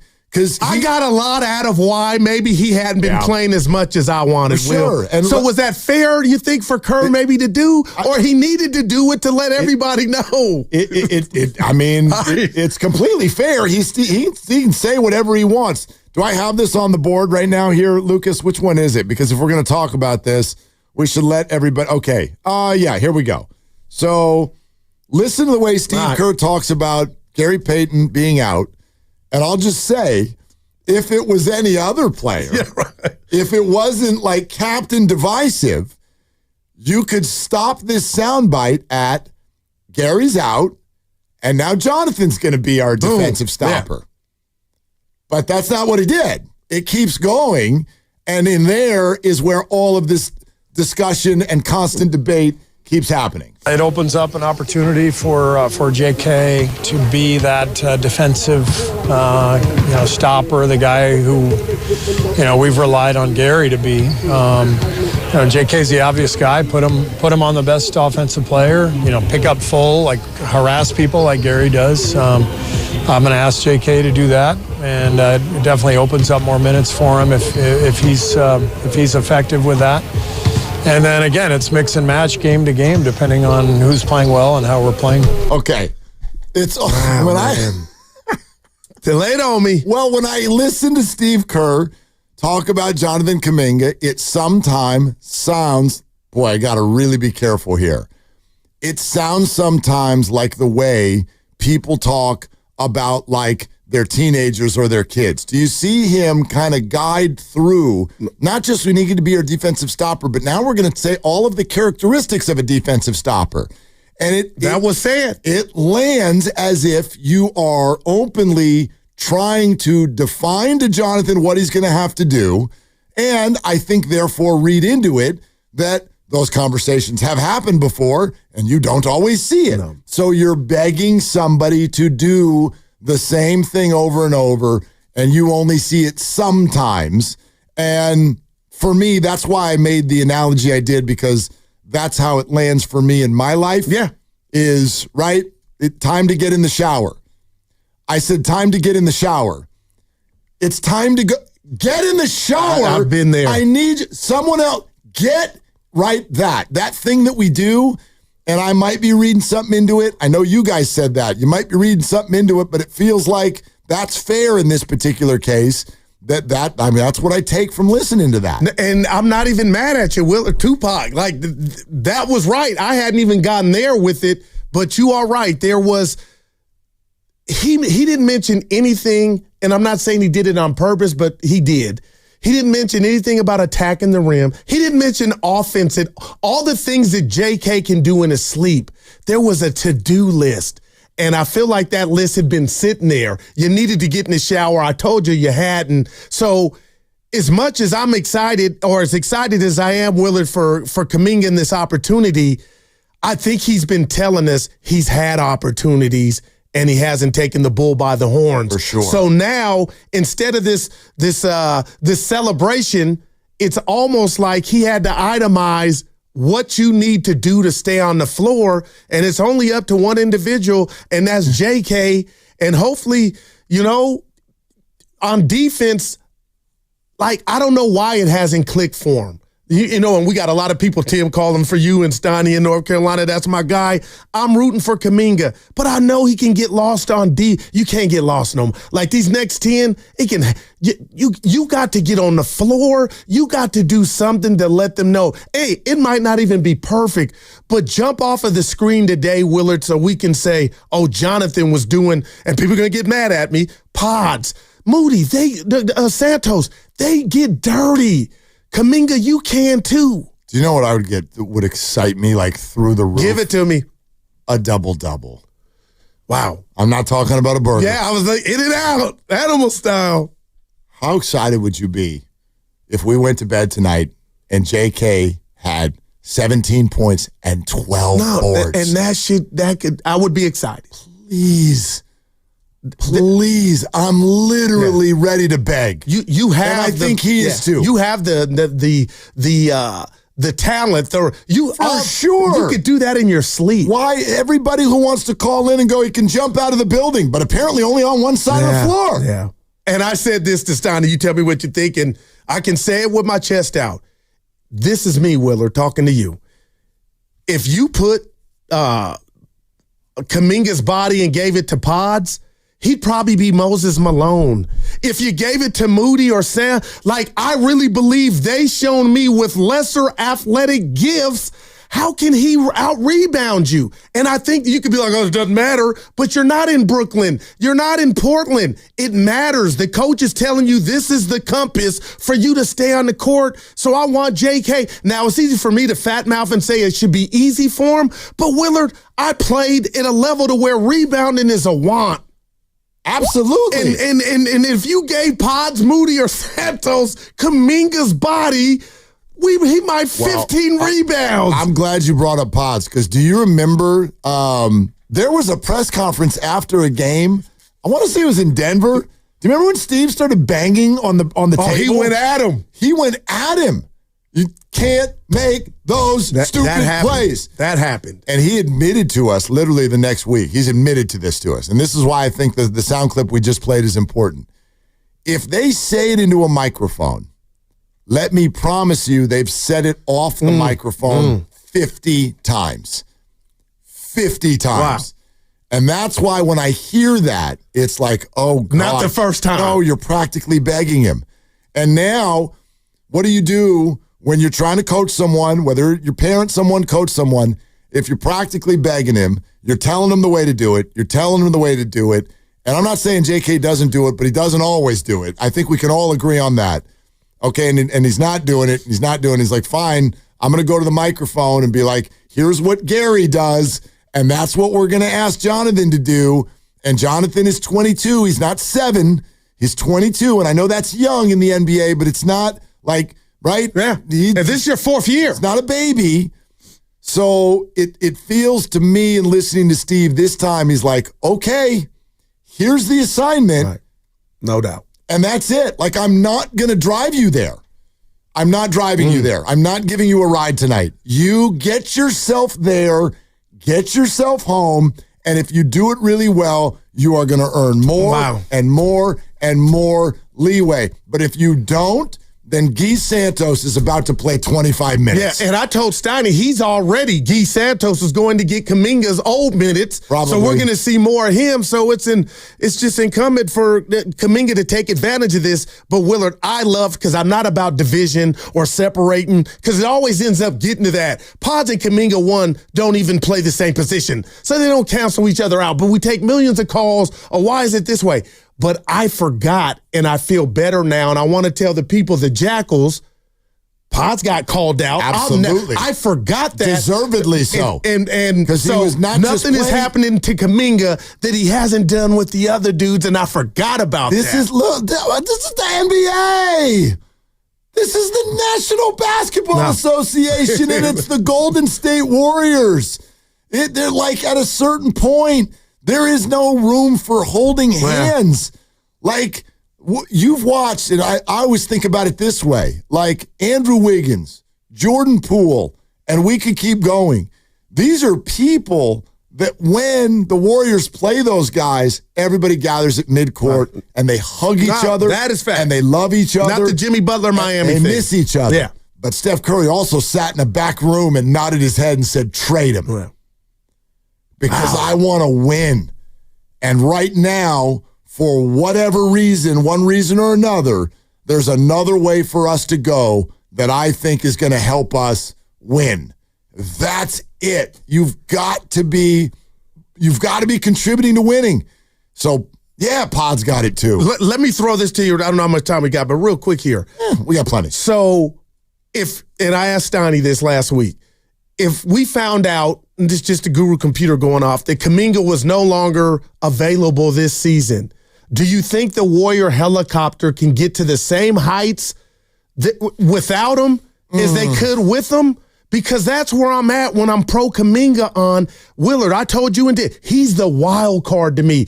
I don't think that helicopter can get to the ultimate plateau that we talked about earlier without the possibility of Kuminga bringing it. But the Steiny sometimes of the world and other people are like, Goo, Santos could fill that role. And maybe you're right, but does your heart tell you if they didn't have him at their disposal, that ain't gonna be the reason we don't get it done. Because I'm married to you need them. I think conceptually you're right. Define him. The good version of that's what I mean. You know what I mean? And I think that's kind of what they're saying. He said describe him. Who is him? Right? Like if he's playing at his best and if he is maniacally hustling, incredible, man. And if he's rebounding and if he's playing defense and if he's locked in and if it's fitting and it's all that, then of course. And I also think it's matchup reliant. There are certain matchups where Jonathan will be more important than others because I appreciate you you're going that. against young athletic teams. You absolutely ref swallowing the whistle, right. so when he's going to the rack, maybe he can play through it. Yeah, absolutely. And he's been. This is my favorite part of Jonathan since he's come back is he's hitting his free throws. And that I you pointed know that that's my thing. That is my thing, and he's doing that. You are a liability. Get fouled they're going to foul you on purpose. Yeah, and if you're shooting 60%, like who you helping? Right. So. I think conceptually you're right, but we haven't seen that's still a work in progress. We haven't seen him. Yeah. You want to take some calls real quick? Sure. All right, let's go to Caleb in Livermore. Hi, Caleb. Caleb, what's going on? Payday Friday. Come on, let's go, Caleb. About a quarter of that check is already gone, but anyway, all of it. What are you saying? Hey, wait, hold on. Am I hearing goo on UCL? Yeah, little OT, baby. Yeah. Hey, Willard, you got this guy to come in on overtime? That's the kind of juice I got around here, Caleb. You know what I mean? It's like when Steve Kerr points at somebody on the get in here. Yeah. We need you. Let's go. Hey, there you go. No, I'm very, very appreciative. That's your nickname on 95.7 The Game, Big Will. I'm very Big appreciative. Will. All right, I'm appreciative of Goo's kindness and his energy for this. There you go. But look, it'll be quick, man, because I know Goo got to get out of there. But I think, man, I want to ask you guys, what do you guys feel is the biggest key to the Warriors keeping that 60? Do you feel like it's just straight up having Steph Curry healthy for this stretch of the last, 8 games? You feel it's going to be key role players like Pods, obviously with GB2 gone, like Kuminga, Moody, Post? Like, what do you feel is the major key for the Warriors to secure that 60? This is an interesting question, Caleb, because you asking it makes me want to pull the schedule up, and I hate playing the schedule game. Because I know the Lakers are on there and the Clippers. The Lakers, thanks, Caleb. It's not even just that. Like, next week, things get really hard. Man. You got to go to Memphis Tuesday. You're in LA Thursday. You turn right around and play Denver back here on Friday night, and then Sunday host Houston, followed by Tuesday you go to Phoenix. That's a gauntlet. Yeah, it's really, really hard. So a week ago, we looked at the Atlanta and Miami game, and laughing. We went, so those are wins, which is why I hate playing the schedule game, because I don't know which star. Is Jokic in? Is he out? Is LeBron in? Is he out? Is Steph in? What do they need to do, though, on their own? It's 3-point shooting I'm getting worried about. Buddy Hield, I didn't understand why. And Kerr, to his credit, was married to Buddy. But now it's coming into focus, Will. We don't have a lot of 3-point shoot. 9 for 38. I don't even want to start saying that's a bad night, but you tell me if I'm wrong. Like, we're seeing that more on occasions to where, is that how this Warrior team's going to go? If Jimmy's not ultra aggressive to where, we didn't make it? Three-point shooting, I hate this part of it because it's not great analysis, but it comes and it goes. And it's a lot better from role players at home than it is on the road. I heard you say that. Half these games are at home and half of them are on the road and all of that. They're gonna have to catch a little fire from 3, and I think that they're gonna have to be maniacal on defense. There we go. They're going to have the energy to play 4 quarters on defense. Not what we saw in Miami and Atlanta. Not even close. They were not there. And so JK is going to have to be really good, too, in that role. That's why Steve's talking about it. You know, every time we have these Kuminga conversations, they immediately spiral into, well, can he score 23 a night? I don't think the Warriors give a crap. And I'm a part, but I've seen him a couple years ago, Willard, pick up, and I can hear Stotty now. Who cares? He picked up LeBron and made it difficult. Against the Nuggets when we were about to come back, he knocked it out of Russ after Russ was feeling comfortable. Kuminga was on him and knocked the ball away. But doesn't that make it worse? That doesn't make it worse. It's a tease. You can do it. Oh, there's no doubt. You got to do it. Wow, that's you got to go do it. Nothing to it but to do it. Yeah. You got to go do it. Doesn't that make it worse? Wow. Knowing he can do it. I do think there's angst and frustration, not like in the moment, but through the years. There's obviously been a chasm of some sort. The playoffs 2 years ago, Jonathan and his agent sending Shams to Twitter, right the day after, a minute after. Faith in Steve Kerr and all of that, and has he not played him enough? Maybe. I mean, we can get into that whole argument, but I don't think there's stress in this moment other than that, like, well, now you're being forced into it. They know you can do it, Time but is running out. They're also not doing it by choice. He's being forced into that role, and they absolutely need it. Now, I will also say this, based off the question, what is the key for them getting the 6th seed? Yeah. I think if you really want to be, like, objective, right now, as I look at things and guess the because they're the 7th now. I don't think they're going to get the 6th. Because their schedule their schedule is way harder than the Clippers. Then that would be playing city. And the Clippers are playing. If Kawhi he can go out in a millisecond. Exactly. I'm watching like, they're playing as well as anybody in the NBA. And Zubac is Shaq to us even every time we play. For sure. And Harden is Harden, and the Clippers right now are a problem, and they've got a bunch of New Orleanses and all on of the schedule. Oh gosh. Wait till you hear you want to hear what they're doing next week? Give it to me. This is what the Clippers are doing now. They have to be in Cleveland on Sunday, and then they're in Orlando on Monday. That's a tough back-to-back for the Clippers. Then they come home. You ready for the homestand? New Orleans, Dallas, San Antonio, and then Houston. They would have to really just blow it for them not to. Like, how far are they from 5, Will? Could they put something together to get 5? I mean, maybe Memphis is the target, not the Clippers. Real quick about Memphis, they fired their coach. I've never seen anything like it with 9 games left. Aldama got pushed by Bane, who's a team captain. I don't know if you saw that against Utah. He made this rounds. And I got to believe Jenkins is a fiery coach to where he tried to take Bane on or give him a message, and it didn't go. How do you – are they galvanized that he's gone? I mean, Desmond Bane is their 3rd best player. So I said coaching changes because Desmond Bane, I can't, I have no idea what the hell's going on. They're 44-29 and they're injured. And Ja's body language, there's something about Ja that rubs me the wrong way when he's in street clothes. I could be wrong, Willard. I'm like, could you have really played? Or if you don't like your coach, is that the difference where nobody knows the difference if you play? How can you do, you're 5th. You're 5th. From my standpoint, though, without knowing anything that's going on in there, either do I. There's a piece of it, if you take the record out of it, where you're like, I'm not surprised. Memphis has always had a leadership problem. They've got a huge leadership problem. You want to look up and down this Western Conference. But the owner fired the coach. The players, the players understood, but even if the coach stays, look at the players they have. Oh, man. Like Ja Morant is not a great leader. Look at when he was about to rise to superstardom. He blew it. He torpedoed his career, at least momentarily, right? Wow, man. You look around at all of these other teams they're competing against, from LeBron to Jokic to Shea to Steph to Kawhi. They've got a leadership problem. Do you think we find out what – you could be like, who cares, Goo? But I do. What could have happened? That's never happened, Willard. I don't know if we'll find out. I remember when we were like, are we going to find out what was going on there with Ja and Adam Silver? And we never did. Yeah. We never did. All right, brought to you by Fremont Bank. Here for you, here for good. I'll take more of your phone calls just on my own here coming up next. I had a ball, man. You should start your weekend. Yeah. But, dude, from the bottom of my heart, thank you. That was really fun. What we're blessed that this ain't work. No. Okay, that's all. No. All right. Gratitude, the attitude. There it is. I hadn't heard that one. All right, brother. Yep. Have a good weekend. Thank you so much. All right. Okay, so Willard and Dibs continues with just me, and Bob Fitzgerald's going to join us here in a half hour. Your phone call's next, because coming up next, I think I can help on this Jonathan Kuminga conversation. I want to at least give it a shot.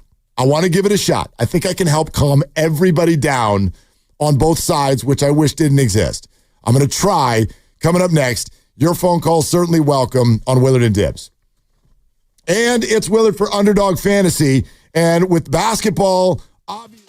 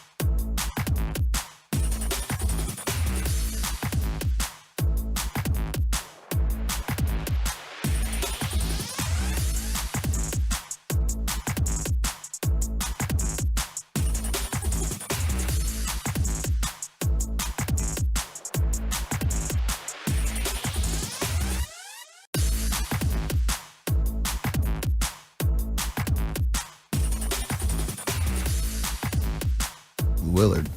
Now back to Willard and Dibs. Take it away, Mark. Okay, Chef, you take it away. You playing?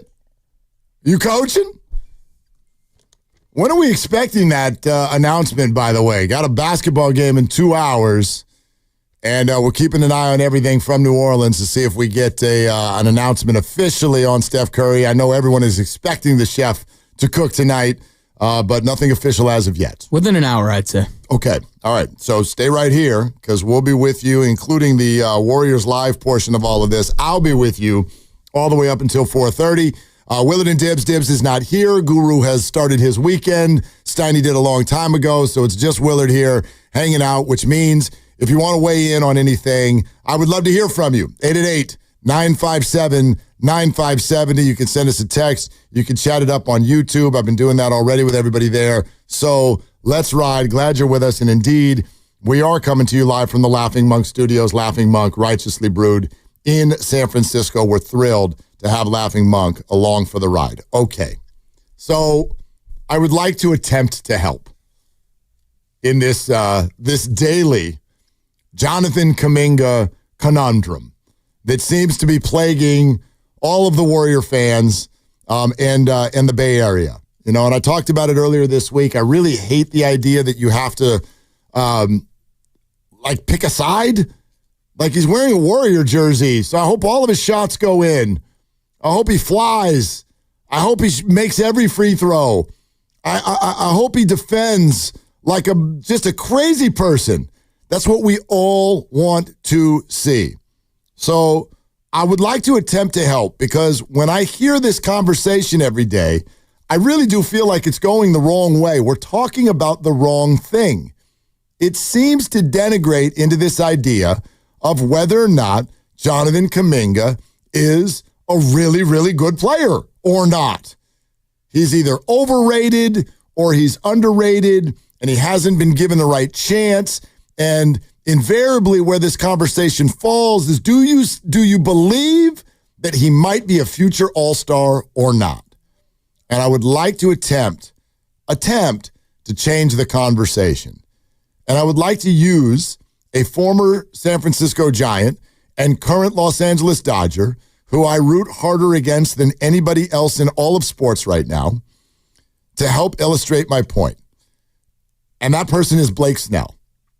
So if I asked you, is Blake Snell a good pitcher? Is he a really good baseball pitcher? What would you say? Obviously, everyone would be like, yeah. Like, this guy has won the Cy Young Award in both leagues. Like, Blake Snell is a really, really good pitcher. All right, then why did the San Francisco Giants not even call him in the offseason? He was their free agent. They were in need of starting pitching, and the Giants didn't even call him. Why would that be? I would argue because Blake Snell is a really good pitcher, but he's not the type of pitcher that the Giants were looking for. Buster Posey does not think that Blake Snell is like a great teammate, and he didn't love his approach to the game. So therefore, he's a really good player, but he's not the right fit with the San Francisco Giants. Fair? Okay. Now, before you say, I'm over here saying Jonathan Kuminga is a bad teammate, no, that's where the comp ends. What I would like to attempt to do is get all of us on the same page that Jonathan Kuminga is a very good basketball player. He is a young, growing, very, very good basketball player. Can everybody on both sides of the aisle, can we sit down and just agree with that? Can we get applause on both sides of the room? Jonathan Kuminga, good basketball player. So if we use that as the baseline, I think we can remove the frustrating debate. What ends up happening, though, is then we get to comments like what we heard from Steve Kerr yesterday after practice. I would like to play both of them for you, and then we'll go from there, because it is tucked into these comments that I believe we figure out the whole problem that the Warriors and the fan base might be having about Jonathan Kuminga. It's not whether or not he's a good basketball player. It's whether or not he is effectively willing and able to do the things that this basketball team happens to need him to do now. So I hope in some tiny little way that takes all of the, quote, disrespectful and offensive comments off the table. Nobody's insinuating that Jonathan Kuminga is not really good at basketball. But this particular team needs him to do certain things a certain way. And so far, he's not really proved that he can do that. Just like Blake Snell. Really good pitcher, can strike out a lot of people, but this Giants team needed somebody who was going to be a better leader in that spot, so they went and got 42-year-old Justin Verlander instead. You lead our young pitchers, because you seem like your head is screwed on much straighter. You may not be as dynamic, you're a lot older, but you can do what this team needs right now.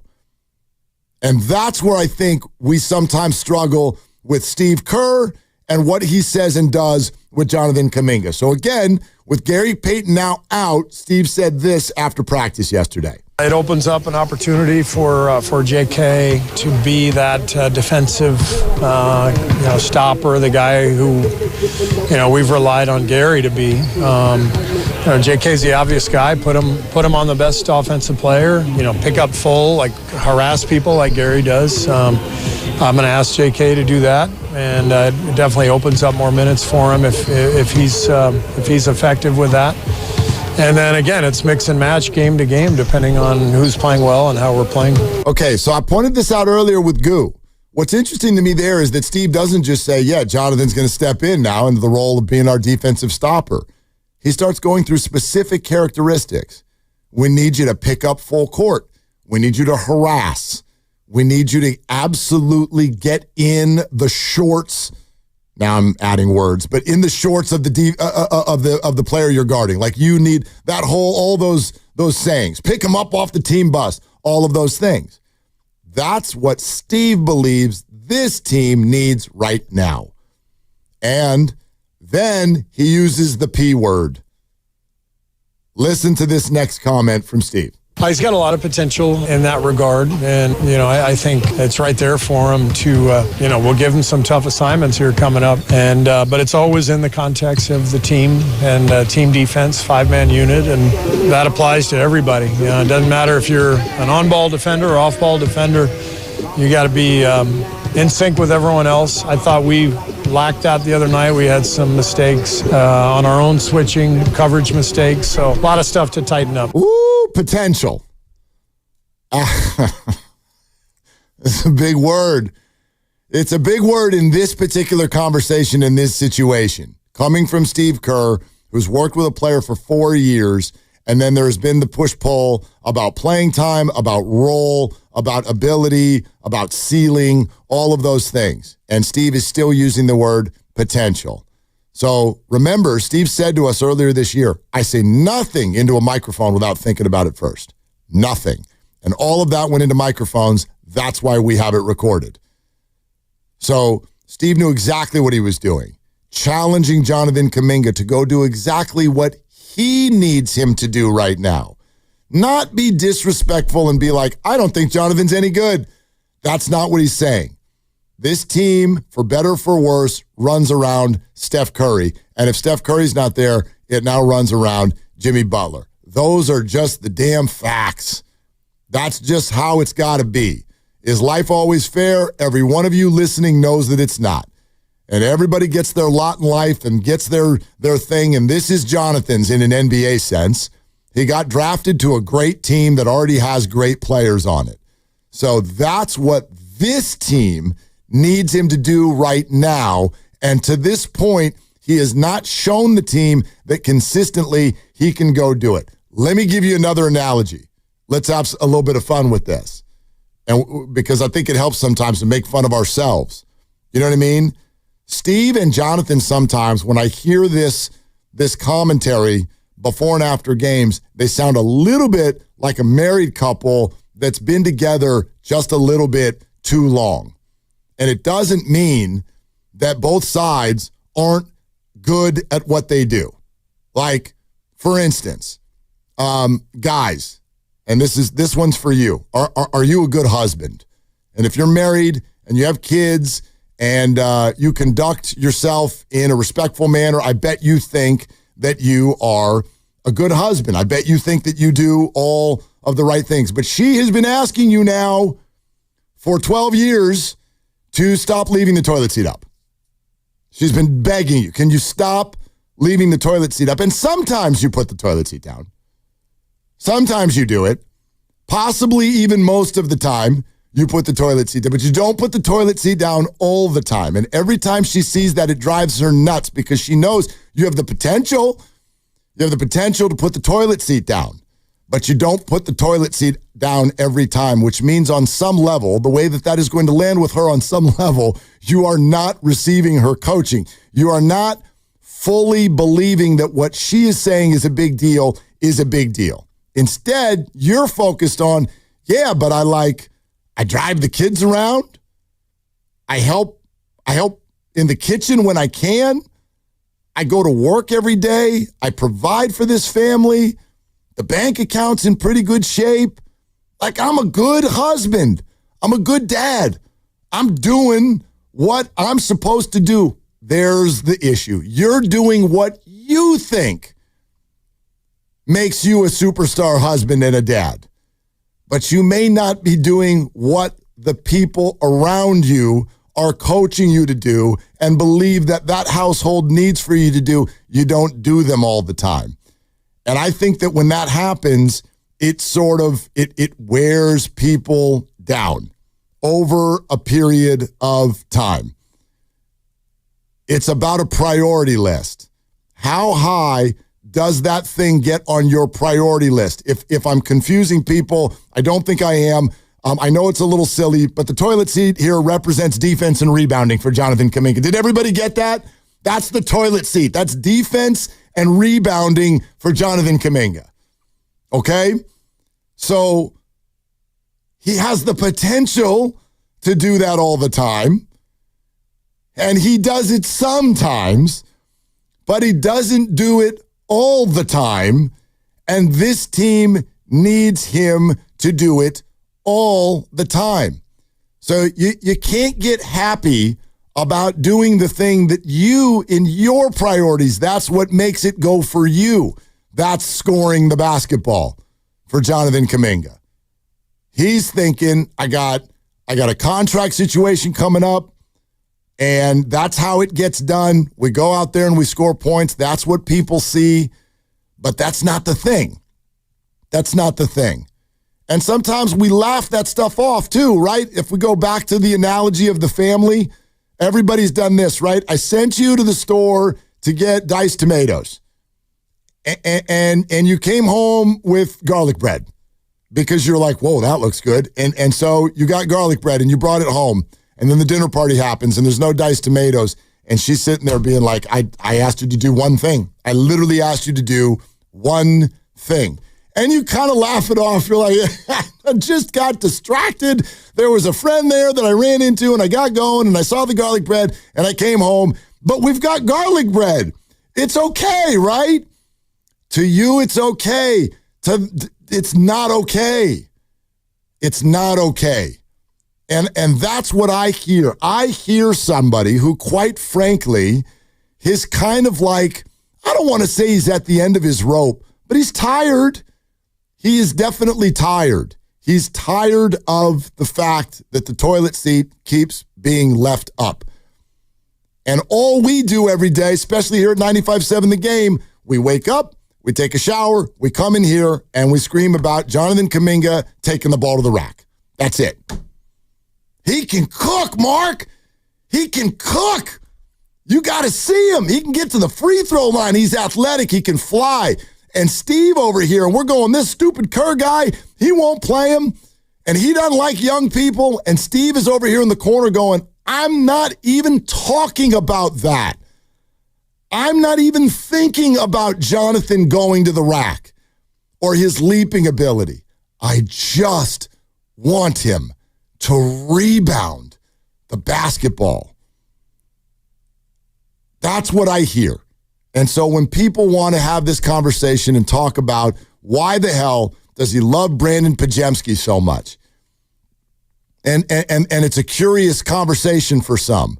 And I've heard people even bring up things that go as far as race when it comes to Brandon Pajemski and his playing time versus Jonathan Kuminga's.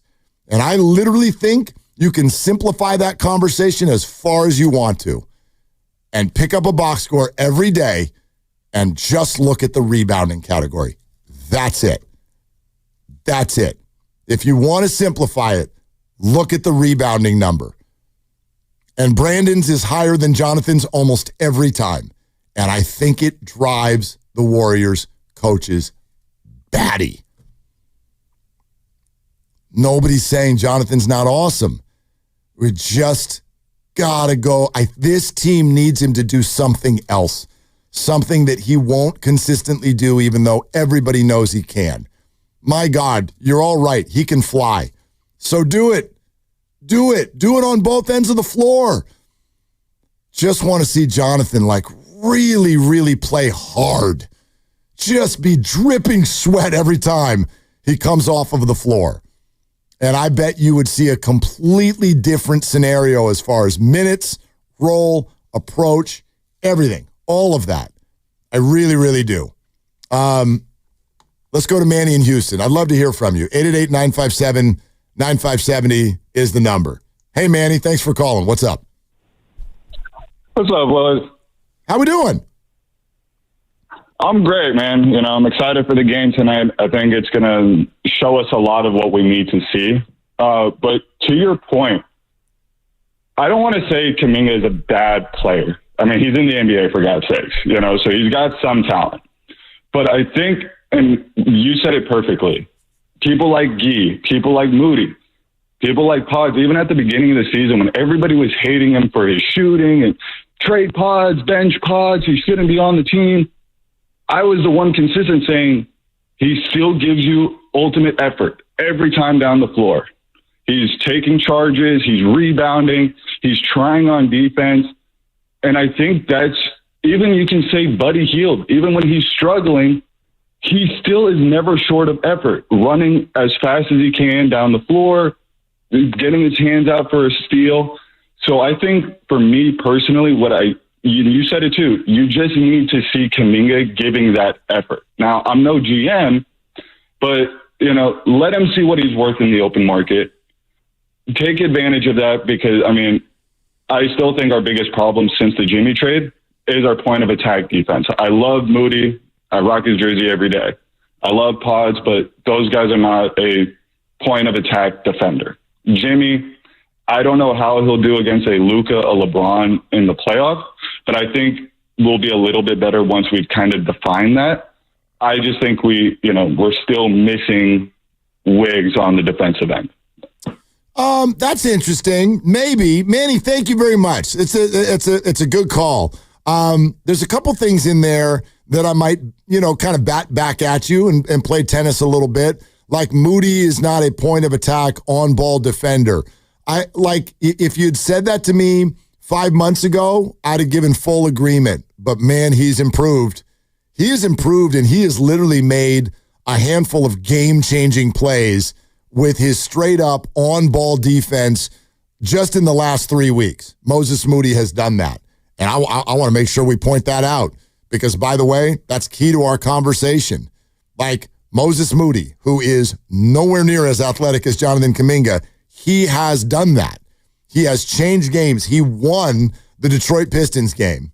You could argue it was one of about 2 or 3 plays that were the most important plays. And you're talking about what is a literal, young budding superstar in Cade Cunningham with the ball coming down the floor. This is after Draymond's big 3, just inside of 30 seconds. Warriors are up 2, but here comes Cunningham with the ball. He crosses half court, and Moody trips him up and picks him clean. And the ball goes straight to Draymond. He grabs it. He's fouled. He hits a free throw. Warriors win. Massive win. And Moody has made plays like that. And Jonathan, I don't know how many full-blown opportunities he's had to do that yet, which is the beauty for me in this moment. The beauty of this moment is that for everyone who wants to scream about more opportunity for Jonathan Kuminga, well, bang, here it is. We have arrived. We have arrived at a rubber meets the road moment for Kuminga as far as being able to do what the Warriors need him to do, and the stakes could not be higher. They go into a stretch of 10 games. They probably need to win at least 7 of them for this to be any sort of a realistic play for the Warriors.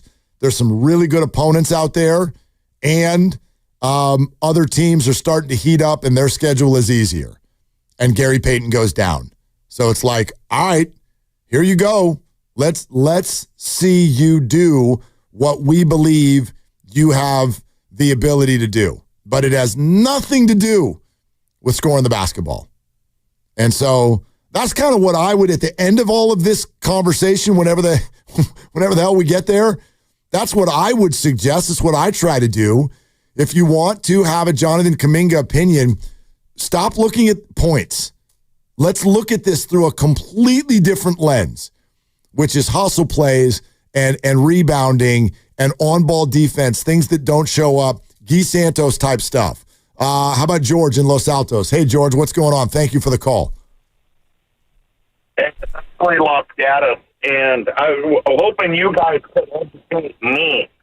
I watch every game, and all I can remember is Curry and Thompson consistently scrambling, running around, creating the play. Just from them just running around creates stuff. And we're talking about Kuminga right now, and can he take a notebook from a Thompson or it's Curry and just run around, create stuff? You saw how they used to mix it up, and then you get the Draymond giving it the pass to somebody under the basket, and I'm not seeing that. So educate me, why is that not happening, or am I just seeing it wrong? No, George, it's an interesting question. Appreciate the call. Here's the only answer I can give, is the one I would give, is that's not what Jonathan can do. That's a completely different skill set. And so therefore there's nothing wrong with that. Jonathan has his skill set. Steph Curry and Klay Thompson have their skill set. Jonathan running miles per night and then grabbing a ball and having a quick shot, unbelievably fast release 3-point, that's not his game. So he's never going to look like that, and I don't think the Warriors would ask him to do that. I think it's their job to put him in his best position to succeed, but his job is then to start caring a little bit more about the other end. Again, for me, the Kuminga conversation is not about the offensive end of the floor. It's the other side, and that's where everybody can meet in the middle and things can go well for Kuminga. On-ball defense, rebounding, maniacal behavior when the other team has the ball. That's where I think his key is. Warriors are in New Orleans tonight. Tip is set for 5 o'clock. Warriors Live coming up in a half hour, presented by Xfinity. Stream sports from the best seat in the house with Xfinity. Bring on the good stuff. We're also sponsored by Ceremony Ford. Very thankful that you're with us. More of your phone calls still ahead around the bend, but also we'll get Bob Fitzgerald in on this conversation. Fitz joins us from New Orleans next on Willard and Dibs. Yeah, Dan Dibley here for Fremont Bank, which, as you know by now, it's my bank, and it has been for more than 6 years. And I love this bank because it's a family-owned bank.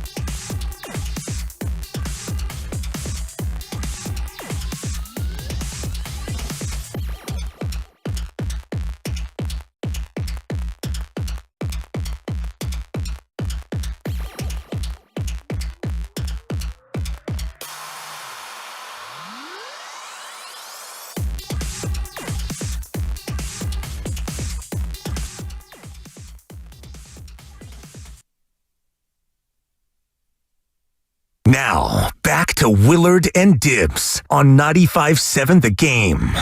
All right, continuing here with Willard and Dibs on a Friday, but no Dibs. So just hanging out with me at this point, but also now going out to the River Islands guest line to hang with our buddy Bob Fitzgerald on the broadcast for the Warriors. And Fitz, first off, thanks for doing it, especially on a game night.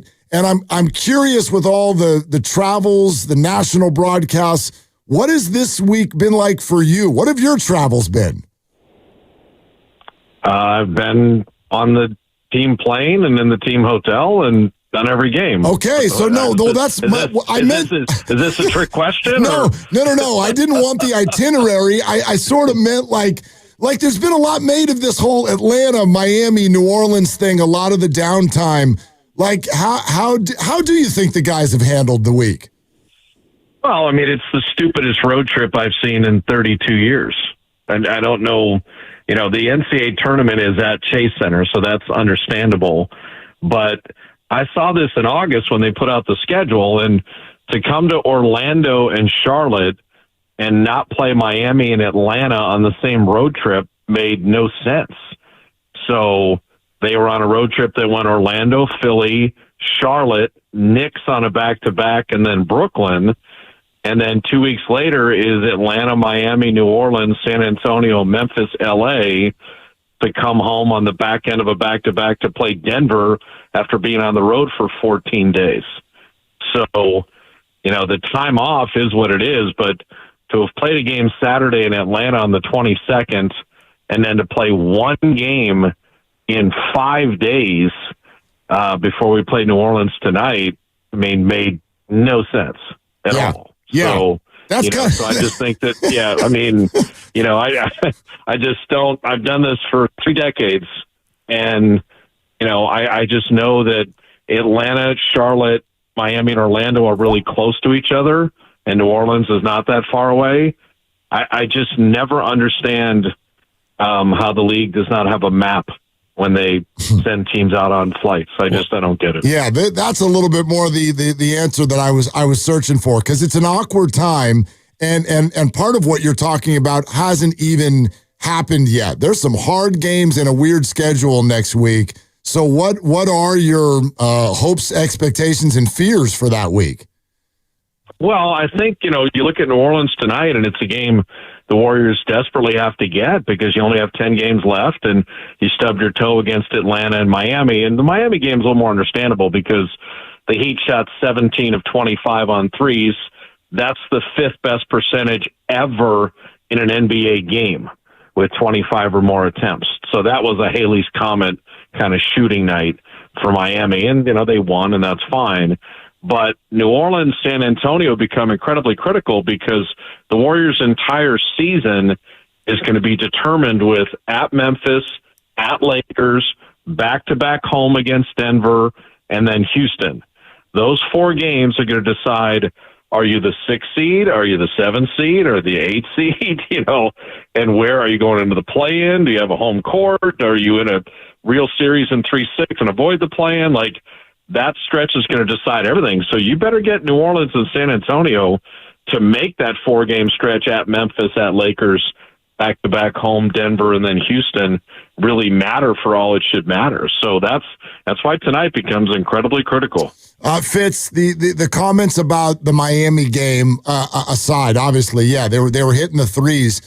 Maybe on an individual basis, though, it seems like last couple weeks the Warriors have run into a lot of individuals who have kind of careered it. So do you believe that they have just run into a few different buzzsaws, or is there something defensively going on that contributes to what they're seeing? I think a lot of people do a lot of overthinking. You know, prior to this year, without Steph Curry, the Warriors were 14-46. So what are the commonalities of the Atlanta and the Miami games? Yeah, you play without Steph Curry. So, you know, Denver shockingly lost a bunch of games without Jokic. The Lakers shockingly lost a bunch of games without LeBron. Milwaukee shockingly loses a bunch of games without Giannis. Like, this is not, people still need to stop overthinking these things. You have one of the top 10 players in the league that is an enormous part of your offense, And your offense is linked to your defense in the NBA, because when you're not scoring, even though everyone says, hey, you should run back and guard just as well. No, when the ball doesn't go in the basket, the Warriors get sad. And so that leaks into everything else you do on this, defending, rebounding, extra efforts, all that kind of stuff. When, you run up and clank, shockingly, you're not as motivated to run back on the other end. It shouldn't be that way. It just is that way. I hadn't thought of that analysis, that the Warriors might be sad a little bit too much on this roadie. I'm just saying, when the ball doesn't go in the basket, I'm sure everybody gets sad. I know calling the games, I get sad. Yeah. So that's just part of the deal. So the offense is built to revolve around Steph. So when you don't have Steph, it makes things pretty janky, and it's not that, and I said this even in the Denver game, where Denver rallied up and had a nice game without Jokic and without Jamal Murray. You can do that for a one-off. Guys can have a, come to Jesus game without your star one time, and that happens a lot. But you can't do it over and over again. And so, the Warriors won a game against Milwaukee, without Steph. But then you go on the road and it's no Steph in Atlanta, no Steph in Miami. That's the reason they're 14-46 without him. Now this year they're 7-5. That's still really good. But they were way better until they lost the last two.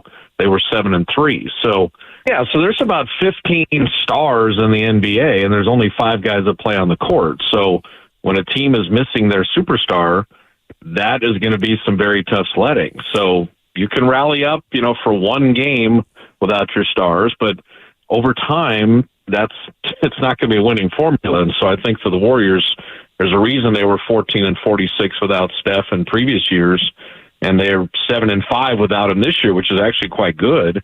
But they had been 7-3, and so losing the last two to Atlanta and Miami, it's the way the league is. The best players must play for your team to be good and for your team to max out. And particularly if you're playing on the road without your best players, that is going to be a major issue. TV voice of the Dubs, Bob Fitzgerald, with us here on 95.7 The Game. Hey, what do you make of the GP2 injury and how that will affect the team going forward? It's a big one. It's a big one because Gary is that wing defender that you can put on another elite scorer and turn the water off or at least slow him down. And, he's just had such a great season. And in recent vintage, GP2's been hitting threes. And then he's the one guy that plays with Steph and Draymond where he can set those screens and then roll to the basket. And, he's the little big man, whether it's dunks or layups, his ability to finish around the rim is just excellent. So Gary out for any period of time. I don't think it's a coincidence that in the Warriors' last championship run, GP2 got pushed in the back by Dylan Brooks, and missed a bunch of games. But when he came back, that's when the Warriors were at their best. And he was a big part of beating Boston in the finals. So huge piece to what they have. And it puts a lot of pressure on a lot of different guys now because you don't have probably your best wing defender. Now, Draymond's incredible. And then, Jimmy is a very good defender. But when you had Draymond, Jimmy, and Gary Payton, now you have multiple guys that you can put on different matchups. Well, you say it puts a lot of pressure on a lot of guys, and it sounds like the first guy up is going to be Jonathan Kuminga. I thought Steve Kerr's comments yesterday after practice were fascinating. Not only that he said Jonathan is the one who's going to take that role, but the way he kind of said it almost sounded like they've been pleading with Jonathan for so long to really focus on defense and rebounding. They believe he can do it, but maybe they haven't seen it consistently yet. So what'd you make of those comments? Well, I think Kuminga is definitely going to play more. All the rotations are going to change with Gary out of there because that's about, 18 to 20 minutes a game. So that's going to be eaten up by somebody. But different guys find their spots in different ways. Moses Moody's defense has been very good in the last couple months, but that's consistent playing time and the role that they want him. And Mo has embraced that and done really nice.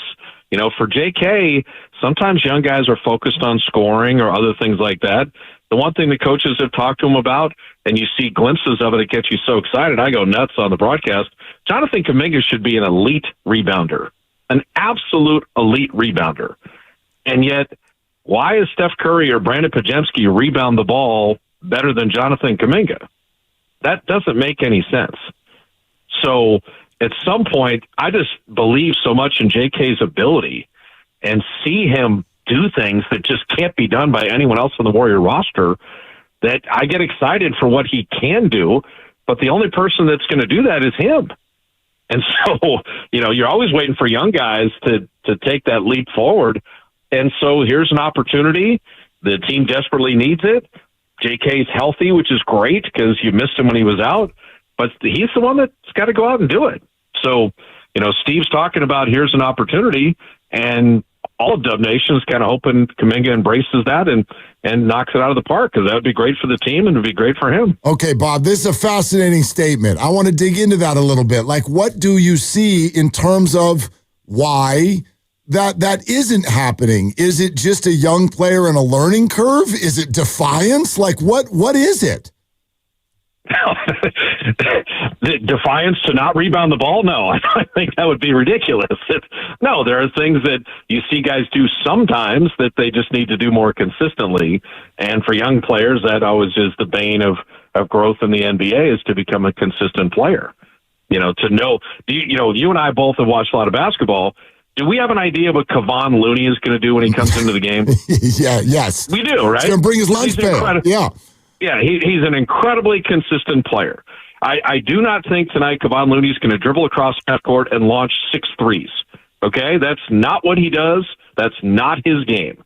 But I do know he's going to go to the offensive glass, and I do know he's going to set screens, and I do know he's going to play defense. So that's what we do know about him. Now, if you look at other guys on the team and you look at other guys in the league, there's plenty of guys like, I don't know what the hell they're going to do tonight. And some of it'll be great, and some of it'll be awful, and some of it'll be misguided or whatever. That's part of young players in sports, is be consistent and follow and do what you do well. And then once you do that, then your coaches can put you in certain situations for the team to perform at its best. Well, I ask it the way about defiance for this reason, because we often hear that things like defense and rebounding are just effort. And in fact, also, Bob, one of the assistant coaches told me last year that when Jonathan really started to realize that he could score at a high level in the league, he just kind of forgot about defense. So I do think there's a prioritization of what guys are going to do out on the floor. And maybe Jonathan sees himself differently than the coaching staff does. I don't know. Yeah, I mean, I think you're overthinking it. I just think that, to me, in sports, there are people that do things in football and baseball and basketball, hockey. They do things to help you win. Now, the casual fan sees points scored, and they think, this guy scores points. Now, there's a lot of really bad teams in the NBA where there's a lot of guys that score points, and that has nothing to do with winning, because if they could do other things, their team would win more. And so I was just, lucky enough, we played golf the other day, and one of the guys said that's a member of this course is Shane Battier. And Shane Battier, to me, is he a great scorer when you think about him? No. Was he a great elite ball handler or this or that? Shane Battier was a winner. Draymond Green is a winner. Jimmy Butler is a winner. Like, you just do things to win basketball games. And so that sometimes they quantify in stats. You'll see rebounds and you'll see assists and block shots and things like that. But are you doing things to win games? And the tough thing with younger players is they come in the league and they think, I need to score because scorers get paid and I want to get paid, and so I'm going to go out and score. Well, we just retired a guy's jersey in Andre Iguodala, who came to the Warriors and focused only about winning, became a Finals MVP, is a likely Hall of Famer, and has his jersey in the rafters. Did Iguodala ever worry about, did he score that night, or did he have assists that night, or did he have rebounds that night, or did he defend that night? No. Andre Iguodala just helped you win every night. And so that's what you have to figure out as a player. And that's not a coach telling you something, and that's not, something where it's, well, hey, go do this, go do that. You got to figure out how to contribute to winning. And that's what makes elite players in our sport. And so when I just see different guys that have skill sets that can really help you win. We just talked about an injured player in Gary Payton. GP2 is an oddity. He's only 6'3", but he plays like a power forward on offense, and he plays like an elite defensive back on defense. And so he's figured out how to, with the Warriors system, where to plug in to help contribute to winning. And that's got to be the goal right now for the final 10 games. They need to win.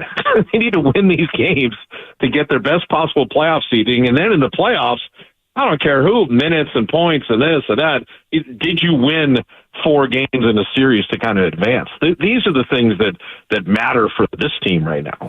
Bob, what do you make of the West in this moment? All the shuffling, the Clippers are playing phenomenal. Memphis has fired their coach. Like when you look at the rest of the schedule and everything going on in the West, what kind of stands out to you right now that matters to the Warriors? Well, OKC's on a different planet. Okay, so, put the Thunder aside. There's a blanket over everybody else.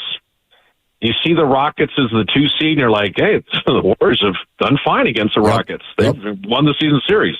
You see Minnesota. Hey, the Warriors won the season series against them, too. Then you look at the Clippers and the Lakers in Denver and Memphis. You're like, oh, man, those are tough matchups. But could the Warriors beat those teams? Sure. Could those teams beat the Warriors? Sure. Could the Lakers beat Denver? Sure. Could the Clippers get by Memphis? Absolutely. So I just think it's really cool is that after the 1 seed, OKC being different, that from 2 through 11, could I see the Phoenix Suns with KD and Booker, go nuts and beat a team? Sure. Because I watched them beat Cleveland the other night and was like, wow, Phoenix is... There's that firepower now. Anthony Davis is back with Dallas, and you're thinking, all right, now Dallas can be something. So I love it. I love where the league is because we've got Dodgers, Yankees, and that's going to be the World Series. I mean, there's been 6 different winners in the NBA in the last 6 titles, Warriors being one of them. And I think we might be on our way to a 7th different champion this season. It's been that good. So what I take from that then is the Warriors better get either a top 6 seed, or if they end up in that 7-8 game, they better win it. Well, in the 7-8 game, you'd like to be at home. Right. So, I mean, right now they're tied with the Clippers, but the Clippers have the tiebreaker. And then in the wonderful scheduling master stroke, they play the Clippers the last game of the season. That's awesome. And so that could be for, do you want to be the 6th seed? Do you want to be the 7th seed and host Memphis or Minnesota in a 7-8 game? So, I mean, none of this is going to be decided to the last weekend of the season. I can guarantee you that. So that's what makes these games so critical. And then you see, as you mentioned, Memphis makes a coaching change. Hey, after New Orleans and San Antonio, where do the Warriors go? They go to Memphis. And you have the Lakers lose like an unbelievable game to the Bulls last night in the final 12 seconds. And you're like, oh, who do the Warriors finish the road trip at? Oh, at the Lakers, So this is just awesome as far as who the Warriors have left, what's going on in the West, what these games will mean. And this is what you want. This whole, the season's too long and this and that. And it probably is. But these last 10 games, man, I could give you a reason to watch every single one of them. That's what's so cool about it. Bob, have a great call tonight, man. Thank you so much. Anytime, Mark. Great hearing your voice. Be good. 95.7 The Game. Breaking news. Woo, right out of Bob Fitzgerald, straight into this. Steph Curry's playing tonight. 30 is back. So certainly widely expected, certainly hoped for, and now it is a reality. Steph Curry is in for the Warriors tonight. Now, health is something that it's unpredictable. So you don't want to hang that around a player's neck as we get down the stretch here. But I do agree with Bob with what he kind of said back at the beginning of that conversation. Sometimes when things get a little bit difficult for the Warriors or any other team, we are guilty of overthinking it. The last 2 games, what's the number one headline? Like, we can get into all of it. Well, Jimmy looked passive and the defense wasn't right. And Kuminga this or Moses Moody 0 for 9. get into all of that, the number one headline, I would say, if somebody landed here from Mars and went, what happened to the Warriors the last 2 games? Steph didn't play. And then we eat. Like, that's it. That's and no, that doesn't tell the whole story, but that's a big part of the story. And I personally believe a fair part of the story. Sometimes it's interesting to me when you hear people say, well, wait a minute. You need to be ready for that. That's why you got Jimmy. No, it isn't. You didn't get Jimmy to replace Steph. You got Jimmy to help Steph.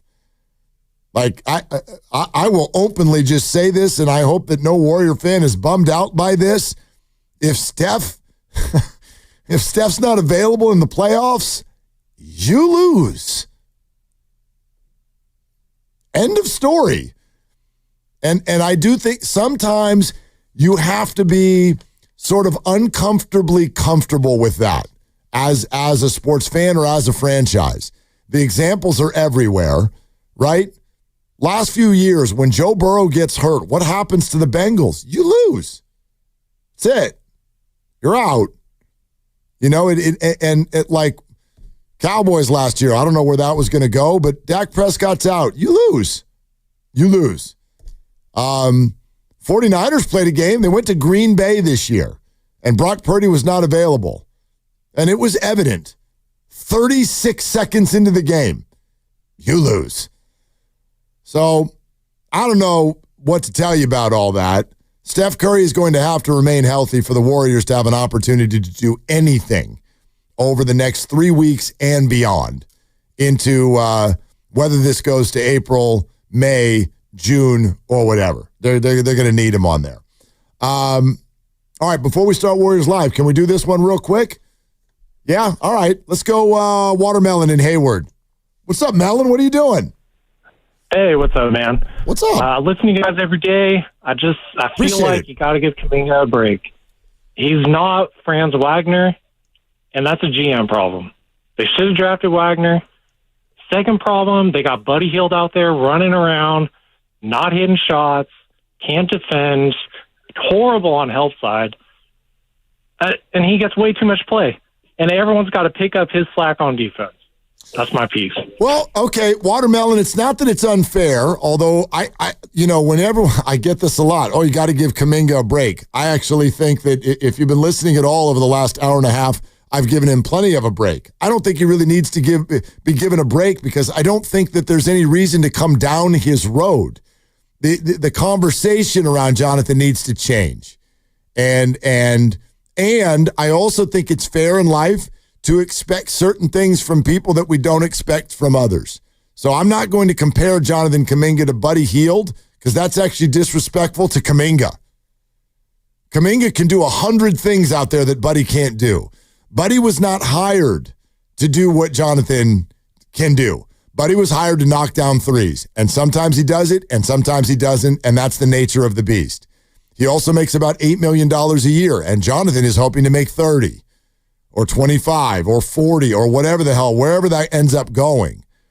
But different rules for different people based on different skill sets and talents. Jonathan can do this. They believe he can do this, but he sometimes doesn't.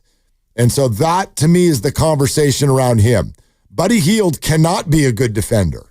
He's a long-time veteran in the league. He doesn't do that. And he wasn't brought here to do that. So I'm not going to then get mad at him when he doesn't do that and say, let's lay off Kuminga because that guy over there doesn't do it either. Well, he can't. He can't, but Jonathan can. And so more expectations are going to be there. The Elite Eight is at Chase Center tomorrow. Former St. Mary's player, USF coach Todd Golden still rolling. Florida Gators, Texas Tech, 3 o'clock. Go to chasecenter.com/events for your tickets. We're also brought to you by Fremont Bank. Here for you, here for good. The game is an hour away. Let's ride. Warriors Live is next on Willard and Dibs. Hey, it's Willard and Dibs for Safeway. Enjoy these amazing deals for members.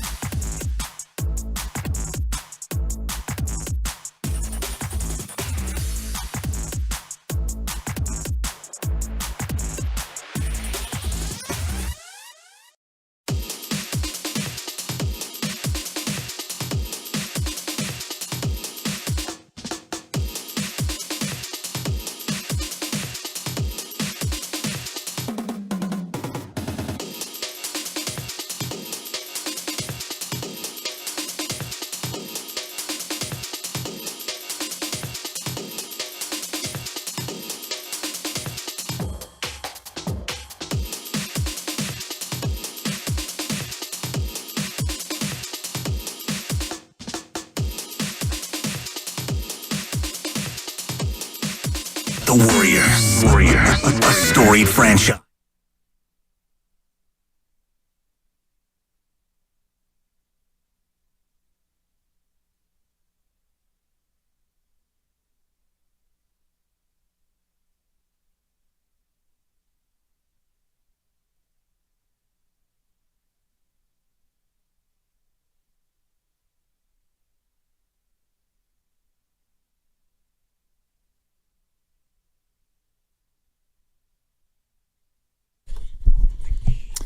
And tonight in New Orleans, down on the Bayou, the Warriors in a get-right game. They hope get the chef back cooking. 41-31 is the record, 10 games to go. Dubs at the 20-53 New Orleans Pelicans tonight on 95.7 The Game. Warriors Live is presented by Xfinity. Stream sports from the best seat in the house with Xfinity. Bring on the good stuff. You're going to want to hear the injury report. We'll get to it in a second. For the Pelicans, it's everybody. Pretty much everyone you've heard of is sitting out, and so that puts brand new focus on this game from the perspective of the Warriors. I will start tonight's Warriors Live out by simply saying this is an absolute must.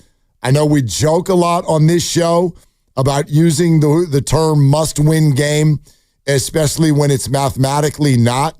But for two reasons, one of them being Dibs is not here, I'm going to go ahead and I'm going to use this phrase tonight because from an emotional standpoint, I firmly believe it. This is a must-win game. I said earlier in the week, if the Warriors lose this game, I think you can kiss the idea of the 6th seed goodbye. I believe that, but even further, and this is the one that really scares me. If you don't win this basketball game tonight, I think you run the risk of starting to lose people. And I don't mean lose people in terms of watching the game or following Warrior basketball. I think that you're going to start to lose people in terms of all of the belief that you built in the post-Jimmy Butler trade era. They did a lot of work to gain a lot of fans and gain a lot of belief. And if you start out this road trip 0-3 against three very lesser teams, and one of them is this particular team, the Tankin' Pelicans, and the fact that from DeJounte Murray to C.J. McCollum to Zion Williamson and Trey Murphy, none of them will have their shoes on tonight.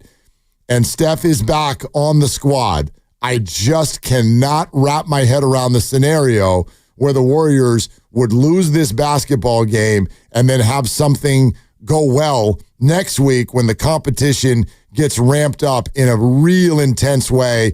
Memphis on the schedule and the Lakers on the schedule and the Nuggets on the schedule and the Rockets, that's all coming next week. So there's just no way to dance around this. The Warriors need to be fantastic tonight, and they need to win this basketball game one way or another, anyway, anyhow. Warriors Live is presented by Xfinity. Stream sports from the best seat in the house with Xfinity. Bring on the good stuff. And this is one of those where I will actually take the Warriors' own words and sort of apply them now to tonight. Listen to some of the things that we've heard these guys say after the recent disappointing losses, because I think it's easy, especially as a fan. And I don't know if you look at lines or whatever, the Warriors are a 15.5-point favorite in this basketball game tonight on the road, coming off of 2 losses. That tells you what the world thinks of the roster they're going against. But put that aside and just listen to the Warriors' words, because one thing I do know, the people subbing in for those New Orleans Pelicans players, they're also NBA players. I'm told that they're good at basketball. One way or another, every one of them was a stud at his high school, every one of them was a stud at his college, and every one of them has found a way to get paid at the NBA level, which means they can knock down a shot, and if you're not paying attention, they can get you, and the Warriors have been reminded of that recently quite often. So listen to, for instance, what Draymond Green said after losing to Miami.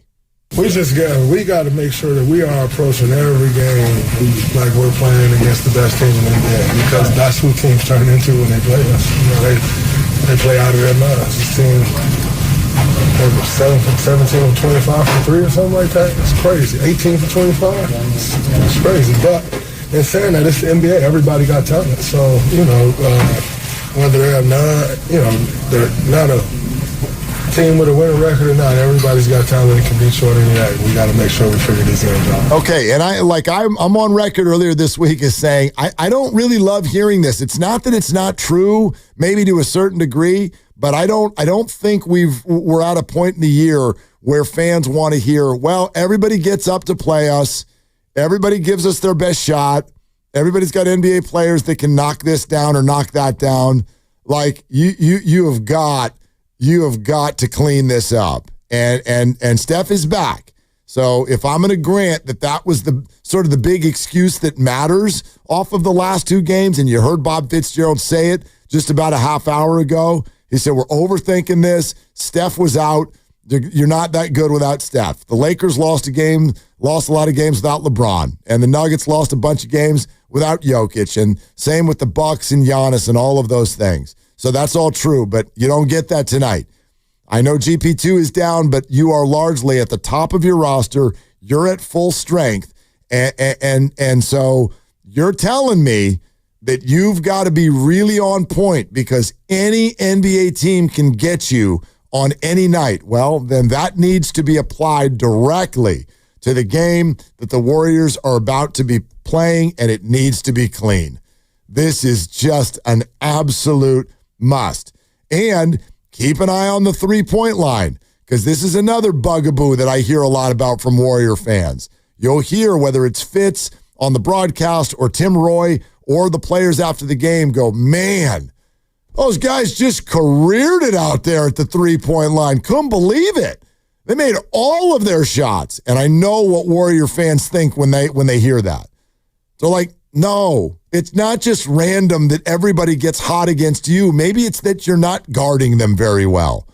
But that is part of what Draymond said off of that Miami loss. But they got hot. I thought we did a pretty good job defensively of contesting it. Yeah, they got some open ones. That's the NBA. You work to create open shots. That's what happened. But I thought we did a pretty good job of contesting it. Once the team get confidence, it's the NBA. You're trying to put out a fire, and it's tough. I mean, we can go back and do this after a bunch of games, and it's almost a repetitive interview that Draymond keeps granting. Look, they beat Toronto 8 nights ago at Chase Center, only by 3 points to end a homestand. That was the game in which Steph got hurt. And by the way, he is officially active now. We've told you that he's in, but the official report has been released. Steph Curry is in tonight. But go back to that game that was 8 nights ago and listen to what Draymond said. I mean, you always want to get the win convincingly. But in saying that, we're the Golden State Warriors that's dominated this league for the last 10 years. Everybody's going to have their best game. You know, you got guys in the league now that has watched this team growing up for years, and they are ecstatic when they're on the floor playing against us. And so, you know, you look at Jameson battle tonight.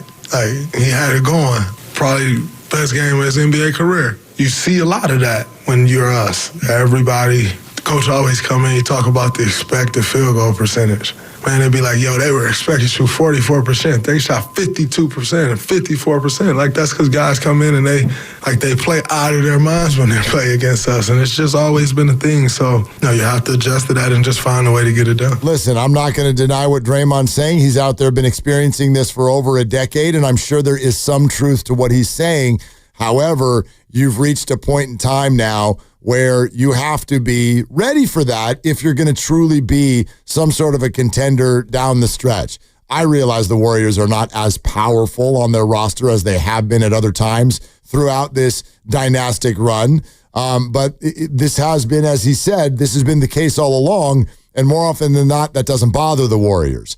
They've got enough to just be like, all right, give us your best shot. We'll give you ours, and ours is going to be better than yours. And to start this road trip, that has not been the case. So I find this one to be absolutely vital. Again, the Pelicans are 20-53 and do not have their top 4 players available in this one. They've won 2 of their previous 11 games. The Warriors, meantime, still 16-5 since the acquisition of Jimmy Butler and 16-4 when he plays. So that's a wonderful, wonderful record. But the bottom line is what happened earlier in the year happened. And so you are, to a certain degree, coming from behind. And for those of you who don't keep that close of a tabs on the standings, the Warriors have fallen into the 7 seed. Actually not percentage points, but tiebreaker-wise, they are behind the Clippers. They've got identical 41-31 records. The Clippers will be tipping off this hour as well in Brooklyn. So these games are going to be side by side tonight, and at minimum, the Warriors need to keep pace, and they are just a half game ahead of the Timberwolves. So that's how close it is in the 6, the 7, the 8, the play-in tournament, locking down a spot and trying to avoid Oklahoma City. Timberwolves play tonight as well, right at the same time as the Warriors tip, the T-Wolves tip. They will be hosting the Phoenix Suns. So that is a difficult game. They've got the hardest assignment of those 3 teams tonight, I would argue, Minnesota, even though they're the only one of the 3 that is at home. Today's injury report is brought to you by Boxer & Gerson, Northern California's premier workers' compensation law firm, helping injured workers get their lives back for over 40 years. For more info, visit boxerlaw.com. We also mentioned with the Dubs that Steph is in. The rest of the report for the Warriors is that GP2 is out. Partial tear of a ligament in the shooting thumb that's on his left side. He'll be reevaluated in a week. And with only 2 weeks and 2 days left in the regular season, there is a high probability that GP2 is not going to be available for the remainder of the regular season. We shall see. They have not come up with an exact timetable, but if it's just a pain management issue, it's at minimum a week or 2. Again, they won't even reevaluate him until next week. But best guess from doctors, this tends to be at least a 4 to 6 week injury, and it can be a surgical procedure too if it's really bad. Pelicans injury report looks like this: DeJounte Murray, Zion Williamson, CJ McCollum, Trey Murphy, Herb Jones, BJ Boston, out. All of them. Again, you got to win this basketball game. You have got to win this basketball game. Warriors Live presented by Xfinity. At home or on the go, you get the fastest internet to all your devices. So these are the comments from Steve Kerr that got everybody going yesterday. Off of that GP2 injury, Steve pointed to the fact that this opens the door a little bit more for Jonathan Kuminga. He described the role, but then again, listen very closely to the way he does it, because this ended up being very interesting to all of us who cover the Warriors. It opens up an opportunity for JK to be that defensive, stopper, the guy who, we've relied on Gary to be. JK's the obvious guy. Put him on the best offensive player. Pick up full, harass people like Gary does. I'm going to ask JK to do that, and it definitely opens up more minutes for him if he's effective with that. And then again, it's mix and match game to game, depending on who's playing well and how we're playing. I don't know what y'all hear, but here's what I hear very, very clearly from Steve Kerr. He is throwing the gauntlet down on the ground. I mean, the fact that he is not only saying, look, JK gets this opportunity, but now I'm going to start detailing the exact things that means. You need to be a harasser. You need to pick up full court. You need to do exactly what GP2 does. And go do it. The assignment is being laid out there publicly for everybody to kind of consume and is being pitched as an opportunity. So it is, and that's wonderful. This really is. I think those of you who want more opportunities for JK, this is it. But at the same time, he's telling you right now, the analytic eye that he's going to be using in watching Jonathan. And what is very important, and I understand the backdrop is that he's filling in for GP2, but you'll notice in this commentary from Steve, at no point does he say, look, new opportunity for JK. We're really hoping he scores 25 a night. And we're hoping he can knock down some threes. I don't think Steve Kerr even wants to watch Jonathan on the offensive side of the ball. I think they get it. They know what his skill set is. And everybody wants him to cook as much as possible. But the opportunity for Jonathan is at the other end of the floor.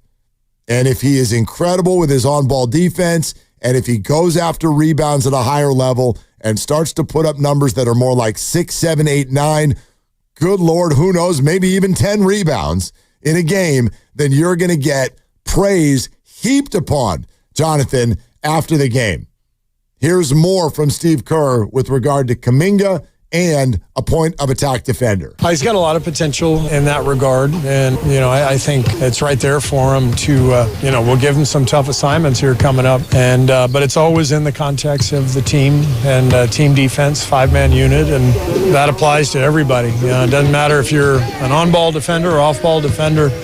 You got to be in sync with everyone else. I thought we lacked that the other night. We had some mistakes on our own switching, coverage mistakes, so a lot of stuff to tighten up. Okay, there it is. Steve Kerr yesterday on the situation now with GP2 out of the rotation. I don't think that you can undersell this. It's a big deal at this point in the season when a key piece of the rotation is lost. And so it's not only on Kuminga, but he's going to get first crack at it. I think it's wonderful for him. I think it's wonderful for him. And that leads me to the Take It to the Bank prediction, which is brought to you by Fremont Bank, full service banking, no compromises. I'm going to do it. Jonathan Kuminga this year averages 4.6 rebounds per game. And that is in an average of 25 and a half minutes per game. I think it's obvious, assuming health, that Jonathan is at least going to get that number of minutes tonight. It could push more toward 30. I'm going to say that Jonathan, let's take that 4.5 rebounds a game and knock it up a full rebound to 5.5 and take the over. Let's go. I want to see at least 6 rebounds tonight. It's not asking a lot, by the way. At least 6 rebounds tonight for Jonathan Kuminga. I think that would be a wonderful start to this entire process. Okay? Thank you. Thank you for locking it in twice. It is that important.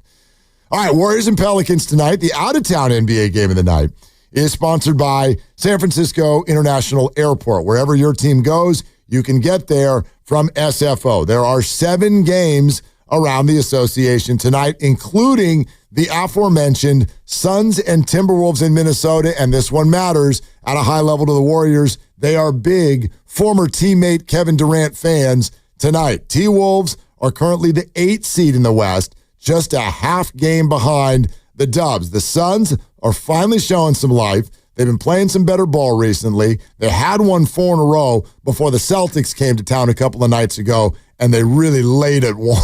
They laid it on them big time. This game tips off right at the same time as the Warriors, so coming up at the top of the hour. So that means, it's too late. You can't go to the game. You're not going to get there in time. But SFO can get you over to Minnesota whenever you want if you'd like to, pick a different night. The Warriors don't go to Minneapolis again this year, but maybe you want to plan a trip there once next season's schedule comes out, or who knows? Who knows? The Warriors might be in Minnesota for a play-in game. I know, Lucas, it's possible. It's within the realm of the math. And so, you can fly there and go see that game if you want. I hope it doesn't happen, but it could. And if it does, SFO can get you there, no problem at all. That is the out-of-town game of the night, sponsored by San Francisco International Airport. Wherever your team goes, you can get there from SFO. All right, so I probably should have done some sort of a take it to the bank prediction regarding Steph, but I didn't for multiple reasons.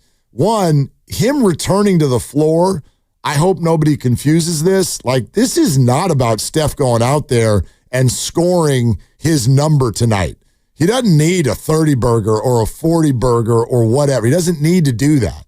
His presence is enough. It changes the way a team defends all of the Warriors, and just like Jimmy does, it helps unlock everything that is going on around them.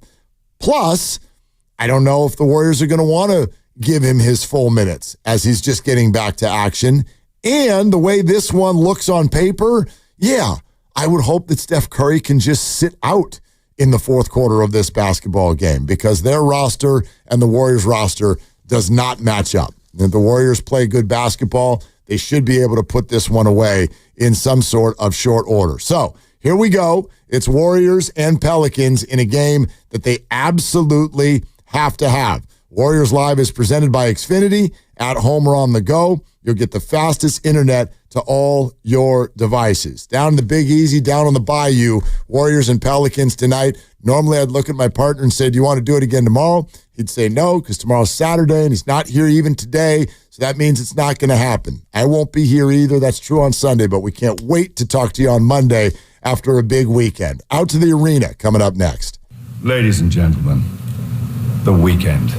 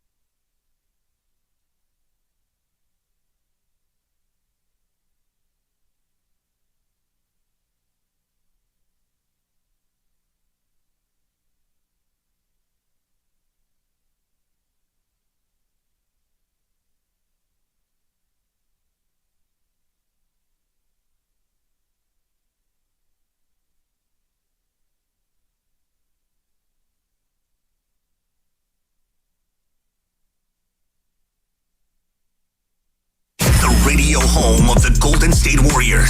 KGMZ FM and HD1 San Francisco on Odyssey Station. You said they could pick up another player. Yeah, someone like them, a teenager. Okay. I have a friend that's here who's their age.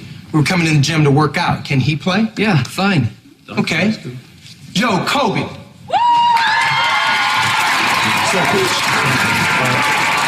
Kobe Bryant. Ooh, this is gonna be fun. This is so cool. Hey, he plays for the NBA too. This isn't fair. What's going on?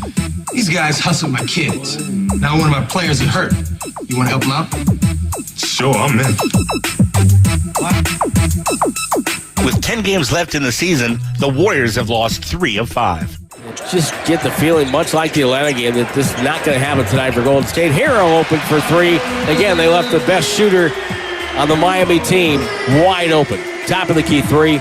Leads 20, and Steve Kerr calls another timeout. Stephen Curry has missed the last 2 games to start the trip, both losses. We just need to sharpen up some things, but I feel great about where we are, what we've done over the last month, who our team is now. The obvious concern is we miss Gary. He'll be out at least for the next week, and then we'll reevaluate. But Gary's been one of our best players for the last month, and we will really miss him. One reason for the team's struggles has been the notoriously slow starts. Brandon Bajemski. Once that happens, they're already hyped and amped to play the Golden State Warriors, and then they get confidence. They're like, oh, we can compete with them and we can play with them. The Dubs come to New Orleans to face a Pelican squad that once again this season has been bitten by the injury bug. Zion Williamson has played just 30 games, and they traded away their other cornerstone in Brandon Ingram. Tonight is simple. Take care of business. Welcome to the Warriors pregame show presented by Dash Pass by DoorDash. Your door to all things basketball.